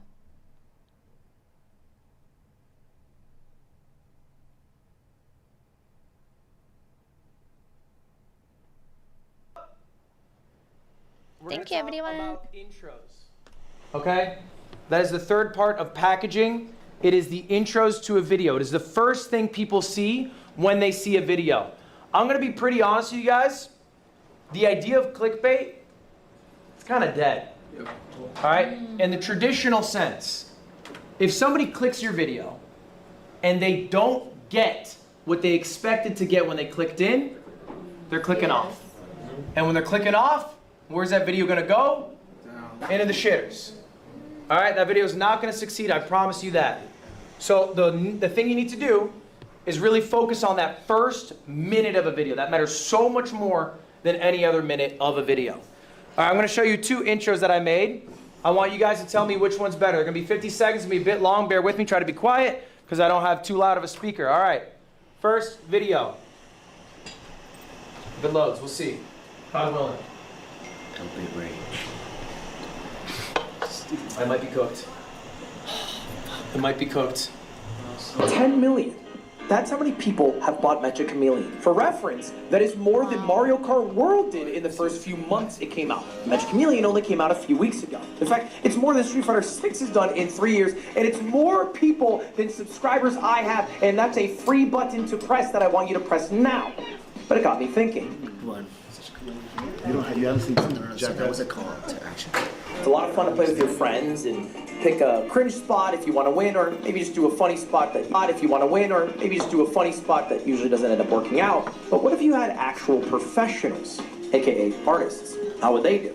To find out, I employed the help of my good friend Squeaks to be static hunters, and we would chase down professional artists to see just how good they were at hiding. I made the hide time super long so they'd have all the time in the world, and lucky for us, at the time we did this recording, they dropped a new map which was in our gallery, which made things a nightmare. Alright, I'm gonna skip the shit one because I think our data's too ass, but I do want to ask you guys, what was good about it? Okay, we're gonna self-glaze here.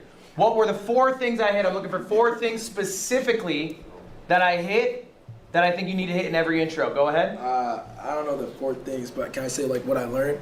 Give me one. Okay, one is that you're pointing out stats of something makes me more curious. Like, what the fuck are you talking about? It's this. I'm familiar like Mario Kart, Street Fighter. Now your stuff's like, oh, this is interesting. What the fuck is he talking about? Does that make sense? I hear you. You called them to like do something without doing it in like a way where you're just like subscribe. Call to action, bro. Okay. It's called a call to action. What you got? Bro. Big nose fuck. Just Shut that simply shit like up, the nigga. tone in your voice, like being animated, is like how it's drawn in, and also you use something that was trending. I would say ignore the tone of voice. I don't think that's something that you need to do. I think your voice should always be authentic to you. I think it's like maybe even a fault on me that there's a recognizable YouTuber voice. I think people don't like that. I think they prefer you to be you. So I don't think it's necessary to adopt like some Mr. Beast, you know, I trapped 100 people in a dumpster. Like that's not necessary. You should be you in the intro. In fact, like there is like sometimes I do find like some influencer who try to talk like another big influencer. It is really turned off because it's very obvious. Yeah, it doesn't feel it's authentic. Yeah.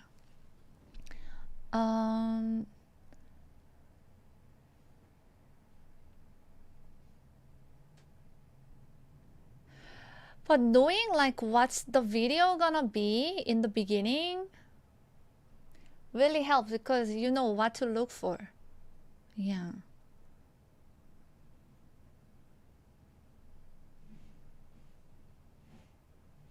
Yeah, and to explain, yeah, to people who doesn't know what is going on. Yeah.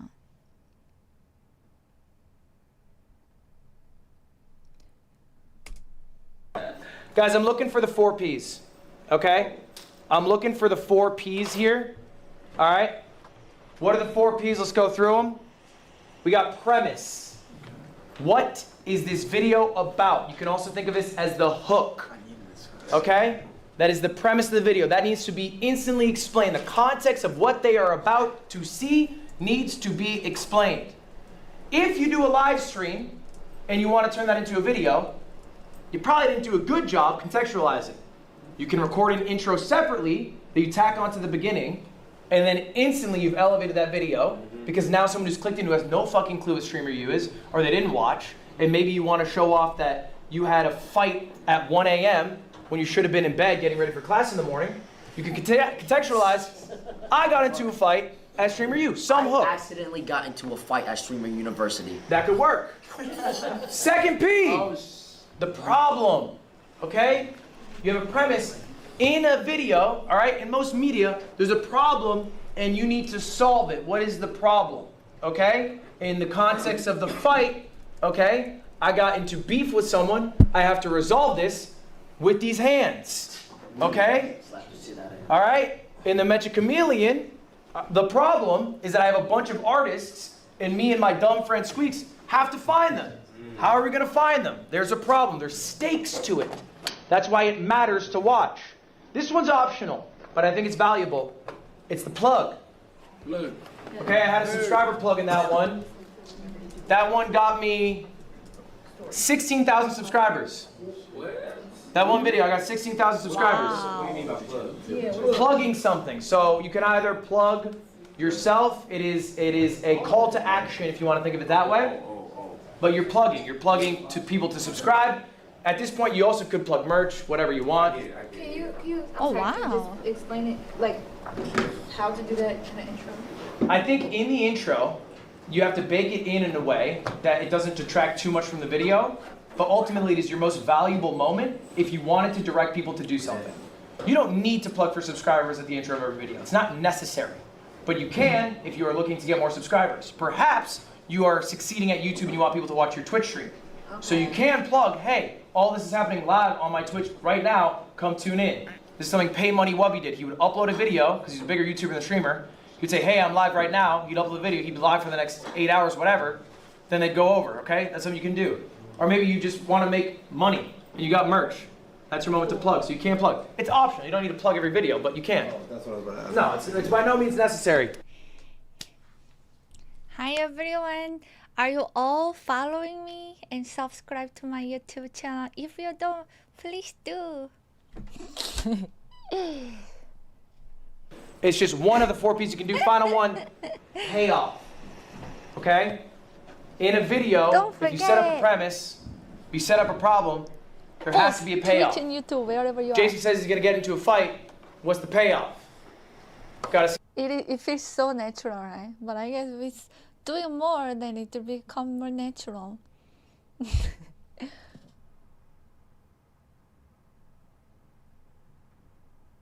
The fucking fight happen. All right? And in that intro, what I do is I say stick around to the end because we're gonna go to an art gallery. You're gonna get a little crazy. So the payoff comes at the end. I'm teasing it. Stick through the rest. You'll get to it. It helps increase your watch retention. This is an example of 2 separate videos that I've done. One where I recorded the intro beforehand.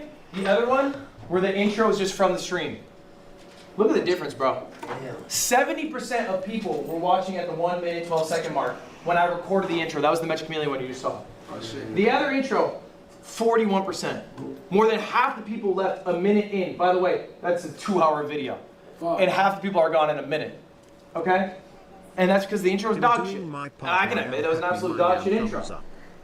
But these Star, thank you. Thank you. Subscribing on Twitch means very different than subscribing on YouTube. Thank you so much for the support. Yeah, and what is a... It would be nice to have an active link for each name. Ah! Oh yeah, why YouTube is clickable and other ones are not clickable? Good point. Thank you. We can change that. Modes. That's interesting. I never realized that actually. Vantage Star, thank you. And the Cavalier, thank you for subscribing on YouTube too. Yay, it worked. 2 people. And also, Chocolate Prince actually followed me 2 minutes ago. Yay. If you forgot to follow me on Twitch, or if you're on YouTube, or even not on YouTube, but you have a YouTube account, please subscribe. Yeah. Interesting. For me, it's only clickable for YouTube, but for some people, everything is clickable, and some people only Insta clickable. Interesting.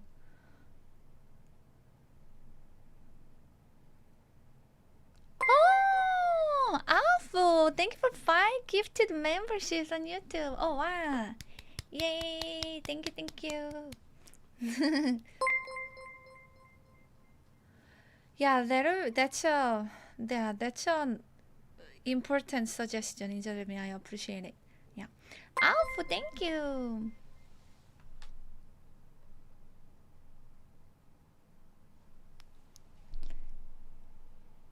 All right, I wanna go back a little bit here.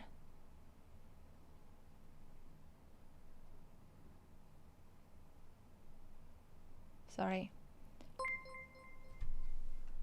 Something makes me more curious, like what the fuck are you talking about? It's this, I'm familiar like Mario Kart, Street Fighter, now your stuff's like, oh, this is interesting, what the fuck is he talking about? Does that make sense? I hear you. You called them to like do something without doing it in like a way where you just like subscribe. Call to action, bro. Okay. It's called a call to action. My bad, bro. Big nose fuck. Just simply like the tone in your voice, like being I went animated, back like too much. how it's drawn in. I'm and sorry. Also use something that was trending. Yeah. Now someone who's clicked in who has no fucking clue what streamer you is, or they didn't watch, and maybe you want to show off that you had a fight at 1 a.m. when you should have been in bed getting ready for class in the morning. You can contextualize, I got into a fight at Streamer U. Some I hook. accidentally got into a fight at Streamer University. That could work. Second P, the problem. Okay? You have a premise in a video. Sorry, everyone. I'm saying you can ask people to help you. What I did for basically all my first hires is I missed a little bit. Okay, there we go. 70% of people were watching at the 1 minute 12 second mark when I recorded the intro. That was the Magic Chameleon one you just saw. The other intro, 41%. More than half the people left a minute in. By the way, that's a 2-hour video. And half the people are gone in a minute. Okay? And that's because the intro is dog shit. And I can admit it was an absolute dog shit intro.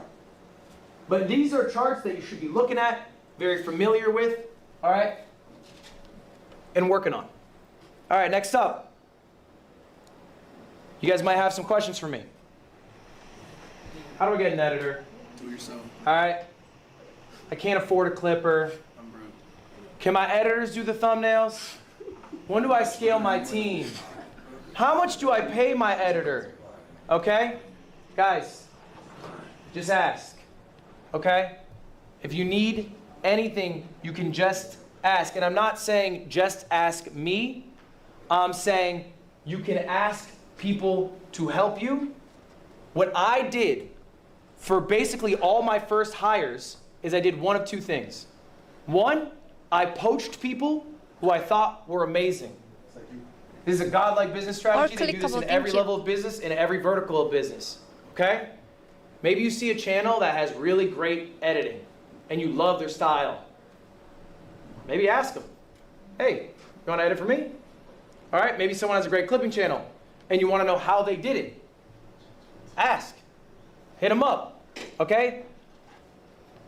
I've never signed with an agency, but I understood the need to have an agent to do sales. Do you guys know Loaded's agency? Loaded, has anyone heard of this? Never. Loaded is a pretty large sales agency in the streaming space. Their top sales agent was Kelby May. All right? I thought he was good at his job. So I poached him. And here he is on his LinkedIn saying, career update. After almost 5 years, I'm stepping away to leave Loaded, which, mind you, genuinely one of the biggest ad agencies in the game, to join my dumbass. Okay? Poach. The other thing that I've done to hire a bunch of my employees, working with fans. All right? If you guys are struggling to get an editor, what I've done is I've asked. I've literally gone on my live stream. I've gone, yo, guys, I really want to get like more clips. I see all these clippers, but I don't know how to get a clipper. If anyone clips, hit me up. These are emails or messages that I received. And this is literally the exact message. I went back. I'm still working with these people. This is from October 2020 from my shorts editor, Radstad. I asked him yesterday. I still work with him 6 years later. Oh, wow. I said, do you have the message, the first email you sent? This is it. I asked on stream. He sent me the email. I looked at my email. I replied. I hired him. All right? The one in the middle, Shake Drizzle. This is my longest employee. I've been working with this guy for 8 years. Okay? I said, I need an editor. He said, oh, I saw you need one. Sent me the message. I hired him. I still work with him today. Last one is another editor I have, Polite. I said, because Shake Drizzle's kind of a lazy fuck, I said, I want to edit my Pokemon videos. Shake Drizzle at the time refused to edit Pokemon. I don't know why. So I said, I need someone who will do Pokemon. This guy, Polite, comes up, he goes, I'll edit Pokemon. Send me a message. I hired him. All right? Make your concerns known. Put your asks out. You'd be surprised who reaches out to you. Now, here's the reality of it, though. What if they suck? What if you hire someone to edit? Or maybe do thumbnails with you? Or maybe do sales with you? I don't know, and they suck, right? It's a fan, whatever. I got good news for you. You suck too. Why would someone who's godlike at it join you? All right? You're not going to have a Mr. Beast editor leave his team to join you? Of course not. But there's something really beautiful and also powerful about both of you sucking and improving at something together. Okay? Give them the grace that you yourself want. Here's a fun quote for you from Epictetus. No great things come into suddenly, for not even a bunch of grapes can, or a fig. All right? Even a grape's got to wait. Even a grape's got to grow. Get the water, get the sunlight. All right? Same with your editor. Give them that grace. But I promise you, there's a lot of dividends you can get by working with these people and growing with them together and trying to find your voice together. Okay? Anyone who sucks in editing want to help? Type 1. To suck together, but make it consistent.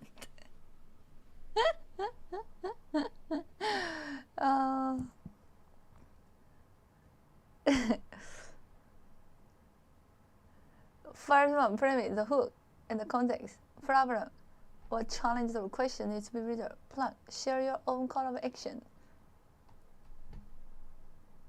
AI. Yeah, there is AI to help too, yeah. Yeah, what is the fourth P? Last thing I want to talk about here, guys. Don't trust me. Wow. I am someone who succeeded. To do that, it took a lot of luck. But there's also something known as survivorship bias. I made it now. I can say, guys, just do this, this, this. Payoff. And I go home into my $1 million mansion. I'm living a good-ass life. And you all bought what I said without maybe thinking critically yourself. Do I agree with him? Okay? I remember when I was a smaller creator, Mr. Beast invited me to his place to do a video with him. So I went. Wow. This is Mr. fucking Beast. He's got like 100 million subs. So I'm like, what do I gotta do, Jimmy? How do I make it like you? And Mr. Beast, he goes, oh, just make banger videos. Yeah, you should just make banger videos. Every video you should make should be an absolute banger. And I go home and I go, all right, team, all we're doing from now on is banger videos. A month later, I'm like, fuck banger videos. I like the workflow I have. I like the life that I lead. I don't want to put all this effort and high production into one YouTube video. I want to have a chat that I talk to. I want to have this community I form. I want to make the videos about GeoGuessr because I like GeoGuessr. I don't give a fuck if it doesn't perform 50 million views. I'm happy with the mill. So you don't have to follow the playbook bar for bar as I'm saying it. All right? Trust yourselves, trust your instincts, think critically about what I'm saying. Some things I'm saying maybe you agree with, some things they don't. Don't trust me implicitly. Take it all with a grain of salt. Guys, that is my lecture for you. Do you have any questions for me?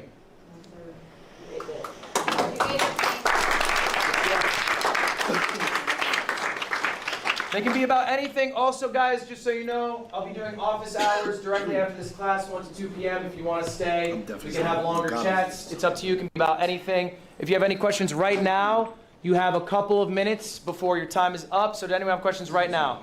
Yeah, what's up? You want to go Hoko? What is your guys, real quick, if you want to leave, you can leave. We'll take it outside for the questions. what is your advice for like I like to do gaming, I like to do vlogging, I like to do even with gaming, sometimes it's like different types of gaming. Is it recommended to do it all on one channel or have separate channels for separate things? I think a lot of you deal with this. Jason the Ween, you can probably speak about this. You got 6 damn channels yourself, huh? I have a vlog channel, I have a live channel, I have a main channel, and I got an IRL channel. I think this is a trap that a lot of people fall into. They make different channels for different things, and then what happens? One of the channel falls off because you can't upload consistently on it. I think it is ambitious to be making all these channels and expecting to be consistent on all of them, okay? You can be very successful uploading every possible thing you could think of on one channel. Moist Critical does it all the time. You never know what the fuck you're gonna get with that guy, but it's all on one channel. I think it's fine to do one channel. I would not do two. Wait, is it talking about Twitch or is it talking about YouTube? I think it's very different.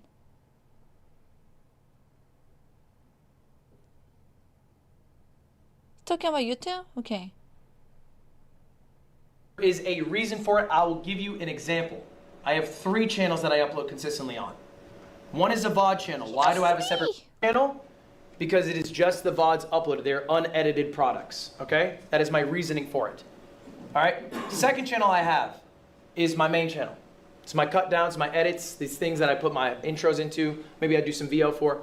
Third channel, it's the second channel I have called Ludwin. I don't do anything for this. This is basically like, I'm realizing I'm streaming 6 hours, and maybe I think this is the segment that I plan that's good, but some other shit happened that was kind of interesting, but I don't want my editors to work on it. I don't want to do intros for it. So I basically just have a couple of people, clippers if you want to call them, who just pull from that and upload it there. So what I do to separate my channels is the context in which the videos are made, not the content of what the videos are. Does that make sense? So I would think of it that way. If you're gonna make multiple channels, you need to be consistent on all of them, so it's a bigger ask. Okay, one final question, you guys. Instead of having 2 YouTube channels, I'm going to have 5 now. Main, IRL, votes, random highlights. 4 channels.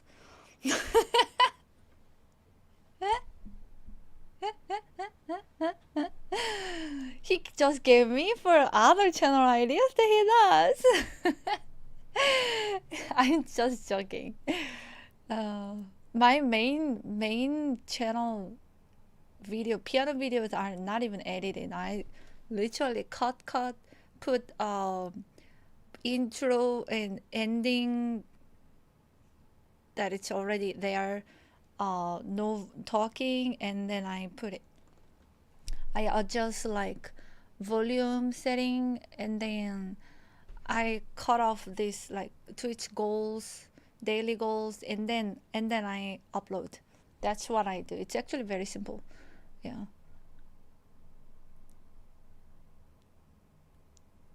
We can all go after this one. What's up? Okay, so my YouTube channel, I started off as just a YouTuber. I have like 5 million plus on that channel that I don't use. 5 million subscribers. Whoa! You got 5 million subscribers on a channel you don't use. What do you mean? I'll tell you why. So that's a flex. That's a flex. I still have those people on there, but then once I got signed, after I started YouTube, you know, they started adding my music videos on there too. Right. With my like vlog stuff, and like I felt like it was just all mixed up and not done. And now that I'm doing Twitch and I want to take it more seriously and clip on there, do you genuinely think I should make a second channel for that? Okay. 1000%. Yeah, because otherwise, how long ago was this too that you stopped uploading?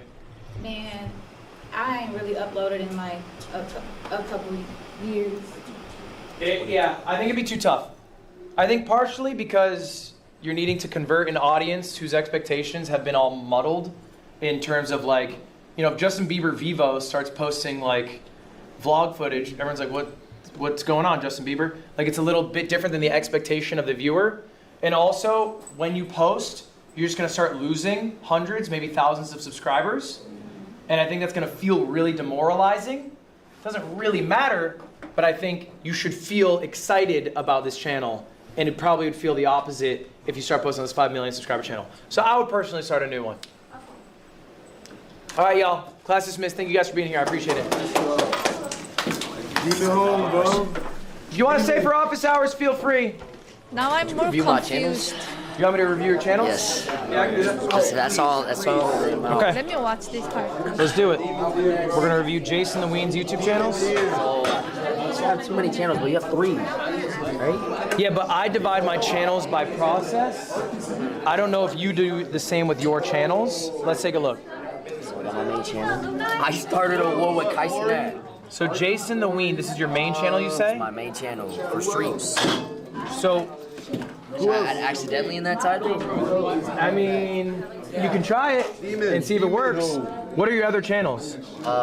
It's Internet not working. Jason the Ween. You got Jason the Ween. My bad, my internet's some ass right now. I might have leaked some shit right there, low-key. Jason the Ween.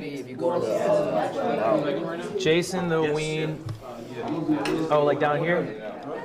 No, it's laggy. I can't even read chat. No, click on. I'm pretty sure if you click on home and scroll down a little bit. Oh, okay, yeah. Jason, oh, look at this. There you go. I got 4 channels. We got Jason the Ween IRL, Jason the Ween Live, Jason the Ween VODs. Yes. What's the difference between Jason the Ween and Jason the Ween Live? Jason the Ween Live is more like the things that won't perform as well as the main channel. I'm pretty sure you have a channel like that. And Jixie has a channel like that. Joe Bartolozzi has a channel like that. You know, I'm taking inspiration from other streamers. Why wouldn't you just post Jason the Ween IRL content on Jason the Ween? That is a question I don't know. Because I thought I was gonna be really consistent with the vlogging. I was gonna make it my baby, right? That's my baby, like on some Duke Dennis shit. That was bloody brilliant. Thank you so much. Absolutely fantastic. I'll be here for your class tomorrow. I appreciate that. Thank you so much. Jason, I think personally, I think it's fine to have a channel on things that you are curating, all right, and actively. I forgot to talk about management. That's all right. I think. Do you meet with all your editors? I do. How often? Pretty John, often. does he? Huh? Does he meet with his editors? Yeah. All right. I meet often. And so when you're meeting with these editors, you're saying, okay, this video deserves to be on Jason the Ween versus Jason the Ween Live? I've had conversations like that before, yes. What do you mean like that before? Why are you not having it weekly? You're streaming weekly. Should this not be a conversation every week? Every week, I have a meeting with all of my editors. All of them sit down, and I say, okay, guys, this is going to be in the main channel. Let me know the assets you need to finish this video. Do we need VO? Do we need an intro? All right, these segments, I don't think we're as strong. Let's put them on the second channel. We need a watch party, bro. Can you put it on the TV? Oh, I think my Wi-Fi's too ass here, bro. Yo, please help me real quick, bro. But you need all types of help. Come on, bro. I would say I'll be in the center of attention, man. I'm trying to learn. I'm trying to learn. I would say it is important that you do a better job managing your team to direct, because you're saying this is your main channel, and I'm seeing some shit here. Like, this can't be all good. You've uploaded like 6 videos in 2 days. Okay. Like, these aren't all good videos. Okay, so critique me. So I would say this is where all your good shit should go. And that includes your IRL shit. I don't think you need this IRL channel. This is where good shit goes. Good shit goes here. Good shit goes. Good shit goes here. Jason the Ween, that is where good shit goes. Where good shit goes. And when people tune into Jason the Ween, what do they get? Wait. If you good call something a poo-poo, can it be good? How can good and poo-poo go in the same way? Also, yes, that older woman is a streamer, yeah, and in the right context,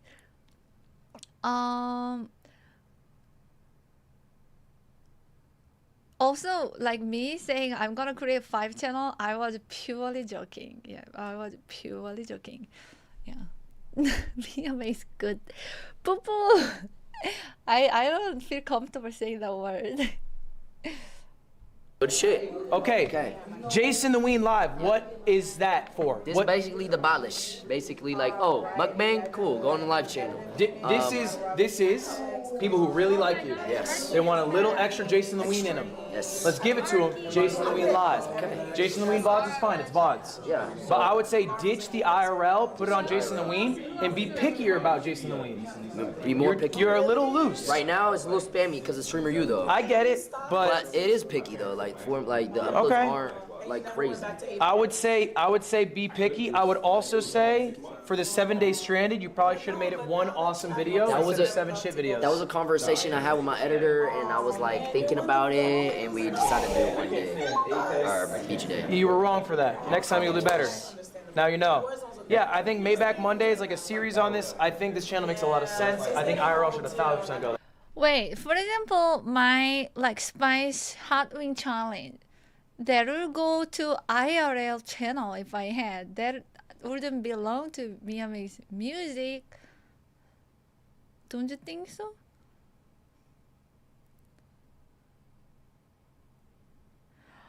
I think even if he has a lot of followers, everyone still want to grow and learn. And it's good that he is now like, oh, I am so like successful. I don't need to learn anything. I like that he wants to learn. Yeah.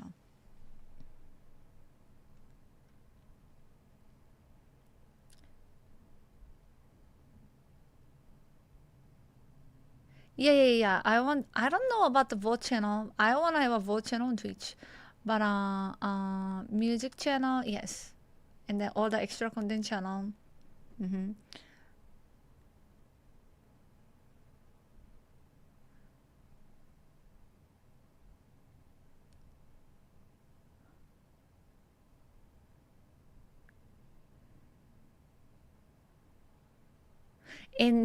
And yeah, pair of both, yeah. I got like, my face when I suddenly got on, yeah. Mia makes memory for IRL. Yeah, don't say out loud. That's all I Okay, that's so. You think I think my 2 channels channels are is good then? okay. Just put the IRL on the main. I think if you put the IRL on the main, it gets a lot better. Be more selective. Be Even more if it's just selective. Also, shorts. be more willing to give your editors fuel to make better videos. Intros, VO, you don't do that. I don't do that. Why not? I'm a lazy fuck. Yes, you are. So what are we gonna be? We're gonna be more Less lazy. Less lazy, yeah. All right, man. Appreciate you. Appreciate it, left. Thanks for coming to class. All right. Great class. Great class. I think what's that 8 out of 10 talked about the intro you're talking about, because we're talking about YouTube. I combine everything I'm into from streaming. I clip it into from the gaming and the streaming. And I clip it from my talent from filming and editing, and I combine it all. Can I show you a 30-second intro? You want me to watch your 30-second intro? I can do that. Is a channel just called Blasian? Yeah, I have a film channel, but it's like hard to like do that. It's with an A. Blasian with an A. Blasian at the end with an A. Yeah. So top. This one? Up top. That's a song. Yeah, this one. Why video games don't feel the same anymore. Okay. Oh wait, you're taking that. Xbox 360, PlayStation, Generica. They all have something in common. They unlock core memories you don't talk about. Build the topic for Warzone, Fortnite, when Xbox Live Arcade was off the straight heat. Y'all even know there's no microtransactions or battle passes. Back when life looked like this, you feel me? We had games like Happy Wars, Castle Crashers, Trials HD. But then there's just one game that made me and my friends lose our mind in that 5 seconds later. Just one game that ended old friendships. Then that game was called Doritos Crash Course. Okay. I mean, I actually don't think it's a bad intro. I think it's maybe a bad... Makes sense. I think I have it too, but I'm undiagnosed. It's tough to say, because to critique a smaller video, there's always a chance this video would like absolutely bang, and it just hasn't like caught on. So that is possible. The only thing I would say, and I appreciate the artism of that intro, I think it's not the strongest hook. Like I'm imagining, because who would make a video like this? Why video games don't feel the same anymore? It would be like Nakey Jakey, and he'd be playing some like AAA slop and showing how video games suck now.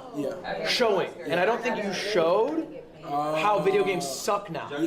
Right? You're saying this, and I'm listening to you, and I'm thinking to myself, I don't know if I agree with you. Like, when I'm thinking about, like, I agree with the title, but then you're saying Castle Crashers. I'm like, I don't know if I agree that Castle Crashers is, like, better than Elden Ring. Like, so I think you have to get straight to this point you're making of, like, this is the shit now. Like, this is where things are maybe kind of beautiful. And like more show in it. I don't think the baseball field works here. I think you want to be showing the games. Yeah, okay. So I think I appreciate the artistry of it. I don't think it illustrates the point enough. No, yeah, I kept changing the title so many times. Yes. I think it was like something about free games. But yeah, no, that definitely makes more sense now. Yeah, there's like the visuals. There's nothing about games at all. And so I would say that. Okay. And also, you snuck a joke in there. Wait, dumpsters, like dumpsters. I think it's unnecessary. Okay. I'm not funny in the first 30 seconds of my video. Okay. That'll be funny. Yeah. All right. Maybe there's like a little joke occasionally. I don't know. So saying video games I keep it pretty clean or pretty walking subtle. downstairs So in it's very, baseball like, field palatable and, like, has flattering. nothing to do I'm not with each saying you other. can't make a joke in the intro. Maybe just something to think about. Thank you. Thank you so much, man. Appreciate you. brother. Thank you for coming to class today. I remember niggas used to hit the Luddy, bro. I did used to hit the Luddy, bro. I used to hit that shit tough. I love your lecture. I enjoyed it. I'm gonna try and do better. All right. I'm trying to Appreciate do better. that. Thank you. I look forward to it. Hi, Mr. Lord. Hello, how's it going? First of all, amazing class. Learned so much. Thank you. I think I just want to ask you about. Well, I think my primary focus on YouTube is the fact that I do like music, singing content. I have like another channel where I kind of posted VODs. I had an editor, but then he quit on me, so I completely forgot about that account. So as for my like singing account right now, I just post like reels because whenever I post like long form content, it gets copyrighted or shadow banned or whatever the hell. So I was in my mind, I was like, okay, I'm gonna grow from reels first, or shorts or whatever, and then from then on, maybe I'll like try harder with long form. Yeah. Yeah, so I'm just like, what And is that working? I think so, yeah. What's your YouTube channel? It was Catornado, C-A-T. Oh my God, you guys. R-N-A-D-O. I think I looked at your YouTube channel yesterday. I remember this. You do only post shorts, right? Yeah, but I've had Where like an editor for Just Streamer You, and they've been posting on my. Is it this? Helping streamers, yeah, but it's Is heavy. it? Yeah, There's they're posting, specific like, classes Streamer You clips on my focused on singing YouTube. channel. Like that's my. Wait, but here's the deal, bro. I can't even find your channel looking up your name. Oh. Jason the Ween YouTube comes up. shorts, Is this my not- internet? Not my. You're all the way down it's here, been just a you? long No, time I that was posted. my VOD channel, but I don't post on it anymore. Oh. I looked up your that- name. that Yeah. one. That's crazy. Yeah. That's bad. Wait, how do I That's fix bad that? for us. How do I fix that?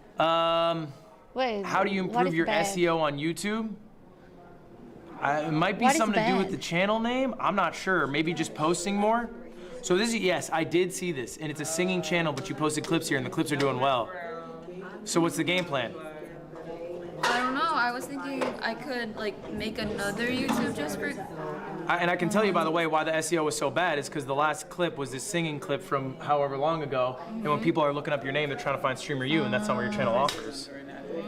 So, I mean, it's up to you. Do you want to get that channel that you don't use anymore I and post honestly on there? forgot the password, but I could find it. I mean, Okay, another thing, Mia makes music. Okay, people will expect that I post music content, and if I post other content, yeah. you can either find the password, or you can just make this that channel.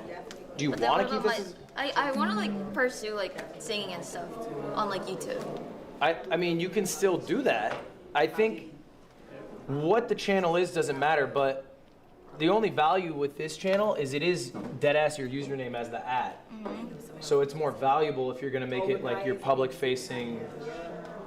Okay, so delete all the singing and just do like. I don't think you need to delete it. It doesn't matter. I mean, I have some dog shit for my old videos. You never need to delete videos to like. If you go to Mr. Beast's channel and you look at old videos, like they suck. You know what I mean? Like, and not to say your singing sucks, but they're irrelevant to what the modern content is. These are my old videos. I went to a Super Smash Brothers tournament and I recorded footage on my phone. I didn't delete those. I don't need to. So I don't think you need to delete anything, but you could co-opt it as this channel where you're posting more. And it doesn't mean you can't post music on there, but it means maybe you need to be a bit more selective about the music you post, like maybe something that you know is like maybe more important to you, like more meaningful to you, or something like that. Or make a second channel to do music on. It's up to you. These are doing well. I would continue it personally. Okay. Like personally, like you have 2 clips out of 100K, I would post, 10 more shorts like this weekend and try to get some growth off that. Okay. There's this guy I'm going to show you real quick. His name's Sam Bucha. Do you know who he is? He has 11 million subscribers. He did only shorts, I want to say for like 4 years. He did only shorts. He got to like 6 million subs, only shorts. Then he started doing long form videos, okay? And his long form started to like pop off, like genuinely do super well because he was able to grow his channel through shorts. So it is possible to grow from shorts and then switch to long form later on. That's a super viable strategy. It does take a bit of time. It's not as easy as people make it out to be, but you absolutely can do it. Okay, awesome. Thank you so much. All right. Thank you. Thank you for coming to class. I appreciate it. Of course. Yes, me. What's up? Hi, I'm Shaka Shooter, and I have a couple questions. So one, the name Shooter and my Easy, name. actually. So do you think that is brand friendly? Do you think I started off as a Call of Duty gamer, a Call of Duty streamer, and I feel like that name in itself limits me, and I kind of want to create 2 channels off of that sometimes. To Shooter, how do you spell it? Is it like Shooter. Oh, it's like dead ass, like Shooter. And so times like that, I think I should have like a second channel just for more non-gaming content. Yeah, it's tough. Everyone has I this think- kind of questions. I think it's important not to adapt your identity too much to cater to, like brand friendliness. Like I think there's value in like this authenticity, but like if you're not super attached to it, it might be worth it. Cause like we're in America, bro. There's school shootings often, Right. and if there's like a crazy school shooting, which there's probably inevitably gonna be, because there's like no Right, there's legislation to always- stop it. Right. Then it's like, yeah, Doritos probably doesn't want to hop in on the shooter YouTuber the day after. Like that Right. probably makes them feel some type of way. Right. So, but it's not my call to make. It's a very personal call, and I think it comes down to, how important this name is to you. Right. The name is important, but I go by Chakra. And so that I feel like I could just create a second channel and drop the shooter part and just kind of go off of that. 1000%, yeah. Okay. So that was my first question. My second question is when it comes to like niching and trending kind of like trending niches. Like at first we've seen like a lot of the vloggers and now we don't see as many vloggers, and then we've seen a lot of mukbangs and now we don't see. Do you think it's important to kind of, you kind of answered it already, but how do you feel about, like, I want to do like lifestyle kind of vlogging content. Do you think it's important to kind of see where the niche is going, understand if it's dying or not, and kind of stray away from that, or just go with your heart and kind of just go with what you want to do? You ever play Super Smash Bros? Oh yeah. Okay, the first game or niche community that I was a part of was Super Smash Brothers Melee. Okay. The GameCube Yeah, one. yeah. It's a pretty small community, all things considered, but I really liked it. Right. Right? And so I think that helped me grow initially in it. I made a bunch of content about it. It's not as big as if I was doing, you know, like Fortnite at the time. Right. Obviously, but I liked it. I love that So there's I think like being authentic to what your passions are matters a lot more, and you can branch out. Like, you are not at the ceiling, and this is also a pretty big niche to be fair. You're not the ceiling of vlog. Like the ceiling of vlogging is still massive. There's still huge vloggers. Right. You know, so I think it's super possible. I wouldn't ever I know, I love that he recommend stays up chasing a trend unless it's something that you also like personally thought was cool. Okay. Like don't do mukbangs because people are doing mukbangs. Right. Do mukbangs because you like eating a lot of food and you think it'd be fun to do. You know. Yeah, I would say it shouldn't matter at all. Awesome. Thank you. You're an amazing professor. Thank you. I appreciate it. Yeah. Thank you for coming to class. Of course. Hi, how you doing? My name is Cute Gun. It's because I already stream both all my live streams like music and IRL on my Mia Makes Music channel. Yeah.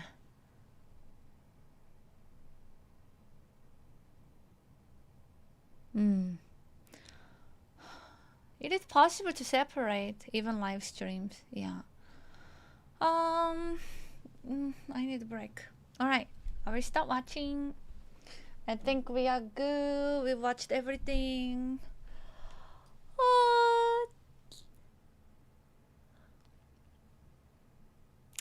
Well, yeah, good lessons. Gosh, these are intense. I started streaming at 11. Wow, people, you're here. Oh. Hi, survey guy. 9 hours of taking classes. We took like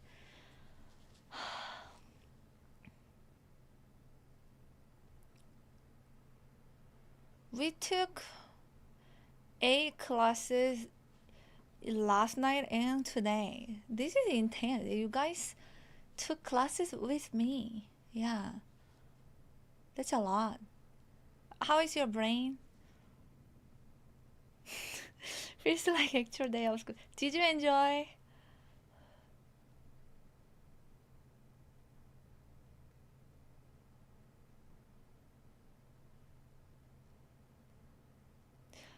Mia is a successful streamer. Thank you.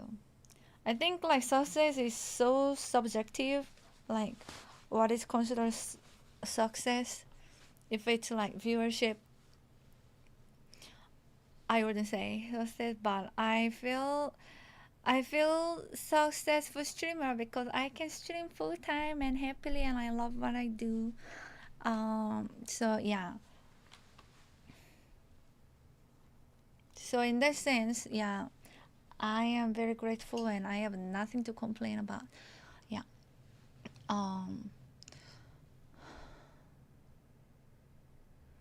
Now I want to see and expect consistency. Well, I feel like I need to take a nap. You cherish yourself there. Aww. True. I need fan.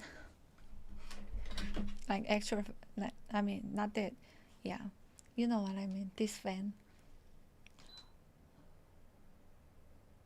I really enjoyed all the chatting again. Yeah. A lot of good insight and information and thoughts shared on the stream. Yeah. I really enjoyed reading every single comments. Not comments. Oh my god. Chat. Yeah. I feel mentally exhausted, actually.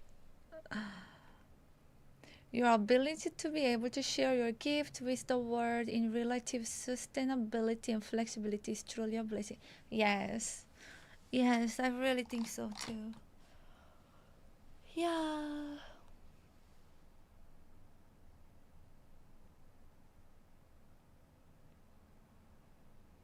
This is Mercy chocolate.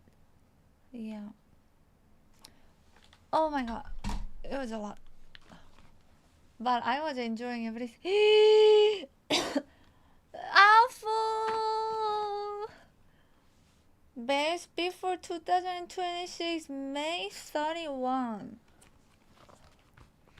It's July. I travel too much. I got this drink Valentine's Day. No, I mean, like, I'm fine. I'm gonna keep eating. Yeah. I mean, I will keep eating. It's okay. Yeah. I don't think that we need to throw it out. Best Buy, but still good. Exactly. Oh my god, chocolate print. You are literally chocolate in your name. Got it as a gift. But they are like really good chocolate. Yeah. Oh no. Yes. They fell down.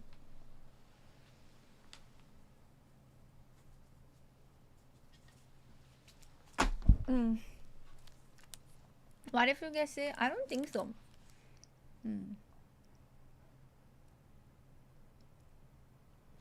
You've eaten chocolate a year older, nothing happened?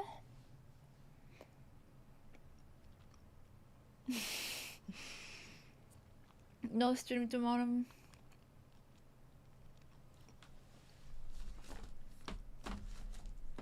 There are packages. Yeah, thankfully. Milka chocolate. I like all the chocolates in the world. I love all the chocolates in the world except Reese's.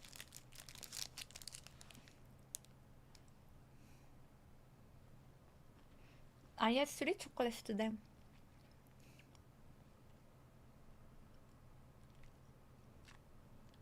Intensity can help reset the mind. Thank you for sharing this, Mia. No, thank you for watching together.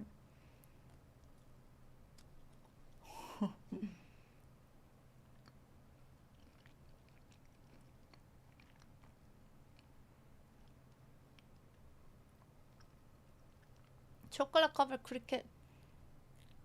No insects.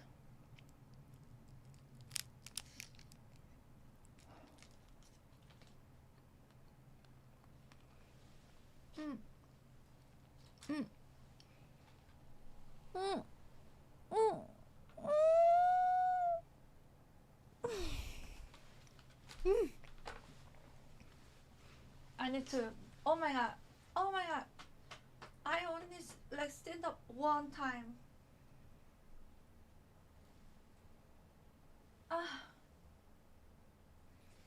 Why do I do this to myself? Who takes classes for this long with one break only?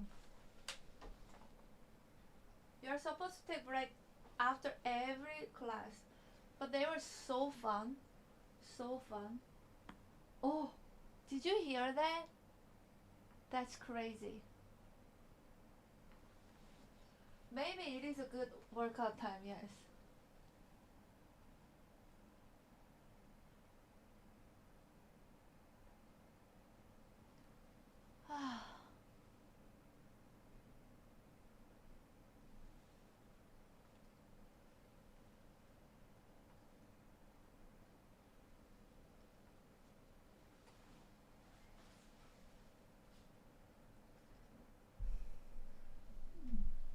Side-eye emo mean to you? Which one? What side-eye?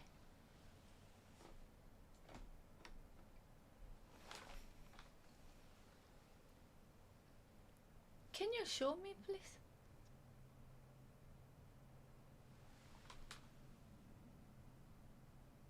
That's like what's going on, or just like trying to like kind of awkward and scanning the room vibe. Yeah.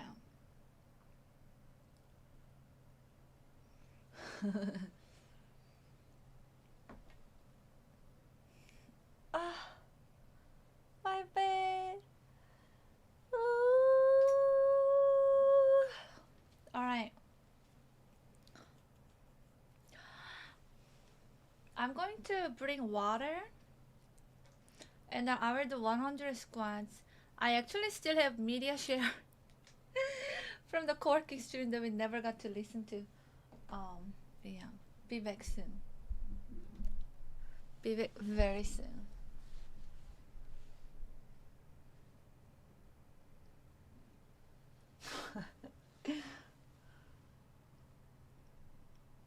No, I'm not in pain. I'm okay. Yeah. Okay, be back.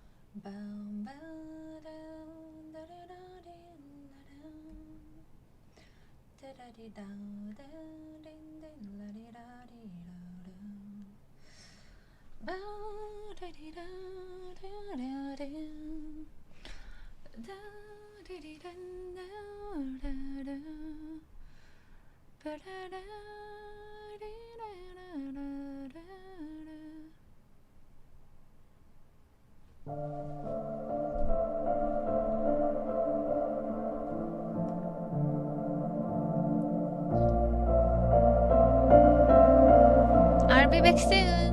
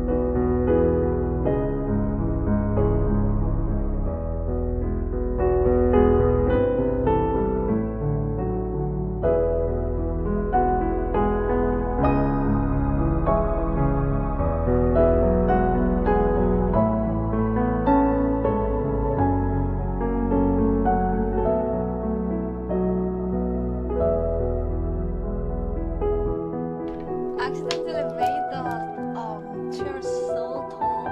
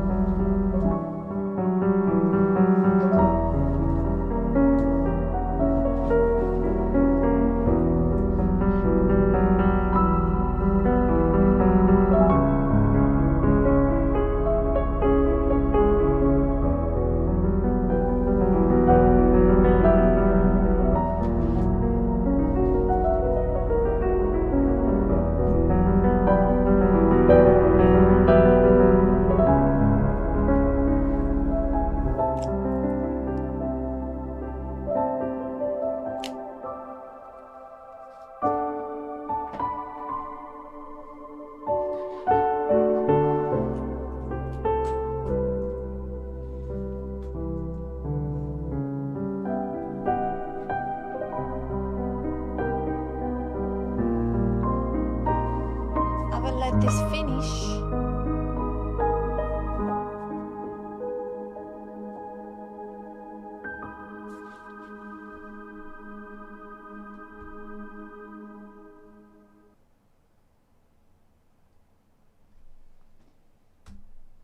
Okay.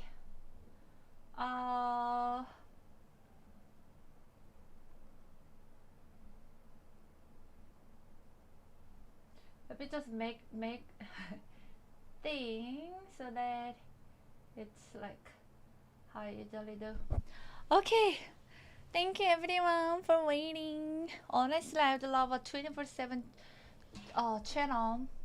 You playing video game music. I don't know about video game only music. Should I make another channel video game only music? But yeah, I do. It's in my goal to make 24/7 channel of only piano music non-stop. Yeah, no talk.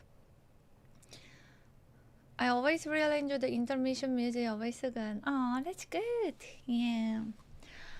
All right, everyone. Thank you. How are you feeling?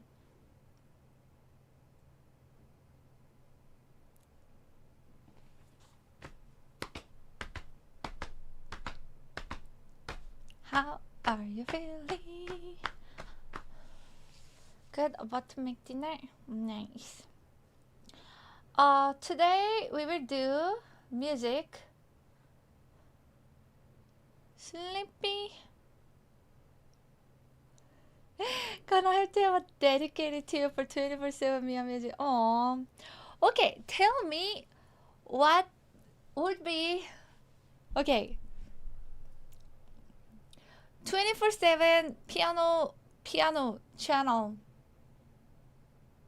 is something like a lot of people actually mentioned to me. Yeah.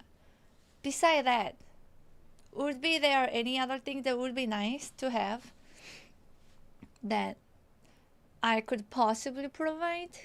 Hi, Isaac. Welcome back. Thank you for the raid yesterday.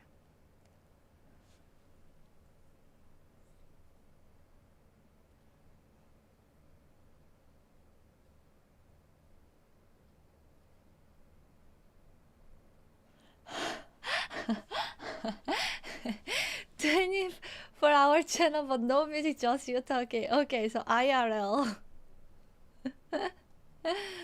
On IRL stream Japan. 1 hour long, just piano video.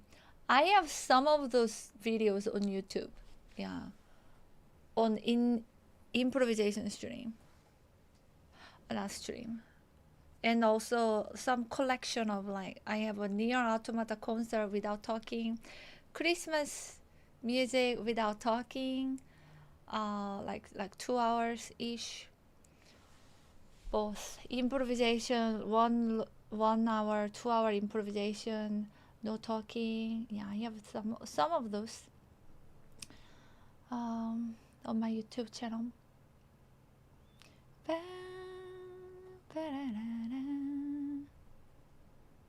Cosplay videos? Yeah. It's in video game playlist. Top Mia picks. Like my favorites. Holiday with theme music. Maybe this year I will make more of those skeleton. I need to get new skeleton. Yeah, skeleton videos. To claim my spot. That I am the OG. Okay.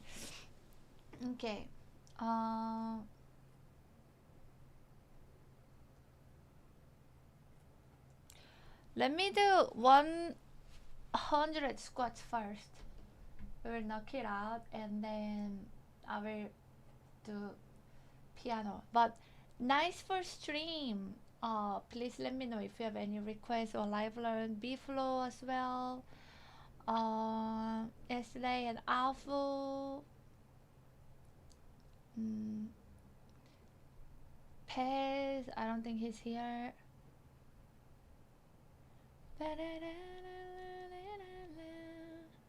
Red Lion was 1 year yesterday. I don't want to slay. It's only 8:15. Yeah, I just did break. It was just a lot of classes. Yeah.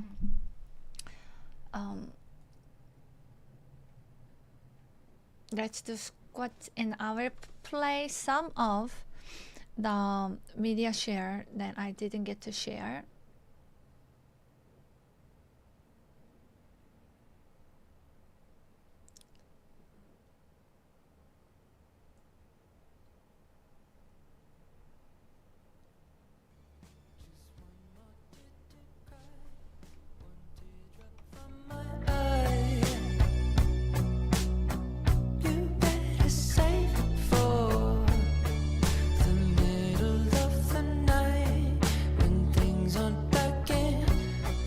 Whoop.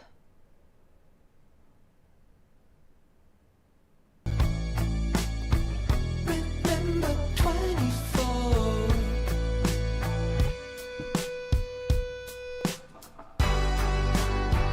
And when I'm back in Chicago, I feel it. Another version of me.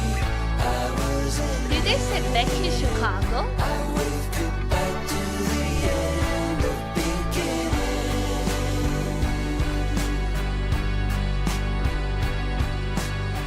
Oh. The song has started now, and you're just finding out.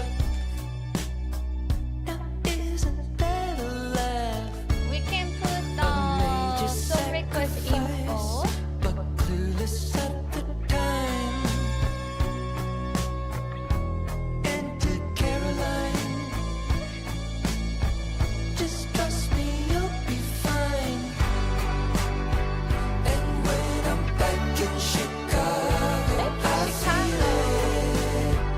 Another version of me. I was in it. I waved goodbye to the end of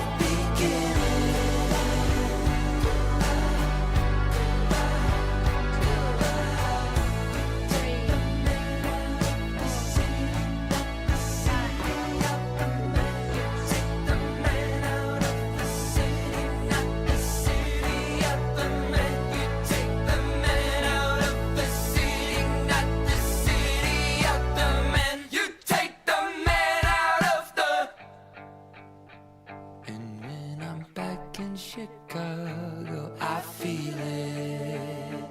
Another version of me. I was in it. I waved goodbye to the end of beginning.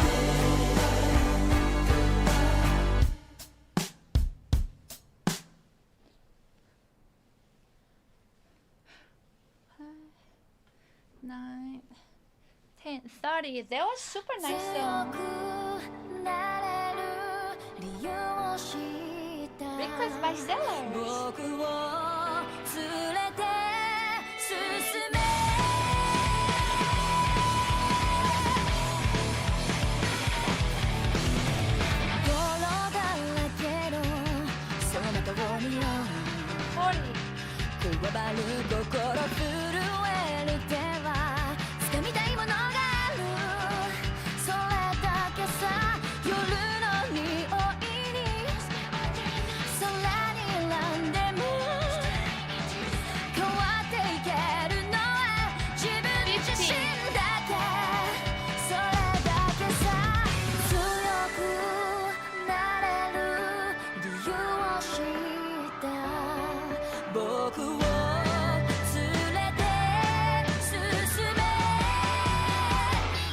うしたって消せない夢も止まれない今も誰かのために強くなれるならありがとう悲しみよ世界に打ちのめされたわかる意味を知ったグレーの花よ咲き誇れ運命を照らして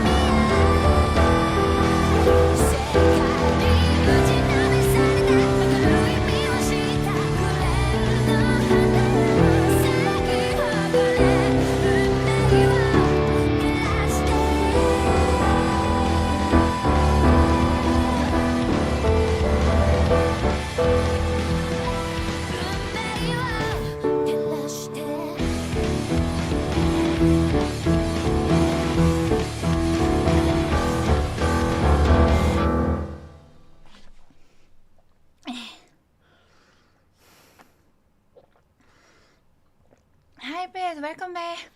If you want to, thank you so much for the support.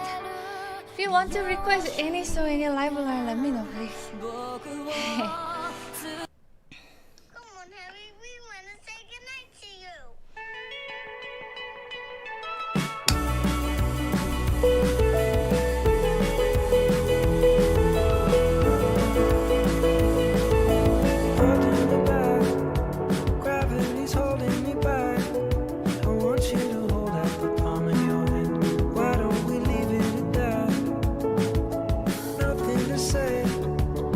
Everything gets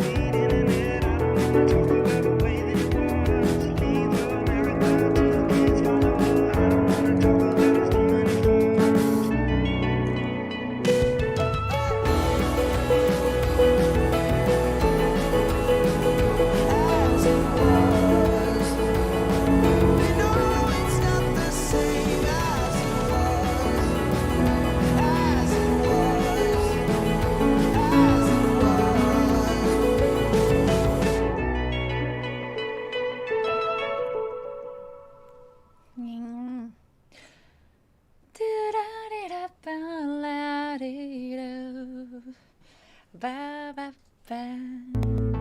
Sounds good pace.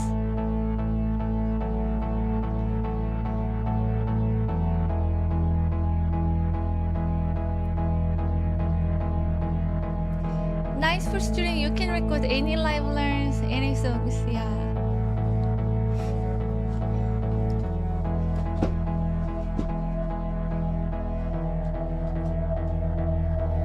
Lay across the land, I will show you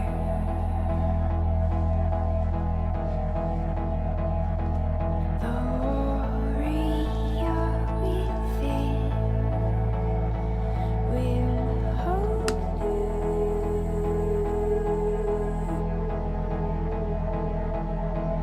You are made of gold. Of course, Anthony. Show no mercy. Kids disappearing. As this all unfolds, you will not be forgotten.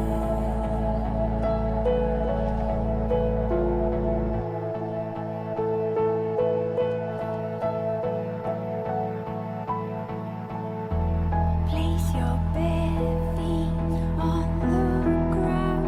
Let me hold you.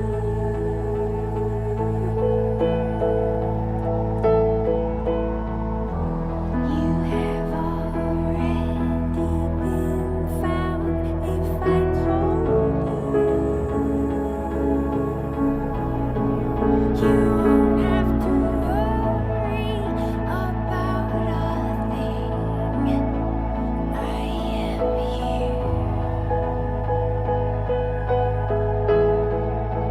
Please don't worry about a thing, 'cause I am here. Do you believe me when I say that I am here? From the top of the mountain above your fear, I am here. I am here.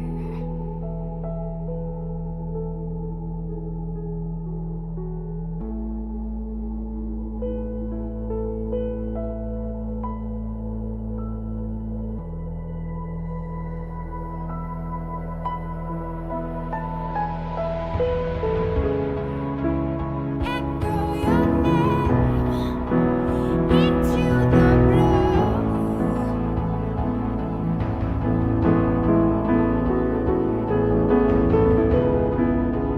10 million years and counting for you.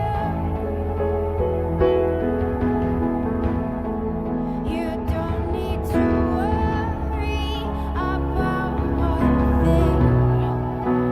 I am here. Please don't worry about one thing. I am here. Honey, don't worry about a thing. I'm still here.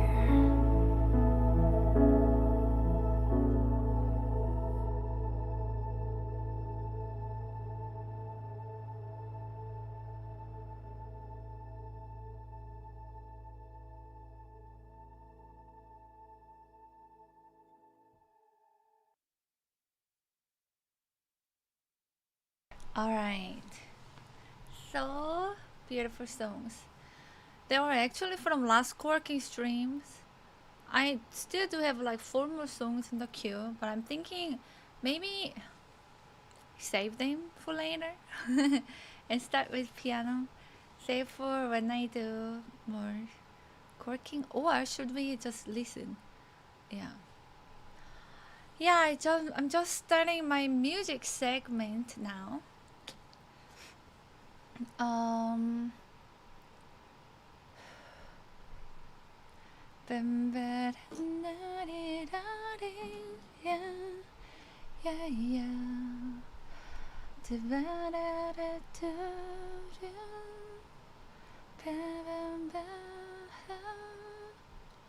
You know, yeah, today let me do piano stream. Tomorrow I will go live in the afternoon. I have something in the morning. I will go live in the afternoon. Have I been streaming for 9? What? For how long have I been streaming? 9 hours? Oh my god, I tortured you guys. 9 hours of lectures. That's crazy. No wonder I'm tired. 9 hours. What in the world? I didn't realize. 9 hours of video. I thought you were talking about 9 hours since yesterday. All together since yesterday. Who does that? 9 hours in one day with one break. I am crazy and I tortured you guys. I'm so sorry. Who does that? That's more than full-time work. Whoa. I really lose time of track of time. Mia does it every time. And they literally said 4 to 5 hours is good and I can watch it 9 hours. That's insane. Yeah, now I'm wondering why I'm so tired.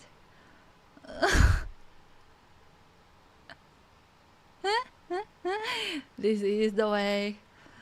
Yeah. Whoa. Korean work ethic. Mine is not even. This is not even Korean work ethic. I just really didn't realize the time. I did enjoy. Yeah. So time flew. I don't know about you, but wow, that's insane. I feel sorry actually. Okay, let's just play a few songs and then I guess I will rest my brain, or I do a little bit of co-working, or set the goals and plans. I don't know.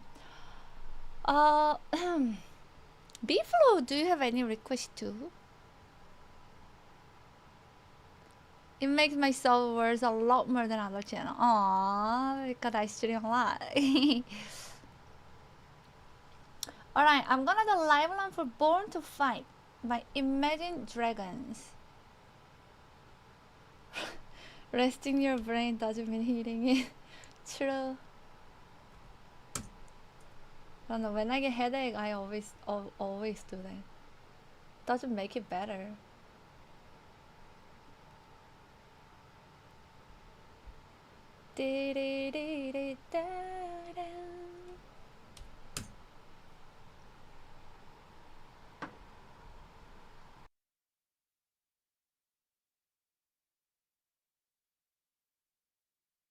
This live learn will be by ear, so I will jump to the recording.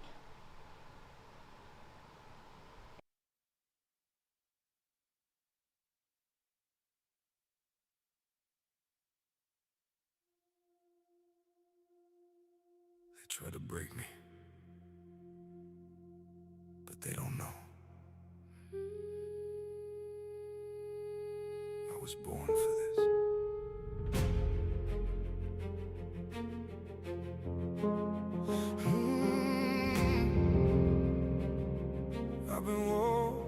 I've been walking through the fire with a heart that's full of scars. Every dream I try to hold felt like reaching through the dark. I've been falling, I've been shattered, lost myself 1,000 times. Every tear I try to hide left a storm inside my mind. I was losing every battle, but I never lost the war. I've been standing on the edge now of a life I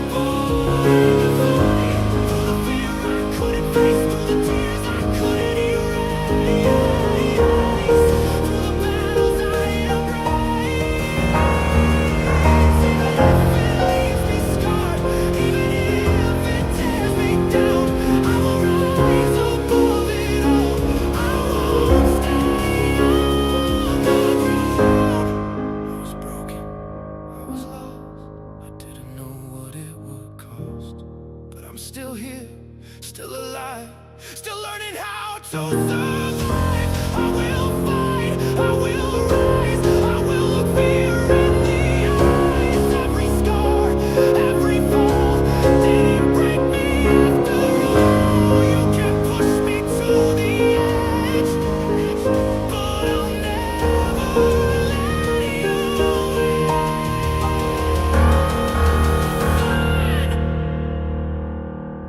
I'm still bleeding, still in pain, but I'm breathing once again. I was born to fight, even when my heart gives out, even when I'm filled with doubt, even when I scream out loud. I was born to fight, through the darkest endless night, through the absence of a light, through the hardest of my fights. If this life is war and pain, if this is my only way, then I'll stand through everything. I won't fade away. They tried to break me, but they don't know I was never meant to fall. I was born to fight.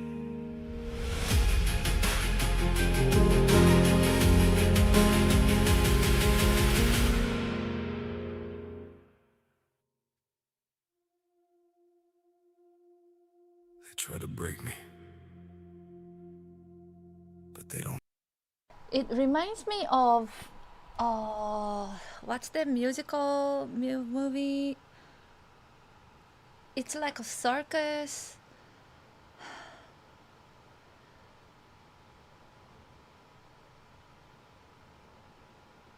Yeah, there was My Life on My Ear. The song requests are open. We didn't have any, since I just like changed. I was offering, for who had supported yesterday, but it's open to anyone. Yeah, you can request. Yes, The Greatest Showman. It reminds me of Greatest Showman a lot.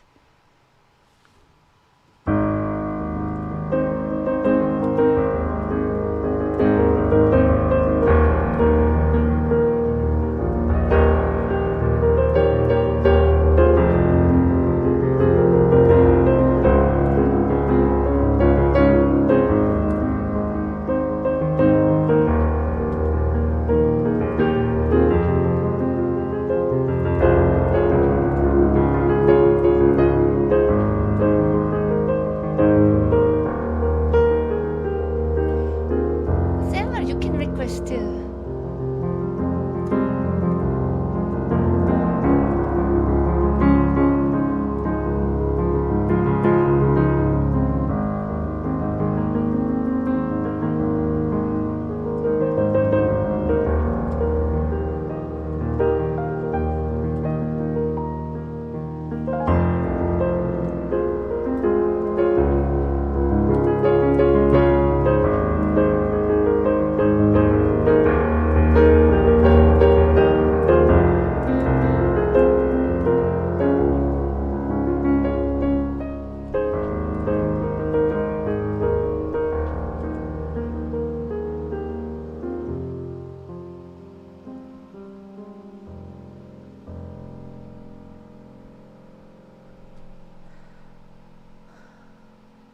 Okay, we can add this song to by ear category. Is it AI? So AI took Imagine Dragons voice and then made it. Interesting. Thank you, thank you.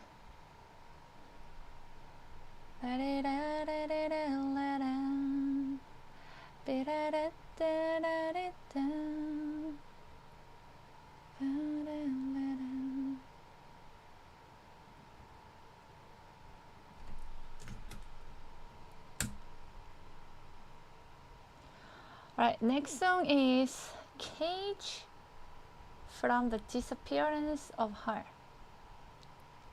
For nice for stream. You know, you can request any live learn too, any song that I don't have in song list. Yeah. But let me go ahead and play this for you.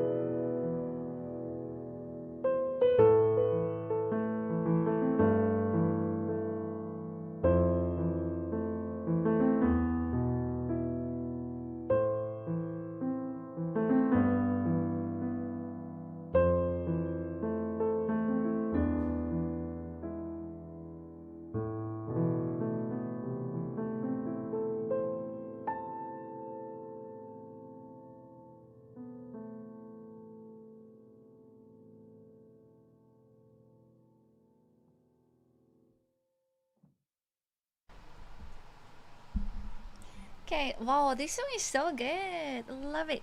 Thank you, nice for stream. Thank you, everyone. Hi, Siranto. Hello, Rick. Next will be.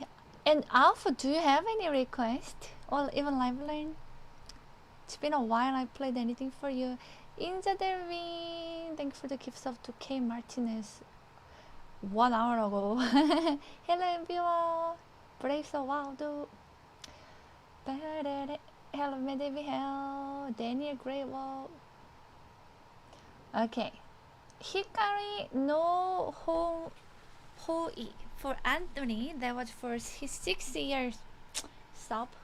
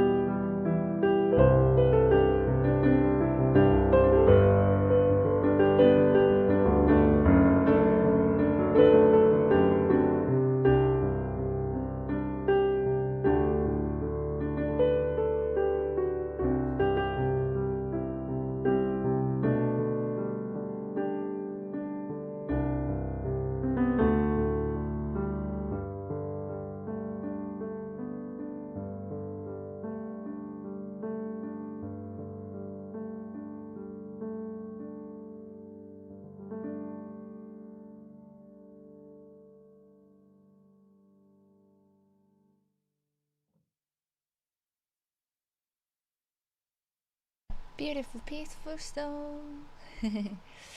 Thank you. Next one is a live learn for Dave. Never too late by 3 days grace. Okay.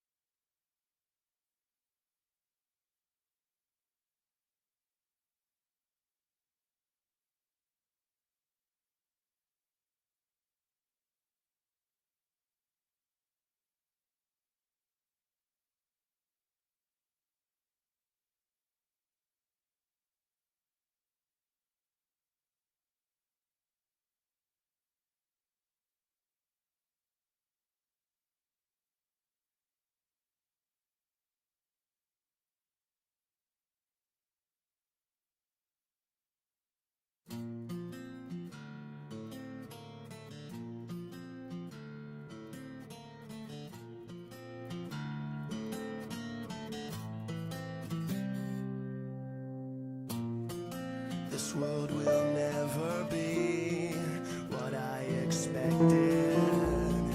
And if I don't belong, who would have guessed it? I will not leave alone everything that I own to make you feel like it's not too late. It's never too late. Even if I say it'll be alright, still I hear you say you want to end your life. Now and again we try to just stay alive. Maybe we'll turn it around, 'cause it's not too late. It's never too late. No one will ever see this side reflected. And if there's something wrong, who would have guessed it? And I am left alone, everything that I own, to make you feel like it's not too late. It's never too late. Even if I say it'll be alright, still I hear you say you want to end your life. Now and again we try to just stay alive. Maybe we'll turn it around, 'cause it's not too late. It's never too late. We will come back in time. We've lost, can't get back life.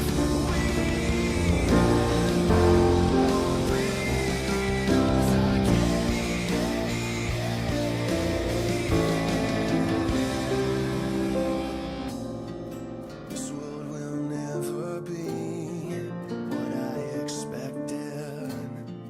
And if I don't belong,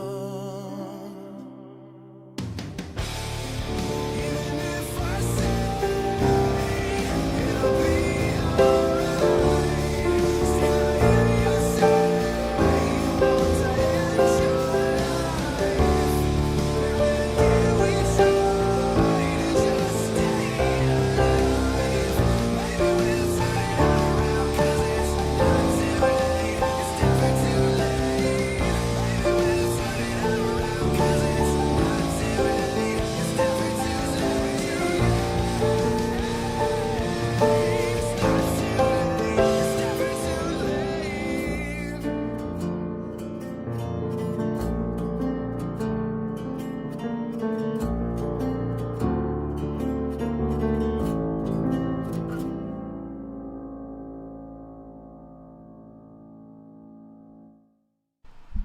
This score was a little weird.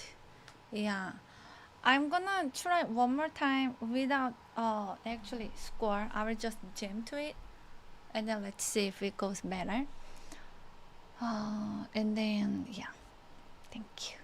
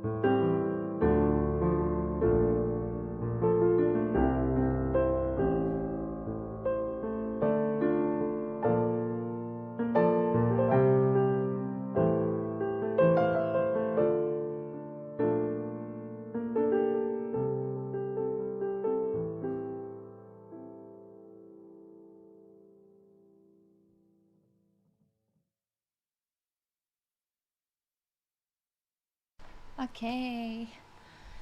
There was Never Too Late by 3 Dragon Grace. Live from my ear. We can edit to the song list by your category. Thank you, Dave.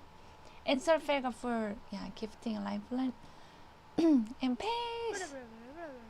Thank you so much. Thank you for such a big support. You almost single-handedly supported, all the sub. Thank you so much.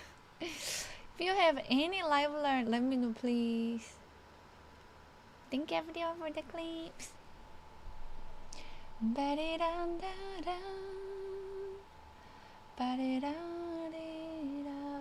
It's Kokia's birthday right now? Oh wow. I just played her song right before the song I played. That's cool. Hello Mia. Can you try my store Jeffrey. now? Hi.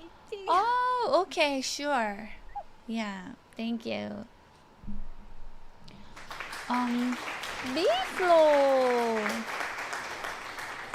Oh, thank you so much, Biflo. So kind. Really appreciate it. Thank you. And thank you for the tier 3 sub, Jeffrey. Oh wow, 100 score. We can add it back. Yeah, thank you. Let me do Coastline by Hollow Coves for pass. And before, if you have any, I know you are still working, no pressure. Whenever, it doesn't even have to be this stream. Whenever, Le Coastline by Hollow Coves.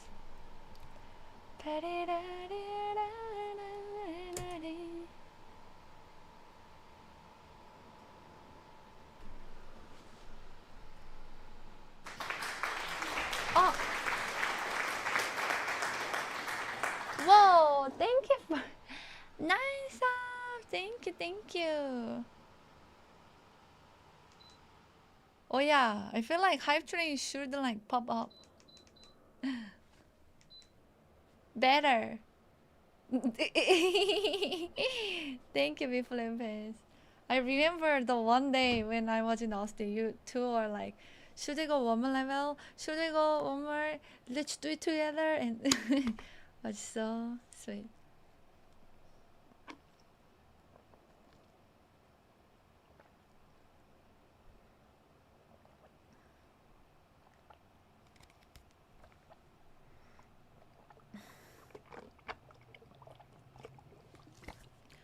Oh, all right.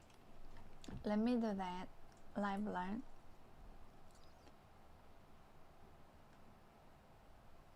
Muse score. Okay.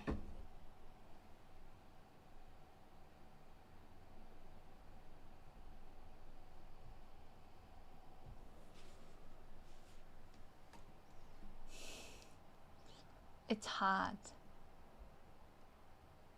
Hydration is good.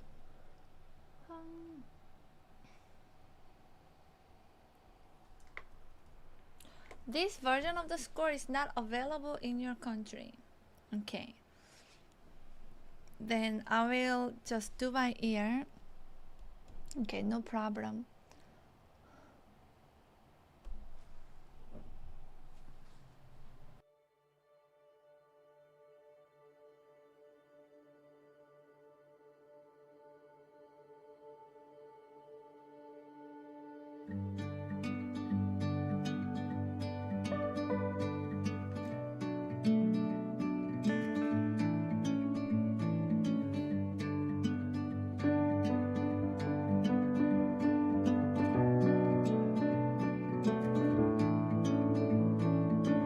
I'm leaving home for the coastline, someplace under the sun.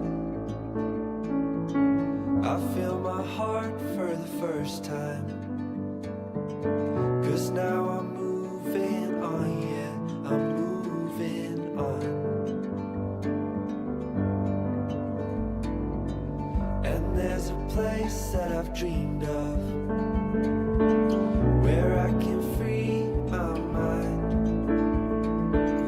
I hear the sounds of the season and lose all sense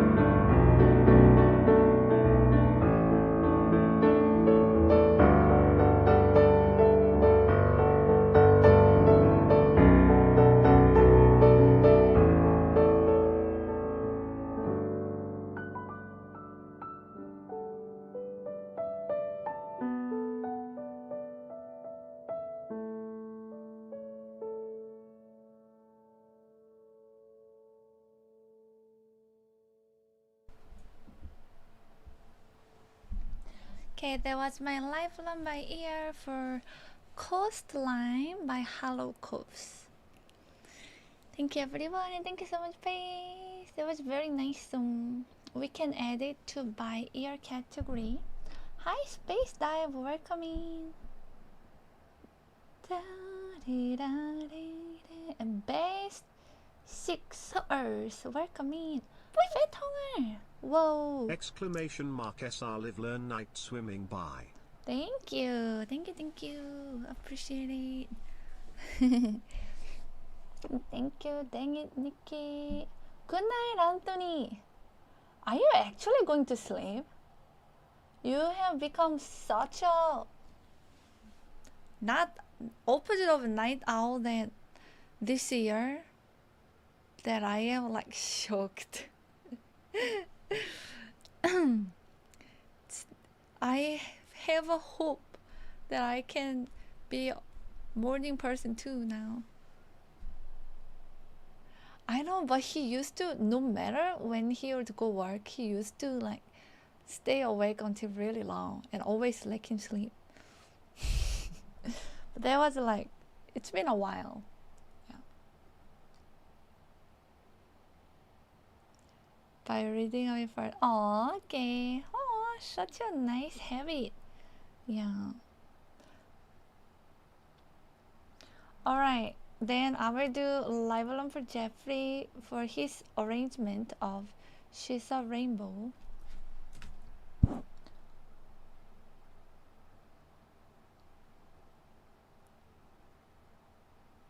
Let me download the score.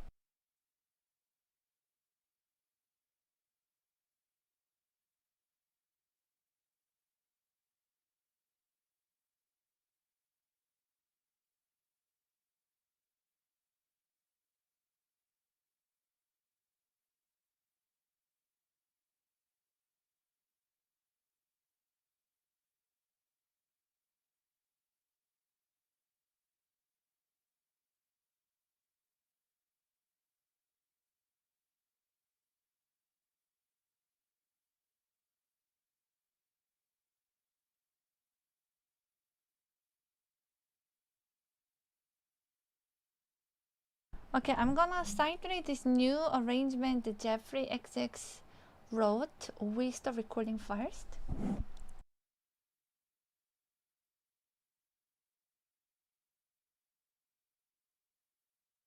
Sleep?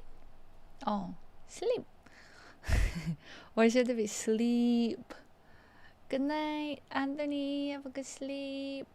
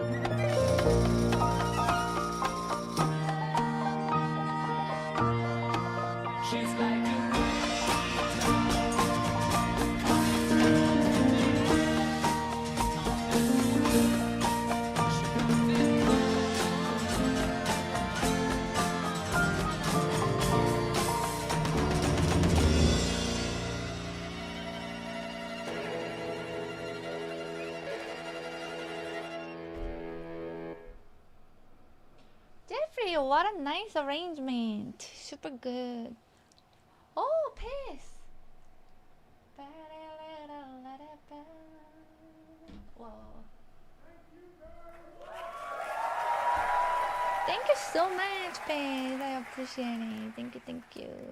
Song requests for at Dave_7777 Alforda6 at Watch Me Every Day at Chult with Grain 795 at Surf Elgar 434 please. Thank you.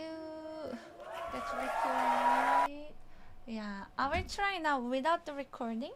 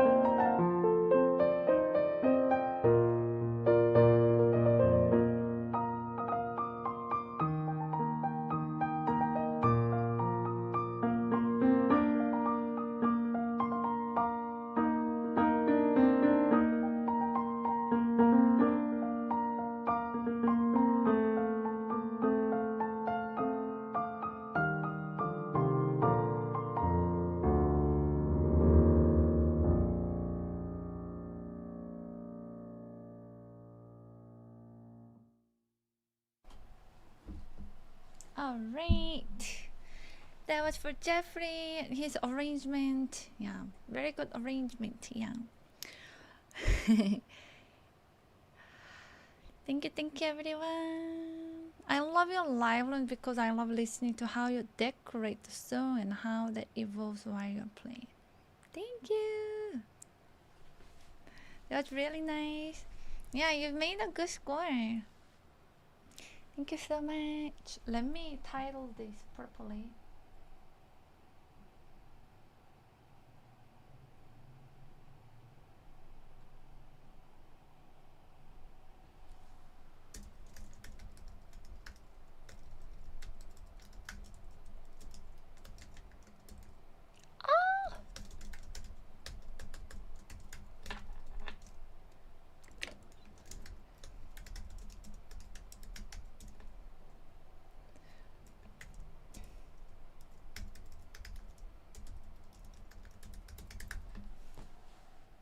All right.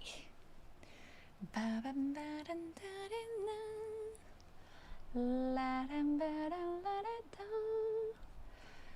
then let me live one for Fat Hunger, Night Swimming by Rain.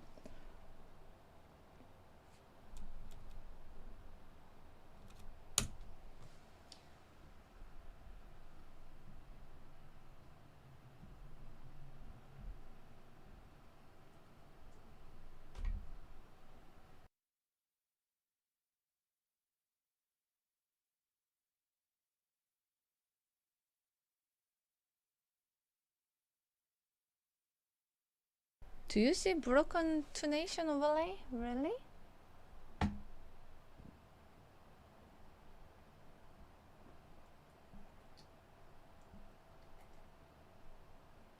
Oh, that number. Okay.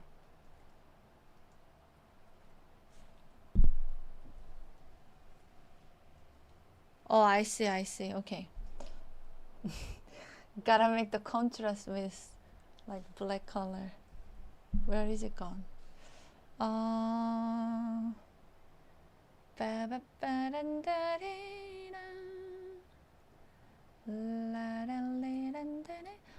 can't even see the number anymore. Where is it gone? Okay. Oh, okay, I see. Where is it hidden? Overlay.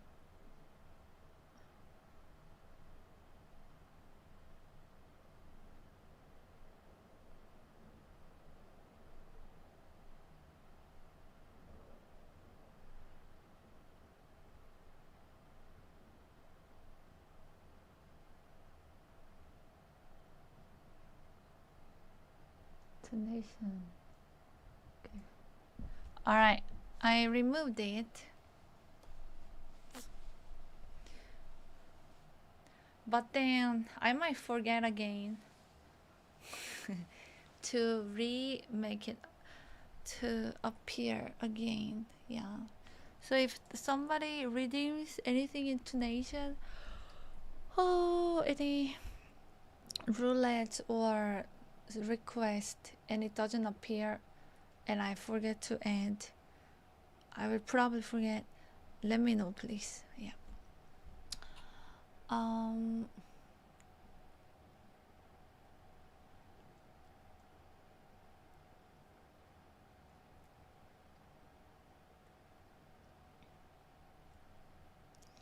All right, live learn for Night's Fat Hunger. Let's go.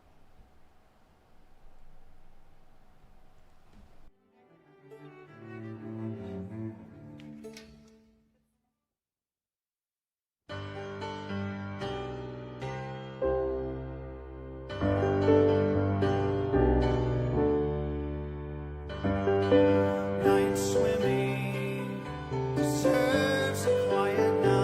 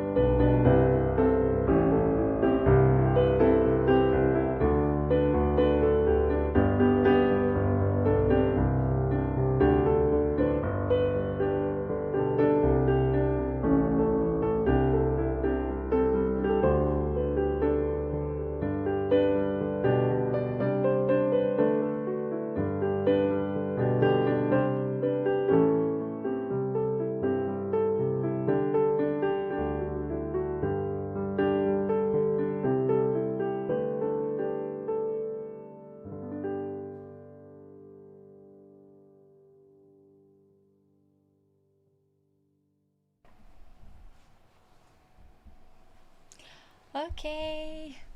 Oh, Feitonga, thank you so much. That was a nice feels both happy and sad. Now it's a full day.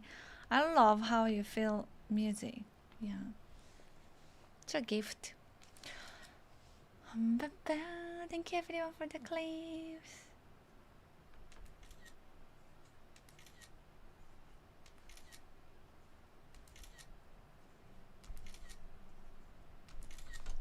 Alright, next live learn is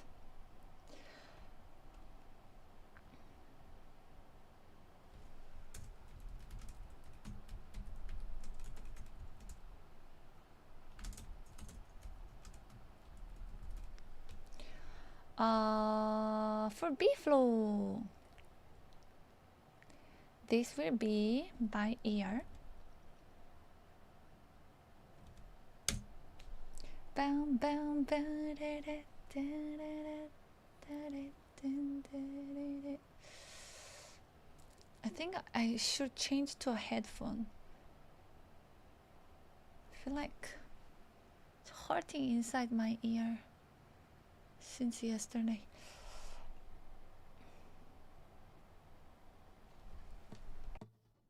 Monday, it's just another morning. Tuesday, I only feel like living, dancing along with every song. Moi, je vis d'amour et de danse. Je vis comme si j'étais en vacances. Je vis comme si j'étais éternelle, comme si les nouvelles étaient sans problème.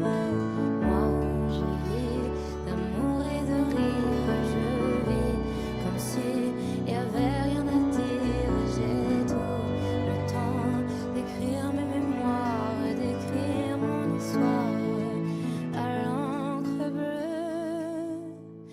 Laissez-moi danser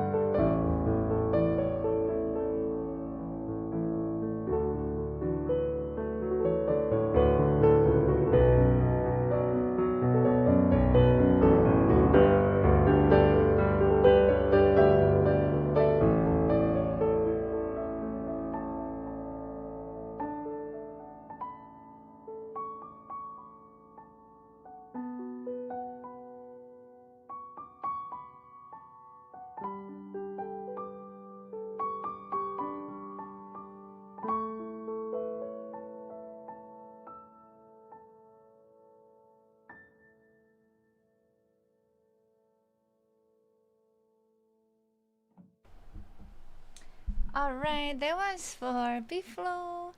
I feel like maybe he has requested this on media share before. Sounds kind of familiar. I love the song. Such a beautiful French song. Thank you. Thank you so much. And we can add it to by ear category and international song.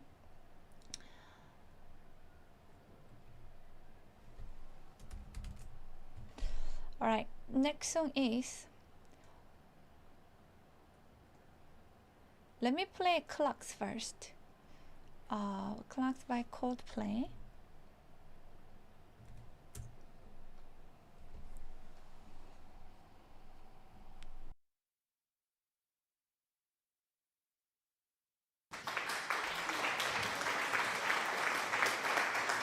Road Prime, thank you so much. If you have any requests, please let me know. Thank you.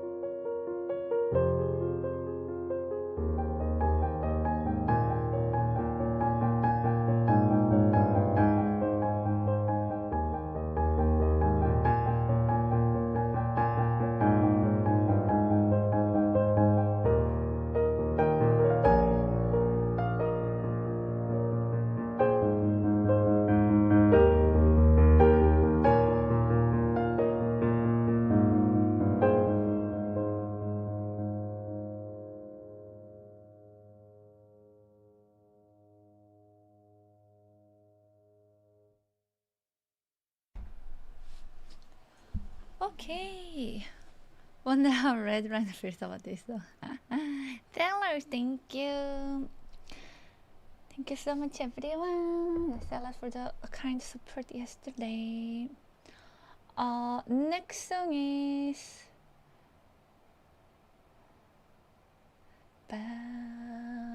Black Hole by Ive. Okay. Then after that, I will play for Rick.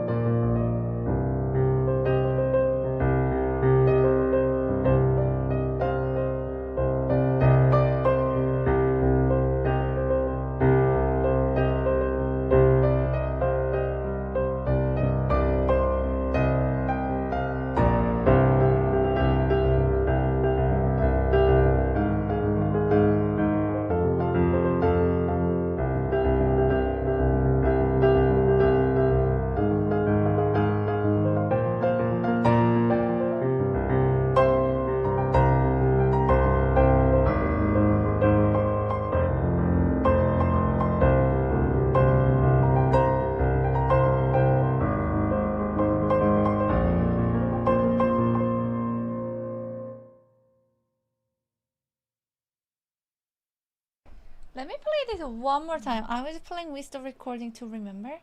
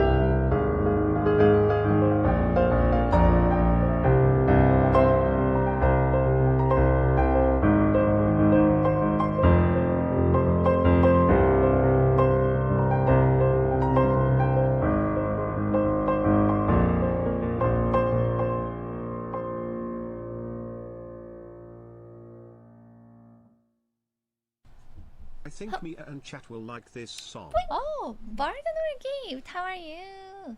Thank you so much. I appreciate. Thank you, thank you. Thank you, Mia. That was great. I'm seeing Ivan concert in 2 weeks. Really? That's so cool. Oh yeah. What is the song? Let us know, please. I will learn for you. Thank you so much, Barton Gift. Nice seeing you again. And Road Prime, thank you for the support and request. Alright, next song is Only I Know.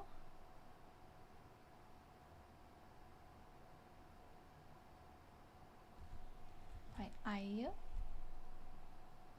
Oh, I got added to media share. Okay.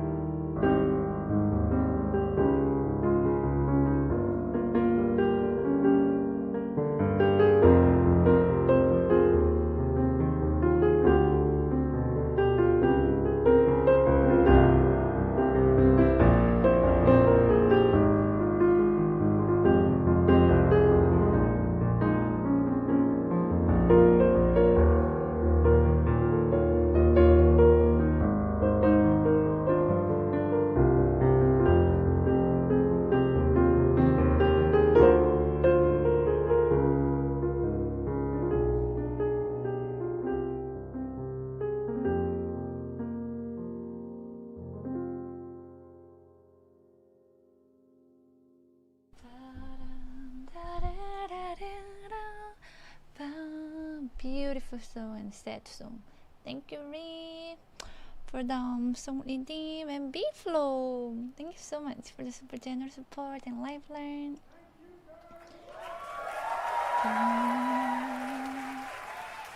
Thank you.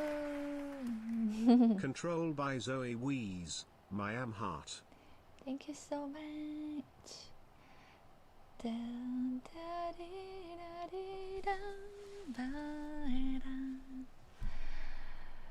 I will do live learn for a rainy night in Soho first, and then we can do B-Flows. Hey! Thank you so much. Thank you. Do we have any other requests? I appreciate the super generous support.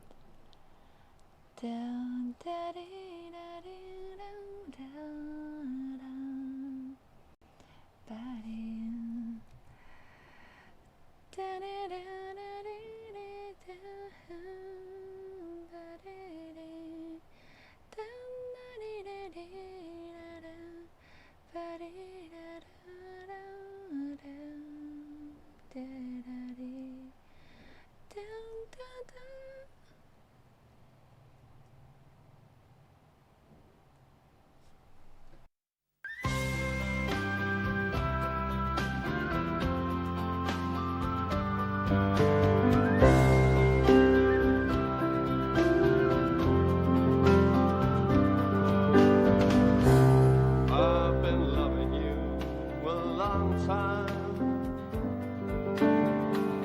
Down all the years, down all the days.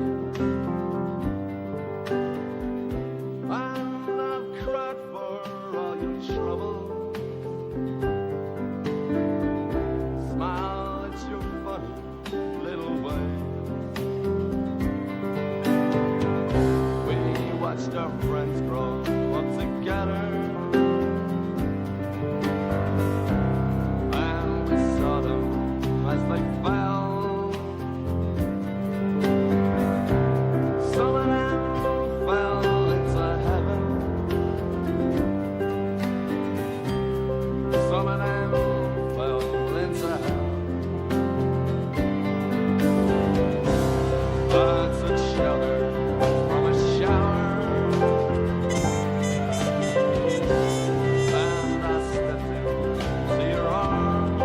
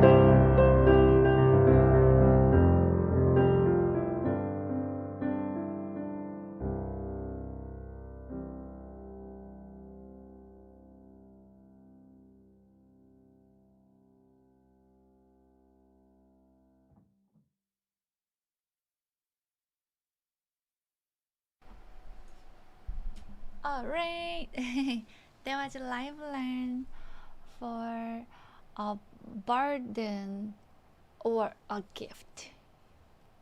Thank you, you're a gift.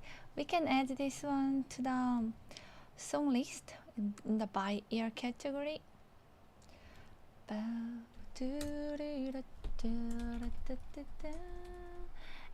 have a good night, surfer guy. Bye bye. Hi, Charisma Rolex. Next live learn is Control by Zoe. Hi, why did your name appear? How are you?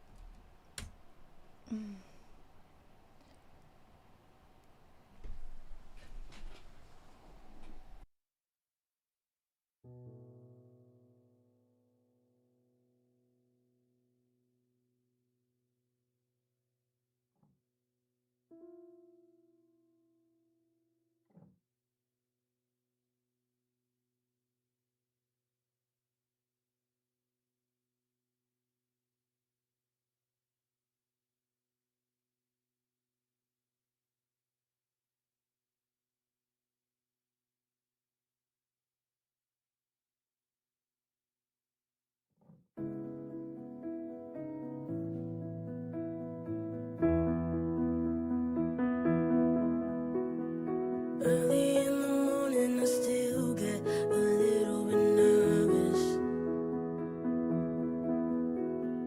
Fighting my anxiety constantly, I try to control it. Even when I know it's been forever, I can still feel the spin. Urge when I remember, and I never wanna feel it again.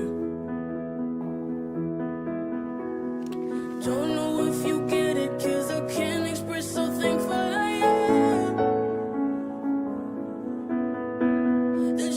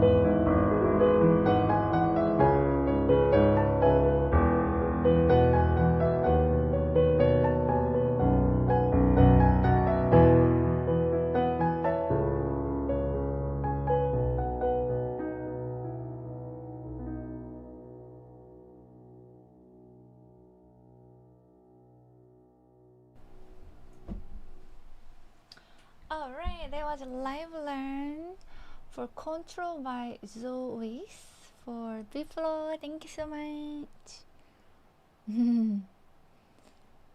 uh,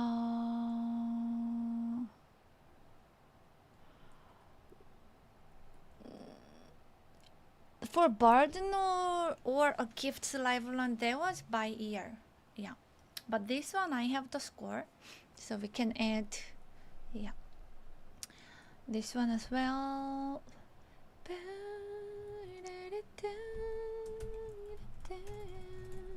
Beautiful song.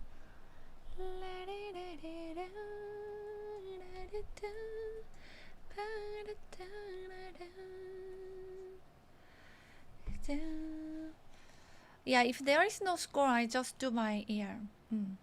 Usually, if modes or like score link is provided or modes fine for me, I do by score. If not, I do by ear. And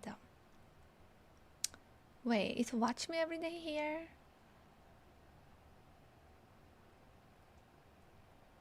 Very pretty song, yes. Oh, okay. I don't know why it's red color, his name. Not anymore, actually. Okay, I wanna grow old with you. Pez, you can request if you want.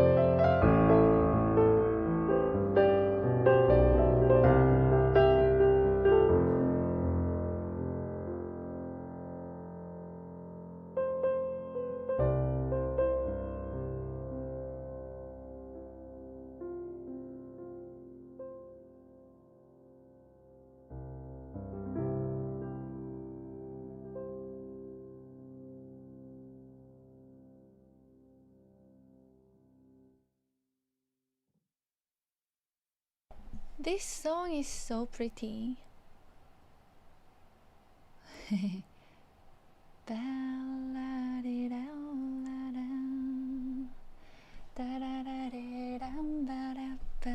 Thank you everyone. Thank you for watching me every day. I'm Rising Cow.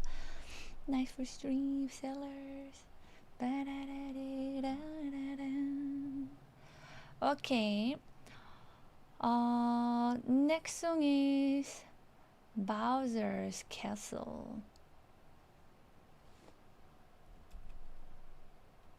from Mario Kart.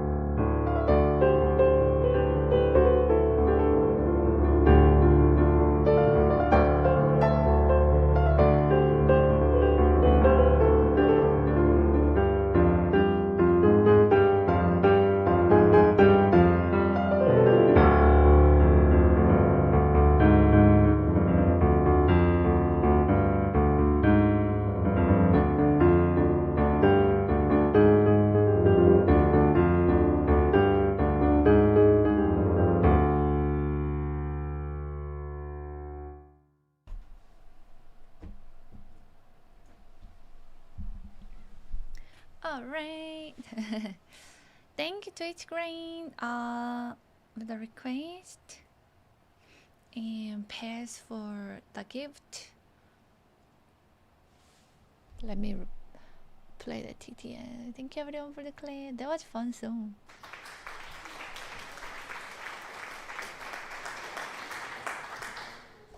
By the way, Asahi and the Mario Kart band also did a rearrangement of this song for Mario Kart World, and I'd recommend this be shown on a drum stream in the future.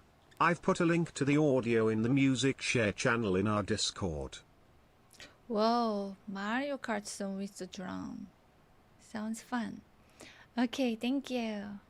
And we can disable the timer for the YouTube vote now. It's been too long. That it's considered new upload. Let's change that soon. Hi, RPL QR. Hello, OMG, long time no see on YouTube. And Goji. Yeah, but until then, until I upload, we can just remove. Alright, cloud busting.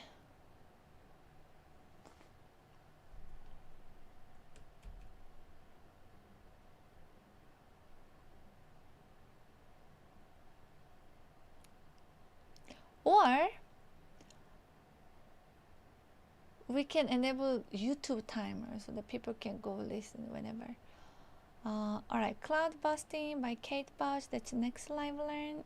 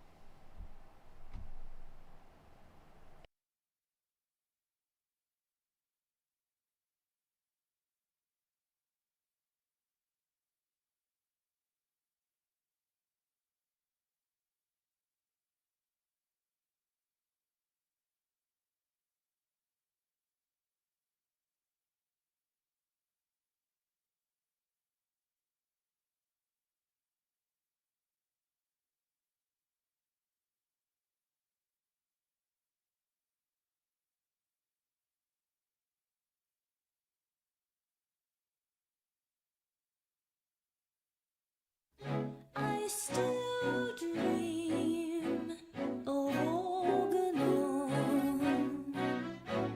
I wake up crying, you're making rain, and you're just in reach. When you in sleep escape me, you're like my yo-yo that glowed in the dark. What made it special?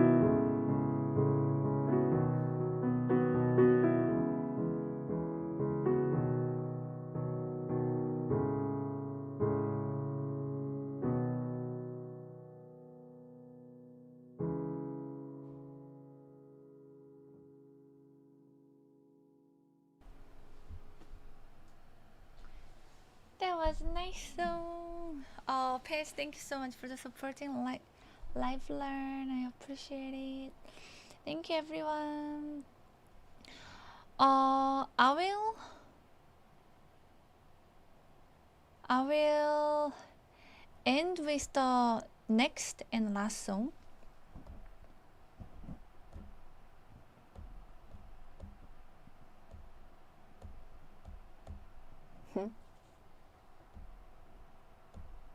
There we go. Yeah, and then we can add this song to the song list.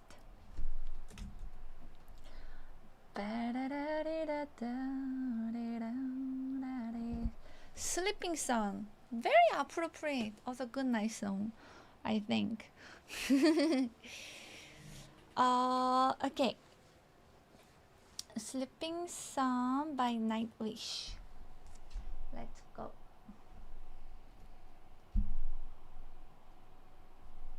I did almost 12-hour stream today.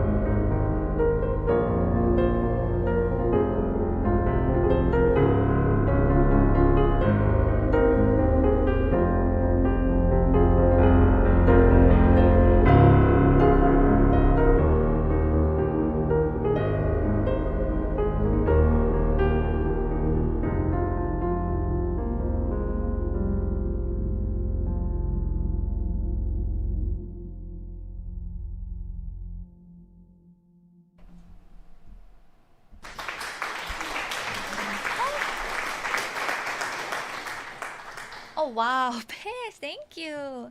Thank you so much for the super generous support today. Really appreciate it.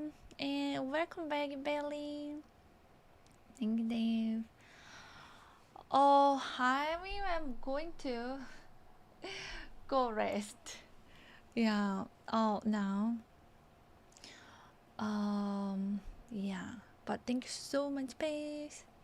Belly with the guitar. I do want to play you something or any live learn for your gift. The guitar as well. But next stream, either drum or piano. Yeah. It's fun stream today. I'm so glad.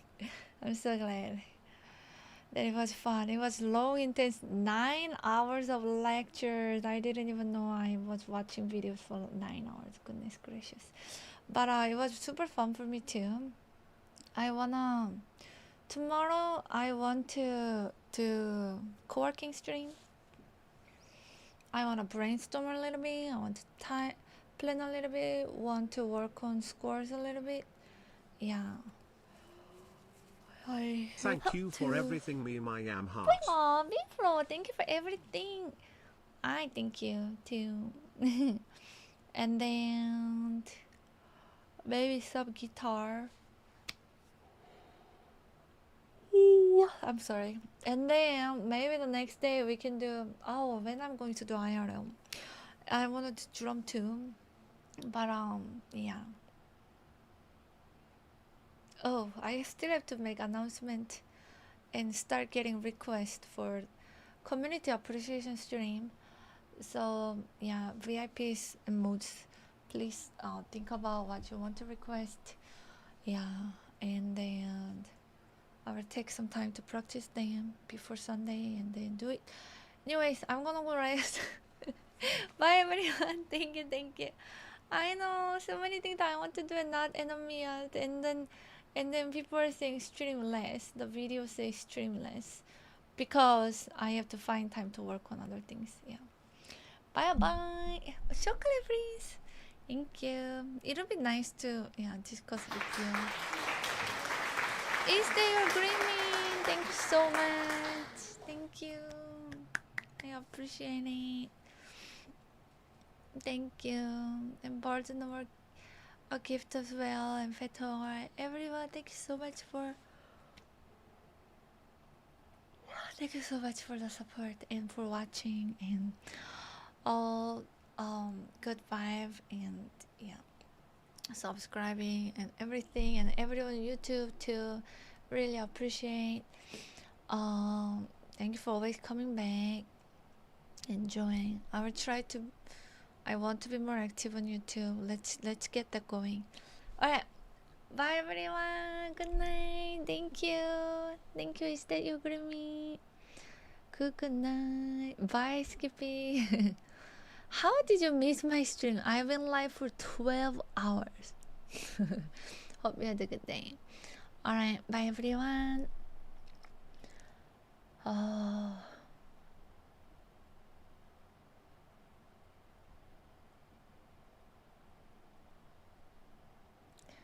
La da dee da ba ba ba ba da dee ba dee da da da dee da da dee da da da dee bam bam bam ba da da dee da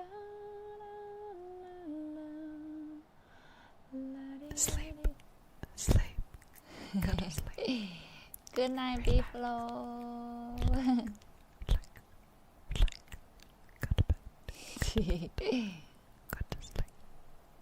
So funny. Thank you. I will.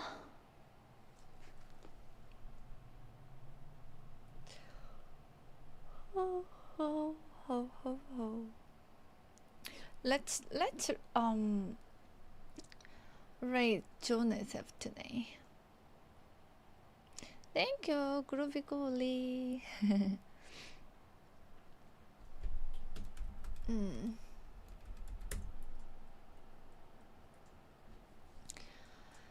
Good night, good night. Bye, Diaz, Dave, watch me every day. Pez, Fetonger, Groovy Golly, Choppy Puppy Bear, Rick, Ibelli, Beeflo, Subside Bed, Diaz, Pez, Skippy, Road Prime, Ronald to Breezy, Sellers, Chocolate Prince, Is That You Grimming, Bardenwar Gift, Ryan Victor, Subsonic Man, Wild Username Appeared, Rick, Watch Me Every Day, Red Rhino. Thank you very much. Music is a key that unlocks so much within us. It moves, it heals, it communicates. It is an incredible power that magically flows through us. True. Thank you so much, Wendevian. Appreciate it. Thank you. Nice ringing it. Oh my god, I cannot last. Okay. Bye everyone. Sorry for keep yawning. And also on YouTube everyone. OMG, Double King, SRD Branding, Test Start, K-pop trailer shirt, Part Bouncer, BHV, Soya Bugaro. Bye everyone. Groovy Golly.